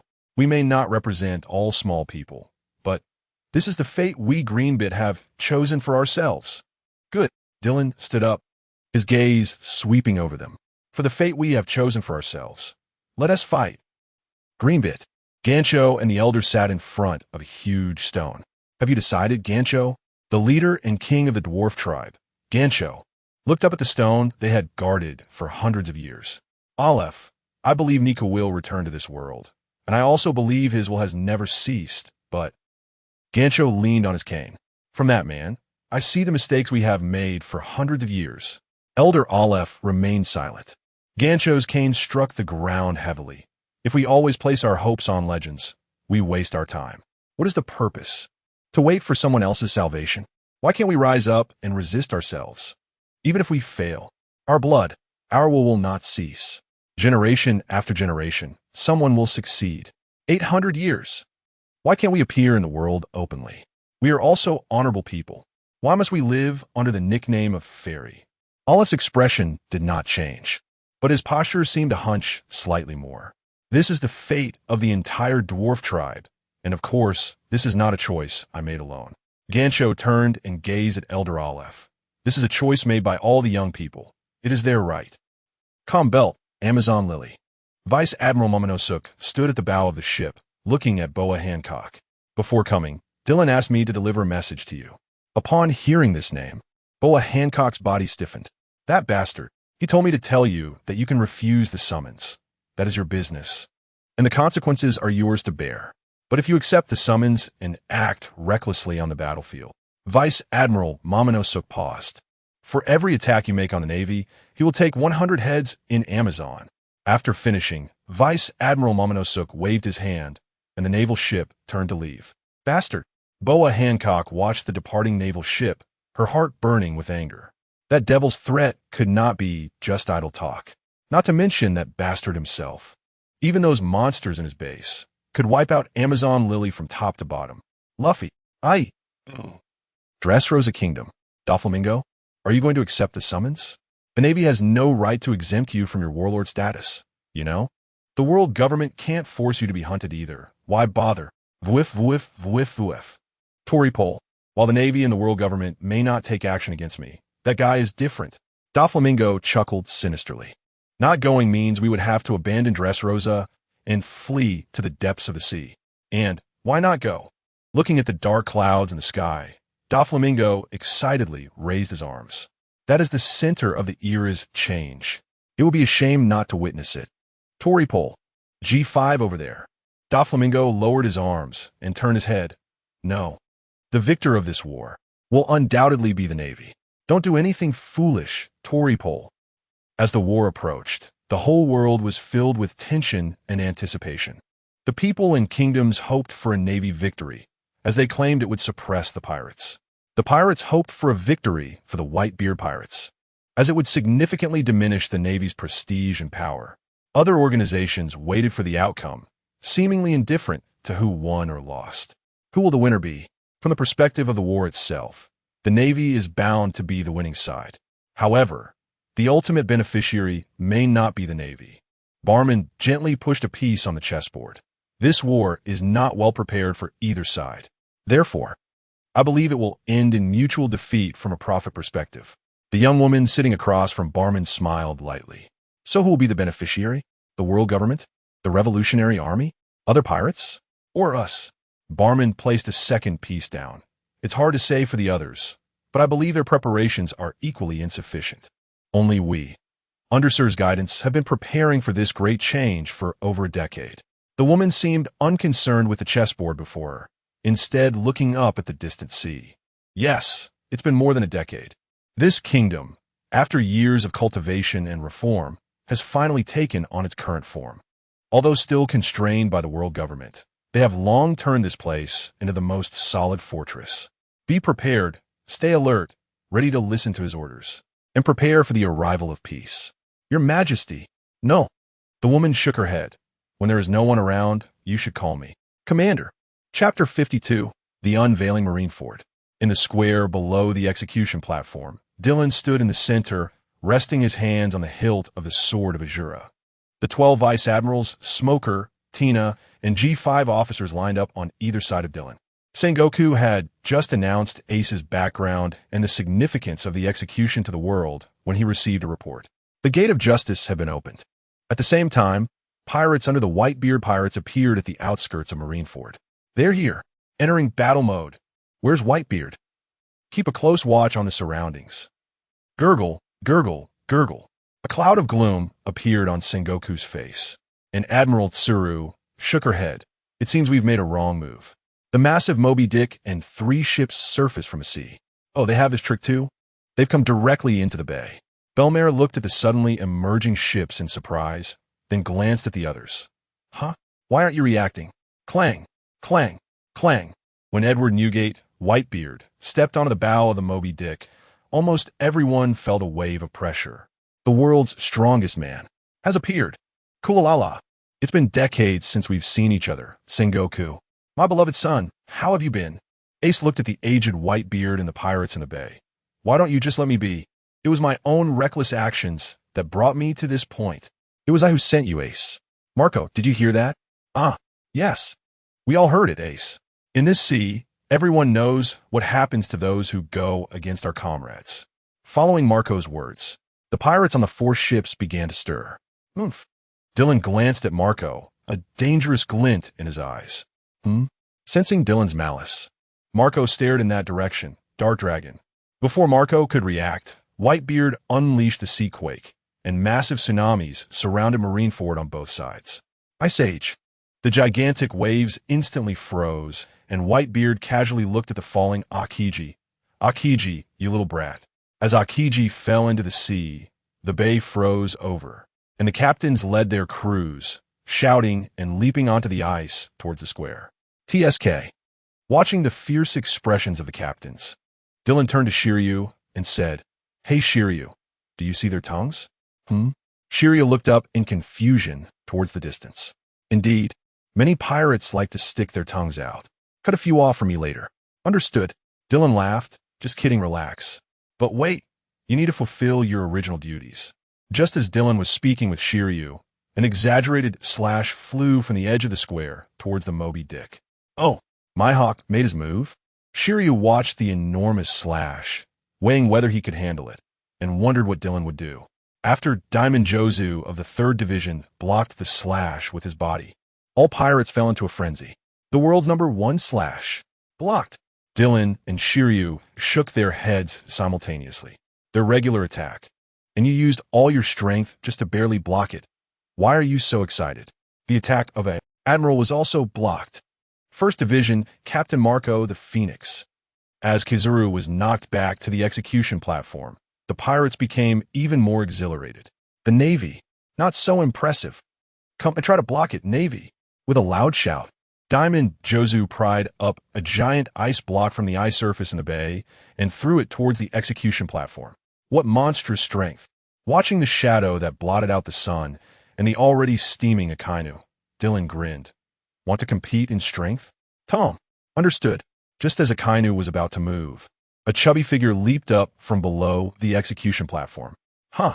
In midair, Tom caught the ice block and tossed it back toward the Moby Dick. What? Not only did he catch it, he threw it back. Throwing from the ground to the execution platform was already exaggerated, but catching it in the air and throwing it back. What kind of monster is this? It's Tom, the shipwright of G5. Kula-la-la-la. The guy who built ships for Roger? Truly remarkable. Tom landed back beside Dylan, not caring at all about such remarks. Whitebeard swung his right arm, striking the air ahead. Crack! The ice block in the air shattered, and Whitebeard frowned at the pirates below. If I let the ice block fall. Crack, crack, crack. The cracks in the air expanded, and the falling ice block instantly turned into ice mist. Something's up. Not only is the destructive power immense, but the control of power can be so precise too. Watching the ice mist spreading over the pirates' heads, Dylan nodded. At this point, both sides' probing had basically ended. Dylan drew Azura, staring ahead. Shiryu, Tom, and Tahir looked serious. A big guy has come. Dylan gazed at the shadow on the sea. It's little oars. It's really ridiculously big, several times larger than a giant army. Is being big useful? Tahir. Yes. Tahir took a few steps forward with a smile. As long as it's a living being, it has emotions, and as long as there are emotions, it can be devoured. Despite the battlefield being incredibly noisy, Tahir's voice seemed to possess some kind of magic, resonating directly in everyone's minds. Whitebeard frowned. Bloom, the flame in your heart. Boom! Despite his massive size, the purple flames instantly engulfed oars. Crack! Oars hadn't even reacted when a loud shout came from the bow of the Moby Dick. Marco! Whitebeard tightened his palm. This flame. Understood. The blue flames and the pale purple flames responded to each other, wrapping around oars together. The Phoenix's healing flames? Truly remarkable. Sweat dripped from Marco's forehead in the sky. Using flames to engulf oars on such a large scale with such intensity, even he found it a bit strenuous. But that masked guy is surprisingly at ease. The two flames intertwined around oar's massive body, but anyone could see that the blue flame was gradually being suppressed. And once it disappears, oars will probably be roasted. That strange purple flame. After 2 rounds of confrontation, the 2 G5 officers suppressed Whitebeard's 2 captains in their respective fields. Oars. Watching oars struggling in the flames, Ace on the execution platform looked pained. He. Dark Dragon, can you leave his whole body intact? I want his corpse. Moonlight Moria shouted from the back. Dylan shot him a glance and scoffed. You fool. Think about how to keep your own body intact first. Then Dylan nodded at Tahir. Conserve your strength. Yes. As the purple flames disappeared, the blue flames slowly faded away, and Malgo in the air let out a slight breath. Are you the monster that all the G5-foot rogue Navy fear in Legends? You flatter me. I'm just an unknown nobody. Tahir slightly nodded towards the sky, as if it wasn't him who was about to burn Oz to death. The expression on Whitebeard's face at the bow of the ship grew increasingly serious. G5. At this moment, Dylan turned his head to look in another direction. Boa Hancock was furious due to the pirate attack. However, influenced by Dylan's previous warning, she did not launch indiscriminate attacks like before. This only made her mood more irritable and furious. Damn man. Chapter 53. You kill one. I kill one. The flames on Orr's body had just extinguished, and after resting for a moment, he immediately strode towards the square. Woof, woof, woof. You're blocking my view. Big guy. Swish. A thin line cut through the air, severing Orr's right leg, followed by a swarm of bats piercing through his body. What a beautiful kill. He. Damn 7 warlords. Whitebeard's expression darkened as the first captain fell. You don't have time to mourn, Whitebeard. Vice Admiral Longs leaped onto the bow of the Moby Dick, swinging a massive battle axe towards Whitebeard's head. Crack! Whitebeard spun around and shattered Long's giant axe, then grabbed his head and activated his ability. Ugh! Over oars. Keep moving. After tossing Longs aside, Whitebeard loudly commanded. Whoa! Vice Admiral Longs. One move, and the giant Vice Admiral is done. Huh. Dylan took out a steel ball and toyed with it. 7th Division, Captain Lackier. It's you. Ding! A massive bolt of lightning shot out from the position of the Vice Admirals. Did he strike first? Vice Admiral Dylan. Boom! The 7th Division captain of the Whitebeard pirates evaporated, along with dozens of pirates around him, disappearing without a trace. Lackeyer, damn Navy. Dylan ignored the pirates' insults and the captain's furious glares, looking at Whitebeard on the bow, saying lightly, "You kill one, I kill one. It's fair. So, you need to be careful next, Whitebeard. You little brat." Dylan turned away from Whitebeard and said to Leo on his shoulder, "Go." "Yes." Leo's figure flashed and disappeared from his shoulder. "Whoa, whoa, whoa. I'm going to fall to my death. I'm made of rubber. I won't die from falling." "Huh? You're a family again." Carp, Luffy. Both sides of the battle were stunned by the sudden arrival of the bizarre combination. Strauhat, Piratahunter Jinbe, Krokodil, Revolutionary Ivankov. What kind of combination is this? Is this your answer? Jinbe. Yes. I'm done being a warlord. Looking at the Straw Hat Kid already standing on the bow of the Moby Dick, Dylan smiled and glanced at Carp sitting on the execution platform. Carp's fists were tightly clenched, seemingly trying to suppress something. Dylan shook his head slightly, indicating his intention. At this moment, killing the sun god, while it wouldn't cause Carp to defect, would likely push him into a rage, erasing whoever dared to attack the sun god. After all, Ace's death was already unavoidable. Though he wasn't afraid of Carp, this would deal a fatal blow to the morale of the Navy. Dylan looked at the red-nosed man, still gloating in the bay, turning to Shiryu. "Shiryu, it's time to work." Shiryu licked his lips. "Been looking forward to this." The legendary pirate, GOLD, Roger's crew member, Captain Buggy the Clown. "That's right, it's me." On the only undimmed image snail. Buggy's ugly face turned towards the world. Before he could finish gloating, the pirates behind him suddenly shouted, "Hey, that white-hair bastard, get lost. You think some mere Navy can face the legendary Captain Buggy head-on? Exactly. You better run away like a scared little baby." Buggy looked at their expressions with some surprise. "Huh, ISNT this near the Moby Dick? Who dares to come close here? White hair."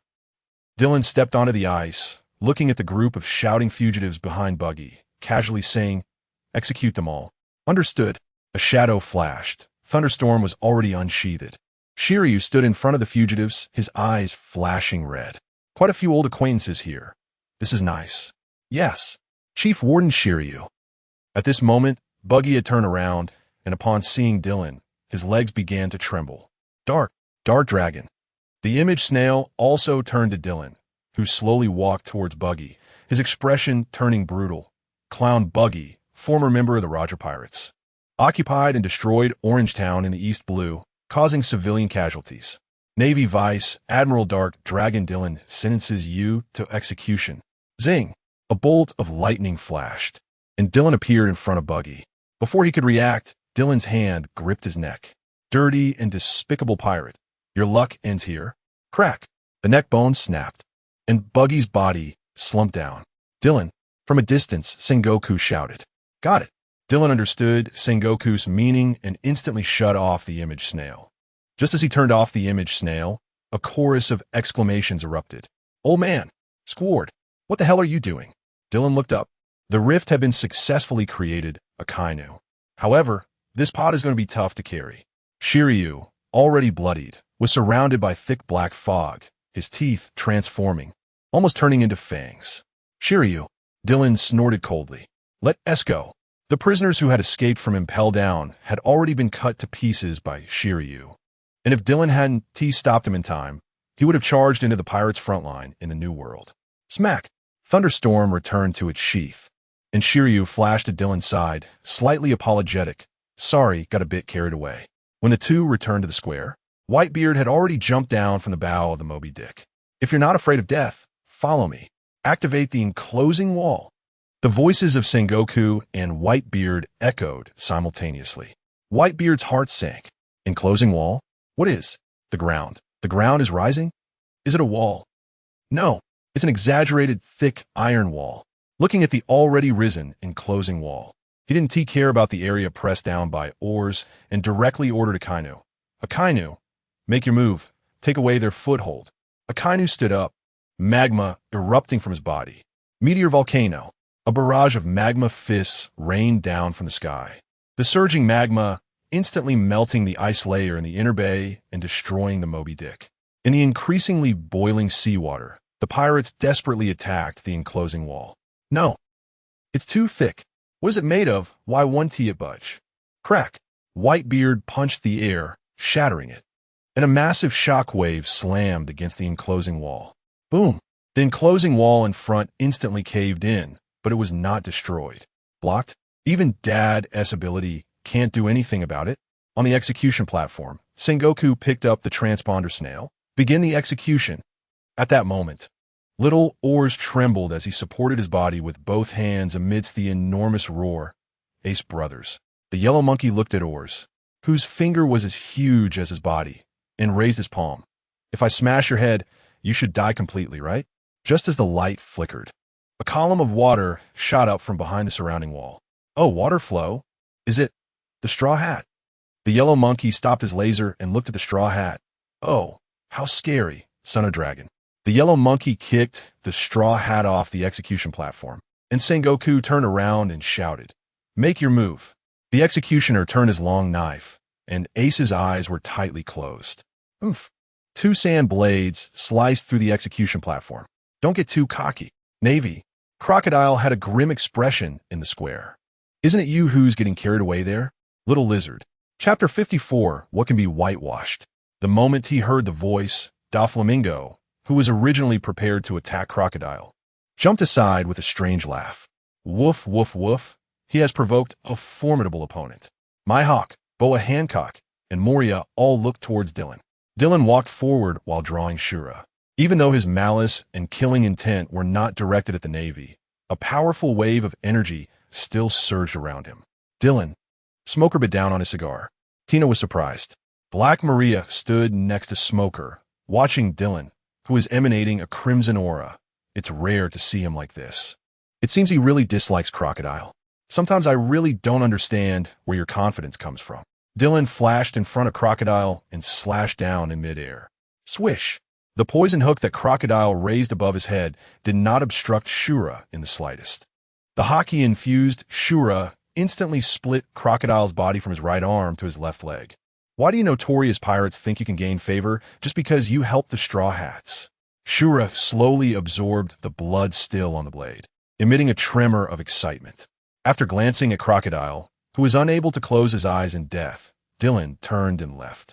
Boa Hancock's expression darkened, while Mihawk appeared contemplative. Little Oars lifted the ship. The Whitebeard pirates broke through the encirclement. Is his head still on his neck? Ace. After taking a breath, Whitebeard infused his ability into his great sword, Song Yun Chia. Be careful, he's about to unleash his power. Go. Destroy the Navy headquarters. Save Ace. Clang. A huge collision sounded as Song Yun Chia swung halfway, collided with Shura. It blocked. The old man's ability-enhanced strike? Didn't I tell you? Whitebeard, you kill one, I'll kill one. Blood trickled from the corner of Whitebeard's mouth as he glanced at the already severed Crocodile in the distance, then fixed his gaze on Dylan. Kula la la la. Elegant little sandere. Oomph. Do you still have such strength at this stage, Whitebeard? The two weapons separated, and Dylan stood alone in front of the Whitebeard pirates, his expression showing no fear. The pirates, Navy, and Shichibukai present were all stunned. This person, is he really just a vice admiral? But Dylan's solitary stance lasted only a moment. The next second, all the officers from G5 arrived by his side. Following them were the vice admirals from headquarters. The Shichibukai didn't come closer, but were also watching the Whitebeard pirates from a distance with dangerous expressions. Just an exaggerated navy. Break through them. Diamond Jozu instantly transformed and charged at Dylan. Shark Wave Fist. Bang. Diamond Jozu's right shoulder was caught by Tom's punch. The two taciturn individuals exchanged glances before silently engaging in hand-to-hand combat. Old man, go save Ace. Marco soared into the sky and then dove towards Dylan. Tahir looked at Marco, who had transformed into a phoenix in the sky, and smiled slightly. In that case. Who? A burst of purple light emerged as Tahir took 2 steps forward. 9 massive, fluffy tails appeared behind Tahir, and feeling the change in his body, his expression became somewhat complex. It has indeed been a long time since I've felt this way. In the sky, Marco paused for breath. Other captains and New World captains were also momentarily stunned, but then began to shout, "Entangle them! Let the old man through!" Dance of Roses. Petal-like slashes fell, heading straight for Dylan. Swish! 5th Division, Captain Flower Sword Vista. Let me handle this. Shiryu swung his sword to block the petals. Thunderlord Marco, leave him to me. I held back Marco's slash. I'll deal with that deal, Cab Brothers. Belmare covered her hands with haki and moved to the side, eyeing the eager blind twins. Law stood on the right side, glancing at the cavalryman Doma, who had a monkey on his back. The two sides immediately pounced at each other with just a glance. Cavalryman Doma grinned menacingly. "What little brat popped up? I haven't heard of your name. If I had to say, I'm a soldier from the G5 branch. TCH. What an insult." Doma slashed at Law. Law raised his sword on Akiri to block Doma's strike and pondered for a moment. This is already considered a compliment to you. Taking advantage of the moment when Dylan and Whitebeard faced off, Luffy bounced and prepared to jump towards the execution platform. "Oh no, that won't do. As an admiral, I can't just let my subordinates fight." A laser pierced through Luffy's right side, and then Kizaru landed in front of Luffy. Without power, no matter how hard you try, it won't matter. After saying that, Kizaru lifted his foot and kicked Luffy away. Young, reckless, clumsy, just like that idiot Ace, but I like that kind of fool. Just as Whitebeard raised Song Yunxia to slash down again, before Dylan could act, a scorching aura appeared in front of Dylan. Akainu stepped on the blade of Song Yunxia and looked at Whitebeard. "You want to destroy this island? It won't be that easy." "Kula-la-la-la. Then you better hold on tight." Seeing the Admiral take action, Dylan's gaze swept across the battlefield. In the sky, Marco was engulfed in two colored flames. Although the purple flames were eroding his body, Marco gritted his teeth and flew towards the execution platform. "Ace, wait for me." On the ground, Tyre frowned. Is he trying to throw his life away? Just as Marco approached the execution platform, a flash of lightning streaked by. Bang! A hockey-covered elbow strike directly hit Marco's face. Ugh! Marco fell heavily to the ground, and as the flame of the phoenix disappeared, the purple flames instantly enveloped him. "Is it over? My journey?" Fire engulfed Marco as he smiled and raised his hand towards Whitebeard. "Old man." "Marco!" A furious roar echoed. Dozens of black thunderbolts erupted instantly. Tahir's body shook, and he spat out blood as the purple flames on Marco vanished in an instant. "Is this a Conqueror's hockey attack aimed specifically at me?" Tahir wiped the blood from the corner of his mouth and looked at the gasping man below the encirclement. Impressive. The tails behind him slowly dissipated, and Tahir silently retreated to the back line. Tom turned his head to glance at Tahir, who was still bleeding from the corner of his mouth, then turned to the anxious Diamond Jozu and said, "Let's pause for now. Go take care of our companions." "All right," Jozu replied in a deep voice, and both sides leaped back, rushing towards their respective partners. Old injuries flared up, and Whitebeard spat out a mouthful of blood, half squatting on the ground. Dylan looked at Whitebeard. Did the earlier explosion of Conqueror's hockey exacerbate his old injuries? In the distance, Luffy, just finished with his adrenaline rush, shouted again, "Ace. I'm coming right now." Beep. Boom. The pacifist shot 2 laser beams at the Straw Hat, just as the other pacifists were gathering their lasers. A tall figure stood on the side of the Straw Hat. Boa Hancock, the warlord of the sea, ordered to stop the attack. Before the Empress could even get lost in her thoughts, she felt a chilling gaze.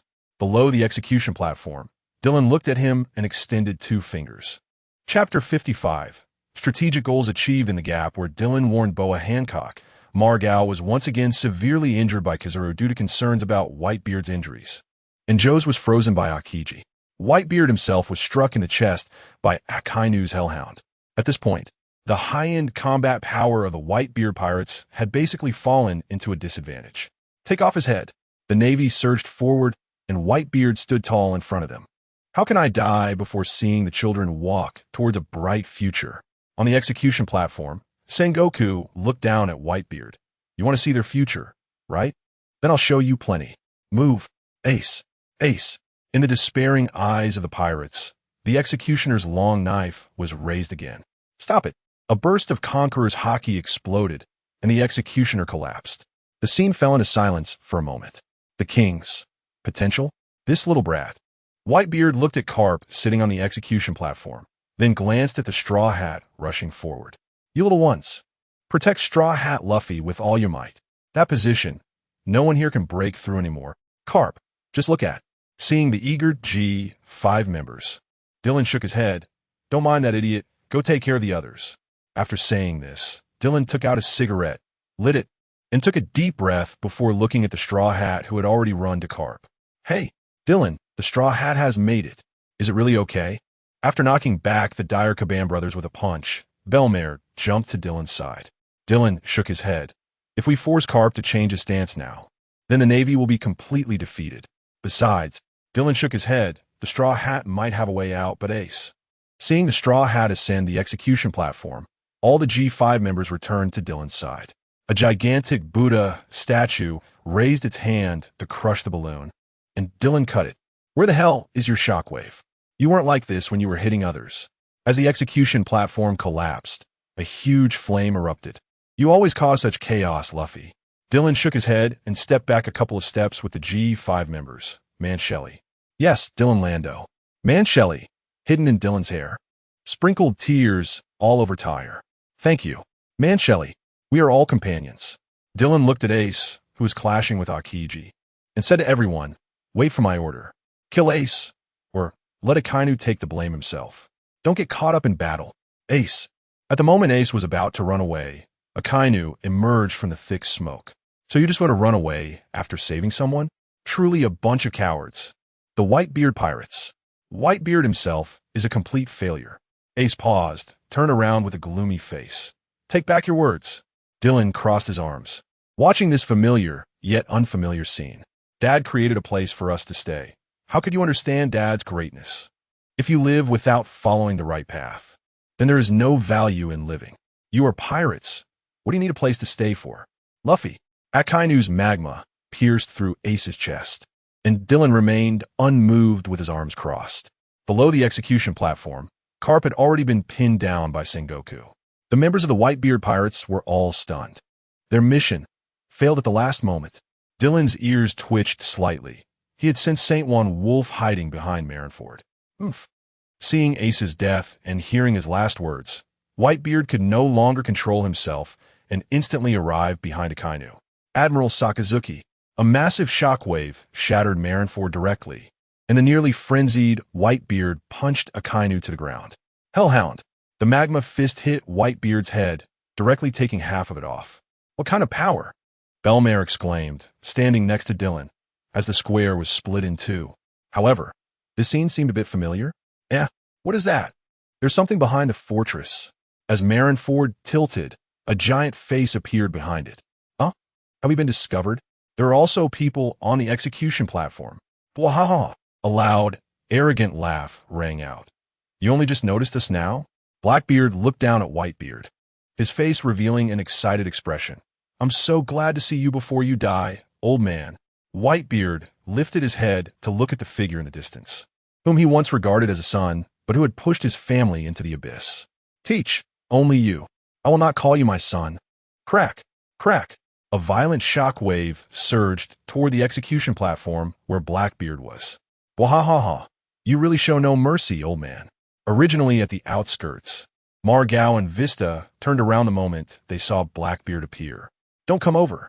Whitebeard shouted, the one who killed Thatch. This bastard, I will finish him myself. Just what I wanted. Wahaha. Dylan's body tightened, and Shuro was drawn again. Get ready. Target Blackbeard pirates. Yes. Turning back, Blackbeard had already been pinned to the ground by Whitebeard. Stop it. Old man, are you really going to kill your son? Whitebeard, who had already activated his powers but had not unleashed them, couldn't help but tremble at these words. After gritting his teeth, he threw Blackbeard aside. Finish him. The Blackbeard pirates surged forward, various weapons and bullets relentlessly hitting Whitebeard's body. When they finally grew tired from hacking at him and ran out of bullets, Whitebeard barely opened his eyes and glanced at Blackbeard. Not you, the man Roger was waiting for. At least not you. Teach. Suddenly, the large screen at the back of the square lit up, and Sengoku's pupils shrank. Damn. Who is it, Dylan? Sengoku turned around this scene. But when he looked at Dylan, he found Dylan holding Shura in one hand, the other hand empty. From the position of the image, it was from a certain direction on the Navy side. Damn it, One Piece. It exists. Bastard. Sengoku shouted. Who the hell is it? Someone had been lurking nearby, waiting until now to expose this scene. Move. Just as the Blackbeard pirates were about to cover Whitebeard's corpse with a black cloth, Dylan whispered and charged toward Blackbeard. The strategic goal has been achieved. Next, there is no need to hold back. The Dark Dragon and the G5 guys are coming. The members of the Blackbeard pirates, defending in front of the Navy, had not yet reacted when Dylan, flying in the air, infused his blade with haki. Judgment, break illusions. The storm of slashing strikes, wrapped in thunder, took down the frontmost Poison Q, Lafitte, and the Tyrant King Abelo Pizarro in an instant. I also love your mother, old hag. Before the Crescent Moon Hunter Katarina de Palm's words could come out, Dylan flashed in front of her, performed a spinning kick, and his foot, covered in haki, directly sidekicked Katarina de Palm's face. Bang! The Crescent Moon Hunter Katarina de Palm was struck into the ground, her life or death unknown. Chapter 56. Are you here, Die? In the moment Dylan struck down the Crescent Moon Hunter Katarina Devon, he swung his knife towards Blackbeard, slicing through the black cloth. Sizzle. The black cloth fell. Blackbeard had already reached into the chest of Whitebeard, pierced by the Hellhound. Dark Dragon. Block him. Hurry. Despite the previous astonishing attack, the members of the Blackbeard pirates surrounded Dylan. Bang! Clang! G5 members arrived, blocking the Blackbeard pirates from both sides. Dylan, seeing Blackbeard trembling, whether from excitement or fear, Dylan instantly flashed in front of him. The tip of his knife aimed at Blackbeard, piercing directly through him. Judgment. Niha Bridge. A water-like slash crazily pierced Blackbeard's body. Puff. Ugh. Despite becoming a bloodied mess, Blackbeard still did not retract his right hand that was inserted into Whitebeard's chest. Thief. Thief, ha. Blackbeard looked at Dylan, his expression icy. I have waited 30 years for this day. You cannot stop me. The hilt of the knife rotated, and the originally dense and continuous slash came to a halt. You really are something, trash. The aura of the Shura, covered in Conqueror's haki, erupted with a more bizarre air, a chaotic fusion of black and red energy. Seeing this scene, a look of terror finally appeared in Blackbeard's eyes. You also. A faint black orb intertwined with lightning appeared at the tip of the Shura's blade. Judgment. Reincarnation. Whoa. Under the immense impact, Blackbeard's body finally flew backward, away from Whitebeard's corpse. Driven by inertia, Whitebeard's body fell into the abyss he had created. Damn! Damn! Dark Dragon. Seeing Whitebeard's corpse plummet, Dylan looked up at Blackbeard, who was pounding his chest and stomping his feet at the edge of the cliff in the distance. Damn it! Damn it! Damn it! You bastard! Feeling Dylan approach, Blackbeard leaped up. My dream will not end here. Oomph. Dylan said no more, wrapping Conqueror's haki around the Shura once more. The previous attack wrapped in Conqueror's haki only managed to injure him. Not even close to a serious blow. This guy's body, what is going on? On the other side, without Crocodile and Buggy the Clown, the Straw Hats still escaped from Akainu's grasp. As the pacifists crossed the square, the Straw Hats' escape caused the Whitebeard pirates to lose their fighting spirit. Pursue the pirates. Exterminate them completely. Do not let any evil escape from here. Whitebeard died, Ace was killed, and the inexplicably appearing Blackbeard, although his schemes were still unknown, had already been stopped by Rear Admiral Dylan. The Navy's victory was within reach. Kill them all. Go. The Navy's morale soared to unprecedented heights, madly charging onto the ice under the leadership of the admirals and rear admirals. Dreams, mere pirates, are they worthy? Dylan looked at Blackbeard's body.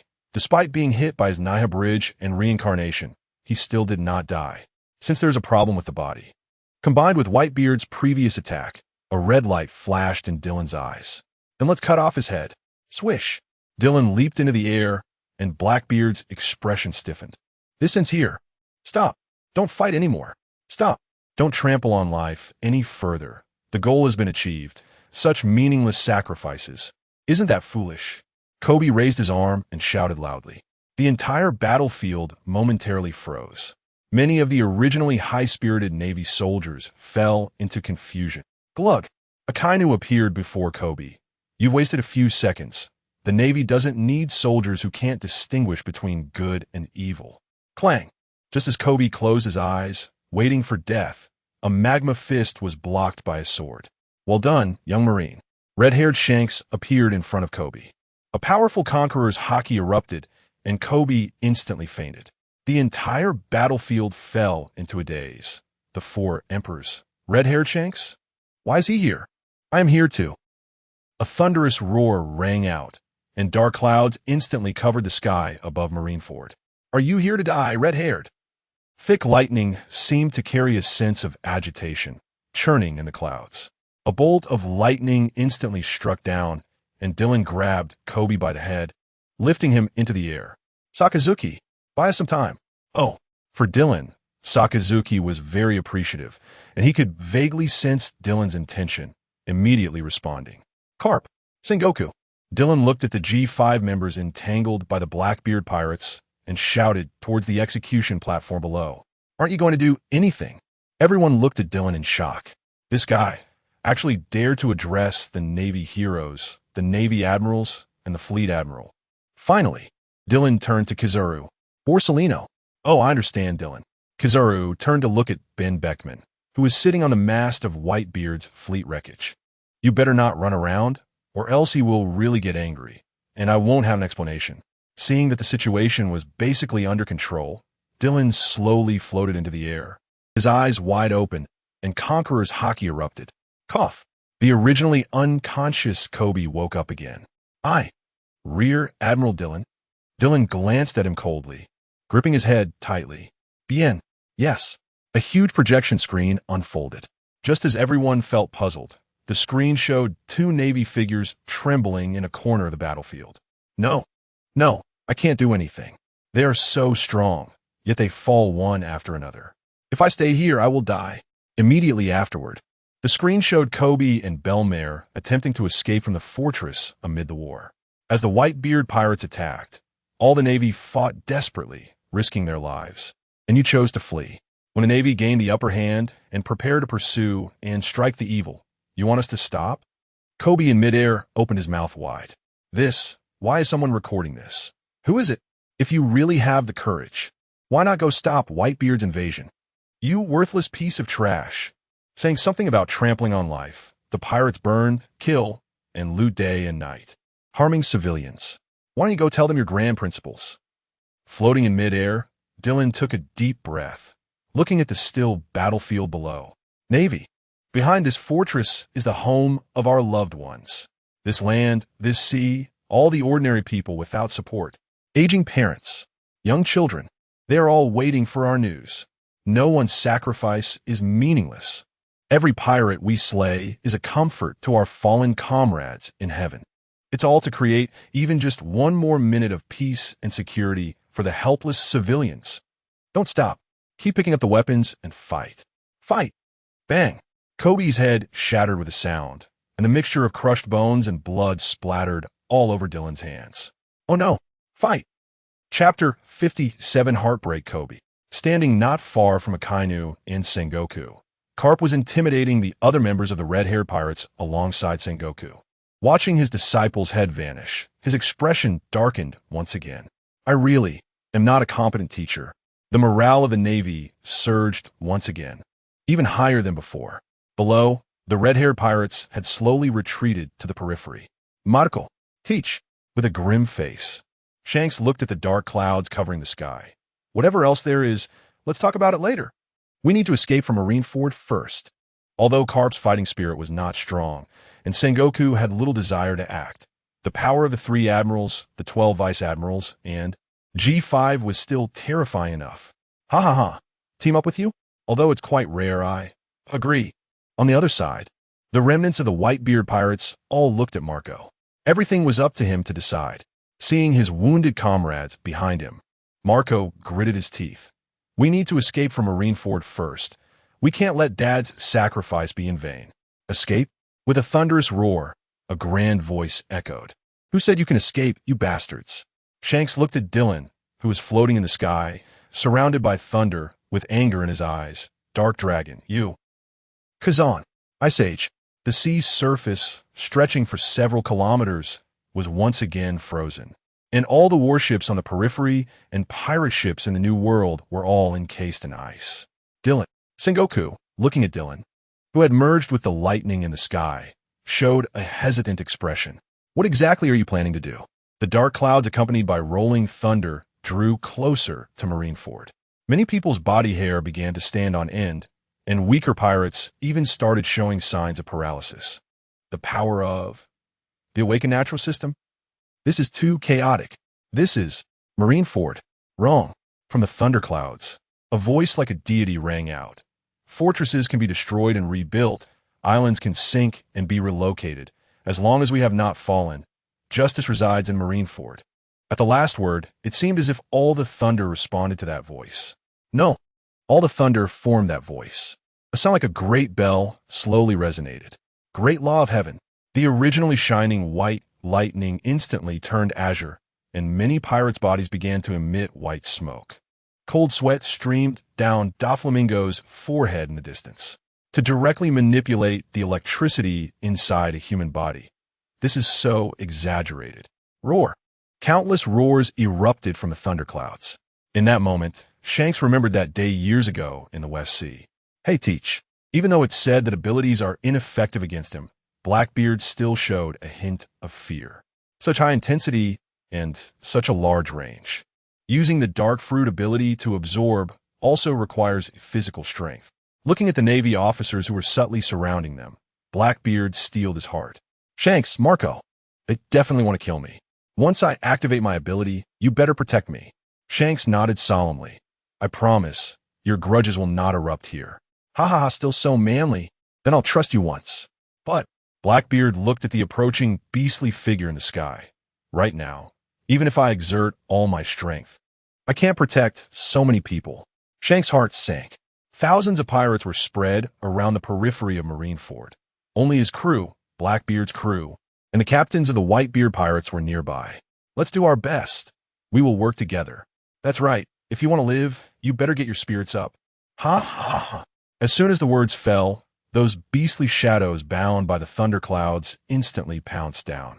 Inside the square, Sengoku's scalp tightened. Fall back. Protect our people first. Barking. What a chaotic guy. Does he want to kill us all together?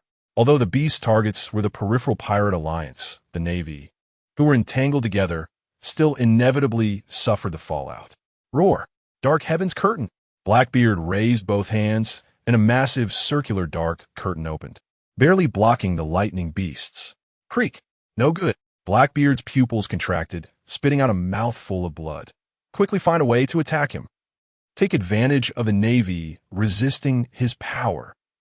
Hurry. Understood. Shanks raised his hand, gripping Griffin, taking a deep breath as his conqueror's hockey wrapped around it. Looking at the rolling thunderclouds in the sky, Shanks' expression turned anxious. Where is he? I can't find his position. If Jesus Burgess were here. There. Marco pointed toward the spot in the sky. There's a life force. It must be him. All right. With a swing of Griffin, a giant slash comparable to the beast's body flew straight into the sky. Boom! Boom! In the sky, Dylan glanced at the azure din mushy in his hand, then crushed it. The slash tore through the sky, splitting the thunderclouds apart. The clouds parted, revealing Dylan's body, still drawing in the surrounding lightning. Dylan looked down. Akiji looked hesitant. Kizuru seemed to have disappeared, and Carp, Sengoku, and Tsuru were all striving to release their aura to protect the weaker Navy. Only Akainu, along with the hawkish vice admirals like Enigmo and Doberman, fought fiercely in the thunder. Sigh. Dylan sighed deeply. Failing to achieve full success is truly not a fault of the battle. However, as the lightning dissipated in the sky, Dylan drew Shura and looked down at the Pirate Alliance. We must leave something behind. Oh, then let us leave their lives? How about it, Dylan? Kizuru appeared beside Dylan, looking at the ice layer below, his arms crossed and glowing. Jata no Kagami. An even more exaggerated laser strike than the previous two instantly covered the ice surface. Dylan gripped Shura tightly, his body trembling uncontrollably.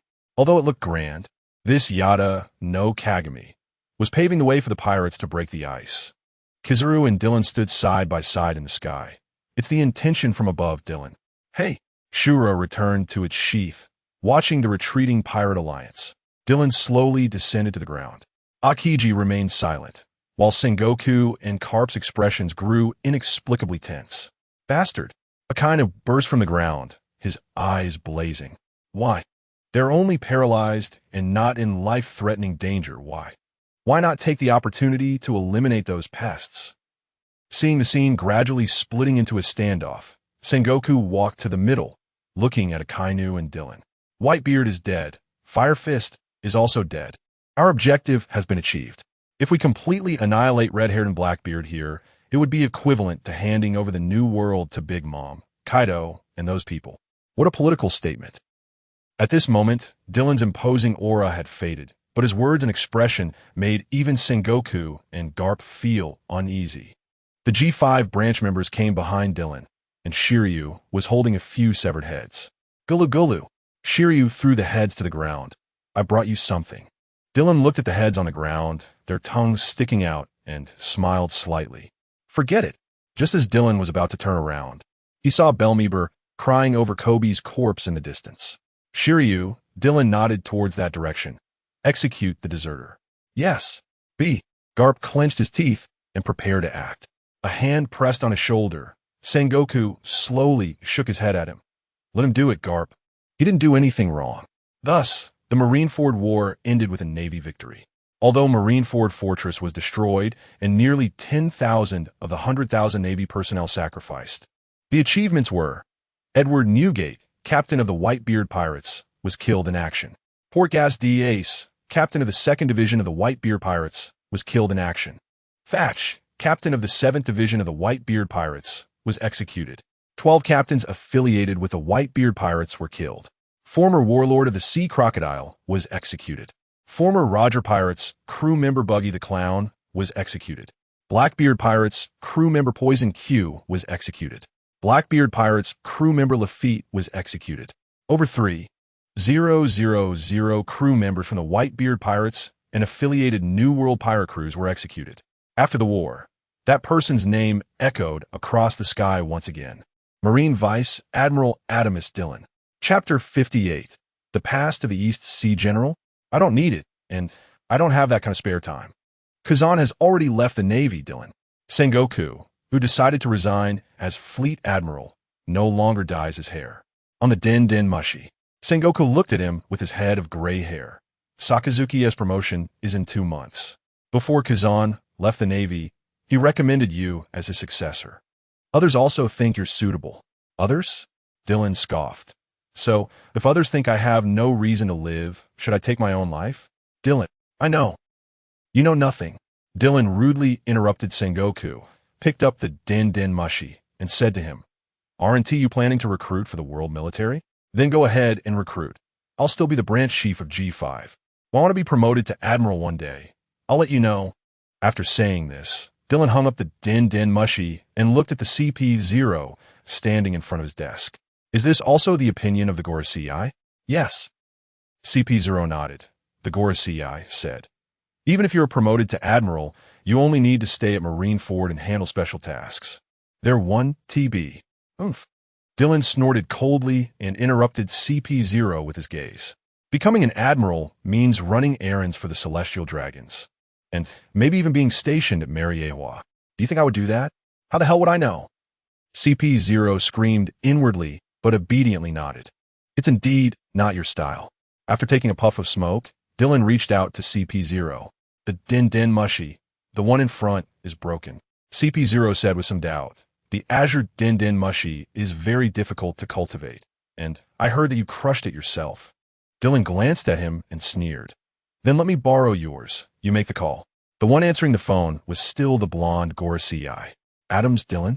It's me. I won't be an admiral anymore, and you know the reason. If you let me handle some matters, it will only get messy, eh? As expected. So what is this call about? About the information on Poseidon. Dillon raised his head and gave CP0 a malicious smile. I have confirmed that Poseidon is. Bang! The CP0 that was standing in front of Dylan's desk vanished without a trace. Only the door was still trembling slightly. Has something happened? A mouse ran out. Let us get to the point. Poseidon is this generation's mermaid princess, Shirahoshi. There was silence on the other end of the den mushy. As if the microphone was muted. Dylan didn't rush, leisurely smoking his cigarette. Knows about Shirahoshi being Poseidon. In this changing era, one must stabilize their privileges in advance, otherwise, some things will become difficult to handle. The ability to control sea kings is indeed impressive. However, even if the world government has long known about Shirahoshi's identity, they might not dare to act against her easily. After all, if Shirahoshi were to break down emotionally, it's likely that no one would escape from Fishman Island. And directly eliminating Shirahoshi could lead to what kind of consequences? Would it cause the sea kings across the entire ocean to go berserk? No one knows, and no one dares to try. Very good. The entire piece of information is extremely important. After saying this, the blonde Gorosei hung up the phone. In the empty throne of Mariehua, understood, reward him. A ethereal voice came from the throne. To what extent should the reward be? The person on the throne supported his head with one hand and gently tapped the armrest with the other. You decide. Don't let him feel dissatisfied. After the Gorosei exited respectfully, the person on the throne smiled. Cunning. Although the Navy defeated the Whitebeard pirates, Whitebeard's last words, one piece, still exist, making the situation across the world even more turbulent. The pressure on the Navy and the Kingdom's army seemed to have returned to the time when the Great Pirate Era just began over 20 years ago. Various Navy branches and CP organizations frequently reported to their respective headquarters, seeking assistance. Of course, the Navy's victory and Dylan's speech also inspired many dreamers and strong individuals, leading to a massive increase in the number of people choosing to join the Navy. The two largest forces in this world began to clash from top to bottom in an instant. No one can stand alone. Branch 85 requesting aid, pirate numbers surging, uncontrollable. Requesting an increase in combat personnel. Branch 216 exterminated the Black Goat pirates.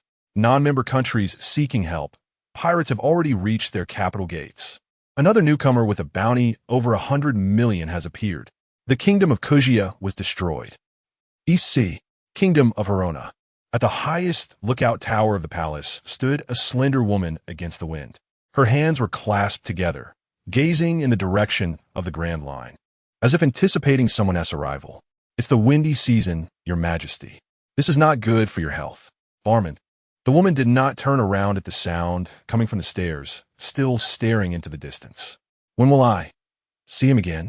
The elderly barman walked up behind the woman and draped a windbreaker over her shoulders, resting his hand on the railing as he looked down at the capital. He has always been by our side, hasn't he? Time returns to the year 1507 of the Sea Circle calendar. Kingdom of Verona.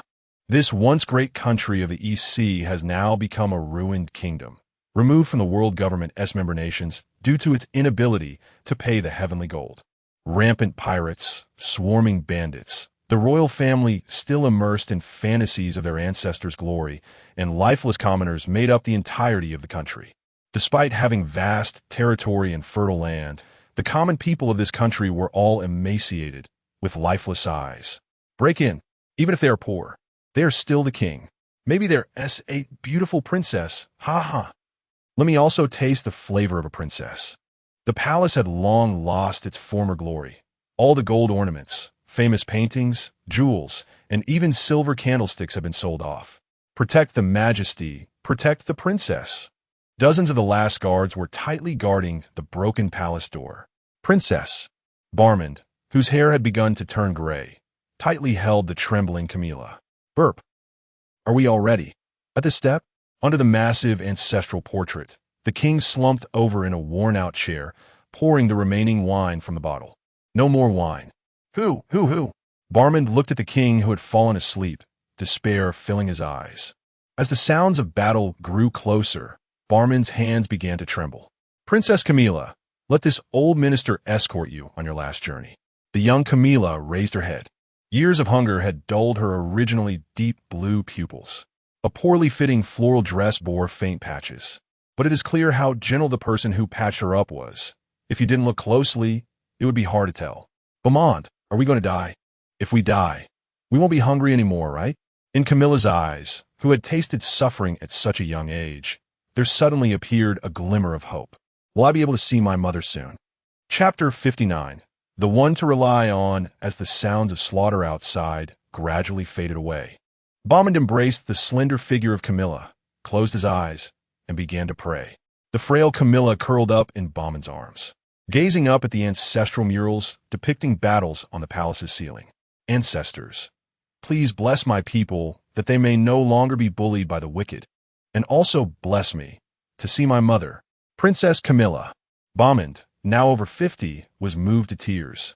What a kind princess she was. Why was fate so unkind to her? Why was she born into this tumultuous royal family?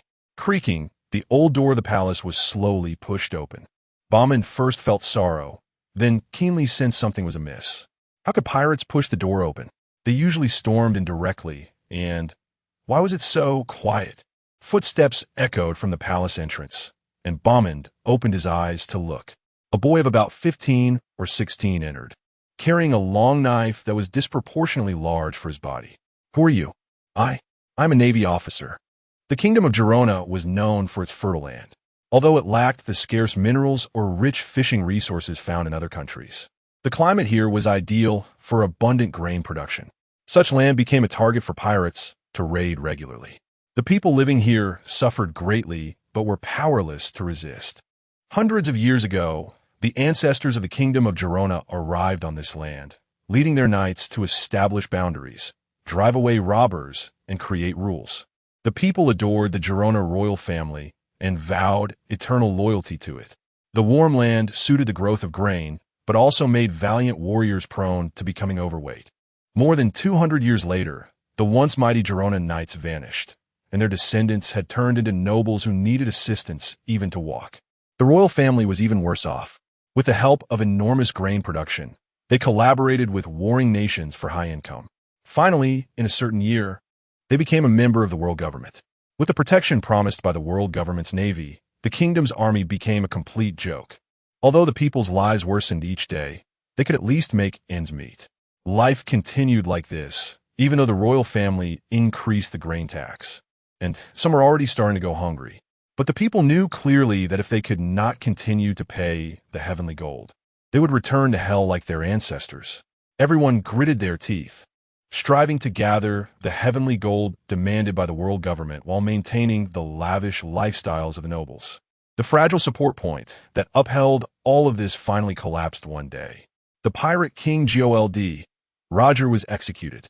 Countless people began to set sail in search of the unprecedented great treasure, One Piece. Many newly minted pirates were not intimidated by the Navy's flag. They came to the rice country of Girona, stealing food, women, and the heavenly gold that was being prepared. That year, the rice country of Girona lost its status as a member of the world government. The Navy took down their flag. Nightmares returned to this land, and those knights who once wielded weapons to defend the people had long disappeared. That year, Princess Camilla was born into this world. All right, Navy officer, our soldiers. The young Dylan smiled slightly, a bit awkwardly. They fainted, but they are not in danger. After saying this, Dylan adjusted the position of the Shura slightly backward. He then looked around. This could be considered castle, judging by the scale of the architecture. It must have been wealthy at one time, but now it looked strangely ironic. Didn't you say that this kingdom has no soldiers left? Beaumont smiled bitterly. They are not the descendants of the first generation of knights. After losing their status as a member state, facing increasingly frequent raids, the nobles either fled or died here. They were originally commoners who took up arms to fulfill their ancestors' promises. No wonder, Dylan pondered. Those people didn't seem to look much like warriors. Wait a moment. Beaumont recalled the king still sound asleep in the chair, although he was so foolish and incompetent. Nonetheless, the king, the 13th king of the Girona royal family, died in his throne with a smile on his face. Beaumont? What happened to father? Beaumont suppressed the pain in his heart and held Camilla's shoulders with trembling hands. Princess Camilla, the king, has passed away. This country has only you left as the heir. Did father and mother and sister go to a faraway place too? Please, please be strong. Although her body was still weak, Camilla responded firmly. I will, Bommand. I promised my mother that I wouldn't cry until I found someone to rely on, and I will wait for them to come back. The young Camilla still did not fully understand the meaning of death. Some told her it was like sleeping. Others said it was in a faraway place. Nearby, Dylan sighed. This is the East Blue, the weakest sea, a symbol of peace. If the East Blue is like this, one can only imagine the conditions in other seas and the Grand Line. A wealthy place, yet without the strength to defend itself. Despite feeling deep sympathy for this nation, Dylan stood up and walked toward the door. He had seen too many human tragedies on this journey, and this place was far from the branch. If he didn't return soon, he would be scolded again. Bommand watched the young Navy officer prepare to leave. His mouth moved, but in the end he did not speak. The Navy, after all, is the Navy of the world government. Just as Dylan reached the entrance, a slightly tired yet clear voice called out from behind. Big brother. Dylan turned around to see Camilla, her small face gray and wearing a patched floral dress, slowly walking towards him, leaning on the table. When she reached Dylan, she bowed deeply. Thank you for saving my soldiers. You are welcome to visit Girona next time. We will surely treat you with the sweetest rice. Camilla raised her small face, revealing a smile. If Girona is still here. Chapter 60, The Source of Faith, the early guideline, was like this. Dylan sat cross-legged in the dilapidated palace garden, drawing a vague map on the ground with a branch. According to your words, the people of the kingdom of Girona still support the royal family. So the first thing to do is to unite the people and then restore production. But Bommand recalled the pirates who occasionally came here to plunder. Even if they planted food, it would only be a gift to the pirates. Dylan frowned in contemplation before saying to Bommand, find someone who is familiar with the surrounding sea area, who is loyal enough to send a message back to me. Remember, be cautious. Otherwise, it will lay hidden dangers for the future. I will stay here for 2 quarters. In the first quarter, ensure that the food can mature smoothly. In the second quarter, teach your soldiers how to pick up weapons. The pirates are not that terrifying. A strange sound came, and Dylan looked at Camilla, whose small face was slightly pale, yet blushed with shyness. Dylan looked at the others. The soldiers' faces were also pale, and the old man's beard was almost dry like straw. Are there any wild beasts nearby? In the deep mountains to the north, there are some wild beasts. Call some people and bring carts to follow me. Dylan stood up and bent down to pat Camilla's head. Just hold on a little longer. We'll be back soon. Camilla stood on her tiptoes, looking at Dylan and the drivers disappearing into the distance. Although her figure was thin from prolonged hunger and turmoil. With her hair yellowed, at this moment, her eyes sparkled with light. Bommand, watching the figures that had disappeared at the end of the road, saw tears welling up in Camilla's eyes. Have I found someone I can rely on? In the jungle north of the capital of Girona, due to years of neglect, it was overgrown with weeds and bushes. On the long abandoned road at the foot of the mountain, several large carts were already piled high with the corpses of over a dozen large beasts. Here they come again. Rustle, rustle. From the shadows of the dense forest, Dylan emerged, carrying several beast corpses. Let's go. This should be enough to eat for a while. As for staple food and condiments, Dylan recalled seeing a small island with a pirate flag on the way here. Let's go borrow some from there. When the caravan returned to the capital with the beast corpses, more and more people followed behind. Upon reaching the palace gate, Dylan first nodded slightly to Camilla, then slammed the sheath of the shura sword heavily on the ground. Now, men who can butcher meat to the left, women who can cook to the right. After the crowd dispersed, Dylan continued. The rest go find firewood. Looking at Dylan standing before her, although she still did not know his name, Camilla was certain at this moment. She had found someone she could rely on. An hour later, the aroma of meat filled the air over the capital, and Dylan stood in front of a row of large pots, surveying the cooks. If anyone steals, their whole family will be expelled. This was the rules set by that young man. Although no one knew him, the soldiers had already told them that the young man had single-handedly killed over 30 attacking pirates. Despite the constant salivation and many children starting to cry, the sight of that young man standing there with his sword instilled fear in everyone. Soldiers. When all the meat was cooked, Dylan ordered loudly. The soldiers, who were originally civilians, immediately gathered in front of the large pots. Each person would receive food based on their age. Those who did not finish would have their portions dried. No one was allowed to overeat. Dylan looked at the crowd, his expression serious. No crying allowed. Behind, Camilla tugged at Bamon's sleeve. "Bamon, don't we have plenty of meat? Why can everyone eat their fill?" Bamon stroked his beard and smiled. "Your Highness, this meat cannot all be eaten at once. If we indulge today, what about tomorrow? The day after tomorrow? Moreover, after long-term hunger, one cannot eat too much at once. The body cannot bear it. That young man is truly remarkable." "Why?" A sharp voice shouted from the crowd. "There is so much meat. Why can't we have a hearty meal?" Dylan shot a cold glance over, and the noisy young man shrank back a bit in fear. But then he saw the people around him whispering and immediately shouted again. "These are the beasts of our kingdom of Girona. We should eat as much as we want." Dylan did not explode immediately, but instead drew the Shura sword from the ground. "Oh, then why don't you go hunt for yourselves? You." The blond young man showed a hint of anger. "You have the ability. What is wrong with helping us?" Hearing this, most people hesitated, but a small portion showed expressions of agreement. "That's right." Dylan nodded, and the blond youth beamed with joy. "It seems we can have a hearty meal today."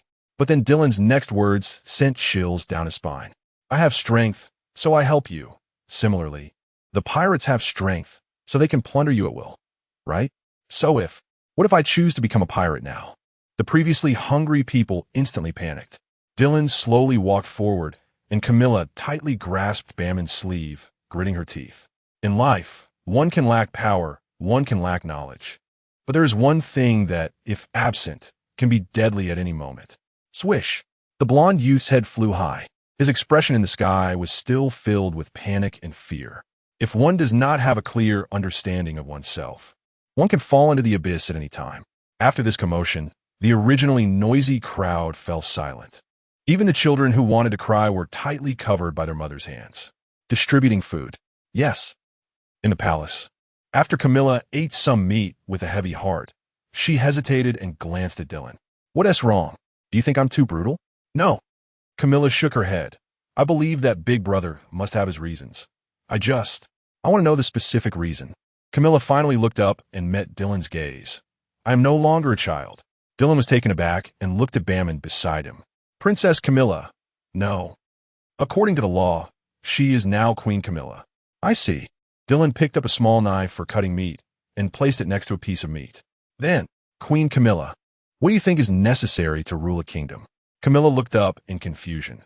The term rule was still somewhat unfamiliar to the 7-year-old Camilla. "To put it simply, what do you think would make your people happier?" "Let everyone have enough to eat." Camilla answered loudly. Dylan nodded and then shook his head. "That's right.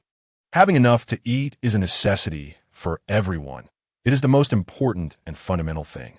However, if that were all there was to it, your ancestors would have achieved that hundreds of years ago." "So?" Dylan looked at the somewhat confused Camilla and asked, "Why did the kingdom of Girona collapse?" "Because of pirates." Dylan shook his head again. "That's just one aspect, merely a surface issue, not the essence of the problem." Dylan pushed the meat forward. "A wealthy nation, where people can eat well, your ancestors achieved that hundreds of years ago." Then Dylan pushed the knife forward. "A nation with strength, capable of driving away pirates and bandits. Your ancestors also accomplished that. So why did such a kingdom ultimately still collapse?" Barmond, sitting beside him, was deep in thought. This question had troubled him for many years, but he attributed it to the arrival of the age of great pirates. Wealth is the flesh of a nation. Strength is its bones. Dylan picked up a knife and fork and crossed them together. Faith is the soul of a nation. Chapter 61, the beginning of Faith. A thunderbolt flashed through Bamon's mind. He seemed to grasp something, but could not fully comprehend it. Dylan chuckled and continued back to the point. "Why did I just kill that man?"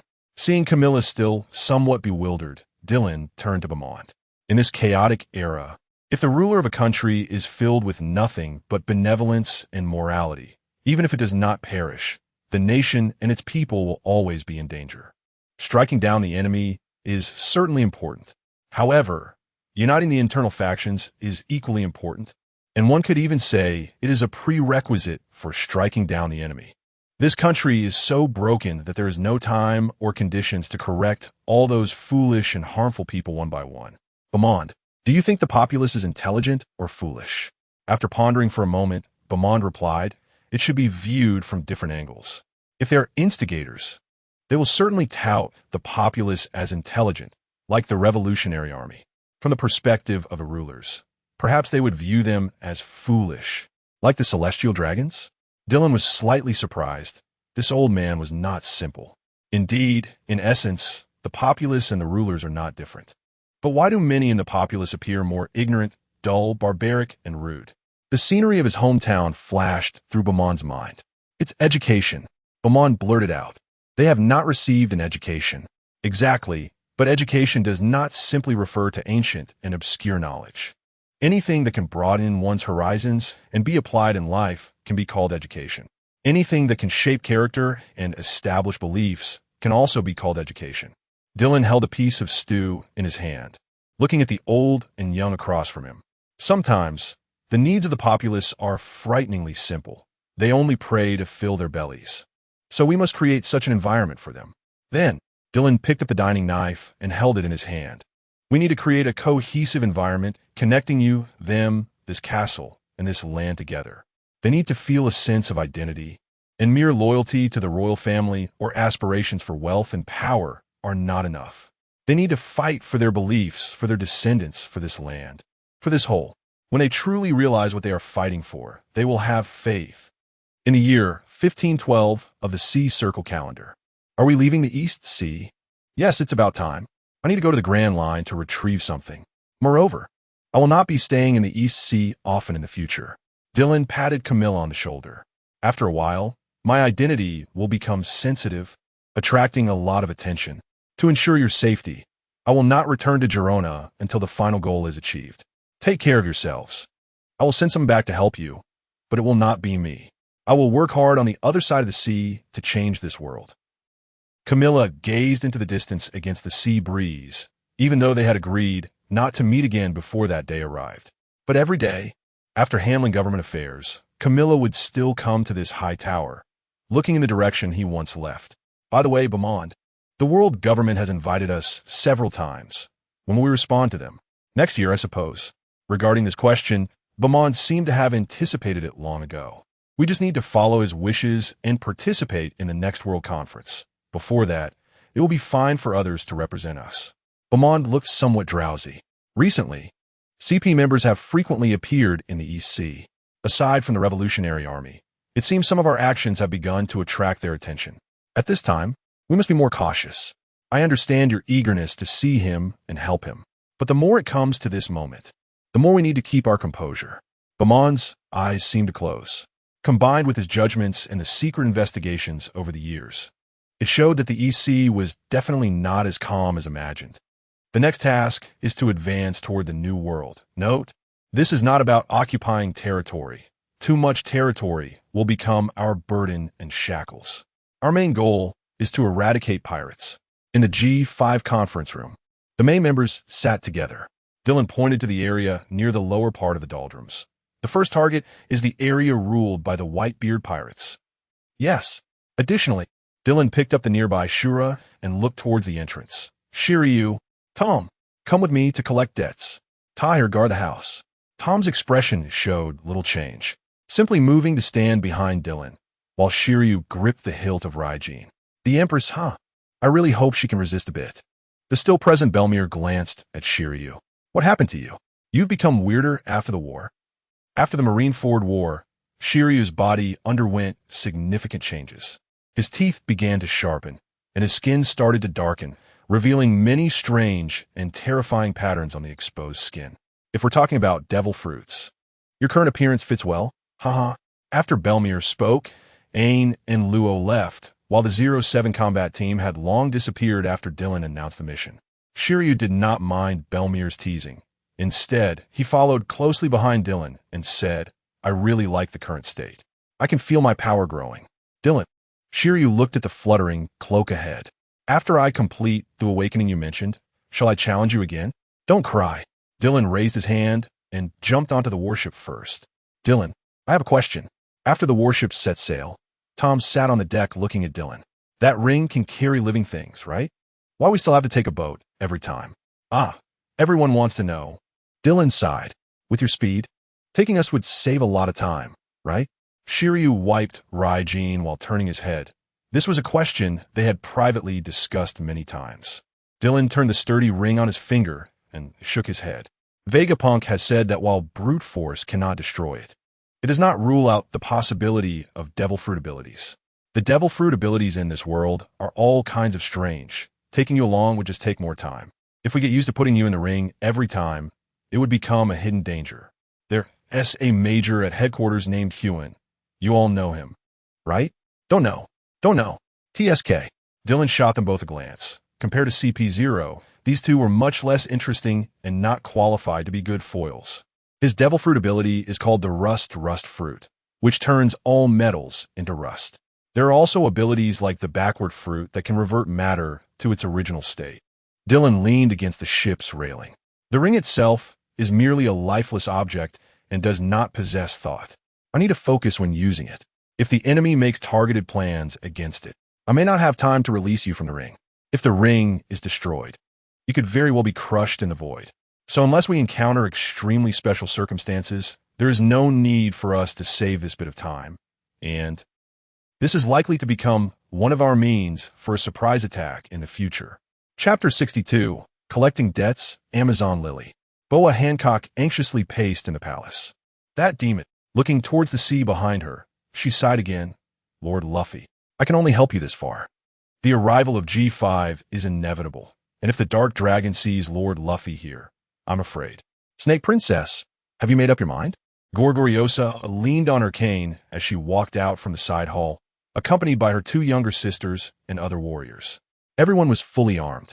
Whatever decision you make, we will support you because you are the Empress of Amazon Lily. Before Boa Hancock could speak, a voice filled with anxiety rang out from outside the palace. They're here. The G5 ship has appeared. Everyone's bodies trembled, including Boa Hancock herself. The warship stopped on the sea next to Snake Island, with Dylan standing at the bow and Shiryu and Tom standing side by side behind him. Dark Dragon Dylan, Rain Shiryu, and Angry Sea Tom. With such a lineup, even if they wanted to abandon Snake Island and escape, it would be impossible. What are you doing? Dancing with knives and guns, preparing to fight me?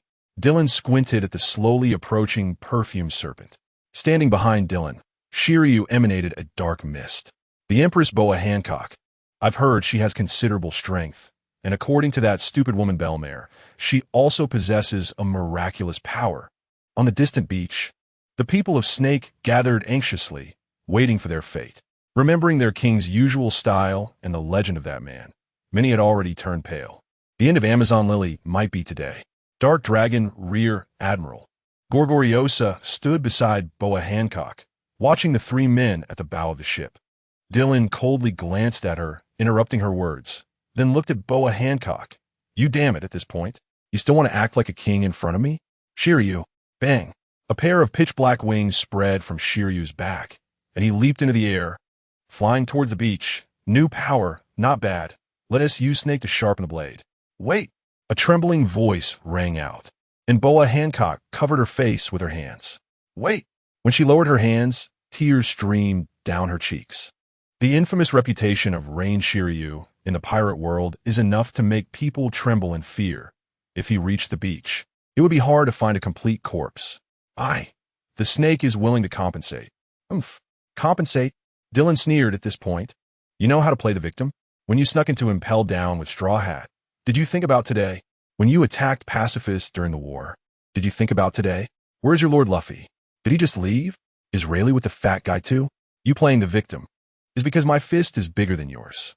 If it were someone else today, would you have beaten them up and then said some bullshit like, no matter what I do, I will be forgiven because I am just too beautiful. I say I want heads. I want heads. Give me 10 minutes. Bring me the heads of the snake pirates, if it's not enough. Dylan turned and walked into the cabin. Tom, Shiryu, you two go to the island when the time comes. Understood. Understood. Shiryu, floating in the air, and Tom, who remained at the bow, both responded simultaneously. Seeing that man disappear at the cabin door, Boa Hancock's body went limp and slowly slumped down. The whirlpool ahead is strange. In the storm, Ein held the compass in one hand and pressed down on the map with the other. The map had no extra markings. It seems we are encountering extreme weather. Turn the wheel? Belmare no longer had her usual cheerful demeanor. In this weather, even in the New World, it's extremely rare. Ein shook his head with a serious expression. It might be too late. Now we can only choose to raise the sails and try to pass through the storm, or seek help from the rear admiral. TSK. Belmare clicked her tongue, and Ein and Law looked at her. Full power. Push through. Our ship isn't that fragile. With the order given, the warship's sails rose, and several rows of pipes emerged from the back of the ship. Hold on tight. A small boat bounced on the stormy sea and then sailed into the unknown fog ahead. It's over. I'll definitely get scolded when I go back. Looking at the damaged warship, Belmare cursed while enjoying her cigarette under the sun. What kind of damn weather is this? That bunch from CP0, they didn't leave any markings. Ein marked information on the map while watching the calm sea in the distance. After passing through the fog, it turned out to be like this. Using the power of the storm and the warship, they successfully passed through the storm and then sailed into a fog. After sailing in the fog for nearly half an hour, the entire view suddenly changed. The sky was blue and the wind was calm. This made everyone feel a dreamlike illusion. Was the storm outside just an illusion? But the warship stranded on the beach told them that this was clearly not an illusion. What about Law? Still not back? Should be. There's someone. A distant, emotionless voice rang out as Law emerged from the woods, carrying the sword Oni-Kuri. And he was not weak, but it looked a bit strange. Belmare and Ein exchanged glances and then tidied up their gear. Although Law wasn't their opponent yet, anyone he described as not weak would not be easy to deal with. What's strange about them? Their appearance? Or? Law shook his head. They're undoubtedly human, but their behavior and speech seem very strange. This place should have been isolated for a long time. I see. Belmare lit a cigarette and pondered for a moment before looking into the distance. Unfortunately, her observation hockey was quite ordinary, and she couldn't sense any life force from afar. Any pirate flags? Or signs of pirate activity around? None. Law recalled the appearance of that city. Aside from some flags and stone carvings, he didn't see anything else indicating identity or stance. Those flags and stone carvings were not the skull shape that pirates usually used. Since there are no pirate flags, let us wait here for Tahir to send a ship over. No need to disturb them. The rogue navy began to search the damaged warship for useful things to prepare dinner, and just as the campfire was lit, a steady sound of footsteps came from the woods. Ein, Shioshue, and Oni-Kuri were drawn simultaneously. Belmare also raised her head to look towards the dark. Deep forest. Where did you come from? A deep voice echoed from the darkness, and soon, a group of armored soldiers marched out of the woods in an orderly manner. This place is isolated. Chapter 63, The Death Knell of a New Era Marineford. The war has been over for 3 weeks. The fortresses destroyed by Whitebeard are being rebuilt at a rapid pace. Most of the Navy summoned to headquarters have already left. Admirals, generals, and marshals have been called to Mariewa on the Red Earth to discuss the appointment of the next marshal. In Marineford Square, countless citizens and reporters are frequently coming and going to pay their respects. How could it be destroyed like this? Marineford. But the Navy still triumphed. That man who claimed to be the strongest in the world also died here, didn't he? Who knows, the broadcast was interrupted for so long. I heard the Navy's methods aren't exactly honorable. Bang! Gunfire. A commotion arises. Enemy attack. The Navy on the outer shores suddenly announces loudly over the loudspeakers. The attackers are the Straw Hat Kid, Swordsman Jinbei, and Dark King Silver's Rayleigh. They haven't launched an attack. They've seized a warship. Open fire on them. Reporters on the outskirts rush forward, snapping photos of the seized warship. A huge event. What are they trying to do, circling around Marineford? Idiots. This is the funeral of water. Such audacity. Just as the reporters are in doubt, the seized warship approaches the west side of the square. That is, the Oxbell. What does Straw Hat Luffy want to do? Ding, ding, ding. 16 heavy bell tolls resonate through the sky. A welcoming bell, but now. It's not New Year's. Idiot. This is announcing the end of the old era. Straw Hat. This guy. Just as the sun god is about to take off his straw hat to offer flowers, a cold voice rings out from afar. Well struck. Boom. A pillar of lightning falls, flowers scatter everywhere, and the straw hat is directly stomped on the ground by Dylan. Rayleigh on the shore's pupils constrict. When did this happen? Dylan presses the sheath of his sword against the straw hat's head, his right foot on Luffy's body. Addressing the surrounding reporters, send this scene to the whole world. The straw hat tolls the death knell of a new era. Luffy, brother, not far away.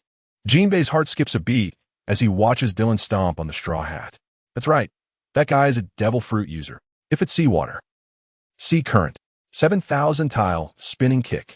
The sea current just gathered by Jinbei roars out, and a brown figure appears at Jinbei's flank.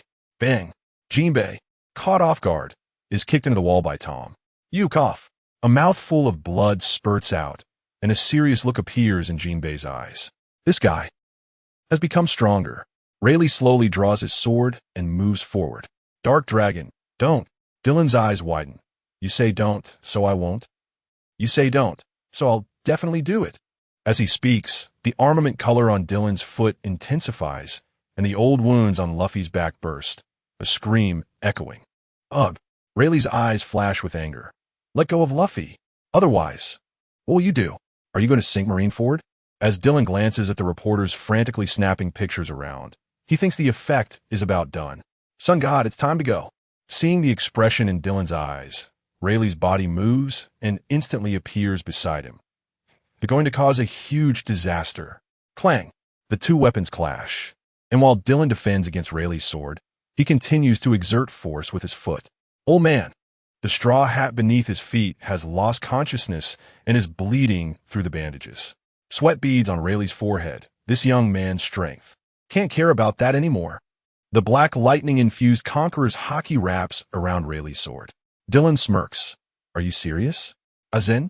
The sky is quickly approaching with Shiryu's serious expression. After following Dylan for these years, he has somewhat understood Dylan's habits. Generally, if he shows a very annoyed expression toward a pirate, that pirate better run for their life. They still have a chance. But once he draws his sword, it's time to get serious. However, if he starts saying some very strange quips, it means his killing intent is already uncontrollable. The pitch black and dark red Conqueror's hockey also wraps around Shura, and the two blades, originally touching, begin to slowly separate. Rayleigh looks at Dylan with a gloomy face. If this continues, Marineford may not hold up. The Navy. There are so many injured and civilians here. Are you really going to go this far? Are you threatening me? Dylan grits his teeth and looks up at the sky. Shiryu, send a message to Sabaody Archipelago to take out his mistress. Go to the Twin Cape and take out Kokaros. I will find all the others and send them on their way. Seeing Dylan's fierce expression and his orders, Rayleigh's face changes dramatically. Shocky. Kokaros, don't go too far, Navy. Go too far. Is there anything worse than this? Dylan's eyes flash with ferocity. Order G5 to hunt down the original Arlong pirate swordsman, Octopus Hachi, and kill him. You said no one is allowed to bully him, right? I'm not only going to kill him, but also make him an octopus rice bowl. The strong of the old and new eras unleash their wrath due to their respective stances. The overwhelming Conqueror's hockey clashing sends the civilians and reporters present into a daze. Do you think only pirates can threaten others? This trick won't work on me. The usually calm and gentle Rayleigh's eyes also flash red. Today will undoubtedly not end well. Never would have imagined things would escalate to this point. Luffy, it's me. What are you? Taking advantage of the lack of people in Marineford to toll the bell? Dylan grips the hilt of Shura tightly, slowly pressing forward. Come on, let's settle this here. Rayleigh, already over 70, begins to tremble. This guy cannot just... Dylan's overwhelming aura presses down on Rayleigh, making it difficult for Shiryu in the sky to maintain his floating state. Let Luffy go. This time, after a soft sigh, a voice rings in Dylan's mind. It's not time yet. Dylan's expression tightens, but Shura shows no sign of stopping. Who are you? This question Dylan does not express verbally, but directly asks in his heart. Don't you already know? It's you. That voice rings again. It's me. This sorrowful world needs you, but it also needs Luffy. This time, let him go even if it... Hearing the latter half of that sentence, Shock finally appears in Dylan's eyes. He then scoffed. As expected. How ironic. It's us who owe him, so. Dylan glanced at the straw hat at his feet, which had already rolled its eyes, weighed his options, and revealed a fierce expression again. Fine. But that old ghost Rayleigh is not part of this agreement. All that responded to him was a soft sigh. Dylan kicked the straw hat away, then looked up at Rayleigh. Come on, the right arm of the Pirate King. Let me see if you old ghosts can help the pirates regain their confidence once again. Watching Luffy being kicked away by Dylan, Rayleigh first let out a sigh of relief, but then a strong sense of crisis surged in his heart. The Conqueror's hockey attached to the sword erupted, and both of their bodies were pushed back. A line of blood was drawn, and the distant sea was directly split into two. Judgment. Kunlun. Chapter 64. The legacy of the 20 King Straw Hat. Luffy mourns for Fire Fist Ace and Marineford, while Vice Admiral Dyron severely injures Rayleigh, the Dark King, who loses his right arm, the death knell of a new era. The strongest navy in history appears. The strongest navy Vice Admiral Dyron. Sambel? It seems that Roger's crew can no longer hold back and are starting to emerge one by one after all. That was designated by Rayleigh the inheritor of Roger's will. At the moment Dyron cut off Rayleigh's right arm, a towering wave swept away Rayleigh, the Straw Hats, and Jinbei. According to the deductions of CP0 and the headquarters, the one who acted should be the former member of the Roger Pirates, the fishman Sambel. Although Tom immediately pursued into the deep sea, they still managed to escape. G5 Branch. Captain Leo of the 07 Combat Unit stood on the table, looking at Dyron. When we arrived at Sabeti Archipelago, Shaki's bar was already empty. According to reports from the Chia Kingdom branch, Kakalos of Twin Gorges has also disappeared. It seems that the members of the Roger Pirates are still in contact with each other. Additionally, the swordsman of the former Arlong Pirates, Octopus Saba, has also gone missing, likely taken away by Shaki. After listening to Leo's report, Dyron, with his legs crossed, said, "Forget it, that woman Shaki is an information dealer by nature. It's normal that you can't catch up. However, from now on, once you find their whereabouts, notify me immediately." Understood. Dyron looked at the participants in a meeting. Where are Belmere and the others? Why haven't they returned after so long? Just as he was about to report on this matter, Tahir took out several life cards and placed them on the conference table. The life cards were still intact, showing no signs of burning or withering. Since Shiryu and Tom went out with you, and G5 needs someone to stay behind, we still have to wait for your decision upon your return. Can't contact the transponder snail? Tahir shook his head. Dyron looked at the life cards on the table. Although there was no overall change, the activity frequency of the life cards was much lower than normal. Is there anything that can block the guidance of life cards? Tahir shook his head again. I'm also very curious about this. Even Zoe, or even far across the seas, life cards wouldn't be interfered with. But Dyron lightly tapped the table with his fingers and said to the attendees, "I'll go take a look. You all proceed with the original plan." Yes. After leaving the conference room, CP0 was in the lounge holding a teacup, collecting information on the remnants of the Roger Pirates, and Dyron threw the sea chart of Belmere and their current voyage target onto the table. Why'd they go missing on this route? CP0 silently picked up the map and took a look before saying, "The gray area is determined to be unknown. This should have been explained earlier, right?" Dyron shot him a glare. Was it? So is there or isn't there? After putting down the teacup, CP0 mumbled, "There should be." Then that means there isn't. I seriously suspect what the world government is paying you for. Can you do anything other than mooch off food and drink? Looking at the freshly brewed tea that hadn't been touched, CP0 silently stood up. "You say you are. I give you opportunities and you can't deliver. You let Yamato eat the great god fruit and let a dog eat the great entry fruit. With this, you still want a promotion? You want me to speak well of you?" Puffed. In response to Dyron's heavy-handed remarks, CP0 picked up a box from beside the table and opened it, revealing a devil fruit inside. "You're not trying to fool me with Smile, are you? This is the devil fruit found in Wano, and according to the Pokédex comparison, it should be the dumpling fruit you mentioned before." "Got it." Dyron snatched the dumpling fruit and tossed it into his ring. "Not leaving yet? Waiting for dinner?" Originally wanting to obtain some information from Dyron, CP0 glanced at Dyron's face and recalled some recent turmoil, suppressing the anger inside.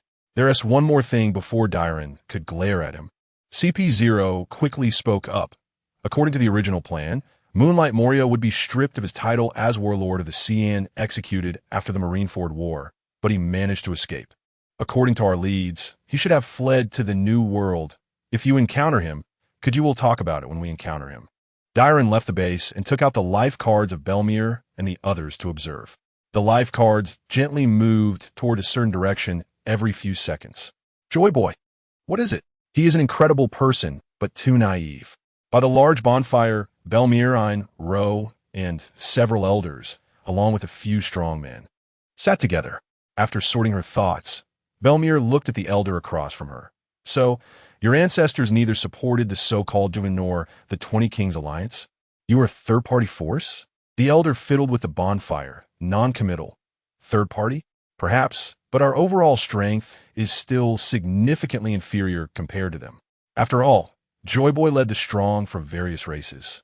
In the 20 Kings, I heard they established some world government after their victory. This is also one of the two major pains in this world at present. The so-called 20 Kings, their descendants, should be the world nobles, the celestial dragons, who currently reside in Mariehua on the Red Line. Red Line, the elder murmured, as if recalling something. But then his expression returned to normal. From your words, it can be inferred that there are still many righteous people within your navy, and some even strongly resist the style of the celestial dragons. Have you ever thought about why? After 800 years, this sea must have many strong individuals, yet no one has been able to overthrow them? Whether pirates, navy, or the so-called revolutionary army. Why has no one been able to accomplish this? From certain aspects, if your navy could unify their thoughts and overthrow the world government with a thunderous momentum, and then clear out the pirates to reconstruct order, wouldn't that be better? Although this idea is exaggerated, over the centuries, there must have been people who thought of it. As the elder spoke, Belmir and the others fell into deep thought. Indeed, there are countless people within the navy who harbor resistance against the celestial dragons. Why has no one ever raised their voice to do this? The celestial dragons, the elder, shook his head with some regret. When we chose to leave back then, the other two factions viewed us as a threat. Although Joy Boy's people did not take action, they actively withdrew their troops, allowing the 20 Kings Alliance to pursue us. Many important pieces of information were lost along the way of our exile, and what can be confirmed now is that the descendants of the 20 Kings must possess some kind of destructive power.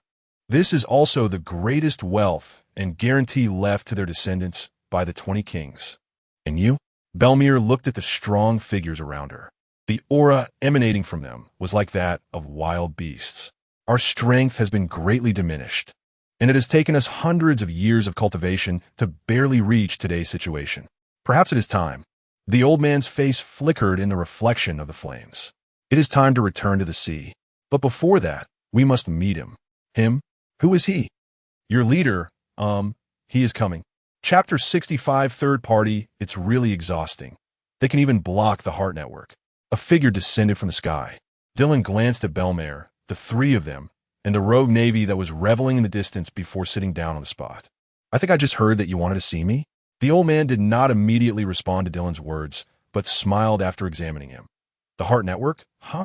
Dylan frowned and turned to look at Ein.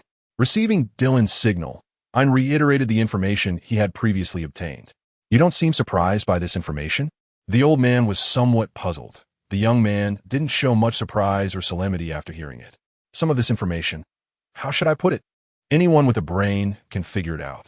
Even your so-called devastating power should be clear to some in the Navy. So, Dylan glanced around. These things are nothing new. Beside him, Belmir took a puff of smoke. She had never thought of these things. Ein and Luo seemed indifferent. The old man nodded slowly. I have heard some of her deeds from them. So how about it? Do you need our strength? Hearing this, Luo and Ein were somewhat surprised. However, Dylan did not respond, but looked at the old man. I need strength, your strength. It's acceptable, but I don't want just any kind of power. These guys have impressive physiques and life energy, and they're quite disciplined. Even in this isolated archipelago, they remain vigilant. Are you also following some kind of agreement? Waiting for someone to rescue you? Agreement? The old man shook his head. No. That's precisely the main reason our ancestors parted ways with Joy Boy. Oh, The old man looked directly at Dylan and said solemnly, "The fragmentary records left by our ancestors mention that although Joy Boy was a merciful leader, he was not a competent leader. Peace cannot be brought about solely through laughter and joy, especially between races. The disparity in innate power, the gulf in living habits, the ambitions of schemers, these cannot be resolved by throwing a banquet. I don't fully understand what happened at the last moment of that war, but from our recent conversations and analysis, Joy Boy, as described by our ancestors, chose some form of self-sacrifice or waiting for dawn at the critical moment. This is what we despise. Nika, he tried to lead the oppressed to break the old evil, but he gave up at the last moment." The old man shook his head. "Compromise in time cannot bring peace. Foolish banquets cannot sustain long-term peace. Law is the foundation for maintaining peace." The old man's eyes blazed fiercely. Equal law for all. After hearing the old man's words, Dylan clapped his hands. Interesting, but also somewhat lacking. How about this? Dylan scanned the surroundings. Let's first take a look at the outside world, then make a decision. A young warrior followed Dylan away from the archipelago known as Balchico. "Do you have any racial characteristics or something? Like any strange tattoos on your back?" In the mist, a small warship slowly sailed. The young warrior Alex from Balchico shook his head. "No, why would there be such things? Who knows? Some people do have them. If the people here are indeed what they claim to be, a third-party force from back then they might also be recorded in the world government's records. Now is not a good time for rebellion. That old man, his name is Mr. Ephraim. He is our guide." "Guide? Don't you have a royal family there?" Alex shook his head. "It is said that our country had no royal family before entering Balchico. I don't know the specifics." "So impressive? Achieving a parliamentary system 800 years ago?" Or, as the ship sailed out of the mist, the surrounding whirlpools had calmed. But the storm was still alarming. TSK. Listening to the rumbling thunder in the sky, Dylan looked up. The clouds, after a bout of turbulence, gradually began to calm.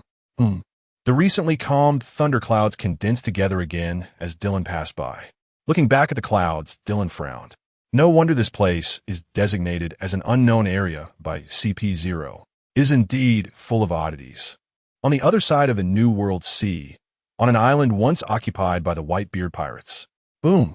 The pirate flag standing on the island was cut in half. Looking at the fallen pirate flag, the eyes of the people lit up slightly, but then dimmed again. So what? Today these pirates died, and tomorrow new pirates will come. And mister, may I ask if you are from the Navy? The man, looking like a demon, actually came down from a ship marked with G5, although he did not harm the people.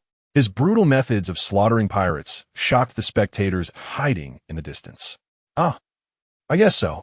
What's wrong?" Shiryu casually replied while wiping the blood from the blade of his rainstorm sword. Gulp. The person who approached to ask swallowed hard and said, Can we borrow your flag to help intimidate the pirates?" When the G5 ship approached the island, those pirates who were originally drinking and feasting suddenly began to flee as if they had gone mad. Those with boats took to the sea, and those without found a plank to jump into the water. Some even dove headfirst into the sea. They must be really formidable, well-known navy. "No."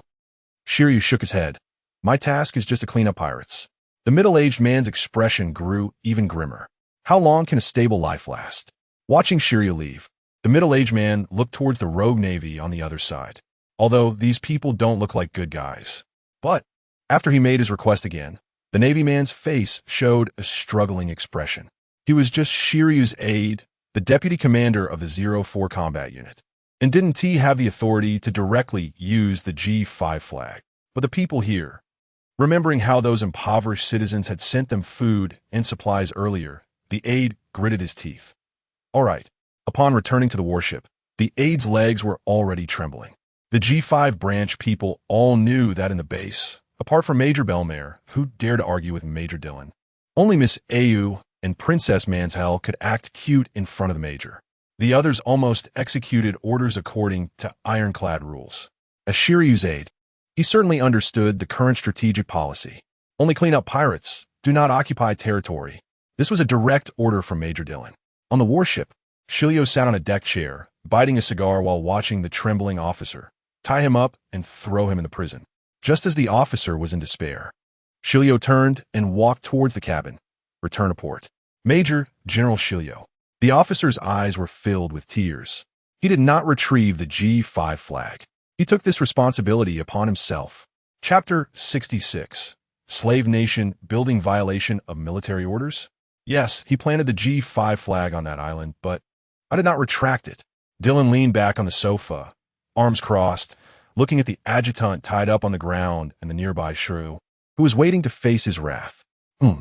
After thinking for a moment, Dylan lifted his eyelids. G504 Combat Unit. Violation of military orders. All personnel will have 1 year S-pay deducted, and all ranks will be lowered by 1 level. Depart immediately, and only return after killing 100 wanted pirates. Get out. The adjutant on the ground let out a slight sigh of relief. Major General Dylan did not order the flag to be retracted. Truly, that's great.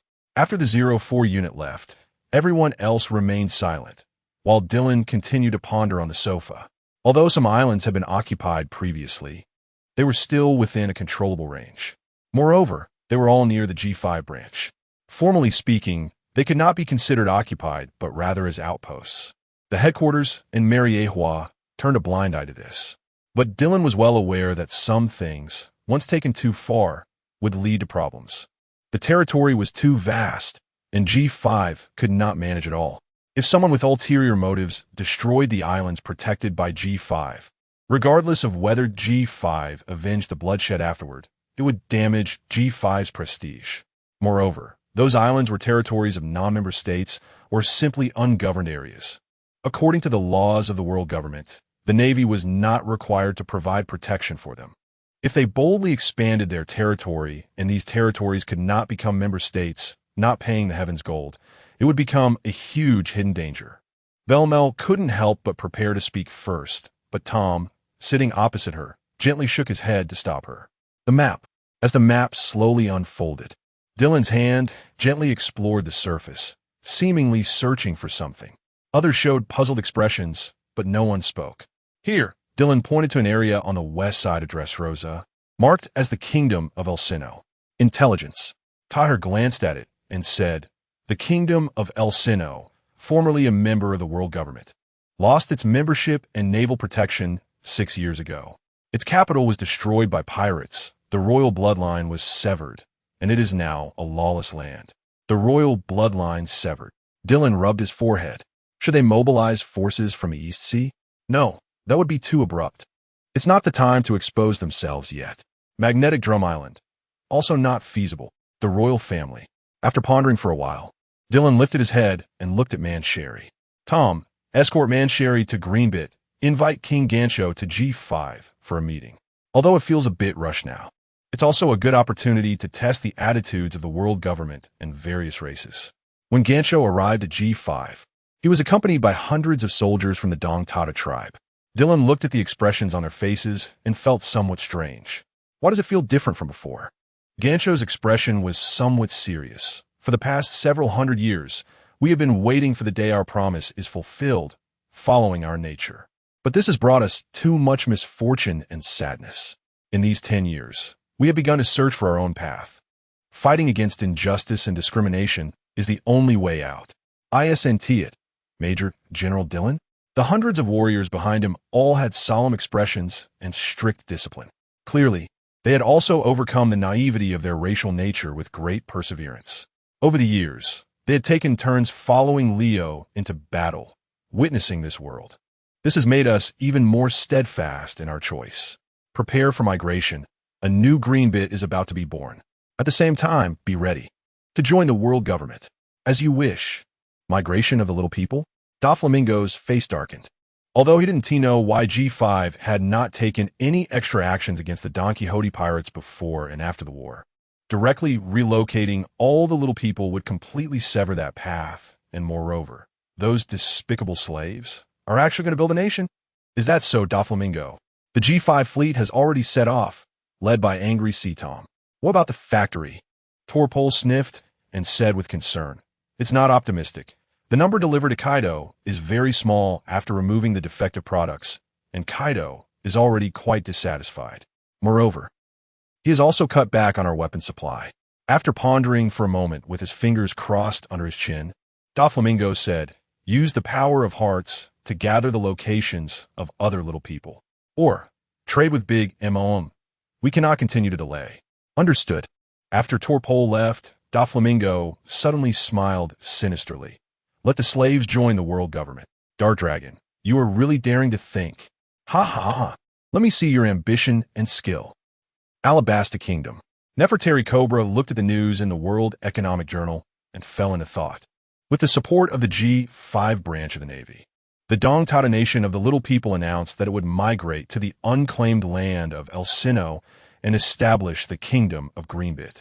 Their king also stated that after settling down, they would quickly restore national strength and then join the world government. After the Marineford War, everyone learned about the existence of the G507 combat unit. So now this move, although it cannot be confirmed whether it is led by Dark Dragon, there must be his power pushing it from behind. What is the ultimate goal? All politically sensitive individuals are secretly discussing this significant change. These traitors, they're simply a disgrace to the little people. Not only have they forgotten the promise, but also violated the commitment. After the Fishman Island, is another alien race joining the world government. What role did Dark Dragon play in this? Is it a test from the Navy? After the news spread, Wano Country and Elbaf were filled with discussions and suspicions. Potland. Dark Dragon. Could it be a bit too impatient? Parasparrow asked while licking candy. Mama, do you mean this is his plan? Does he also want to establish a nation of all races? Who knows? But this is a very dangerous signal. Are the little people very wealthy? Can they afford the heaven's gold? Katakuri, sitting far away, said in a deep voice, with G5, no. With Dark Dragon's financial resources, paying the heaven's gold is as easy as pie. There is a strange rumor among pirates that if one can defeat Dark Dragon and obtain his wealth, there would be no need to search for the One Piece. Chapter 67.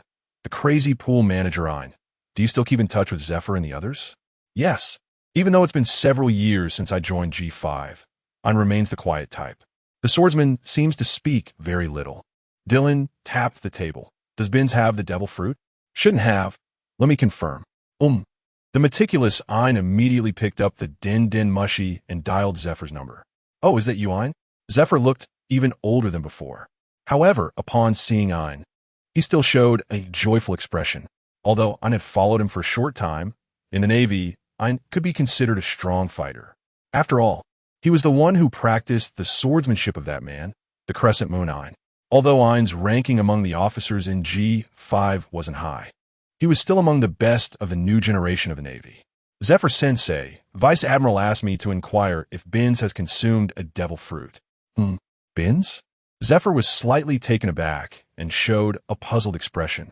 After the incident with the devil fruit users, he had a deep hatred for devil fruit powers. Even if he did capture a devil fruit, he would choose to surrender it to the headquarters. No. Why is there suddenly such a question? I turned to look at Dylan, who took the microphone. Zephyr, it's me. Dylan? Binz hasn't gained any powers. Is there a problem? As the only two remaining students from the incident with the devil fruit users, Ein was recommended to Dylan, and Binz received his full guidance. Unfortunately, Binz's talent is indeed limited. This kid, Dylan, has a keen eye, not only discovering the likes of Angry Sea Tom, Foxtall, and Belmere, who were originally unremarkable. Even back then, he noticed Ein, who was still a new recruit, at a glance. I see. Binz is a major now, right? Congratulations, Zephyr. Not even close, that kid. But with you in the Navy, I can retire with peace of mind. After chatting for a bit, Dylan hung up and dialed the gray phone bug. Find a fruit. What kind? A prosperity fruit. You can check the encyclopedia for specifics. If you find it, along with the previous matter, I'll tell you the location of the Revolutionary Army headquarters, the CP0 stationed in Dressrosa trembled. In recent years, their influence on Dylan had dwindled. Besides the Navy leaning more resources and authority towards him, he seemed to have many extra information channels. This time, they must seize the opportunity. After hanging up the CP0 phone, Dylan began to think about his next steps. Although the little people had extremely strong means of cultivating plants, if paired with the prosperity fruit, it would surely reach a new level. After all, Moving people and their families to an unfamiliar place requires not only safe shelter, but also some form of compensation. Order Team 07 to patrol and clear the perimeter of New Greenbit. Tom's main task is to guard the interior, gather nearby refugees to participate in the construction, and recruit a few talents to join the Greenbit nationality. As for the outer buildings, wait a moment. The phone bug transformed into a shady character wearing sunglasses. Woof, woof, woof. How unusual, Dark Dragon. Aren't you afraid of raising suspicions above with such big moves? Dylan stared at the phone bug without speaking, while on the other end, Doflamingo paused. Speak, what is the matter? Do you need me to help you find the prosperity fruit? If you ask, I will lend a hand. Humph. Dylan snorted coldly. This guy's reach was indeed long, even penetrating the CP0 organization. However, such obvious schemes of using others as a knife had no effect on him. Lend me your stone man for a few days. Pika. For what? What for? To go to El Chino and fix my house. What? Don't want to lend it. Despite being on the phone bug, Doflamingo felt a wave of discomfort. If he didn't lend it, this guy would come personally to collect it. The current Dressrosa couldn't withstand his antics. How long? Pika is my important family and officer. After slightly leaning forward, Dylan smirked. You need to ask him himself. If he puts in the effort, maybe he can finish in 3 to 5 days. If he slacks off, then he'll be moving bricks for a lifetime. Got it. I will arrange for Pika to go. You inform that fishman to avoid misunderstandings. Are you teaching me how to do things? After confirming that Dylan had hung up, Doflamingo slammed down the microphone. That bastard really makes one furious. But thinking of that guy's power, Doflamingo felt another wave of irritation. Strong and famous, his subordinates were all monsters who shone during the Paramount War. Possessing the power that made everyone take notice as the strongest vice admiral of the new generation, and also holding vast wealth. Although rumors on the sea said that he was entangled with some mysterious forces and even had dealings with big MOM. So what? This did not affect his status at all. After the Paramount War, his reputation reached its peak among pirates and the Navy. One side is fear, the other is admiration. G5. Dylan was flipping through books in the office when Au stealthily approached the window. Hey, ninja technique. Starfish shuriken. A dry starfish flew from behind Dylan, who barely moved to dodge it. An enemy female ninja? Then I must strike back as well. Ninja technique. Lightning release. Kirin. A flicker of weak lightning appeared in Dylan's hand. Surrender. Surrender. Au jumped onto Dylan's back, wrapping her arms around his neck. So our female ninja, have you been studying and exercising well lately? Yes, I have. Brother Tall is a very good teacher. After ruffling her hair, Dylan took out some snacks from the drawer. Really? Then let me quiz you. Au jumped to the ground, munching on snacks, and answered with her hands on her hips. Bring it on. Ninjas do not fear tests and challenges. Dylan rubbed his nose and smiled mysteriously. A pool fills up with water from an intake pipe in 15 hours, drains with an outflow pipe in 20 hours. And after 7 hours, the manager, feeling bored, brings in another pipe that fills the pool in 13 hours. However, when he drops it in, he uses too much force and creates a hole that drains the pool in 40 hours. How many hours will it take to fill the pool? The female ninja was instantly dumbfounded, her half-chewed snack dropping to the ground. After a long silence, she trembled and asked, Can you repeat the question? Ha ha ha ha ha. Dylan laughed heartily. It seems that no matter which world a child is from, they will always fear the crazy pool manager deep in their souls. Chapter 68. No room for error. After Au left Dylan's office, Belmare walked in with a cigarette in her mouth. Dylan, who had resumed reading, ignored her. These guys, apart from going to the conference room or the guest lounge during regular meetings, like to sneak into his office at other times. Hey, Dylan, I said. Dylan closed the book and looked at Belmare, who seemed a bit hesitant. What's up? Hesitating again? Got yourself into trouble? TSK. Can you think of me in a better way? After shooting Dylan a glance, Belmare continued. How old are you this year? Around 30, right? 31.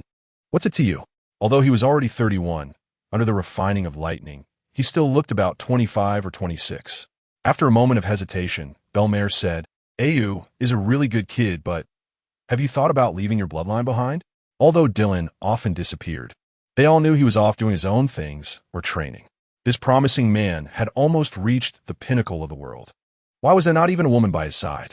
Although Ein was taciturn, Belmare, as a woman, could be sure that Ein's heart could no longer accommodate anyone else. As Dylan's first companion, Belmare genuinely hoped he could have his own family and bloodline. Not yet, Dylan said, stroking the cover of the book as he looked at Belmare. He genuinely liked her younger sisters, Nami, Nojiko, Camila, and Au. These kids were all deeply cherished by him. But right now, have you forgotten what that old man Balchico said? Dylan lit a cigarette, took a deep puff, and exhaled a thick cloud of smoke. The world is far from simple. Belmare, why couldn't I kill the red-haired in the West Sea? Why couldn't we annihilate the Pirate Alliance in the Paramount War? Even, why can't I kill Monkey D. Luffy? Do you think I don't want to? Looking at the huge map on the office wall, Dylan shook his head. Achieving our ideal cannot simply rely on brute force or reckless bravery. There are many things that will not go as we wish. Our goal is not to become a bomb that blows this world to smithereens and then vanishes into smoke. If we want to achieve a more noble ideal, we must learn to weigh our options. A flash of lightning flickered in Dylan's hand, and the air produced a harsh friction sound. Now the whole world says our power is already quite strong, possibly even on par with Marineford. What do you think? Impossible. Belmare immediately denied it. Vice Admiral Garp, Admiral Sengoku, Chief Instructor Zifa, Admiral Akainu, Admiral Kazuru, and the newly joined Fujitora, Green Bull, Vice Admiral Tsu, Eon, and the elite Vice Admirals at headquarters, if their power erupts. I don't know about you, but the rest of us would undoubtedly die. That's right, but such a powerful navy can only barely maintain order without collapsing. What if others come in to stir things up? Dylan's eyes swept across the map. The Revolutionary Army, other races, the older generation of pirates who had retired, but whose strength had not completely faded, and the true power in the hands of the Celestial Dragons.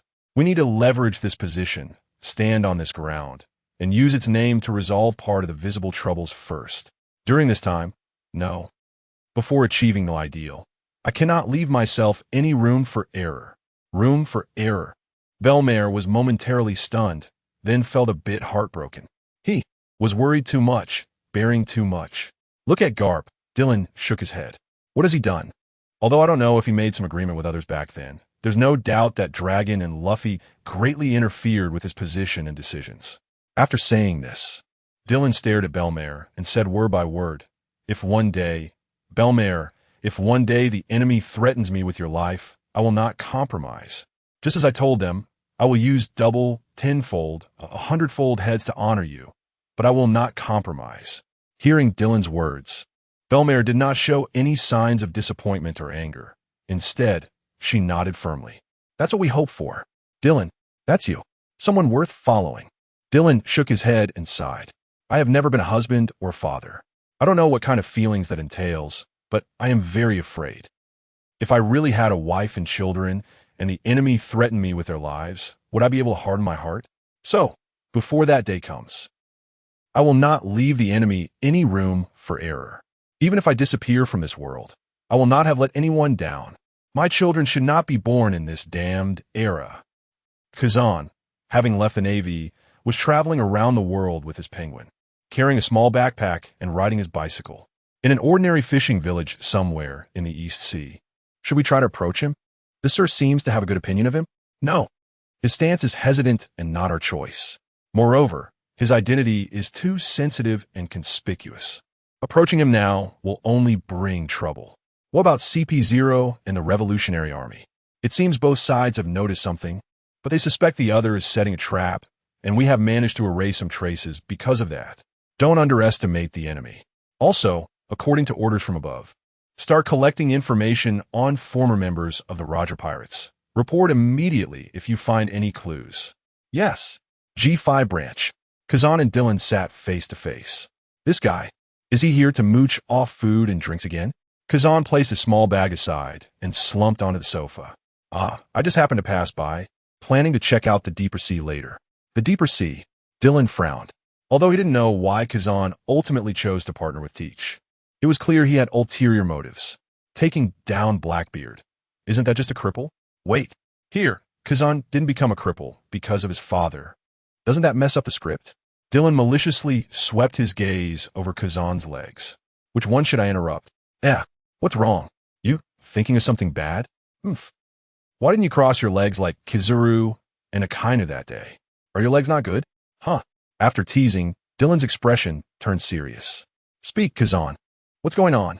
That day, at the very last moment of the Paramount War, Dylan single-handedly activated the Great Law, Heavenly Protection.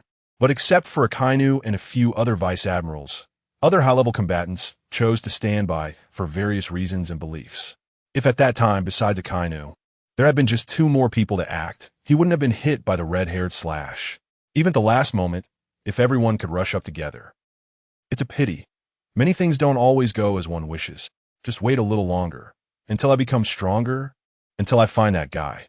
My situation won't be so awkward anymore. No need to explain this, Kazan. Dylan shook his head. Everyone's thoughts are different. And the justice they uphold is also different. Although in the end, you let those guys go because of your position and hesitation. I believe that if I had been mortally wounded at that time, you would have definitely stepped in. From a friend's perspective, that's enough. I won't impose my beliefs on others.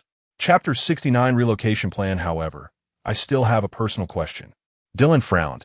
It's about Nico Robin. Upon hearing this, Kazan's expression finally changed.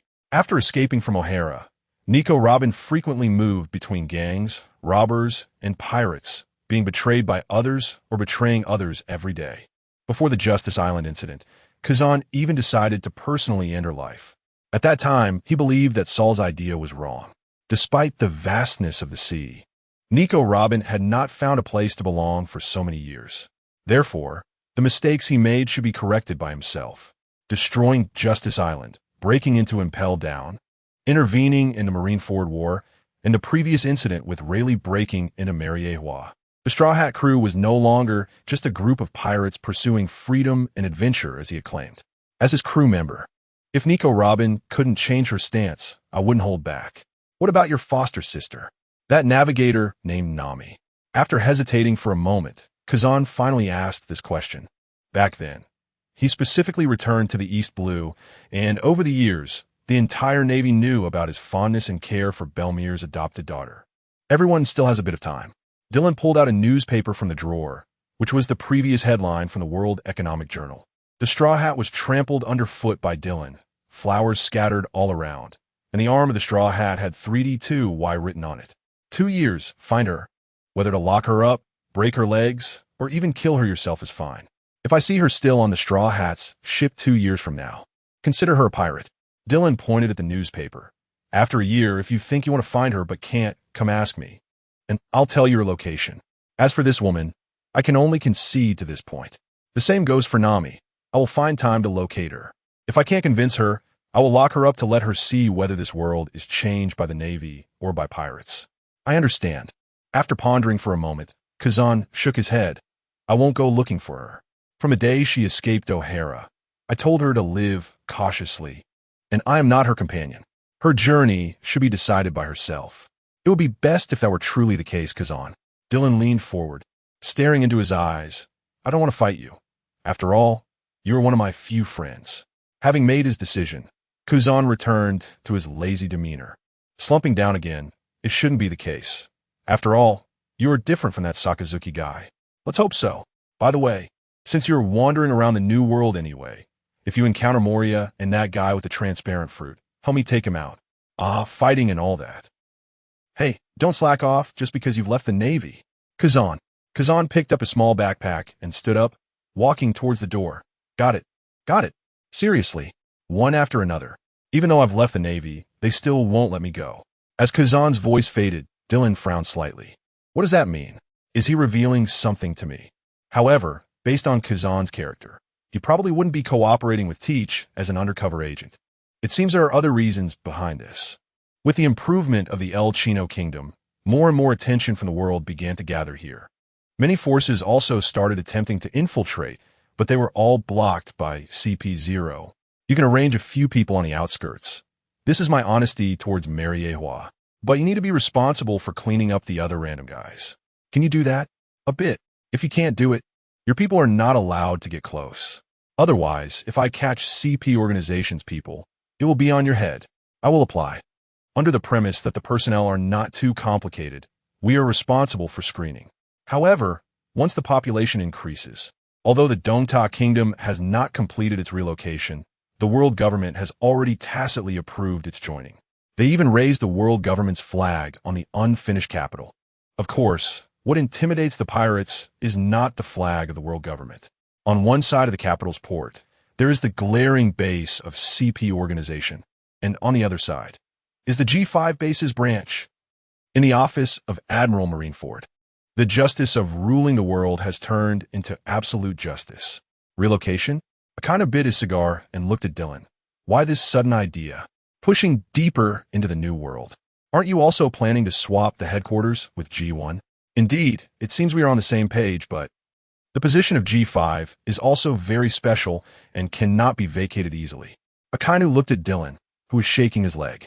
After the Marineford War, he accepted that Dylan was one of his generals, and the original hawkish generals had also become much closer to Dylan. Do you have any suggestions? Or let one of your rear admirals garrison there, just like he did back in the day?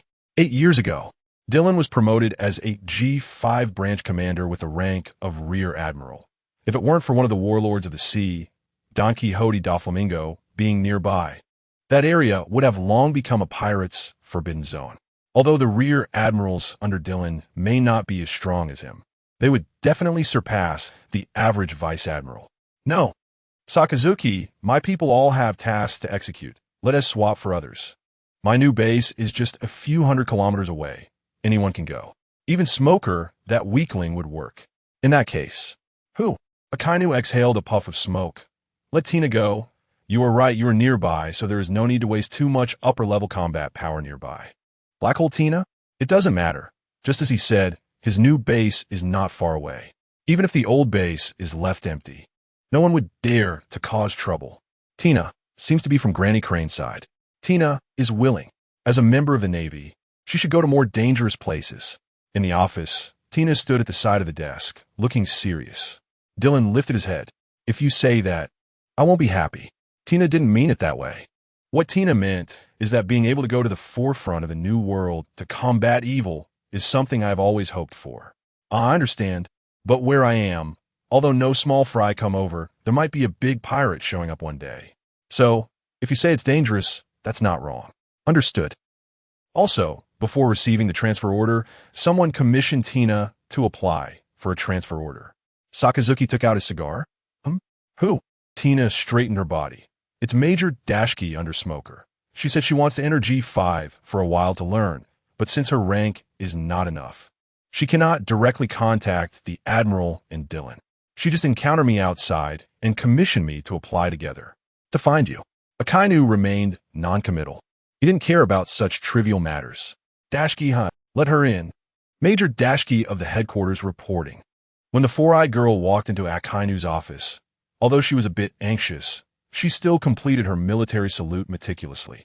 Akainu leaned back in his chair and did not respond, instead raising his chin to indicate that Dylan should make his own decision. The reason? This time, Dylan was not as polite as during their previous meetings, but got straight to the point. After all, if he wanted to join under Akainu, he had to get used to obeying orders. He wanted to head to the new world and fight pirates. This reason, Dylan pondered for a moment. Seeing Dylan lost in thought, Toshiji pressed her lips tightly together.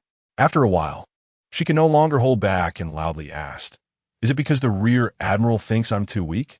Weak? Dylan snapped out of his contemplation and shook his head. That's not the case. We've all come from being weak, step by step. Since you've made up your mind, report to the new G5 yourself.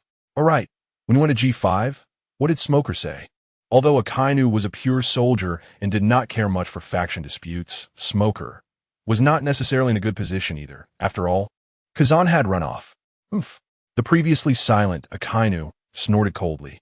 That bastard, saying he wanted to hone his combat skills, has already taken a long leave.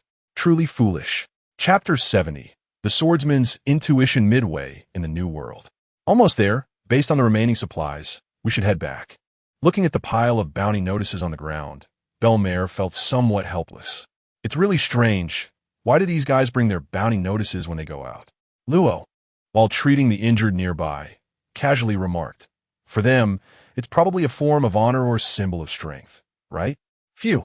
The fainted injured person woke up and glanced at the people around him. You are the Navy? Huh. That's right. What's wrong?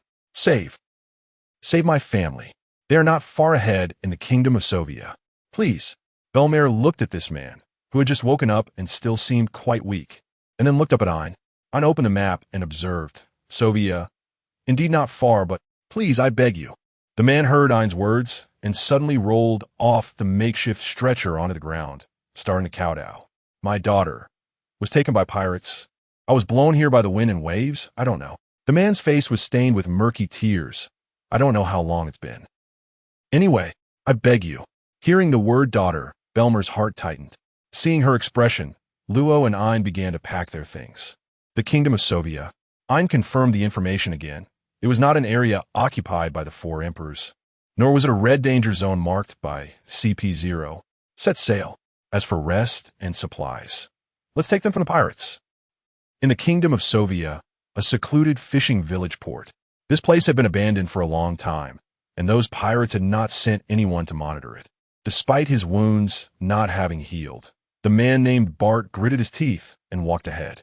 After learning the date from the Navy, he realized it had been exactly 4 days since his fishing boat was shelled by pirates. Finny, wait for me. Dad will come to save you soon. Ein, who was in the middle of the group, suddenly paused. Huh, what's wrong, Ein? Belmare, curious, noticed that although Ein usually didn't show much emotion, at this moment, her face was filled with confusion and caution. I don't know, but I have a bad feeling. Luo at the front, also frowned and shook his head. I don't sense anything unusual. Anyway, stay alert, Ein said sternly to the team behind. This is the swordsman's intuition. After quietly bypassing a narrow, steep mountain path for an hour, a medium-sized palace appeared in front of them. Belmare did not rush to give orders, but looked at Ein and Luo on either side. The results were completely opposite.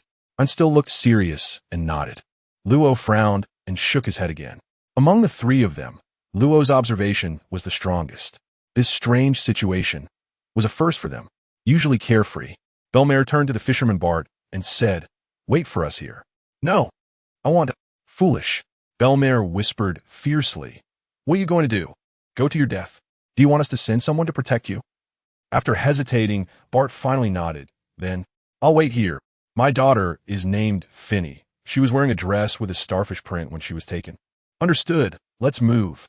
With Belmer's command, the G5 troops began to sneak towards the back of the palace along the winding path. Room. Hiss. Hiss. Several pirates, standing guard on the wall, were switched to the ground by Luo and were instantly dealt with by Ein. It seems. Bang. Bang bang. 2 gunshots suddenly pierced the sky. It's the Navy. Get rid of them. Luo's expression changed as he glanced at the gap in the city wall. It's a surveillance snail. I was careless. Charge in. Break through directly. Belmare shouted loudly, instantly covering herself with haki. Oh! Sensing the commotion in the palace, Belmare glanced back at the G5 soldiers. Rush in, close combat. Hearing the command, the rogue sailors instantly liberated their nature, each showing a fierce grin. Rush in. Eliminate the pirates. I want to take down 10. As everyone's weapons were drawn, Belmare turned to Luo. Deal with the shooters on the wall. After nodding, the room space expanded again, and Luo's figure flashed to the top of the wall. Follow me. Oh! When they reached the edge of the main gate, Ein drew his sword, and a slash erupted instantly. Crack! Boom! The huge iron gate shattered into pieces. Woo! Rush in! Ein and Belmare charged ahead, the rogue sailors closely following behind, over 100 people weaving back and forth like a sharp sword in the palace's corridor. Change formation. Conserve energy. Seeing the densely packed pirates in the corridor, Belmare shouted loudly. These bastards, each one crazier than the last in battle, although under G5's intense training and high-quality food supply. Their physical fitness far exceeded that of ordinary people, but this kind of fighting style. Received. Change formation. The deputy of the 0-1 combat unit raised his right hand and changed the gesture. Circular. Alternating combat. Oh! After receiving the order, the rogue sailors quickly assembled. Those with good stamina and no wounds took the outer positions. The injured or those who had consumed a lot of energy moved to the inner circle to recover and perform simple bandaging. I'll grab someone to ask for directions. At the moment of sword clashing, Belmare pulled two seemingly weak pirates from in front of her back to the inner circle. Where is your captain? Gripping the pirate's necks with both hands, Belmare turned to the pirate on her left. The pirate's face was full of terror, but it seemed something overshadowed the impending death. Crack! The pirate's neck snapped, and Belmare threw the corpse to the ground, looking at the other one. Where? Front. Turn right, at the end. Turn left again. Crack! The pirate died with a look of suspicion. It seemed to ask. I answered, why do you still want to kill me? And the figure that had returned to the front of the team seemed to respond with a fist. I never said that just because you answered I wouldn't kill you. Belmare leaped forward, instantly taking down 3 pirates, and looking at the endless stream of pirates pouring from the end of the corridor, she turned back and nodded. The longtime partners had developed an unmatched tacit understanding. At the moment Belmare signaled, Ein gripped the hilt of Chioshe with both hands, crossing it in front of her chest. Judgment, breaking delusion. A barrage of crescent-shaped slashes erupted instantly, causing the pirates ahead to fall like wild grass. Recovering stamina. As the pirates fell to the ground, Ein took a slight breath and returned to the center of the formation. Law. Hearing Belmare's voice, Law swiftly moved to her side. They've retreated. It seems they've entered a defensive stance. No. It seems they're guarding something. First, get the injured out. Law raised his finger. Command stick. The severely injured Navy instantly disappeared from the spot. Belmare glanced back. There were about 70 people still able to fight. They didn't know what they were waiting for. But we need to resolve this quickly. Organize yourselves. We'll break through in 2 minutes. No one responded. Everyone took the chance to tidy up or started drinking water. As they approached the side passage leading to the palace hall, a pirate glanced at them. It's on the G5 guys. The other pirates froze, their faces showing hesitation and fear. Is it one of that devil's subordinates? But wait for the captain to wake up. No matter what, otherwise we will still die. A swarm of pirates filled the last section of the passage leading to the palace like ants. This is the middle of the New World. These guys aren't weak. Many still possess hockey. Who, exactly, has occupied this place? Ein stepped forward from the back of the formation. Her breathing had stabilized, but her expression was more serious. Hurry up and resolve this. My anxiety is growing stronger. Something is about to awaken. Chapter 71, Crazy Woman Good. Belmare shouted softly and prepared to charge forward. Ein grabbed her shoulder and shook his head. Both row and I've consumed a lot of stamina. You need to stay in shape. Here, I'll handle it. Seeing Ein step out of formation, the pirates on the opposite side swallowed hard. That guy is Moonbreaker Ein. A commotion broke out among the pirates, but quickly settled down. Despite their confusion, Ein felt an increasing sense of unease and took a deep breath to calm himself before raising his sword. Autumn Water. Who? The flowing hockey wrapped around the blade of Autumn Water, and Ein's muscles tensed. This move, she still couldn't fully master with her current strength. Judgment. The bridge of helplessness. Whoosh. A wave of dense slashes instantly overwhelmed the corridor ahead. The pirates in front felt a gust of wind sweep by, their bodies tingling slightly, while those behind felt a splash of water hit them. Water flow? No, it's blood. The precise slashes pierced through the bodies of the pirates. And even those with hockey protection began to bleed under the relentless assault. The door at the end of the corridor started to tear apart, producing a series of screeching sounds. Ein gritted her teeth and poured all her remaining strength into the blade of Autumn Water. Ha! Boom! Hundreds of pirates and the door behind them fell to the ground simultaneously. One pirate, still alive and drenched in blood, looked at the G501 combat unit passing by you. Also, the sword sheath of the demon cry shattered his neck, but Ro's expression was somewhat puzzled. This guy, has he gone mad? Why is he showing such a strange smile? The entire hall was filled with the smell of alcohol, and a group of shivering women huddled in the corner, trying to hold back their tears. On the other side, a group of seemingly young girls were trapped in a cage. After a quick glance around, Belmare's eyebrows shot up. On the throne above, several women were sprawled over a man with a bare upper body covered in scars. Ugh! I said to keep it quiet while I sleep. The women supporting him tightly covered their mouths. not daring to make a sound. You disturb my sweet dream." A gray mist began to rise from the throne, and the women, sitting in a row, stiffened, their bodies wilting like plants being scorched by fire. The man rubbed his forehead and propped himself up to look at the crowd below. "Navy, huh?" The moment Belmel saw the man's face, her heart skipped a beat. "This guy, I've seen you before. You were the one who destroyed the kingdom of Oikit all those years ago, weren't you?" The women on the throne turned to ashes and fell, while the seemingly hungover bald man shook his head vigorously. "Oikit Kingdom? Where is that?" Belmel didn't answer his question.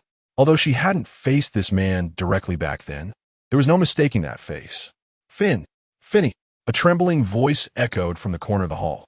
Fisher Bart tremblingly pulled his daughter out of the cage. The girl named Finny drooped her arms, no longer hearing her father's calls. Finny. Wake up. Finny. Daddy is here to find you. Daddy has prepared your favorite cod soup." Watching Fisher Bart on the verge of collapse in the corner, everyone present tightly gripped their weapons. Really, chattering away, one after another, it's so annoying. Whoosh! A wave of light, yellow energy rushed toward the corner. "Row! Command stick!" The women and children in the corners vanished in an instant, and Belmel, with her arms covered in hockey, braced against the yellow energy. "Oh, a devil fruit user?" As the energy subsided, the man finally stood up from the throne. Seemingly indifferent to his ability being blocked, still lost in thought. Oikit Kingdom. Where could it be? Bang! Belmel's heel appeared at the side of his head, and the man casually raised his arm. Where could it be? In midair, Belmel's expression hardened as she twirled, the hockey on her heel becoming more intense. Storm foot. Round cut. Whoosh!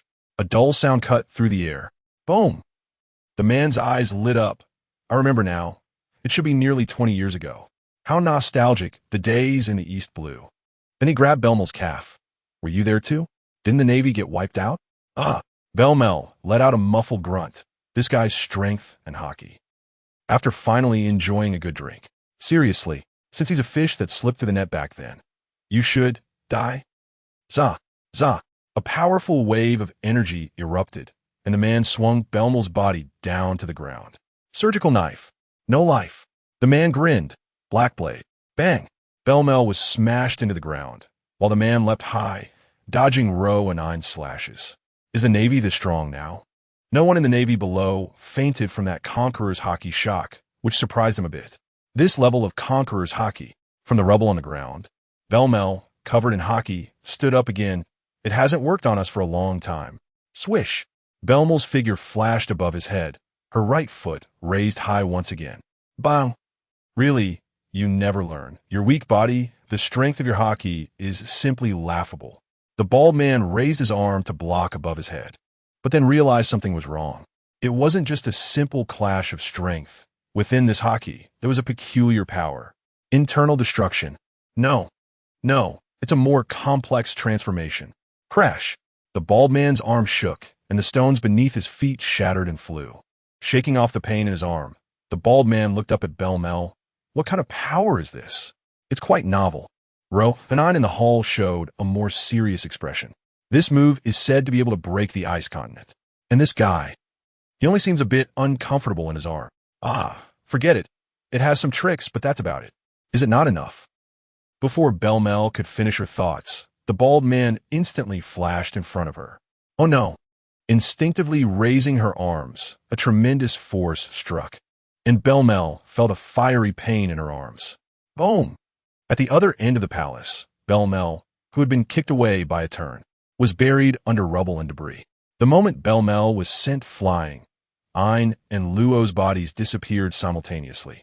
As Ein moved, a slight sweat appeared on his forehead. They had already been fighting for 2 consecutive days, and his stamina. Where was his weakness? He couldn't find it. Completely couldn't find it. It's up to you, Luo. Judgment. Manjusaka. The blood-red sword energy erupted, wrapping towards the bald man. The bald man was momentarily stunned, and the petals had already formed a wrapping stance. Just as he raised his arms to cross them, Luo had already arrived behind him. Heart pulse. Little devil. A turn and elbow strike directly hit Luo's face. How could he underestimate me? Turning back, the petals had completely enveloped him. but were then shattered by a wave of black energy. After shattering the petals, the energy wave rushed towards the nearly exhausted Ein. Ein's body trembled at this distance. ZZZ. ZZZ. Who? A similarly strong wave of energy swept in from behind Ein, blocking the impending impact. Ho! Conqueror's hockey? Navy? Woman? What about the Navy? What about the woman? The bald man's expression gradually became serious. That woman. I remember now. I got a bit carried away back then, making quite a commotion. You were that crazy woman who's been fighting desperately all this time. So many years. You've changed a lot. Chapter 72. Do you still need techniques to hit? Belmel slowly walked forward from behind, destroying a country, creating countless disasters and tragedies. In your eyes, is it merely a game? The increasingly powerful aura erupted, and the disaster of the Oikot Kingdom was still vivid in memory. Those comrades and subordinates who died in battle. The people who moaned and wailed in the flames of war. The buried pain and anger that had been hidden in her heart for decades erupted completely. In the gust of energy, Belmel's hair danced. The celestial dragons are indeed detestable, but you pirates deserve to die 1,000 deaths. The bald man's expression turned cold. Her words seemed to touch a nerve. Woman, don't think that having conqueror's hockey makes you special. You are still. Far from it. Boom. The aura from the throne surged instantly, suppressing the aura below. After a muffled grunt, Belmel immediately charged forward. I know, but facing pirates, I have no reason to retreat. The momentum surged again, and the surrounding furniture and windows began to shatter under the collision of their auras. A surge of blood, fearless of death. Places like the East Blue truly produce monsters, but this is where it ends. As the bald man's body slowly advanced, blood began to spill from the corner of Belmel's mouth. Crack! Even though she could no longer tell whether the blood came from her organs or her gums. Belmel still gritted her teeth, not retreating an inch. Just as Belmel's consciousness was nearing the edge of blur, she seemed to hear a familiar voice. Since you know the East Blue produces monsters, why not tuck your tail and behave after escaping? Dylan. After confirming the source of the voice, Belmel's nerves relaxed, and her body slowly slumped down. After handing Belmel over to Ein, Dylan turned to look at the bald man. Strong people may be bald, but not all bald people are strong. Hiss! In a flash of lightning, Dylan appeared in front of the bald man. Then, his pupils constricted, and a wave of conqueror's hockey, mixed with lightning and a crimson aura, erupted instantly. Poof! The bald man's throat tightened, and a mouthful of blood spewed out. Your conqueror's hockey is ordinary. Then the bald man saw a figure hanging upside down in the air. At the moment of life and death, the bald man raised his arms. The moment the black heel made contact with his crossed arms, a sound of shattering echoed. Crack! The bald man's breath hitched. The same technique as that woman, but the power and skill. Zong! The bald man's body sank into the ground, and the massive stone floor of the hall cracked instantly like a dried-up pond. With his arms already numb, the bald man lay in the depression in the ground, coughing up blood while looking at Dylan. What technique is this? Technique? Dylan walked up to him, looking down at his shiny bald head. Do I need to use techniques to deal with trash like you? In shock and unwillingness, the bald man's life force extinguished. On the G5 warship, Luo, with bandages wrapped around his head, and the weak Ein sat on the edge of the bed. Dylan sat with his feet crossed on the other side. After taking a gentle breath, Belmel, lying on the hospital bed, looked up at the ceiling. Dylan. I lost again. So what? Don't you blame me? Dylan crossed his arms, looking at Belmel, then at Luo and Ein beside her. Have you misunderstood something? We're the Navy, not pirates. There is no such thing as never losing or never being able to lose.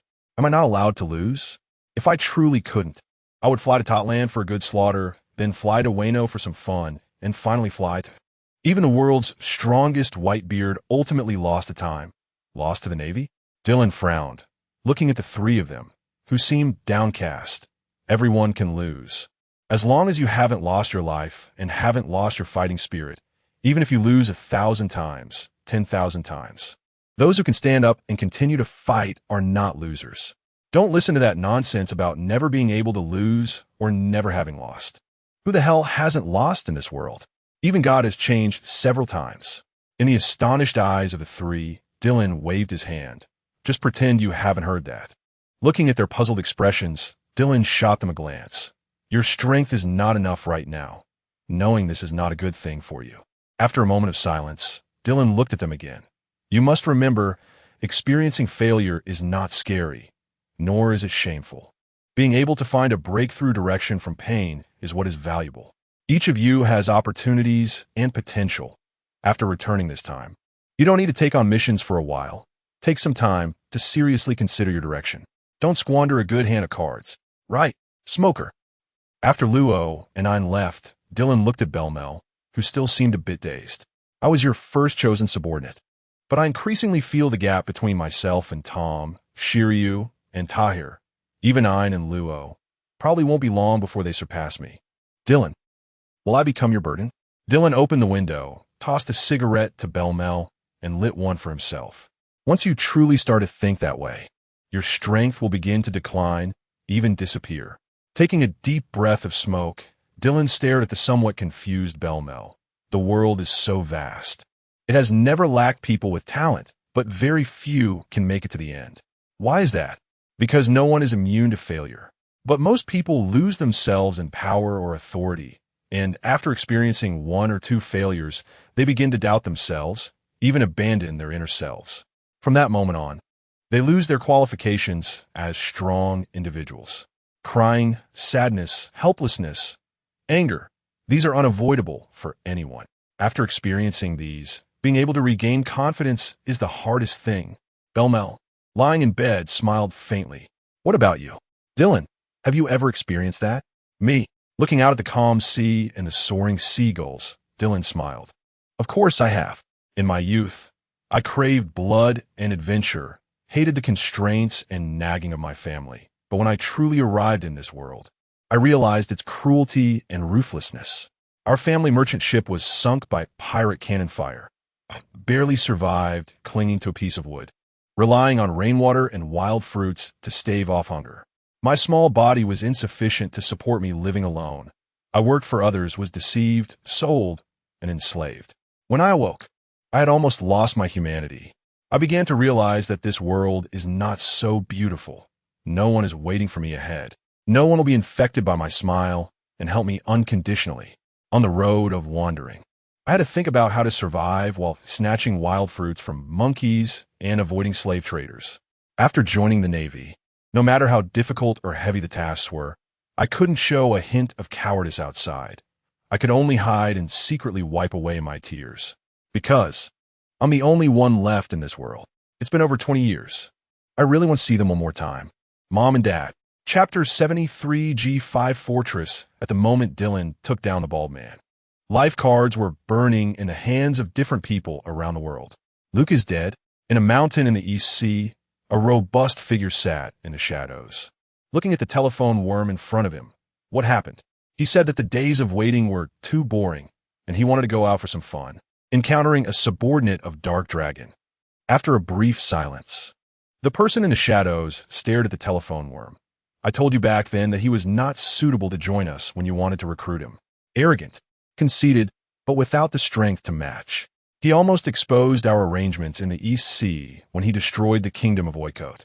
If we hadn't informed him in time to escape to the Grand Line, he would have been taken down by Karp, who was sent after him in the kingdom of Oikot. Yet you insisted on recruiting him and even gave him the withering fruit. Have you forgotten the responsibilities of the guide and the guardian? The telephone worm fell silent, and the person in the shadows seemed unwilling to say more. Let everyone near G5 lie low. Before he arrives, no one is allowed to act without permission. Understood. On the G5 warship, Belmel looked at Dylan's gaze towards the sea, feeling as if her chest had been struck hard. Although her life had not been easy since childhood, being known as a delinquent girl in the village, still, that wandering life of helplessness, well, those are all things of the past. Dylan stood up and smiled at Belmel. Don't be discouraged. Strength is always within a person. From a certain perspective, you are currently the one with the highest potential in the G5 branch, aside from me. Remember that moment of anger, that moment of perseverance. This is the most important step for you to reach a new level. After leaving the cabin, Ein and Luo were sitting on the edge of the deck in a daze. When they saw Dylan come out, both turned to look at him. What's wrong? Are your hearts wavering too? After exchanging glances, Luo finally spoke up. That person's strength. Strength? Dylan stroked his chin.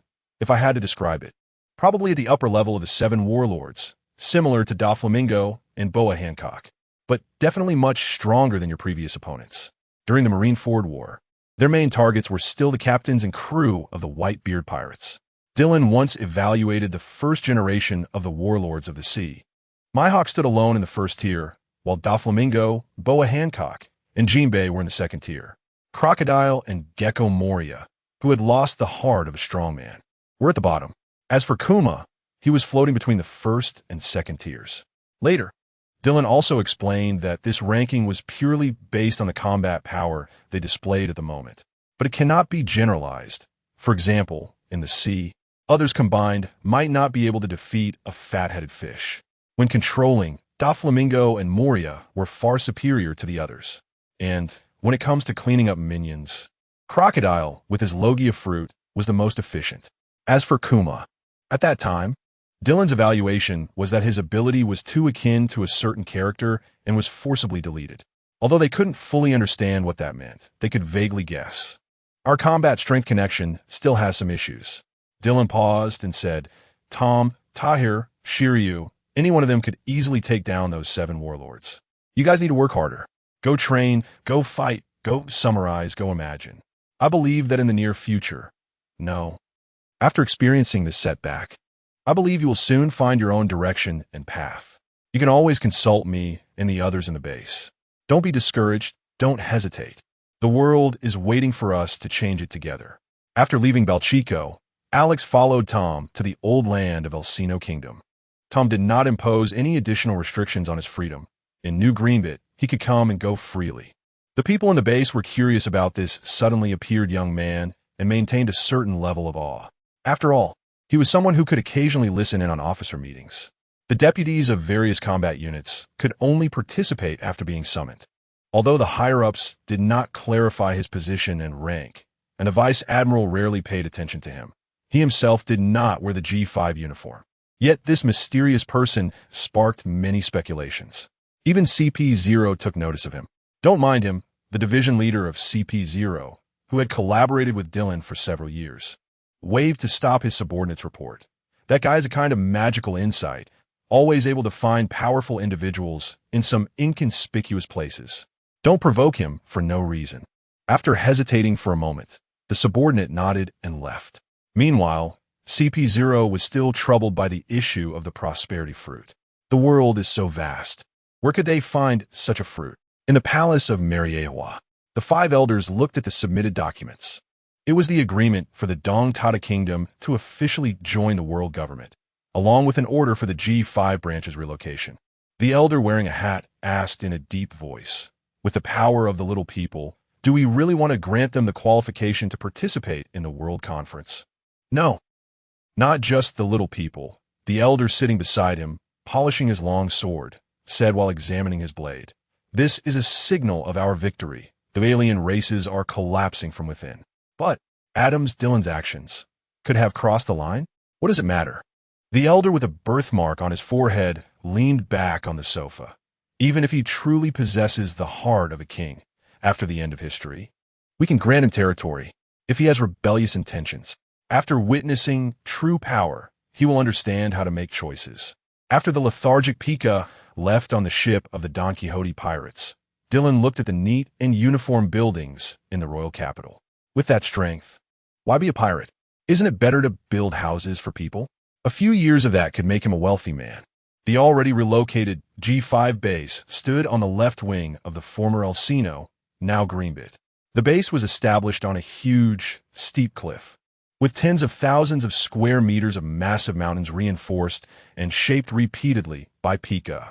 A towering fortress stood on the edge of the cliff, with a naval flag fluttering in the wind above it.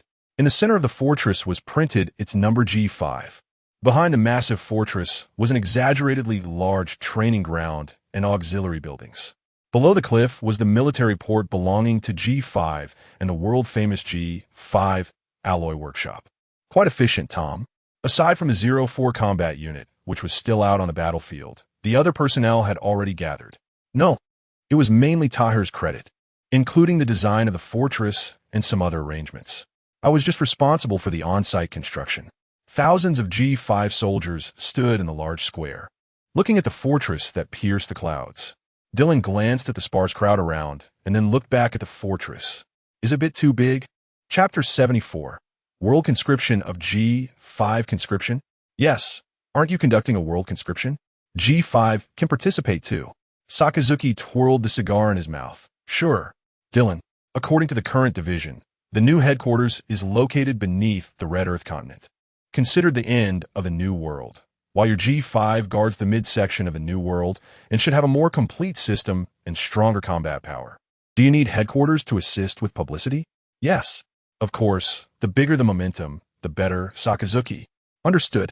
The strongest Navy branch, G5 Special Conscription, authorized by Admiral Dark Dragon to directly grant the rank of Rear Admiral. Unleash fangs in the new world for a hard-hitting advance toward peace and justice. At Navy headquarters, driven by the joint efforts of Mariehua and the World Economic Journal, the whole world was in an uproar. The youngest and strongest Navy Rear Admiral is conducting a special conscription. I must join. G5. I heard it's the stronghold leading to the new world. Brother, where are we going? Where? Of course, we're going to G5. Dark Dragon, that devil. Does he still want to strengthen his power? He already has so many monsters under his command. Yet, so blatant? This guy. Actually stand alongside Marineford. We can't sit idly by. We can't let potential candidates continue to join G5. The world conscription of G5 lasts only 3 months. Contact others. Cut off the sea routes. Oh, Dylan himself did not expect that his unintentional actions would trigger a new wave of enlistment frenzy. However, the G5 conscription regulations clearly stated that the world conscription lasts for only 3 months. After 3 months, everything would need to be conducted according to the original promotion rules and background checks.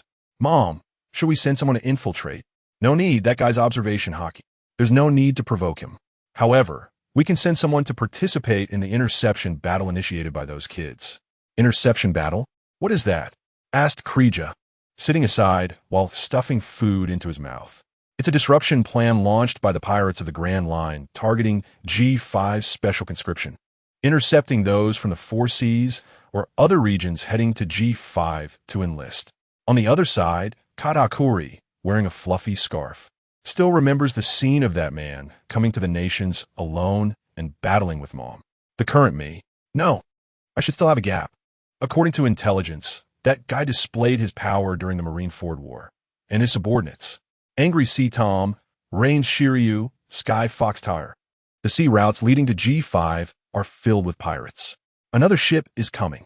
Cannon fire. What? They're actually charging in? Attack. Oh. At the top of the G5 fortress. After fully recovering under Miss Shirley's treatment, Belmere was lively again. Are we going to take action? It's quite noisy around here. In the office, which is several times larger than before, Dylan's plaque Justice of Peace hung prominently. The reception room, meeting room, lounge, and gym are all available. No need. Dylan reclined in a rocking chair, squinting. This is a contest between new recruits and thieves. We don't need to intervene.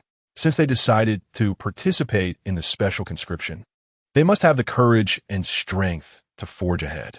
The first batch of recruits appeared on the very first day the newspaper was published. They are humans from Dressrosa, former humans of the Elsino Kingdom, and little warrior races from the new Greenbit Kingdom. Many people from islands previously protected by G5 under G5's publicity migrated to the new Greenbit. Among them, many youths chose to join G5 as soldiers, and Dylan had the logistics department select many family members as logistical support personnel for G5. During this process, the busiest ones were not the G5 soldiers, because everyone knows that although that man is a Navy Rear Admiral, his style and methods are quite strong. During the Marineford War, he even broadcasted live and executed that deserter in front of the whole world. So even though Greenbit has not yet enacted strict laws, everyone consciously restrains themselves. And there are almost no troublemakers. Those gangsters and thugs, simply do not appear in Greenbit.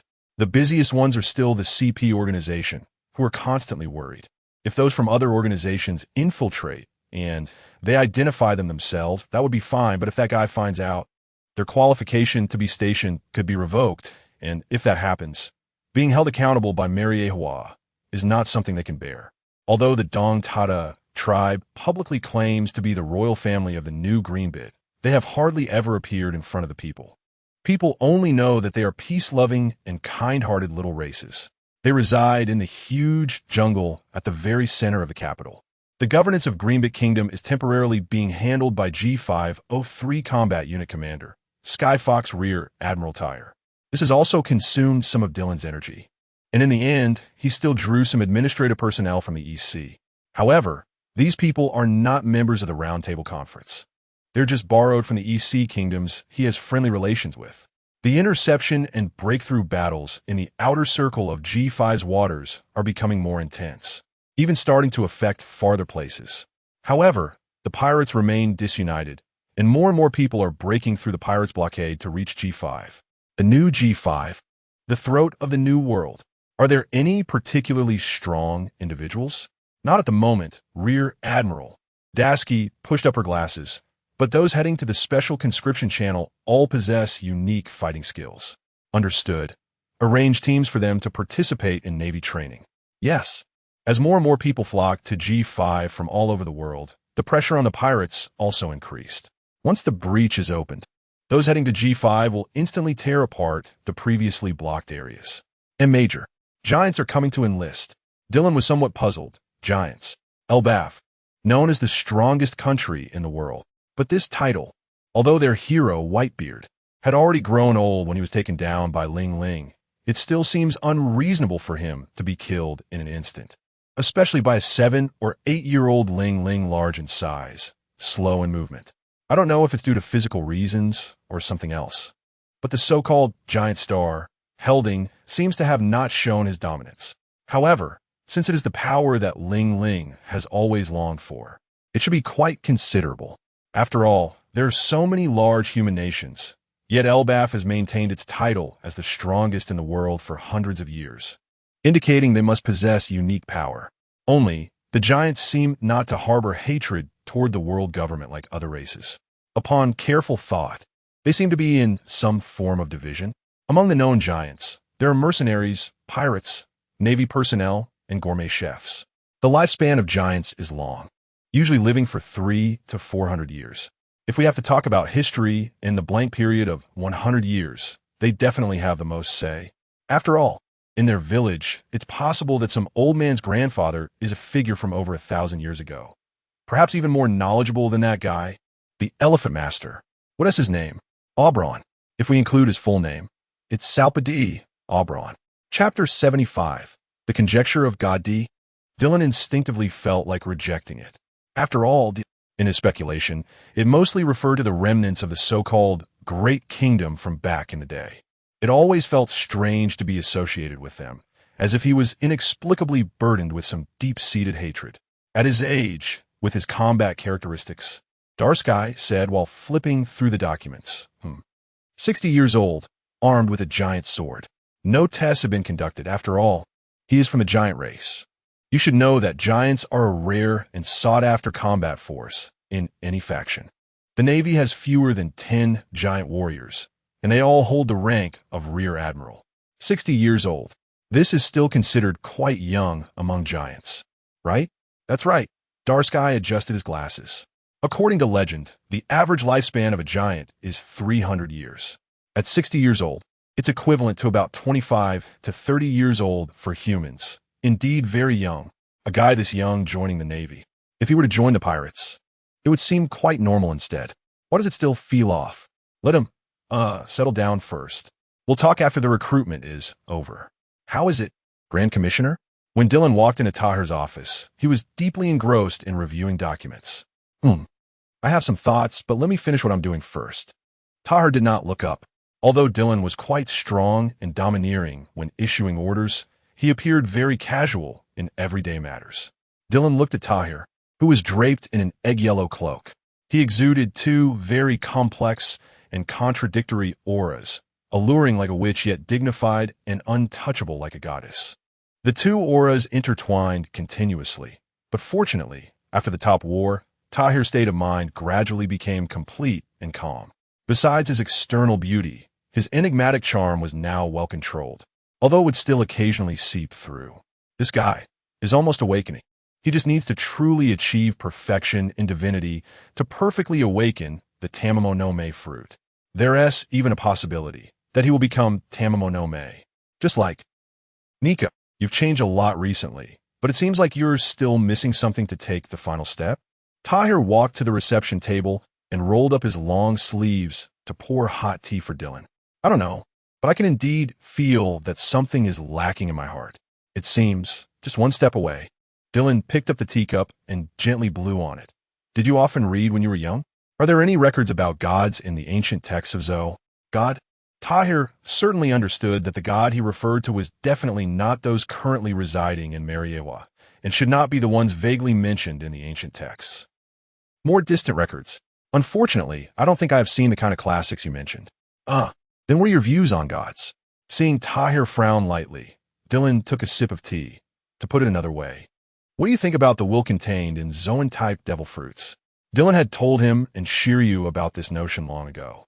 To awaken a devil fruit, especially a Zoan type, one must gain the recognition of the will within. As for where this will comes from, how to judge it, no one knows. Let us talk about this question. Dylan put down the teacup and shifted to a comfortable position. You should have some guesses. Before the celestial dragons, there was another generation of gods, right? Yeah, Tahir nodded. Based on some sporadic and obscure records from fragments, it can be inferred that before the celestial dragons, there indeed should have been another generation of heavenly gods that once ruled this sea. To be precise, it was the Lunarians, an alien race from the starry sky. They possessed technology far beyond that of humans, able to survive in any harsh conditions. They ruled this sea for a long time before being overthrown by a group of party-loving fellows, known as the clan, the natural enemies of gods. I see. Dylan disregarded Tahir's astonished gaze and continued. But what we are talking about today is not this god. Dylan crossed his arms, as if reminiscing. These Zoan-type fruits are all named after certain divine demons or divine beasts. Do you think they exist? Tahir's heart jolted. I don't know. Indeed, after consuming a devil fruit, one will know what kind of fruit it is, and according to reliable speculation, devil fruits are passed down from generation to generation and do not disappear. So what about their origin? Natural elements, thunder, desert, snow, swamps, magma. These are all real. Paramecia, rubber, steel, diamond, foam, these also exist. Even vibrations, splits, doors, and meatballs.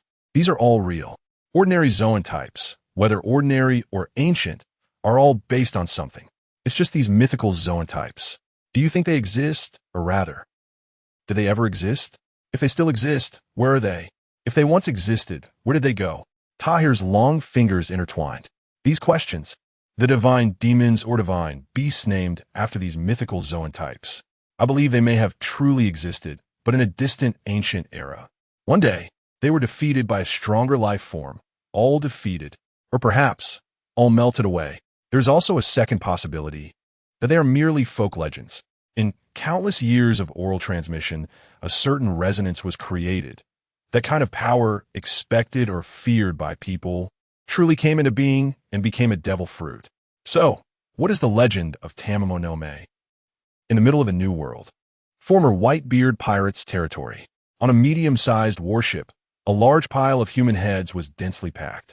Shiryu stood at the bow holding Raijin. How many? So far, we have killed 92 pirates with bounties. We are 8 away from completing our goal to regroup. 8. Let's look for them in Whitebeard's territory. They can't all be these tens of millions of small fry. Then, according to the intelligence provided by CP0 when we left, the ones with the highest probability of appearing nearby are the AO pirates formerly under the Whitebeard pirates. Pretty much. Aside from those 2 or 3 guys, the others, during the top war, aside from the Immortal Marco, Diamond Jozu, and Flower Sword Bista, the others, are quite ordinary. Captain, there's a pirate flag ahead. The flag is the Kid Pirates. Chapter 76, The Unbreakable Goggles, the Grand Line Baldy Go. Still can't confirm? Sorry. Although Betty has frequently exposed flaws over the years, they seem particularly cautious. The Supreme Commander of the Revolutionary Army, Monkey D. Dragon, looks serious. We have overthrown many tyrannies in the East Sea, and many countries are governed quite well. Strangely enough, Sabo also frowned. They have not stood against the world government. Instead, after developing sufficient national power, they have all joined the world government. What about internally? At this point, Sabo became serious. This is exactly where our doubts lie. Based on some clues, we have compiled a list of all the kingdoms in the East Sea that have experienced regime changes or turmoil over the past 15 years. After years of observation, we found a very astonishing situation. Their kings, governors, and generals live very ordinary lives. Although they can't be said to be simple or poor, they are absolutely worlds apart from other noble families. The lives of the common people, while not particularly affluent, are definitely very stable. The most terrifying part is, according to some intelligence reports, when these officials start showing signs of corruption, they are quickly eliminated and replaced. 15 years. Dragon raised his head as if he had grasped something. Push the investigation timeline forward. Sabo, starting from the execution of Roger. Mary Geos. CP Organization Headquarters. Do we have any clues? No, the clues cannot be connected. We only know that there is definitely a terrifying force hidden in the East Sea. They are similar to the Revolutionary Army, but their goal is not to oppose the world government. Over the past decade, 37 kingdoms have joined the world government in the East Sea, of which 9 have obtained seats at the World Conference. Adding to the existing kingdoms, the East Sea has already occupied nearly 1/3 of the seats, adding more powerful forces. No, a voice immediately interrupted this proposal. The power of this organization itself cannot be underestimated. The Revolutionary Army's Eastern Army seems to have an ambiguous relationship with them, and besides, don't forget how many people have mysteriously disappeared in the East Sea over the years. Apart from this mysterious organization and the Revolutionary Army, there is another group of people in the East Sea. Although the organization is loose, their strength is more terrifying than the aforementioned two. Let's finish the other transactions first. Regarding Dark Dragon and Kaido. Upon hearing the words Kid Pirates, Shiryu's face showed a smile. Good. He got away back at Sabaody Archipelago, and he could clearly feel Dylan's dislike for this guy. If he takes him down, Dylan will be pleased, right? Black mist began to envelop Shiryu, and the fangs in his mouth appeared increasingly thick and sharp. Stand by. Yes. Just as the lieutenant responded, with a bang, 2 massive flesh wings spread behind Shiryu and flew towards the distant pirate ship. In the distance, on the surface of the sea, the navigator on the mast shouted, "The Navy! The Navy! G5 Navy warship! Swish! Boom!" A jet black slash cut through the air, and the main mast of the Victoria Punk instantly fell to the side. Oh no! It's Rain Shiryu. Upon hearing the words G5, Eustace Kid jumped out from the cabin, wearing goggles, and looked at Shiryu, who was hovering in the sky with the storm. The G5 guys. This guy is also among the top ranks in G5 strength. Eustace Kid gritted his teeth. I absolutely cannot fall here. Seeing the panic in Kid's eyes, Shiryu found it slightly strange. This guy isn't considered a well-known character. The 11 supernovas are just a bunch of frogs in a well. A small character with a bounty just over 100 million. Although he felt some doubt internally, his body showed no hesitation. A black mist fell onto the Victoria Punk. Bounty criminals. On the wall outside the cabin, 7 or 8 bounty notices were posted. After Shiryu glanced over, his gaze swept across the deck one by one. 1, 2, 3, 9. Task completion with surplus. Shiryu's right hand grasped the knife handle. The black mist instantly enveloped the entire deck. As the black mist rose, a figure began to move around the deck. Ugh. Eustace Kid activated his ability the moment he heard the screams and sounds of people falling around him. The metal-constructed skull above the cabin vibrated and emitted a series of clanging sounds. Magnetic. Demon. Where? Being wrapped in metal. Kid looked at the black mist beneath him, desperately searching for Shiryu's figure. Found it. The moment he spotted Shiryu, the metal monster's 2 fists, accompanied by a whistling wind, slammed towards that position. Magnetic. Pincer. Boom. A loud crash echoed, and Kid's face showed a hint of joy. After all, this guy is still flesh and blood. Such a level of impact. Creak. A nauseating grinding sound rang out as the metal monster's fists, which were originally pressed together, slowly pulled apart. One head was missing. Standing still, Shiryu looked at the broken bones and blood on his hands and chest, then raised his head to glance at the wide-eyed Kid. Just enough when added to yours. Raindrops began to fall from the sky. Kid started sweating profusely. The gap. Is this big? The rain began to gradually intensify. Red? Is it blood rain? Shiryu slowly sheathed the thunderstorm and shook his head. No. It's the river of Hades. Ka! Thunderstorm returned to its sheath, and the body of the magnetic demon began to disintegrate and dissipate. Shiryu walked up to the bloodied Kid and lifted his head to examine it. What material is this goggles made of? It actually doesn't break. Gurgle. After returning to the warship, Shiryu tossed 8 heads onto the deck. Return. Regroup. Yes. Excited responses came from the deck. After drifting at sea for nearly a month, even the strongest person began to feel weary and uneasy. 100 pirates with bounties have finally been completed. At this time, it has been a month since G5's world conscription. Chapter 77. Encirclement. How many waves have passed? In the middle section of the Grand Line, on a ship, 2 young men who looked remarkably similar were chatting idly. The young man at the helm spat after kicking away the corpse of a pirate wearing a headscarf. The entire deck was littered with pirate bodies. Today's second wave was the 24th wave they had encountered since coming here. The pirates here were indeed rampant, even though they were very close to G5. The young man steering the ship said while controlling the helm, "It's a special case. After all, that man surely knows about the interception war initiated by the pirates. If he wants to become an officer through special conscription, only those with some strength will do. By the way, brother," the young man at the helm turned to look at the one leaning against the ship's railing. "Why don't we directly participate in the Navy headquarters conscription?" Headquarters? The young man resting nearby spoke disdainfully. Just a bunch of puppets controlled by the celestial dragons. Although many details of the Marineford War were not fully broadcast, the overall picture of the war was still depicted and spread after it ended.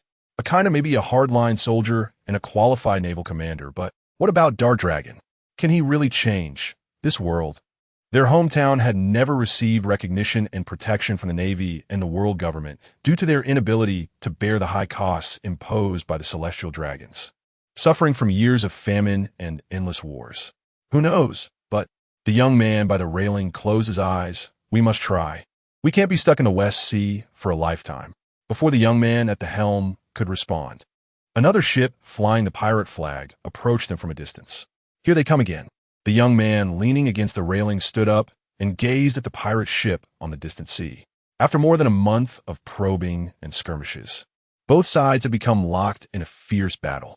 More and more pirates from the New World had joined the interception, but those who could reach this area. I drew a circle on the map centered on the new G5 base. Currently, those who could reach this range were all quite formidable fighters. Some even had spontaneously organized themselves, and after breaking through the pirates' defenses, they didn't directly report to them, but continued to seek out other pirates to fight. It seemed they wanted to wait until the last day to report. Dylan laughed heartily. What a lively bunch. Good. G5 needs people like this. How long until the conscription ends? 5 days. Very well. Dylan stood up. Relay the order.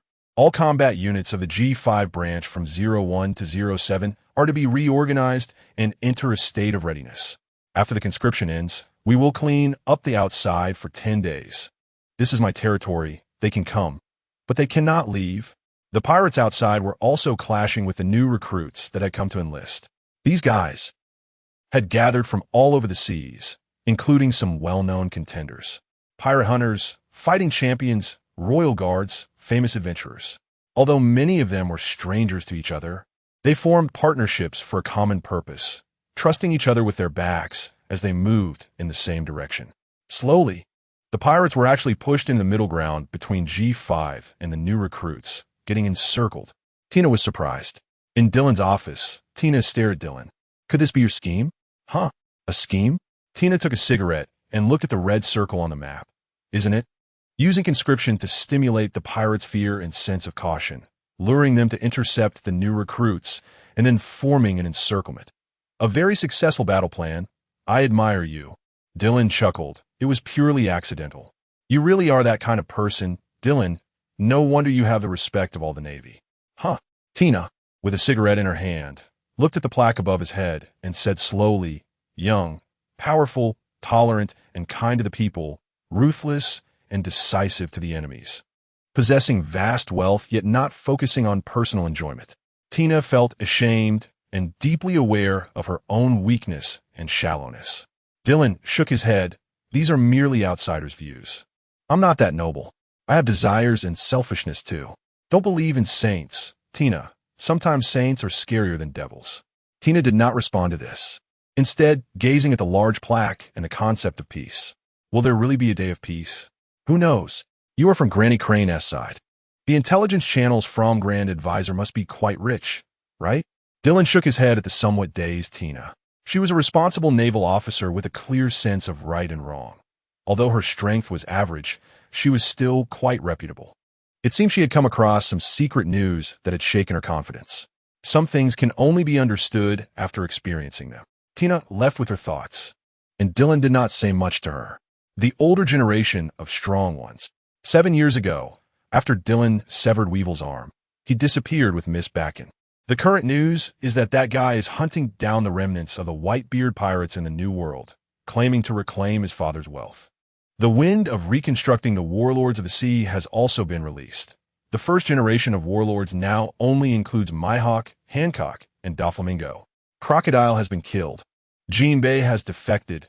Moria has been disqualified, and Kuma has been disqualified. If nothing goes wrong, this Whitebeard too should have already entered their sights. After all, he is evaluated to have strength comparable to the young Whitebeard. There are still nearly 2 years until the next World Conference. And even if this system is to be abolished, it cannot be achieved overnight. Dylan does not believe he can play cards with the Gorosei on such a major decision. Even if he could, it would be unnecessary. Strength and demands should be used in more reasonable places. However, Zeph, looking at Ein who came in to report, Dylan sighed inwardly. No matter what, I will help you considering the support you've given me over the years at headquarters. The chief instructor of the Navy headquarters, Black Arm Zeph. Although he has been retired from the position of admiral for a long time, he still holds a reputation in the Navy that rivals that of Garp. After the incident with the ability users, Zeph's attitude towards Dylan changed dramatically, defending Dylan multiple times in headquarters meetings. Compared to the lazy Kazan, Zeph's care for him felt more like that of a superior. Chapter 78, Right and Wrong. In the quiet G5 sword dojo late at night, Dasky had a serious expression, tightly gripping the Hanajo sword and swinging it meticulously. I must be stronger. I must put in more effort than others. Sweat the size of beans had already formed on her forehead, and sweat was sliding down her cheeks. Her glasses were fogged up from the rising steam. And although her arms were starting to feel unresponsive and her body was becoming stiff, she still strictly completed one swing after another. Each swing was done with precision. Dylan sat quietly on the windowsill behind her, watching her. After she stopped, Dylan tapped on the windowsill. Dasky. After completing her training, Dasky returned to her somewhat dazed state and quickly wiped her glasses upon hearing Dylan's voice. Vice Admiral, I'm sorry to disturb your rest. Dylan jumped down from the windowsill, walked over to a nearby mat, and gestured for her to sit down and take a break. I can sense the anxiety in your heart, but I don't quite understand where this anxiety comes from. Sitting across from her, Dasky tightly gripped the Hanajo and thought of the hidden famous sword and its owner. I want to do more things. If I have more powerful strength, I can. Strength.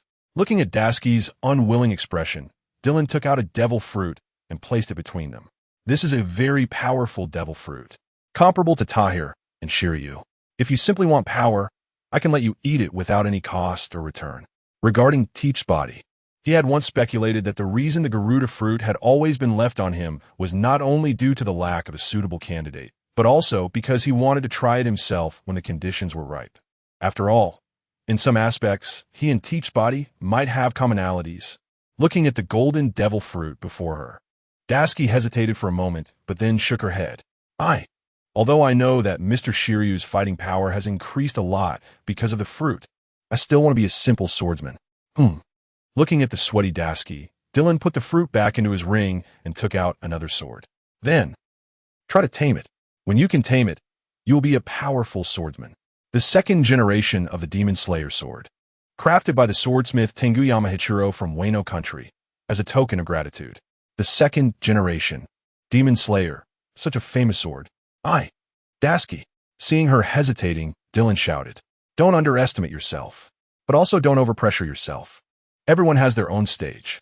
No one can become a savior by relying solely on themselves. Battling fiercely, slaying generals, and capturing flags is working for peace, while holding the fort and ensuring the safety of the people is also working for peace. Don't be blinded by this era. Everyone has their own strengths and things they like. Don't force yourself. Follow your own heart." Dylan stood up and walked towards the door. "I've already spoken to Aine. You will join the 06 unit she leads, and for the next hunt, you can set out with them." When he reached the first floor, the light in Ayu's room was still on. Since Ayu was still young and often needed to train at the school grounds and learn from Tyre, Dylan specifically arranged for her room to be on the first floor. After checking the clock at the end of the corridor, Dylan walked to Ayu's door and knocked. "Aren't you resting yet?" "Ayu, Dylan, big brother. Wait a moment. I'll open the door right away." After a flurry of sounds, Ayu's footsteps could be heard at the door. "What are you doing? If you don't rest so late, you won't grow tall."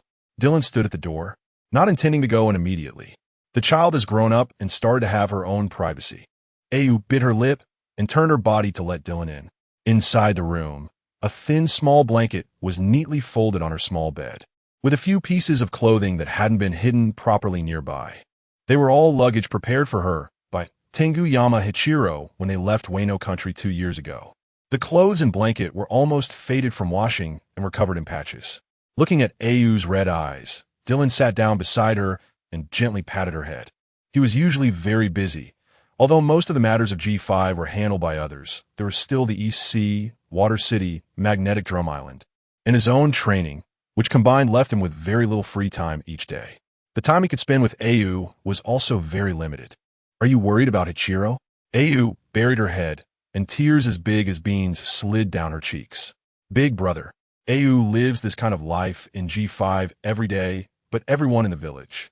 Although Dylan had left plenty of food and easy-to-cultivate grain seeds for the villagers when he left, such places were heavily polluted and often faced raids from the beast pirates, so it was likely that they had returned to a state of hunger. "Ayu," Dylan showed a hint of regret. "Big brother promised you that he would return to that place. By that day, everyone will have enough to eat and drink clean water. When that time comes, you must tell everyone about your experiences at sea." Ayu raised her hand to wipe her tears and looked up at Dylan. "I'm sorry, big brother. Ayu knows you are very busy, and Ayu shouldn't." After patting Ayu's back to comfort her, Dylan shook his head. "How could that be? If you have something sad in your heart, you should naturally tell big brother. It's my honor." After Ayu calmed down and fell asleep, Dylan let out a soft sigh, turned off the light, and quietly walked out. In the darkness, Ayu's tears fell once again. Sigh. Upon reaching the end of the corridor, Dylan lit a cigarette and sat on the steps, looking at the vast starry sky outside. "It's rare to see you like this." Belmare, wrapped in a coat, sat down beside him and took out a cigarette from his pocket to light for herself. "Do you have something on your mind? Why not share it with me?" "Belmare." Dylan sighed as he gazed at the distant sea and starry sky. "Sometimes when I see Ayu, I wonder if I did something wrong. Should I have brought Nami and Nojiko directly to G5 back then? Would it have changed the situation we have today?" Over the past 2 years, whenever he returned to Kokoyashi village, he could clearly feel the guilt from Aegean and the pain of Nojiko. "It's not your fault, Dylan." Belmare also sighed. "You saved us once back then, and in these 2 years.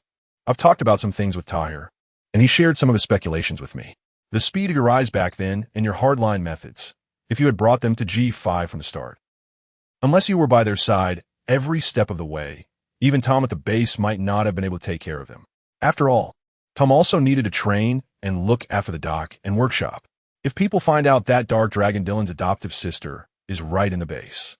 Later, when our strength becomes greater, Nami already has her own thoughts, and by then, You probably realize the existence of those people, right? It was those people who deliberately guided Nami, wasn't it? This is not your fault. You provided them with a prosperous life, allowing them to have a carefree childhood. You've done well, Dylan. There's no need to blame yourself. If anyone should feel guilty, it should be me as a mother. After a while, I will go look for Nami. Also, Dylan extinguished the cigarette in his hand. I've already sent someone to pick up Nojiko. Let her come and help me. Chapter 79. Cleansing G5 Base Square. Dylan stood on a high platform, watching the neatly arranged formations below.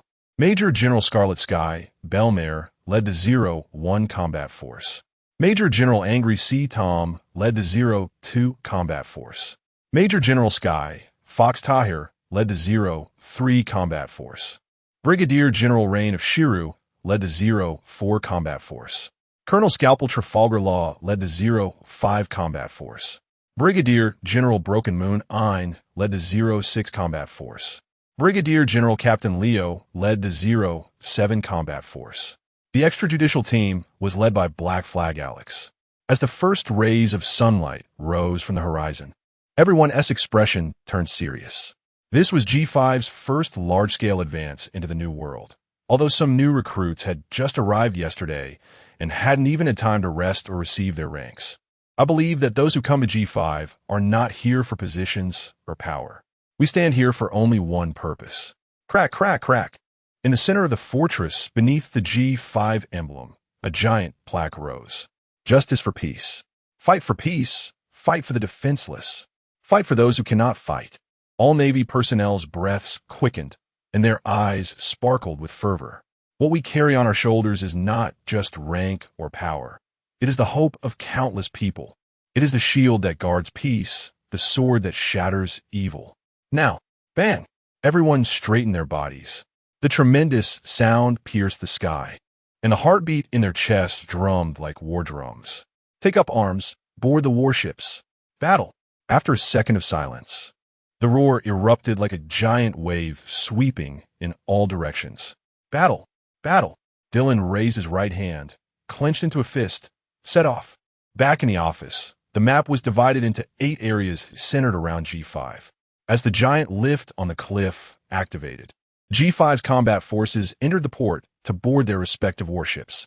Apart from the single warship led by Alex's extrajudicial team, every other team consisted of one flagship supported by 4 warships. A total of 36 warships set sail from G5 towards all directions. New Greenbit East, Dressrosa Kingdom. What a reckless guy. Woof, woof, woof. Although CP0 has done its utmost to identify spies, inevitably, various factions still have people monitoring G5's every move from the periphery. Doflamingo. If it takes 10 days, our business will be greatly affected. Toribol leaned on his cane behind Doflamingo. What does it matter? Doflamingo gazed at the calm sea in the distance. That guy Dylan is truly extraordinary. It's a pity that if he were willing to be a pirate, the world would have been in chaos by now. Our business. This is just the right opportunity to shrink and eliminate some outdated operations.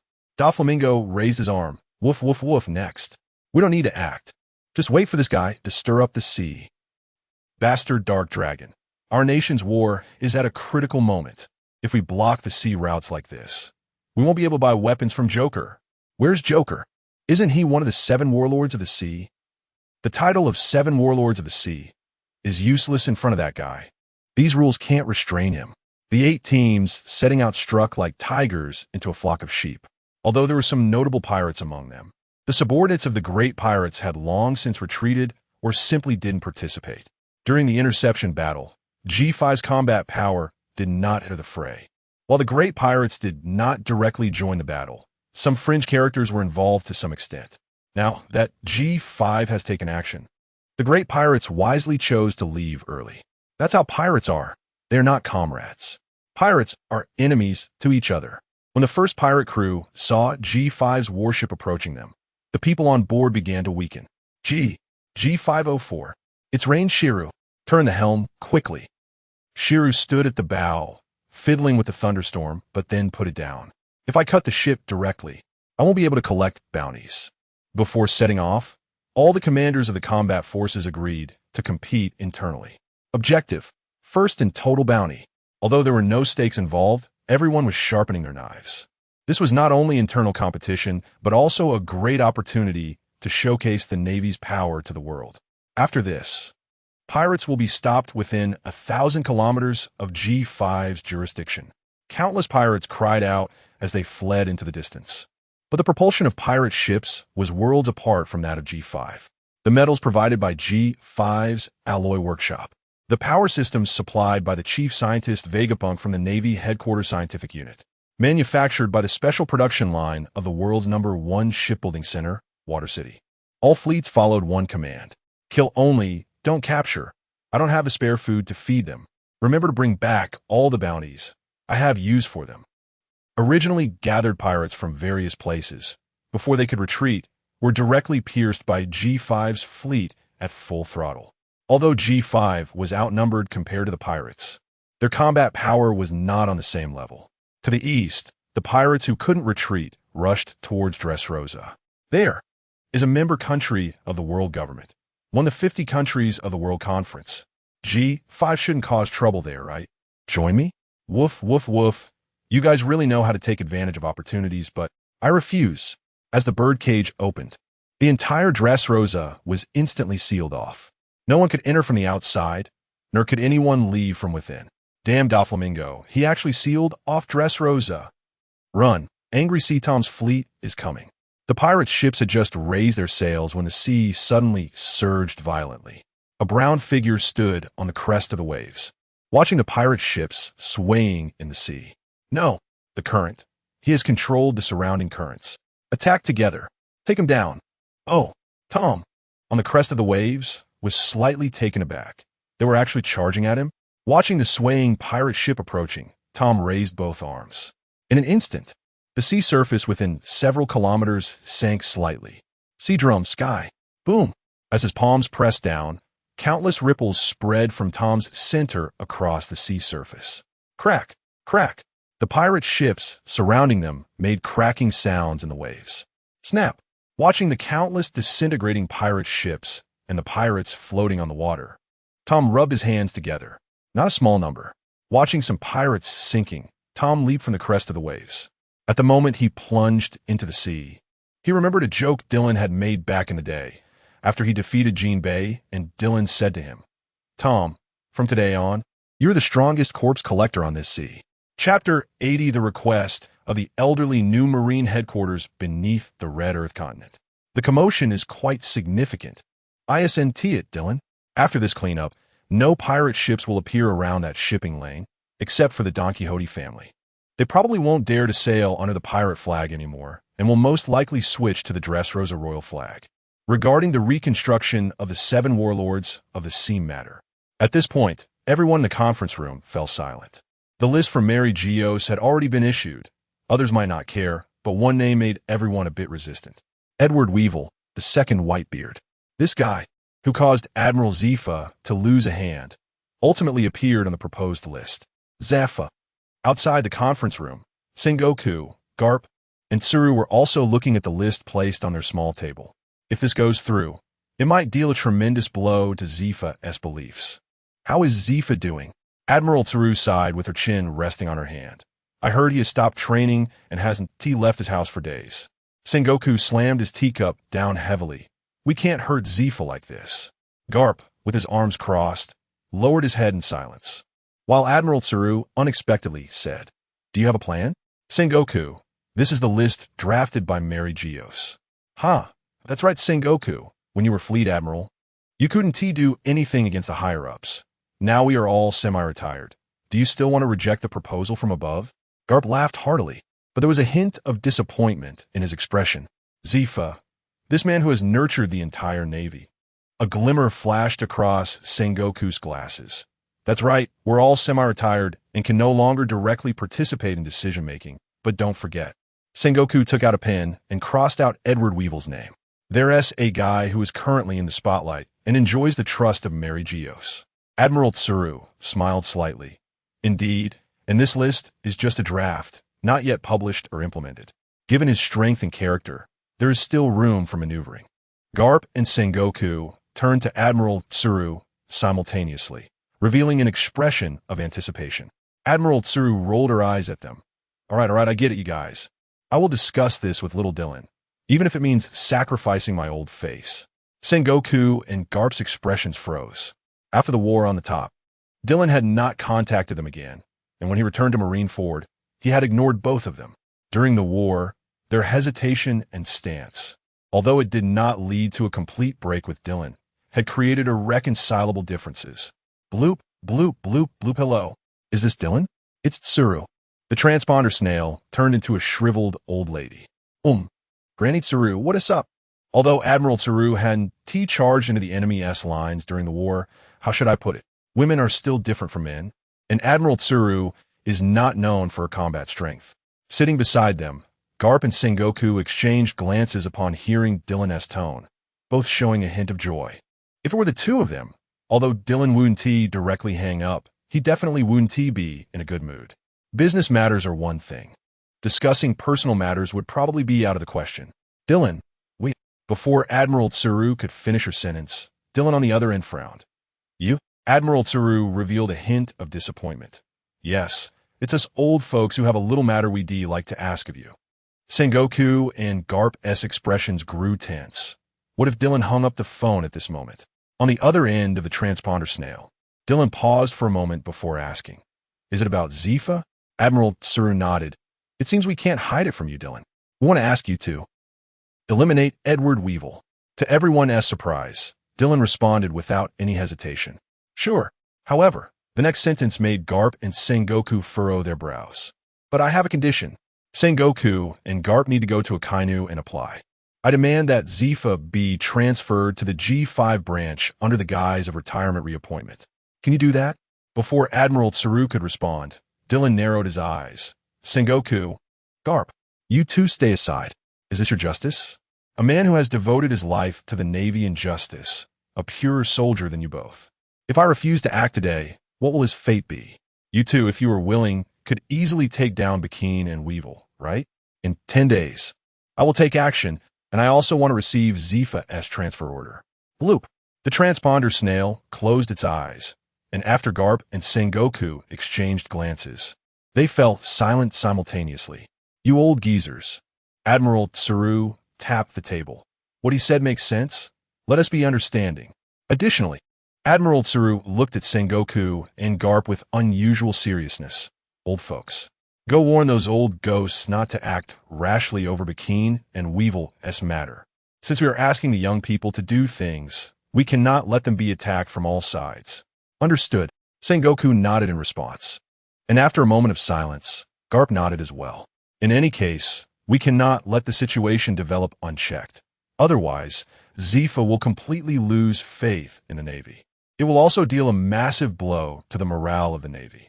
After the G5's 8th day of clearance, all the pirates that could escape had fled, and those who stayed had become head piles on the ships of various fleets. Almost done. In the transponder snail meeting, the commanders of various combat units exchanged opinions and decided to start turning back, cleaning up the remaining fish and consolidating the results. After the fleets returned to port, the flags were raised on the outermost islands. The flag from the Greenbit Kingdom. But all pirates knew that it was actually another flag of G5. This also declared that the sea area spanning thousands of kilometers had been declared governed by the new Greenbit. No, it was governed by the G5 base, dividing regions, with mid-level officers establishing lower-level outposts, cooperating with the Greenbit Kingdom to develop trade, promote commerce, and collect taxes. Dylan began to plan the next step of the strategy in front of the map. No Kigo recorded while asking, "Brother Dylan, why do we still need to collect taxes and do business? Your money." She didn't quite understand, but now she knew about the rumors from outside. Vice Admiral Onlong of the Navy might be the richest person in the world. Since he has so much wealth, why still develop commerce and trade? No Kigo. Wealth is not solely represented by gold or jewels, or even berries. In some aspects, it doesn't count as wealth. If I were to throw my gold and jewels into this world, it would only drastically reduce their value. This question is complex. I didn't study well when I was young, so I can't give you a systematic answer. But you must remember one point. The wealth that circulates is the real wealth. Chapter 81. head mountain as a new day's newspaper flew across the world. The entire world erupted once again. On a deserted island west of the kingdom of Greenbit, a gigantic landscape made of thousands of pirate heads rose up. Solidified like a pyramid, most of the heads bearing expressions of terror and despair. Were the means so brutal, even in the depths of a new world? Some pirates who did not participate in the interception battle felt uneasy and anxious. The newly appointed Admiral Akainu was known as a hawkish leader. This man, who has now replaced Garp as the strongest vice admiral in history, was even more terrifying than Akainu. Pirates that had originally been entrenched around the kingdom of Greenbit began to migrate, some of the weaker ones even retreating to the Paradise. While some pirates from Paradise started to return to the Four Seas, one piece, with that man standing at the gateway to the New World. They had already lost their qualification to compete. But behind this series of events, a more profound impact was unfolding. Pirates retreating from Paradise and even a New World back to the Four Seas had overwhelming strength against the navies of the Four Seas. The situation in the Four Seas became turbulent once again, even more chaotic than after Roger's execution and the Marineford War. And the man who triggered this series of upheavals had already disappeared from people's sight, having entered the depths of a new world. Haha, to say there is no treasure? Whitebeard. He ruled the seas for 20 years. Shouldn't his treasure be in the hands of you bastards? Now, as his wife and his son, we are here to inherit his legacy, and that is only right. Ha! A.O., the captain of the A.O. pirates, fell to the ground, blood frothing from his mouth. Miss Bakine walked up to him and poked his body with her cane. So, where exactly is Whitebeard's treasure? A.O. turned his head with difficulty to look at the short woman beside the monstrous man. If you really are Dad's wife, shouldn't you be seeking revenge on the Navy and Teach? What? Miss kicked him in the head and began to beat his body madly with her cane. Revenge. Such things are meaningless. Only wealth is eternal. As a man of the sea, one must be responsible for one's own life and death. Revenge is truly a vile burden. Ha ha! A.O. gasped and spat a mouthful of bloody saliva at Miss Bakine. Bitch, how could someone like you be Dad's wife? Stop lying. Miss Bakine's expression darkened. Then she turned silently. Weevil, finish him off. Yes, Mom. A large knife with a whistling sound pierced directly into A.O.'s body. The beach was littered with the corpses of pirates. The A.O. pirates under the Whitebeard pirates were completely wiped out. Let's go, Weevil, and find the others. As his son, you must rightfully inherit his legacy. Huh, son? That's right. Look closely. This is your father. Miss Bakine took out a bounty poster from her pocket. Edward Weevil squatted down to look at the photo in Miss Bakine's hand. Huh? Is it a mirror? It's a photo. Idiot, it's your father's photo. Miss Bakine hit Weevil on the leg with her cane. Is that so? I thought it was a mirror. Miss Bakine laughed arrogantly. That's right, he looks so much like him. How could he not be his biological son? Excuse me. A voice echoed from the distant beach. Dylan approached them leisurely, holding Shura. I have a question. How did someone with Whitebeard's physique give birth to you? The moment she heard this voice, an uncontrollable rage surged on Mrs. Face. I say it is. It's that guy. Mom, he cut off my hand. I know, I'm not senile yet, you bastard son. Miss Bakine stared at Dylan, her mouth curling into a strange smile. The guy who replaced Garp as the strongest vice admiral? The world government. Do they want to go against the agreement? Oof. Dylan inserted the scabbard into the sand and slowly drew Shura. Agreement. That was between you and Garp, and the others I don't remember. Clang. The blade of Shura clashed with Miss Bakine's cane. What agreement have you had with us? Miss Bakine's arm trembled slightly, her expression darkening. How dare you treat the widow of Whitebeard like this? Weevil. Oh, Mom. Idiot. Kill him. Looking at the massive stitching scars on Weevil's hand and chest, Dylan tightened his grip on the hilt. Can the severed parts be stitched back together? That's right, haha. Weevil is undead. Dylan's mouth curled into a smile, his powerful hockey exploding and instantly pushing Miss Bakine back. Is that so? Then what if I turn him into mincemeat? Dylan raised Shura horizontally across his chest, his left hand pressing against the back of the sword. A wave of unsettling energy emanating from the blade that made Miss Bakine feel uneasy. Judgment, no life. Boom! A massive blood red slash vaguely revealed a black dragon shadow lunging towards Miss Bikini. Kid. The hockey instantly covered Miss Bikini's cane, and compared to that overwhelming slash, her body seemed as weak as a baby. The huge shockwave overturned the entire beach, and Miss Bikini braced herself against the head of her cane. Weevil. Weevil. Swoosh. Behind Weevil, Dylan's body hung upside down as the blade of Shura sliced through him. Wah! Mom!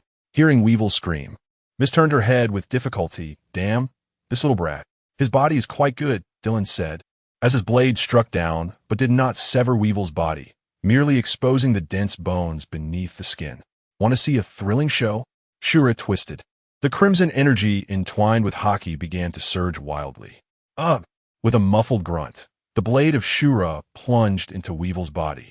Before he could turn around, the energy attached to Shura exploded instantly. Judgment 10 quarts of hell. The slash erupted like fireworks from within Weevil's body. But. Countless chunks of flesh fell from the sky.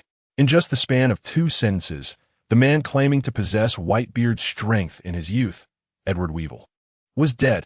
Dylan flicked the blood off his blade, looking at the panting Miss Bikini. Little brat, killing Weevil isn't so serious, but if you kill me. Dylan walked indifferently toward her with his sword. If you dare to kill me, then the agreement will be void.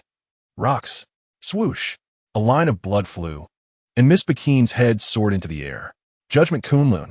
A long and slender slash flew across the sky, splitting the entire surface of the sea. Dylan kicked the head of Miss Bikini, who still wore an incredulous expression. Rocks. Since Carp dared to send me to take you down, he certainly wouldn't do nothing at all. Chapter 82, Zephyr. The signal has been sent out. EC. In the huge mountain conference room, Bauman was still sitting in the first seat on the left. It's time to activate the seeds we planted in the South China Sea and the North Sea and let them sprout. After looking around, Bauman's gaze finally landed on the muscular man in the first seat on the right. Craig, in my capacity as Chief of Staff, I hereby command the mobilization of the 3rd Legion to the South China Sea to assist in operations, quickly seizing parts of war-torn, non-member countries and those fallen into the hands of pirates. The muscular man remained expressionless, simply responding faintly. Understood. On the East Sea side, Bauman waved his sleeve, and the table instantly lit up, except for the Kingdom of Goya, the Bridge Kingdom, around Rogue Town and Frostmoon Village. The rest are kingdoms that we have judged to have an inseparable relationship with the world government or are supported by the CP organization. Next, our personnel in the Grand Line need to intensify efforts to collect devil fruits to make our combat power more varied and flexible. Within a year and a half, we need to capture 1/3 of the territory in the South China Sea. At least 3 countries must qualify for the World Conference. After everyone left, Bauman looked at the muscular man Craig on the right. Although the situation in the South China Sea is far less complicated than that in the East Sea, there are still Revolutionary Army NCP elements over there. So we need to be more cautious and not expose any flaws. Craig nodded silently after a moment's thought. In the western seas of Greenbit, a warship was anchored next to an island made up of tens of thousands of human heads. Zephyr, with a massive sea stone mechanical arm on his right, looked at the fearful and desperate expressions on the faces of the pirates. Dylan, standing behind Zephyr, Binz also looked at the distance in shock. The difference between the photos in the newspaper and the real scene was beyond comparison. Although Fleet Admiral Kong strongly opposed it after receiving the request from Garp and Sengoku, when Zephyr himself appeared in front of him and showed firm determination, Kong could only sigh and sign the order. The chief instructor of the Navy headquarters, Black Arm Zephyr, was reassigned to the Navy G5 branch. The position field was left blank. According to Zephyr's request, he did not need any position. He was just going to encourage and support the young people. Very nice. The warship weighed anchor and headed toward the G5 base. Zephyr is coming? Yes, he stayed at the Mountain of Heads for a while and has now reached the lift. No Kiho had taken over most of Ein and Dasky's clerical work and become Dylan's civilian aide. When Zephyr arrived at G5, he felt a surge of warmth in his heart as he looked at the fluttering flags above and the energetic new recruits. Truly vibrant. Zephyr. Dylan stood at the door, looking at the now aged Zephyr. Was the journey smooth? Zephyr turned back and smiled slightly at Dylan, and I'm behind him. Ah, the G5 ships are not something ordinary people dare to approach. Even the usually calm, Ein was somewhat excited at this moment. She also knew that the guy who caused the ability user's attack incident back then was actually nominated as one of the 7 warlords of the sea. But just a few days ago, the Vice Admiral went alone to the New World to eliminate him. For this, the Vice Admiral seemed to have quarreled with Mary Geos. I'm just an old man of no use, Dylan. Is it really worth it for me to do this? Zephyr had certainly heard the rumors from Mary Geos. Dylan stepped forward to signal Zephyr to walk together, then said, "There's nothing to consider worth or not, Zephyr. Not everything in this world can be measured by value. Moreover, I'm not here to ask you to retire. My new recruits still need your guidance." Zephyr laughed heartily after hearing this. New recruits? I've heard that among these new recruits, there are some remarkable guys. The two walked side by side into the elevator, and Dylan nodded non-committally. Although they are filled with justice, each person's sense of justice is different. They still need your guidance. Before that, let's treat your illness first. Ein and Binz beside them looked delighted. Zephyr's teacher had many injuries left from his youth, and at this age, he was almost always reliant on medication. Manchery's existence and her fruit ability remained one of G5's top secrets. Aside from a few senior officers, no one else in the G5 base knew about Manchery's abilities. Moreover, Zephyr, after a while, I will find a devil fruit specifically for you. Would you be willing to eat it? Upon hearing Dylan's words, Ein and Bin's body stiffened. After that incident, Zephyr's teacher's attitude towards ability users, but Zephyr's response surprised them. Humph. Dylan, you underestimate my open-mindedness too much. Since I chose you, I will unconditionally trust you. Dylan laughed heartily. Truly exhilarating, Teacher Zephyr. On the other side of G5, in the CP0 office. Sleepy Ancient Town. This is Dylan's latest request, the highest level request. CP0 searched through the materials, but could not find a place called Sleepy Ancient Town. What could be there that this man cares about so much? After the previous failure with several phantom beast-type fruits from Wayno country, although Dylan mocked him for a while, CP0 clearly felt that he did not care much. This time, however, he set a strict deadline. That place must be found within a year and a half. If it cannot be found, the cooperation will be terminated. What on earth is it? CP0 crushed the materials in his hand and slammed the desk. Go to Mary Geos. Go to headquarters. Check the archive materials, and be sure to find that place as soon as possible. On a certain island deep in the New World, Kazan leaned against a rock, holding the newspaper of the new day. Former Navy Chief Instructor Blackarm, Zephyr reassigned to G5 branch, Kazan stared at Zephyr's expression standing in front of the G5 branch, the corners of his mouth slightly raised. Teacher Zephyr, you've gone to a wonderful place. Then Kazan stood up, slung his small backpack over his shoulders, and looked out at the distant sea. Dylan, thank you. At least, you didn't let Teacher Zephyr reach that point. In return, I'll complete the task you gave me first. Ha ha. What's wrong, Kazan? Have you made up your mind? Not yet, but have your people find the whereabouts of Moria and Absalom. Chapter 83, Flaw's New Greenbit. The circular assembly hall was filled with people. This was the first meeting of the government officials. Most were from the East Sea, with a few hired from around the world. Although CP0 and other organizations racked their brains trying to investigate these people's backgrounds, they all returned empty-handed. These individuals came from respectable families and had clean records, and even their families and friends were without issues. Of course, it couldn't be said entirely like that. A considerable number of them were connected to Dylan, especially those from the EC, most of whom were countries that had previously received favors or protection from Dylan. During the previous World Conference, when Dylan was accused by the Flower Kingdom in Alabasta, they had vigorously defended him and cited his various contributions in the EC. While some of these appointments in New Greenbit seemed nepotistic and indicative of absolute power, there were no legal grounds to challenge them. After all, this was authorized by the Greenbit royal family. Dylan himself, however, had not accepted any position in the country. CP0 looked at the intelligence in his hand and then tossed it aside.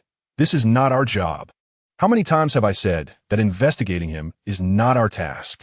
If you keep wasting time on him, despite still wearing a mask, the subordinates could clearly feel the anger of their superior.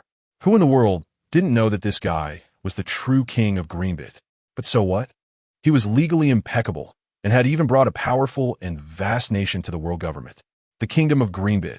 According to insider information, their seating at the next World Conference was already quite advanced. Well-famed power. This guy was already among the top tier of people in the world.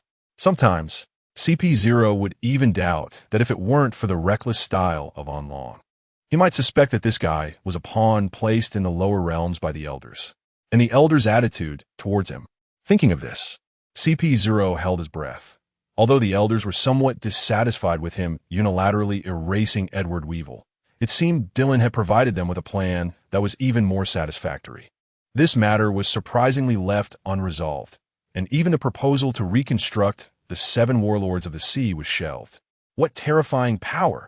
Having long served in the CP organization, he naturally knew the elders' style.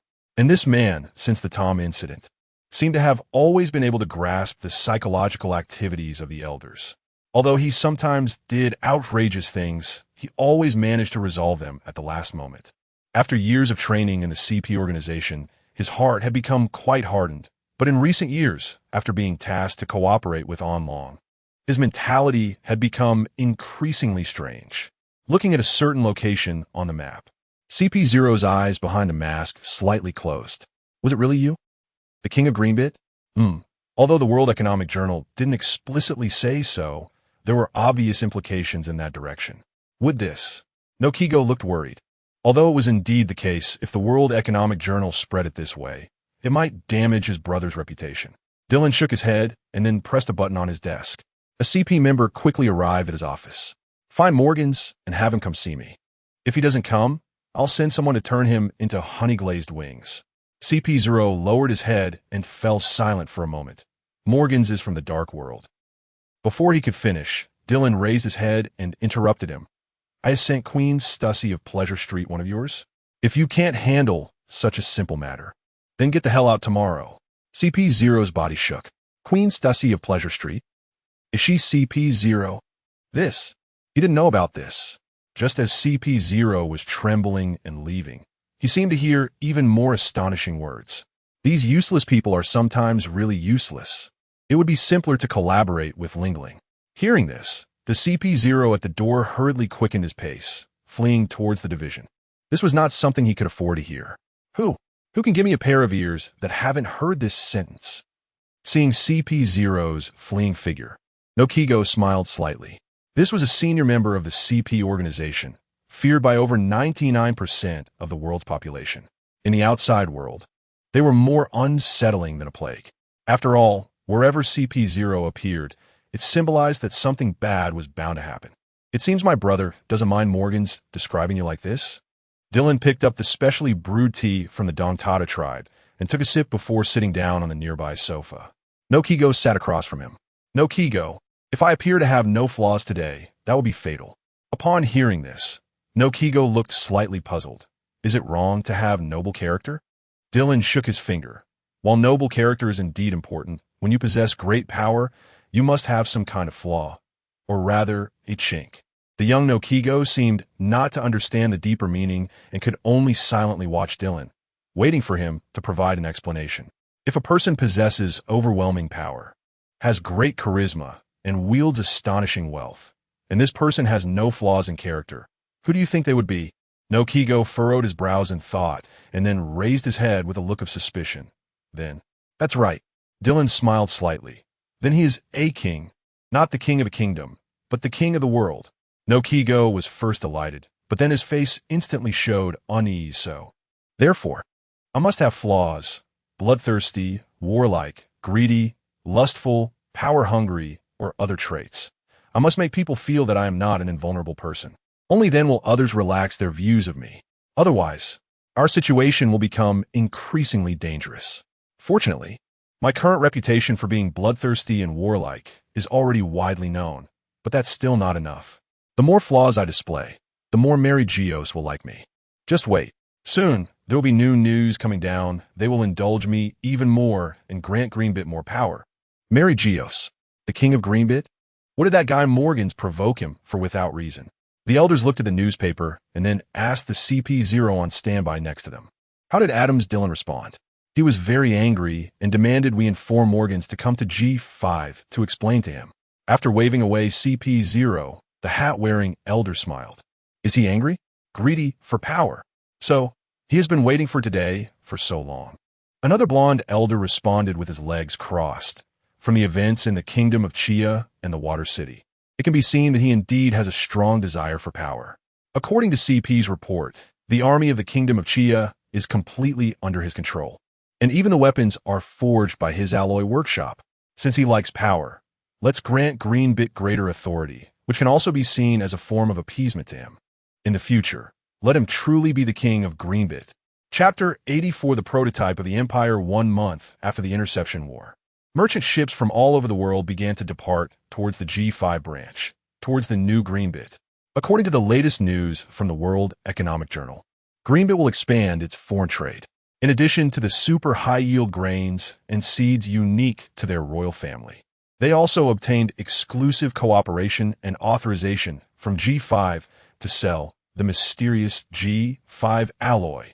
This alloy was previously only supplied to Mariehua and the Navy. Even if a kingdom could purchase it, it wouldn't be something that could be bought just with money. It requires either the world's top kingdoms or those with connections to the Dark General. Rumor has it that even the Emperor of the Dark World, Joker, would need to pay an unimaginable price to purchase the alloy. If one possesses such an alloy, they could forge even more powerful weapons. It is said that the sale of the alloy is limited and conducted through an auction. Time is of the essence. We must secure the first batch of the alloy. This way, we could defeat the rebels. It seems the rebels have also sent someone over. Speed up. Additionally, allocate more funds. Besides the alloy, the grains and seed from Greenbit are also among the targets for many. People may not need to fight, but they definitely need to eat. Although the nature of the mysterious grains is still unknown, no one doubts their authenticity. After all, this information comes from the World Economic Journal, and everything must have been approved by that man. There are whispers that the big news Morgans recently visited G5, but left with a bruised face. Strangely, as one of the emperors of the Dark World, Morgans did not continue to mock that man afterward, but instead wholeheartedly advertised for him. Besides being an excellent Navy officer, this man seems to have many flaws. He possesses immense wealth, yet remains obsessed with riches. He wields power far beyond that of a vice admiral, yet remains unsatisfied, brazenly controlling a kingdom. Erasing Whitebeard too, who is already designated as a warlord of the sea, illustrates his arrogance. The human skull mountain to the west of Greenbit proves his warlike and bloodthirsty nature. Faced with such a flawed individual, the world breathed a sigh of relief. After all, there must be ways to appease him. Your reputation is getting worse, big brother. Nokigao couldn't help but chuckle while preparing tea for Dylan.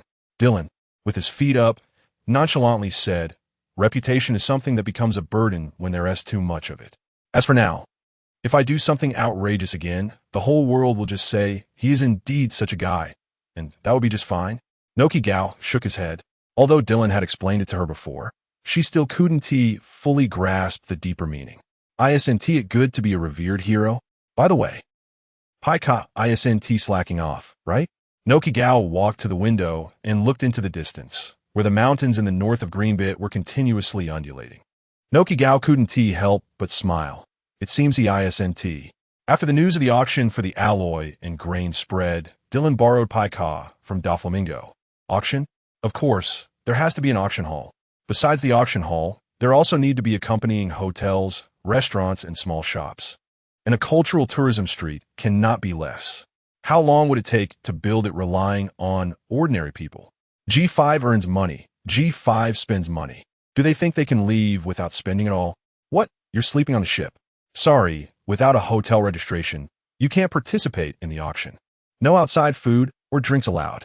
When Dylan appeared in Dressrosa, the other officials were somewhat panicked, but only Paika's eyes revealed deep fear and despair. I, the highest-ranking official of the Don Quixote pirates, Spade, am here to do this job for you, and you still let people rest. Balchik Islands. Alex brought Dylan all the way to their capital.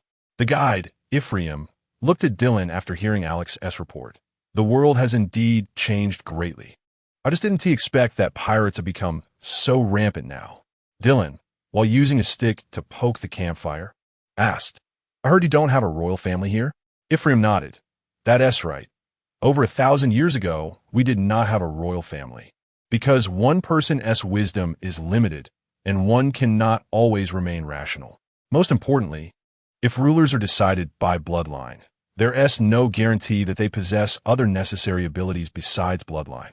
It seems there is some truth to your rejection of the other two factions back then. But Dylan shifted the topic. The kingdom I currently lead still validates itself by bloodline. Doesn't that contradict your principles? Ephraim looked at Dylan with some curiosity. But didn't Alex say that the governing system still operates in the form of a council? Dylan picked up a wooden stick and held it in his hand. That is just for show. In reality, the decisive events of this kingdom are still dictated by me. For now, there is no problem. Ephraim knew this was a dialogue between them, and it was the premise for whether their cooperation could unfold.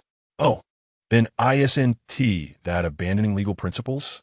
Ephraim twirled the cane in his hand. The foundation of legal principles comes from social stability. In a chaotic world or society, there is nothing to discuss regarding legal principles. And currently, the world is in an extremely chaotic moment at such a time. Ephraim turned to look at Dylan.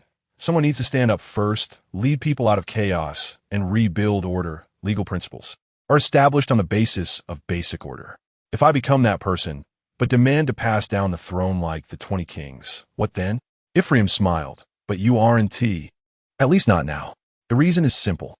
Ephraim looked at the starry sky as if recalling some distant past. It is said that you still have no offspring, and your greed for power, your hunger for wealth, should be a facade. So, I guess you must be chasing after something else. As for what that is, I cannot know, but it shouldn't be something like king of the world. Dylan stood up and scanned the surrounding soldiers. Strong, disciplined, and each one a capable hand. Alex. Yes. Select 500 people to take with you. From today, you are the commander of the G508 unit. Dylan looked at Ephraim, who was wearing a smile. The others remained still, waiting for the arrival of the final day. The starlight illuminated the earth, making Ephraim's long beard shine brightly. It should be soon. Chapter 85. The disappearing Shiryu. Shiryu? No response. Noki took out a life card and placed it on the table. The small life card neither shrank nor burned, but exhibited a very strange state. It was shaking wildly. Yes, Mr. Shiryu's snail phone was completely unreachable. It wasn't that no one was answering. The snail phone must be dead or damaged. Hearing Noki's words, Dylan felt somewhat confused. The surrounding area, there shouldn't be any particularly strong opponents. Of course, that's on the surface. It's unclear whether there are any remnants of Rox or Roger's crew lurking in the shadows. What about Tahir? What did he say? Dylan didn't understand the principle of the life card, nor did he know what this abnormal shaking represented. Mr. Tahir said it indicated that his vitality was extremely unstable. It wasn't decreasing or increasing, but rather trapped in some uncontrollable state.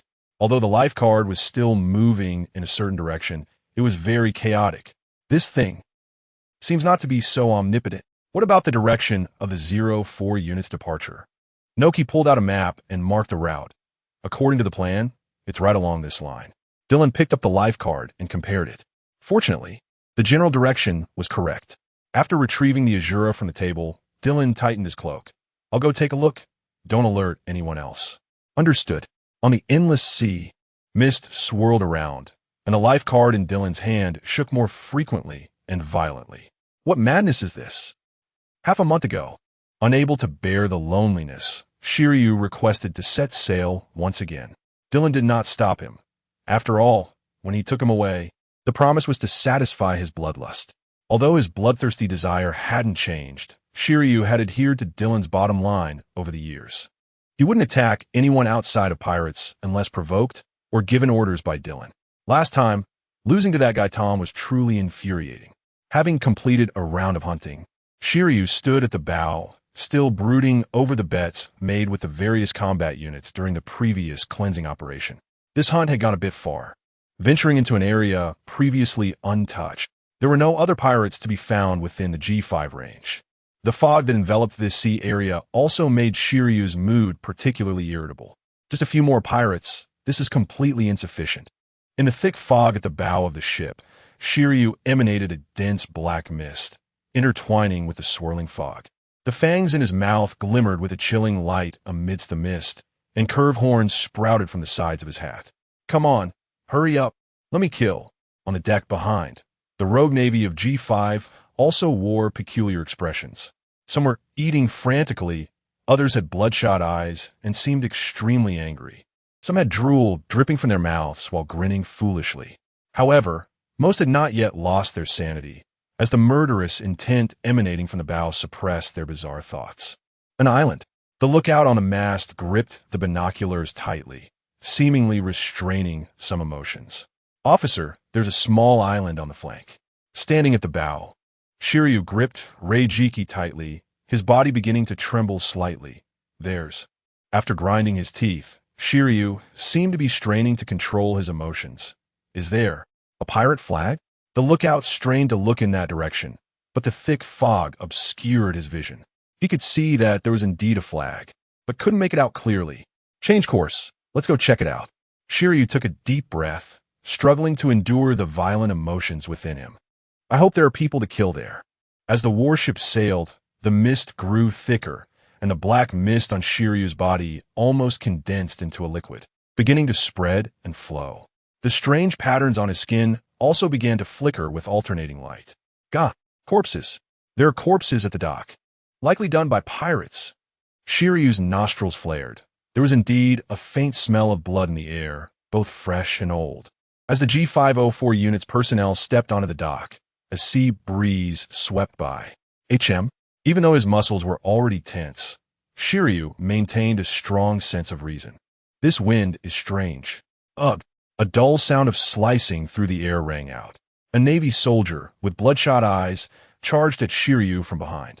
Are you looking for death? Shiryu turned around in an instant, his entire face transforming into the fearsome visage of Azura. Ha! It seemed that either Shiryu's imposing presence intimidated him, or the impression he left was too deep. In an instant, the Navy soldier displayed a look of terror. Officer. I didn't know. Transformed entirely into a beastly Azura, Shiryu glanced around. All the Navy soldiers had fallen into some kind of madness. Crack! Shiryu swung the sheath of Reijiki, weaving through the crowd. Bang! Bang! Bang! A series of thuds echoed as soldiers fell. Once all the surrounding Navy were knocked unconscious. The red light in Shiryu's eyes resembled that of a malevolent spirit. He turned to look at the distant town. Whoever's messing around, I hope you have some strength. Along the sides of the road, in flower beds, and in fountain pools, corpses lay everywhere. They were all civilian bodies, and their deaths were horrifying. It wasn't the terror or despair of being killed by pirates. Instead, it was something more bizarre. Their faces were filled with a kind of satisfaction or madness. Step, step. Step, step. A sound of footsteps echoed from the mist. It's the Navy. Kill him. Pirates wearing headscarves and eye patches rushed in from all directions, brandishing weapons toward Shiryu. A smile appeared on Shiryu's fierce face. SSSSSS. The encroaching pirates disintegrated into a shower of flesh before they could even take a breath. Not enough. As more and more howls rose, a tide of pirates reappeared from inside houses, around street corners, and up in the trees. Kill him. Crack. Shiryu twisted the hilt of Reijiki, exhaling a plume of black mist. Very well. Kill him. Kill him. Not enough. Not enough. Not enough. Weaving through the crowd, Shiryu had completely unleashed the killing desire in his heart. Countless pirates didn't even have time to scream before being sliced into pieces. But immediately, even more pirates flooded in from all directions. Boom! A massive circular slash radiated from Shiryu, causing the surrounding trees, houses, and the entire town to fall silent for a moment. Then they were cleaved in half. Where are the stronger ones? Then let me have a go at you, rained Shiryu. Our last encounter wasn't satisfying enough. A man wearing a top hat and an open-chest shirt, Bista, the flower sword, emerged from the mist. It's you, Shiryu, already drenched in the blood and remains of pirates, flashed in front of Bista and struck down with a blade. Excellent. A powerful swordsman. Exactly the opponent I was hoping for.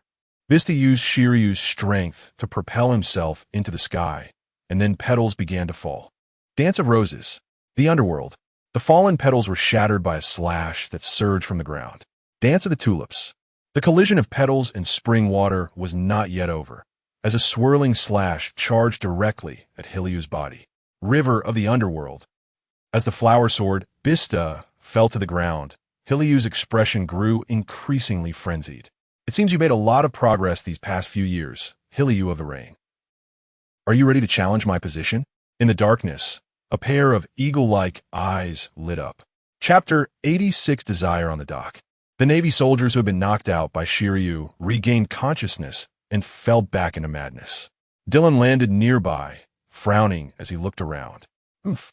A cold snort echoed, and the frantic Navy soldiers froze momentarily before trembling. Vice Admiral, useless trash, get back on the ship and move further away. Igriagajis, the rational Navy soldiers, drenched in sweat, hurried towards the warship. Dylan looked up toward the small town. What is that? A plant? An animal? Or a devil fruit ability? In the distance, the small town was engulfed in a frenzy of blood-red blade flashes torn to pieces. Rats. Dylan glanced towards the edge of the town. This range couldn't escape the perception of his heartnet. It's the Navy. Take him down. As the local wheel approached the edge of the town, the scene Shiryu encountered reappeared, but this time the pirates around hadn't fully closed in yet. A wave of red energy erupted, and the roaring pirates vanished in an instant. A dream? A hallucination? Or desire? Dylan. A somewhat wronged and self-reproachful voice sounded from the end of the road. The young Nami stood at the street corner, slightly bowing her head, clutching an orange in her hand. Big brother, it was my fault. Please forgive me. Dylan walked past Nami indifferently, and a cough echoed from a nearby room. Let's see what else you can come up with. Through the window, Ayu was wrapped in a patched-up thin blanket, lying on a rickety bed. Her face was flushed, seemingly in discomfort, yet she held on tightly, even in her sleep, emitting only faint and weak breaths. Dylan turned around, resting his right hand on the handle of Shura. As he stepped out of the corner, it felt like he had passed through an invisible barrier. Beep beep. Hey, you. Watch where you're walking. A young man on a bicycle looked at Dylan, who was frozen in place, complained, then rode away, mumbling something. Isn't he a fool? Dylan patted his waist. Shura was gone. Thud. Hood, hood, hood, hood, hood, hood, hood. Thud. Hood, hood, hood, hood, hood, hood. A familiar yet strange sound rang out, and Dylan checked his pocket. A familiar phone case, a familiar screensaver. The words Mom on the screen made Dylan's heart tighten. The ringing continued, seemingly urging him to answer quickly. Dylan stared at the blooming lotus flower icon on the screen for a long time. Sigh. Dylan gently closed his eyes, then suddenly opened them wide. The game is over. Boom. Crack, crack. The surrounding scene shattered like glass, and he transformed back into Dylan, his right hand still resting on the handle of Shura. In a nearby house, a frail old man spat out a mouthful of blood, fear flashing in his eyes. Impossible. He had clearly found the desires deep within. Nothing is impossible. Bang! The door flew open, and a figure appeared in the doorway. The hazy sunlight casting a shadow right in front of the old man. Cough, cough. Cough, cough. Is this the new generation of strong Navy? The old man coughed blood while staring at the figure in the doorway. Dylan looked at the old man sitting cross-legged in front of the fireplace, examining him. He had never seen him, not even an impression. An old ghost who escaped from Impel Down? After calming his breath, the old man touched the blood at the corner of his mouth. That's right. I am Heart Demon Tobin, a notorious pirate with an 800 million bounty 30 years ago. A notorious pirate. Dylan shook his head. Though I despise those guys, you think you could be considered a great pirate compared to the likes of Gold Lion, Whitebeard, or Roger. A cold glint flashed in Tobin's eyes. Compared to those guys, he could only be considered an ordinary character. The reason he had an 800 million bounty was not because of his strength, but purely because he was sufficiently wicked. After escaping, you should have realized that there is no place for pirates in this world. Do you think you can cause trouble again with such a despicable devil fruit ability? Tobin watched as Dylan walked towards him without a care, feeling a surge of delight. Get closer, get closer. Just as he calculated the distance and prepared to unleash his ultimate move, the man in front of him suddenly stopped. Tobin felt a surge of anger and raised his head to say, "What do you little brat understand? The Navy is just the lapdog of the world government. Dylan stood still, showing no sign of anger or intent to move forward. I've heard that line for decades. Change it up. Does this person have no shame? Not even angry? Tobin felt a surge of anxiety. This guy's mentality was unusually firm.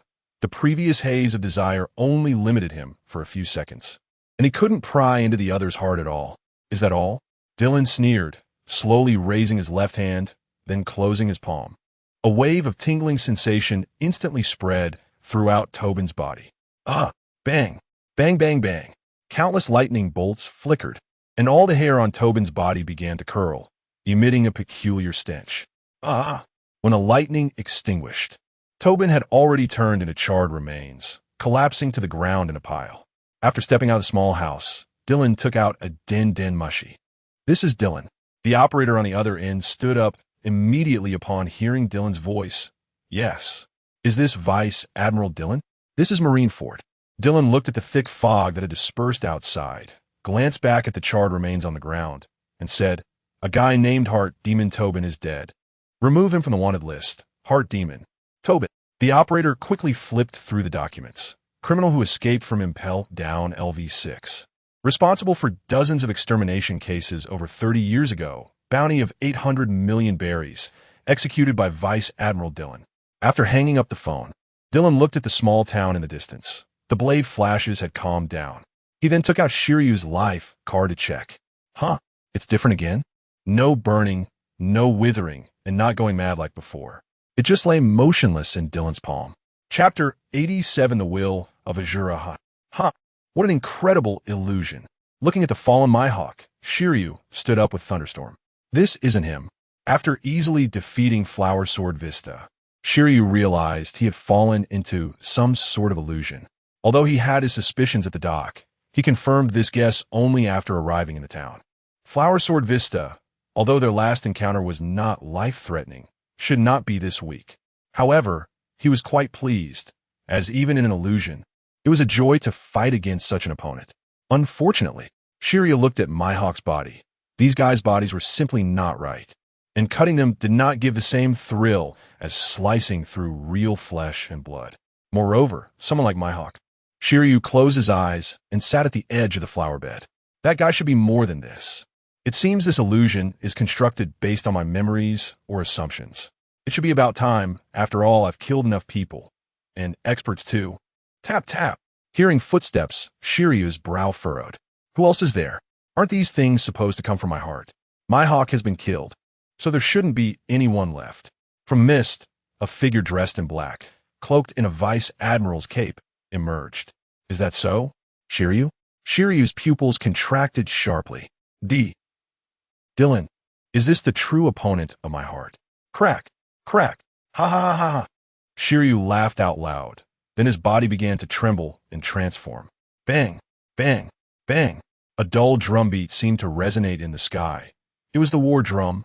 Accompanied by the drumbeat, Shiryu's muscles swelled. The joints of his fingers began to grow outward, and sharp nails shot out like blades. His already sharp teeth protruded even more, turning into massive fangs. Hiss!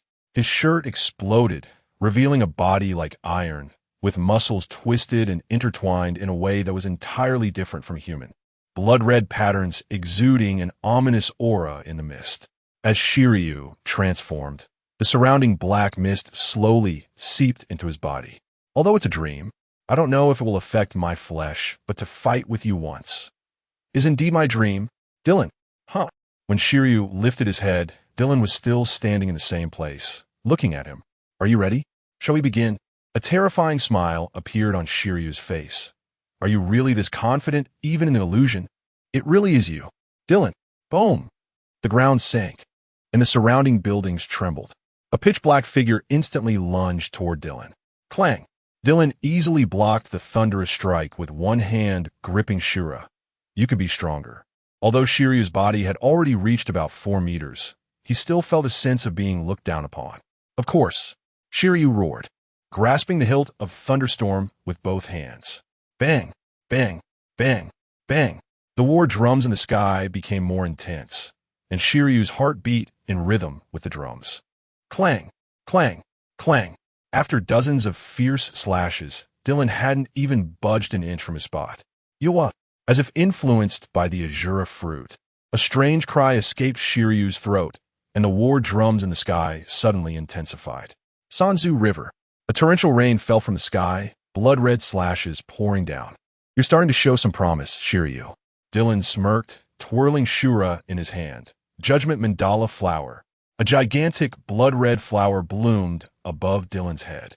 And when the river's rain hit the petals, it instantly bounced away. Gah! I haven't even unleashed my own technique yet. This move was adapted by Ein from Dylan's technique. Bang! Huge flesh wings spread open, and Shiryu's body, like black iron, paused in the sky, then dove down with Thunderstorm across his shoulder. This move is impossible to take head-on. Thunderstorm, wrapped in hockey and black mist, ignited into flames as Shiryu dove. Great heat, accompanied by Shiryu's roar, the flames on Thunderstorm erupted, engulfing Shiryu's body. Countless wailing evil spirits in the flames surged toward the seemingly frail body below. Dylan looked up at the fireball descending from the sky, finally showing a serious expression. Flames? TSK. After speaking, Dylan pulled Shura back behind him. Judgment? The soaring blade light shot up into the sky like a dragon emerging from the sea. Breaking illusion, the evil spirits around Shiryu dissipated in terror under the blade light, and the once raging hellfire was extinguished in the soaring blade light. Shiryu, struck by the slash, had his hair scattered, and cuts began to appear all over his body. Clang! Dylan's body sank, and the ground beneath him shattered. The surrounding buildings all collapsed. With his flesh having broken through the slash, Shiryu swung Thunderstorm, crashing it against Shura, and Dylan finally supported the hilt with both hands. Good. With Dylan's loud shout, his body bent slightly, then suddenly exerted force. Boom! Shiryu, floating in the air with his flesh wings, was blasted away by the immense power, crashing through dozens of buildings before skidding to a stop, leaving a deep pit dozens of meters long. Before Shiryu could stand up, a cloak enveloped him from above. Bang! Just as Shiryu poked his head out, Dylan punched him back into the ground. Even with skin as hard as iron, the tremendous force penetrated, causing his internal organs to shake violently. Rain cut. Shiryu grabbed Thunderstorm beside him and made a horizontal cut, finally crawling out from the ground. Just as he steadied himself, he saw a figure return in front of him. Bang! A sharp pain shot through his abdomen, as if his intestines were being crushed or his stomach pierced, accompanied by a burning and scorching pain. Shiryu's body flew out once again. Cool. In midair, Shiryu spat out a mouthful of blood, but he became even more excited. Stronger. Stronger. From the ruins, the black mist erupted, and countless vengeful spirits crawled out from it, only to be pulled back again.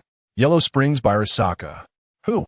With countless vengeful spirits, the demon Shiryu charged toward the figure with the sword held horizontally. I can do it! Judgment. An indistinguishable mass of energy floated on the blade of Shura, ultimately gathering together. Despite the peak of crisis in his heart, Shiryu charged forward without hesitation. Let me feel your strength. Dylan. Reincarnation. Buzz. Before even touching Shura, an unprecedented massive force feedback surged from Thunderstorm. Then came various peculiar changes in power. Vibration, rotation, condensation, dispersion. Cool. Blood sprayed like rain, and Shiryu's body soared into the sky once more. In the sky, the thick fog dissipated and white clouds floated by. Shiryu, now restored to human form, had a smile on his lips. This is really nice. This kind of battle. Hey, what are you daydreaming about? Dylan walked over to Shiryu, looking at this guy who had inexplicably ripped his shirt. Shiryu, could he be some kind of bro? After a moment of distraction, Shiryu sheathed his sword. I just had a dream. A dream? Dylan was the first to walk towards the dock. What kind of dream? Looking at the fluttering cloak in front of him, Shiryu casually smiled. A daydream. Chapter 88. Clash in the months following the Top War, someone had been closely monitoring the island of Ruskana in Season 48. After months of surveillance, no signs of human activity were detected. Dylan pondered over the report. It seemed that the fact he had taken Tahir and the others there for training had been reported to them by Boa Hancock. It appeared there was little hope of ambushing them there now. He ordered the personnel to be withdrawn and relocated to the Shambody archipelago. After thinking for a long time while sitting at the desk, Dylan picked up the Den Mushy. "Morgans, it's me. What do you need?" "I need intelligence on red-haired Shanks. Somewhere in the New World." The Den Mushy of red-haired Shanks rang. A face obscured in shadow appeared on the Den Mushy. "He has gathered your information, and the CP organization, Charlotte family, and the Navy Headquarters Staff Department are also taking similar actions. They must have received his orders or made a deal." Red-haired Shanks, who had been joking around, suddenly stiffened. After putting down his wooden wine cup, he said gravely, "Can we speculate on his intentions? The other locations will depend on how the information from the various parties can be pieced together, but currently, the most dangerous one is the Great Glacier. 8 years ago, after Dylan took the treasure of the 8 treasure navy from the ice continent, he did not linger. At that time, both red-haired Shanks and his backers thought he had let his guard down, but unexpectedly, after a long silence, red-haired Shanks said solemnly, "Let them stay alert. Once they spot him, immediately activate the flag. Then transfer the guidance." "Understood." At the entrance of the large conference room in G5, Dylan stood at the door, scanning the CP organization members entering one by one. "Stop." A CP organization member froze, his heart rate suddenly changing slightly. Dylan lifted his chin, signaling him to leave the line. 3 individuals he had personally selected were already standing in the corridor. Once the team had fully entered, the doors of the conference hall slowly closed. The masked CP0 looked at the few individuals Dylan had selected, their expressions shifting beneath the masks. It was already very clear. These were all people from other organizations. Next to the corridor, a few individuals dressed in white kept their heads down. In front of this man, they didn't even have the courage to resist. Each of them was praying that once they returned to the CP organization's base, they might have a chance to survive by becoming double agents. Inside the conference hall, Tahir was analyzing the intelligence and operational trajectories of red-haired Shanks collected from various sources with dozens of specialized intelligence analysts of the CP organization. West Sea. Dylan returned to the ice continent. His mind network was fully expanded, and every movement around him was within his perception. After flying hundreds of kilometers into the depths of the ice continent, Dylan looked into the distance. The breath of life. A group of life forces barely considered strong, but mixed with some vague things. "Is this what you care about?" Red-haired. High above, Dylan looked down at the ice houses, hunting dogs, and sleds. Sturdy build, thick fur. Inuit? No, but probably close enough. All the ice houses were built around a massive snow mountain, and the faint life force was emanating from inside the mountain. After scanning the area, Dylan landed in front of the largest ice house. Seeing the unfamiliar person suddenly descending from the sky, those around shouted and picked up their weapons. "You are not his match. Do not throw away your lives." Inside the ice house, as the Den Mushy just closed its eyes, a middle-aged woman walked out. Upon seeing Dylan, her heart sank. Wasn't he still at G5? Why did he come so quickly? Dylan paid no attention to the crowd around him. Rather, this woman in front of him had quite a bit of strength. "What is it?" The direct question made the woman's heart tighten. I have." Before she could finish her words, Dylan had already bypassed her and was walking toward the snow mountain. "Stop." Dylan paused, turning to look at the woman, whose forehead was already beaded with sweat. Seeing the expression on Dylan's face, the woman felt a surge of determination. No matter what, she had to stall for time. Bloop, bloop, bloop, bloop. Hearing the sound of the Den Mushy, Dylan frowned, while the woman on the other end let out a sigh of relief. "Dart Dragon." A scarred eye opened on the Den Mushy's antenna. "That does not belong to you. Leave there." Dylan leaned closer to the Den Mushy. "Give you a face?" The expression on the Den Mushy became somewhat unpleasant, but then it calmed down. "No, I know your attitude and position. This is a deal." "Deal?" Dylan looked up at the distant snow mountain, his expression shifting. "What do you have that is worth my interest? Do you have equivalent exchange value to trade with me? What about the safety of the Greenbit Kingdom?" Hearing this, Dylan narrowed his eyes and then smiled. "Do you think with your current strength you can take Greenbit before I return?" "Time is tight. I have no confidence." Red-haired Shank smiled, "But destroying Greenbit does not necessarily rely on force. There are many other methods. For example, a dangerous glint appeared in Red-Haired's eyes. There have been celestial dragons killed in Greenbit. How about this method? Before Dylan could respond, Red-Haired's voice rang out again. Think about it. Red-Haired. Dylan's muscles tensed. Although he knew that Red-Haired had some deal with the elders, based on his judgment, Red-Haired could not possibly be someone from the world government. So where did he get the confidence to drive the celestial dragons? The world nobles, even when attacked, would dispatch marine admirals to eliminate the attackers. Decades ago, even rocks treated celestial dragons as captives. With their strength, they did not dare to kill celestial dragons directly. Thinking of this, Dylan glanced at the surrounding Inuit and said to the Den Mushi, "All right, I will be more cautious from now on. You too, Red-Haired." Deep in the new world, after hanging up the phone, Red-Haired picked up another Den Mushi. Confirm he has returned to G5 and quickly relocate. The same goes for other places. Time is too tight. I have exposed some things that shouldn't be exposed. Understood. Chapter 89. Strike the mountain and startle the tiger. Back at G5, Dylan took the document from Tahir's hands and set them aside. It seemed that there had been a change in circumstances. Tahir looked at the thick stack of documents on the table. Through the alternating inferences from intelligence gathered from various sources, some unusual patterns regarding Red-Haired Shanks had indeed been discovered. However, it seemed to be of no use now. Although Nokigo had taken up the position of Dylan's civilian deputy, Dylan usually still discussed these matters with Tahir. The others at G5 were not the type to calmly contemplate these issues. Bombard was still far away in the East Sea. It appeared that our short-term goals needed to be adjusted slightly. Dylan interlocked his fingers. More and more people were migrating to Greenbit, and both the monitoring network of the 0-7 combat unit and the identification efforts of CP-0 inevitably had vulnerabilities. The threats from Kaido and Lin only existed on the surface, while the real danger from Teach primarily stemmed from the secrets he held.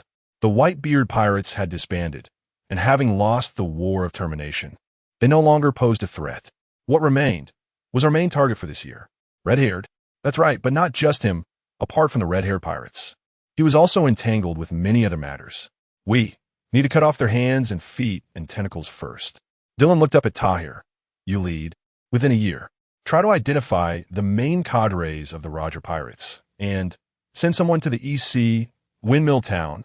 Will it be too sudden? That's exactly what we want. A cold glint appeared in Dylan's eyes. The more sudden it is, the more intense their reactions will be, and the more problems will be exposed. In the East Sea, the Girona Kingdom, on the street opposite the palace, a seafood restaurant had a sign that read, "Today's special, secret grilled eel." Bauman's expression stiffened, and he quickly turned and entered a secret room. Order number 9. This was one of the 9 highest orders left by Dylan when he left the East Sea 10 years ago. At that time, he had said that these commands might never be used, but once received, they must be executed immediately as the highest priority task. Activate all secret lines of the Girona Kingdom. Windmill Town. 12 years ago, Gura, who had escaped from the indeterminate endpoint, ran a small seafood restaurant. He had seen Red-Haired Shanks from a distance, as well as the naval hero Garp, who was praised by the world. Of course, he had also seen Ace, the son of Gold Roger, who had recently been executed. His daily post-meal routine was to take a walk around the town, a habit he had maintained for over a decade. When he reached the center of the town, Gura's heart skipped a beat. A peculiar diamond-shaped knot was hanging from the large tree in the center of the town, with 5 wind chimes hanging below, jingling in the gentle breeze. After casually glancing at it, Gura followed his usual habit of walking a loop around the town before returning to his seafood restaurant.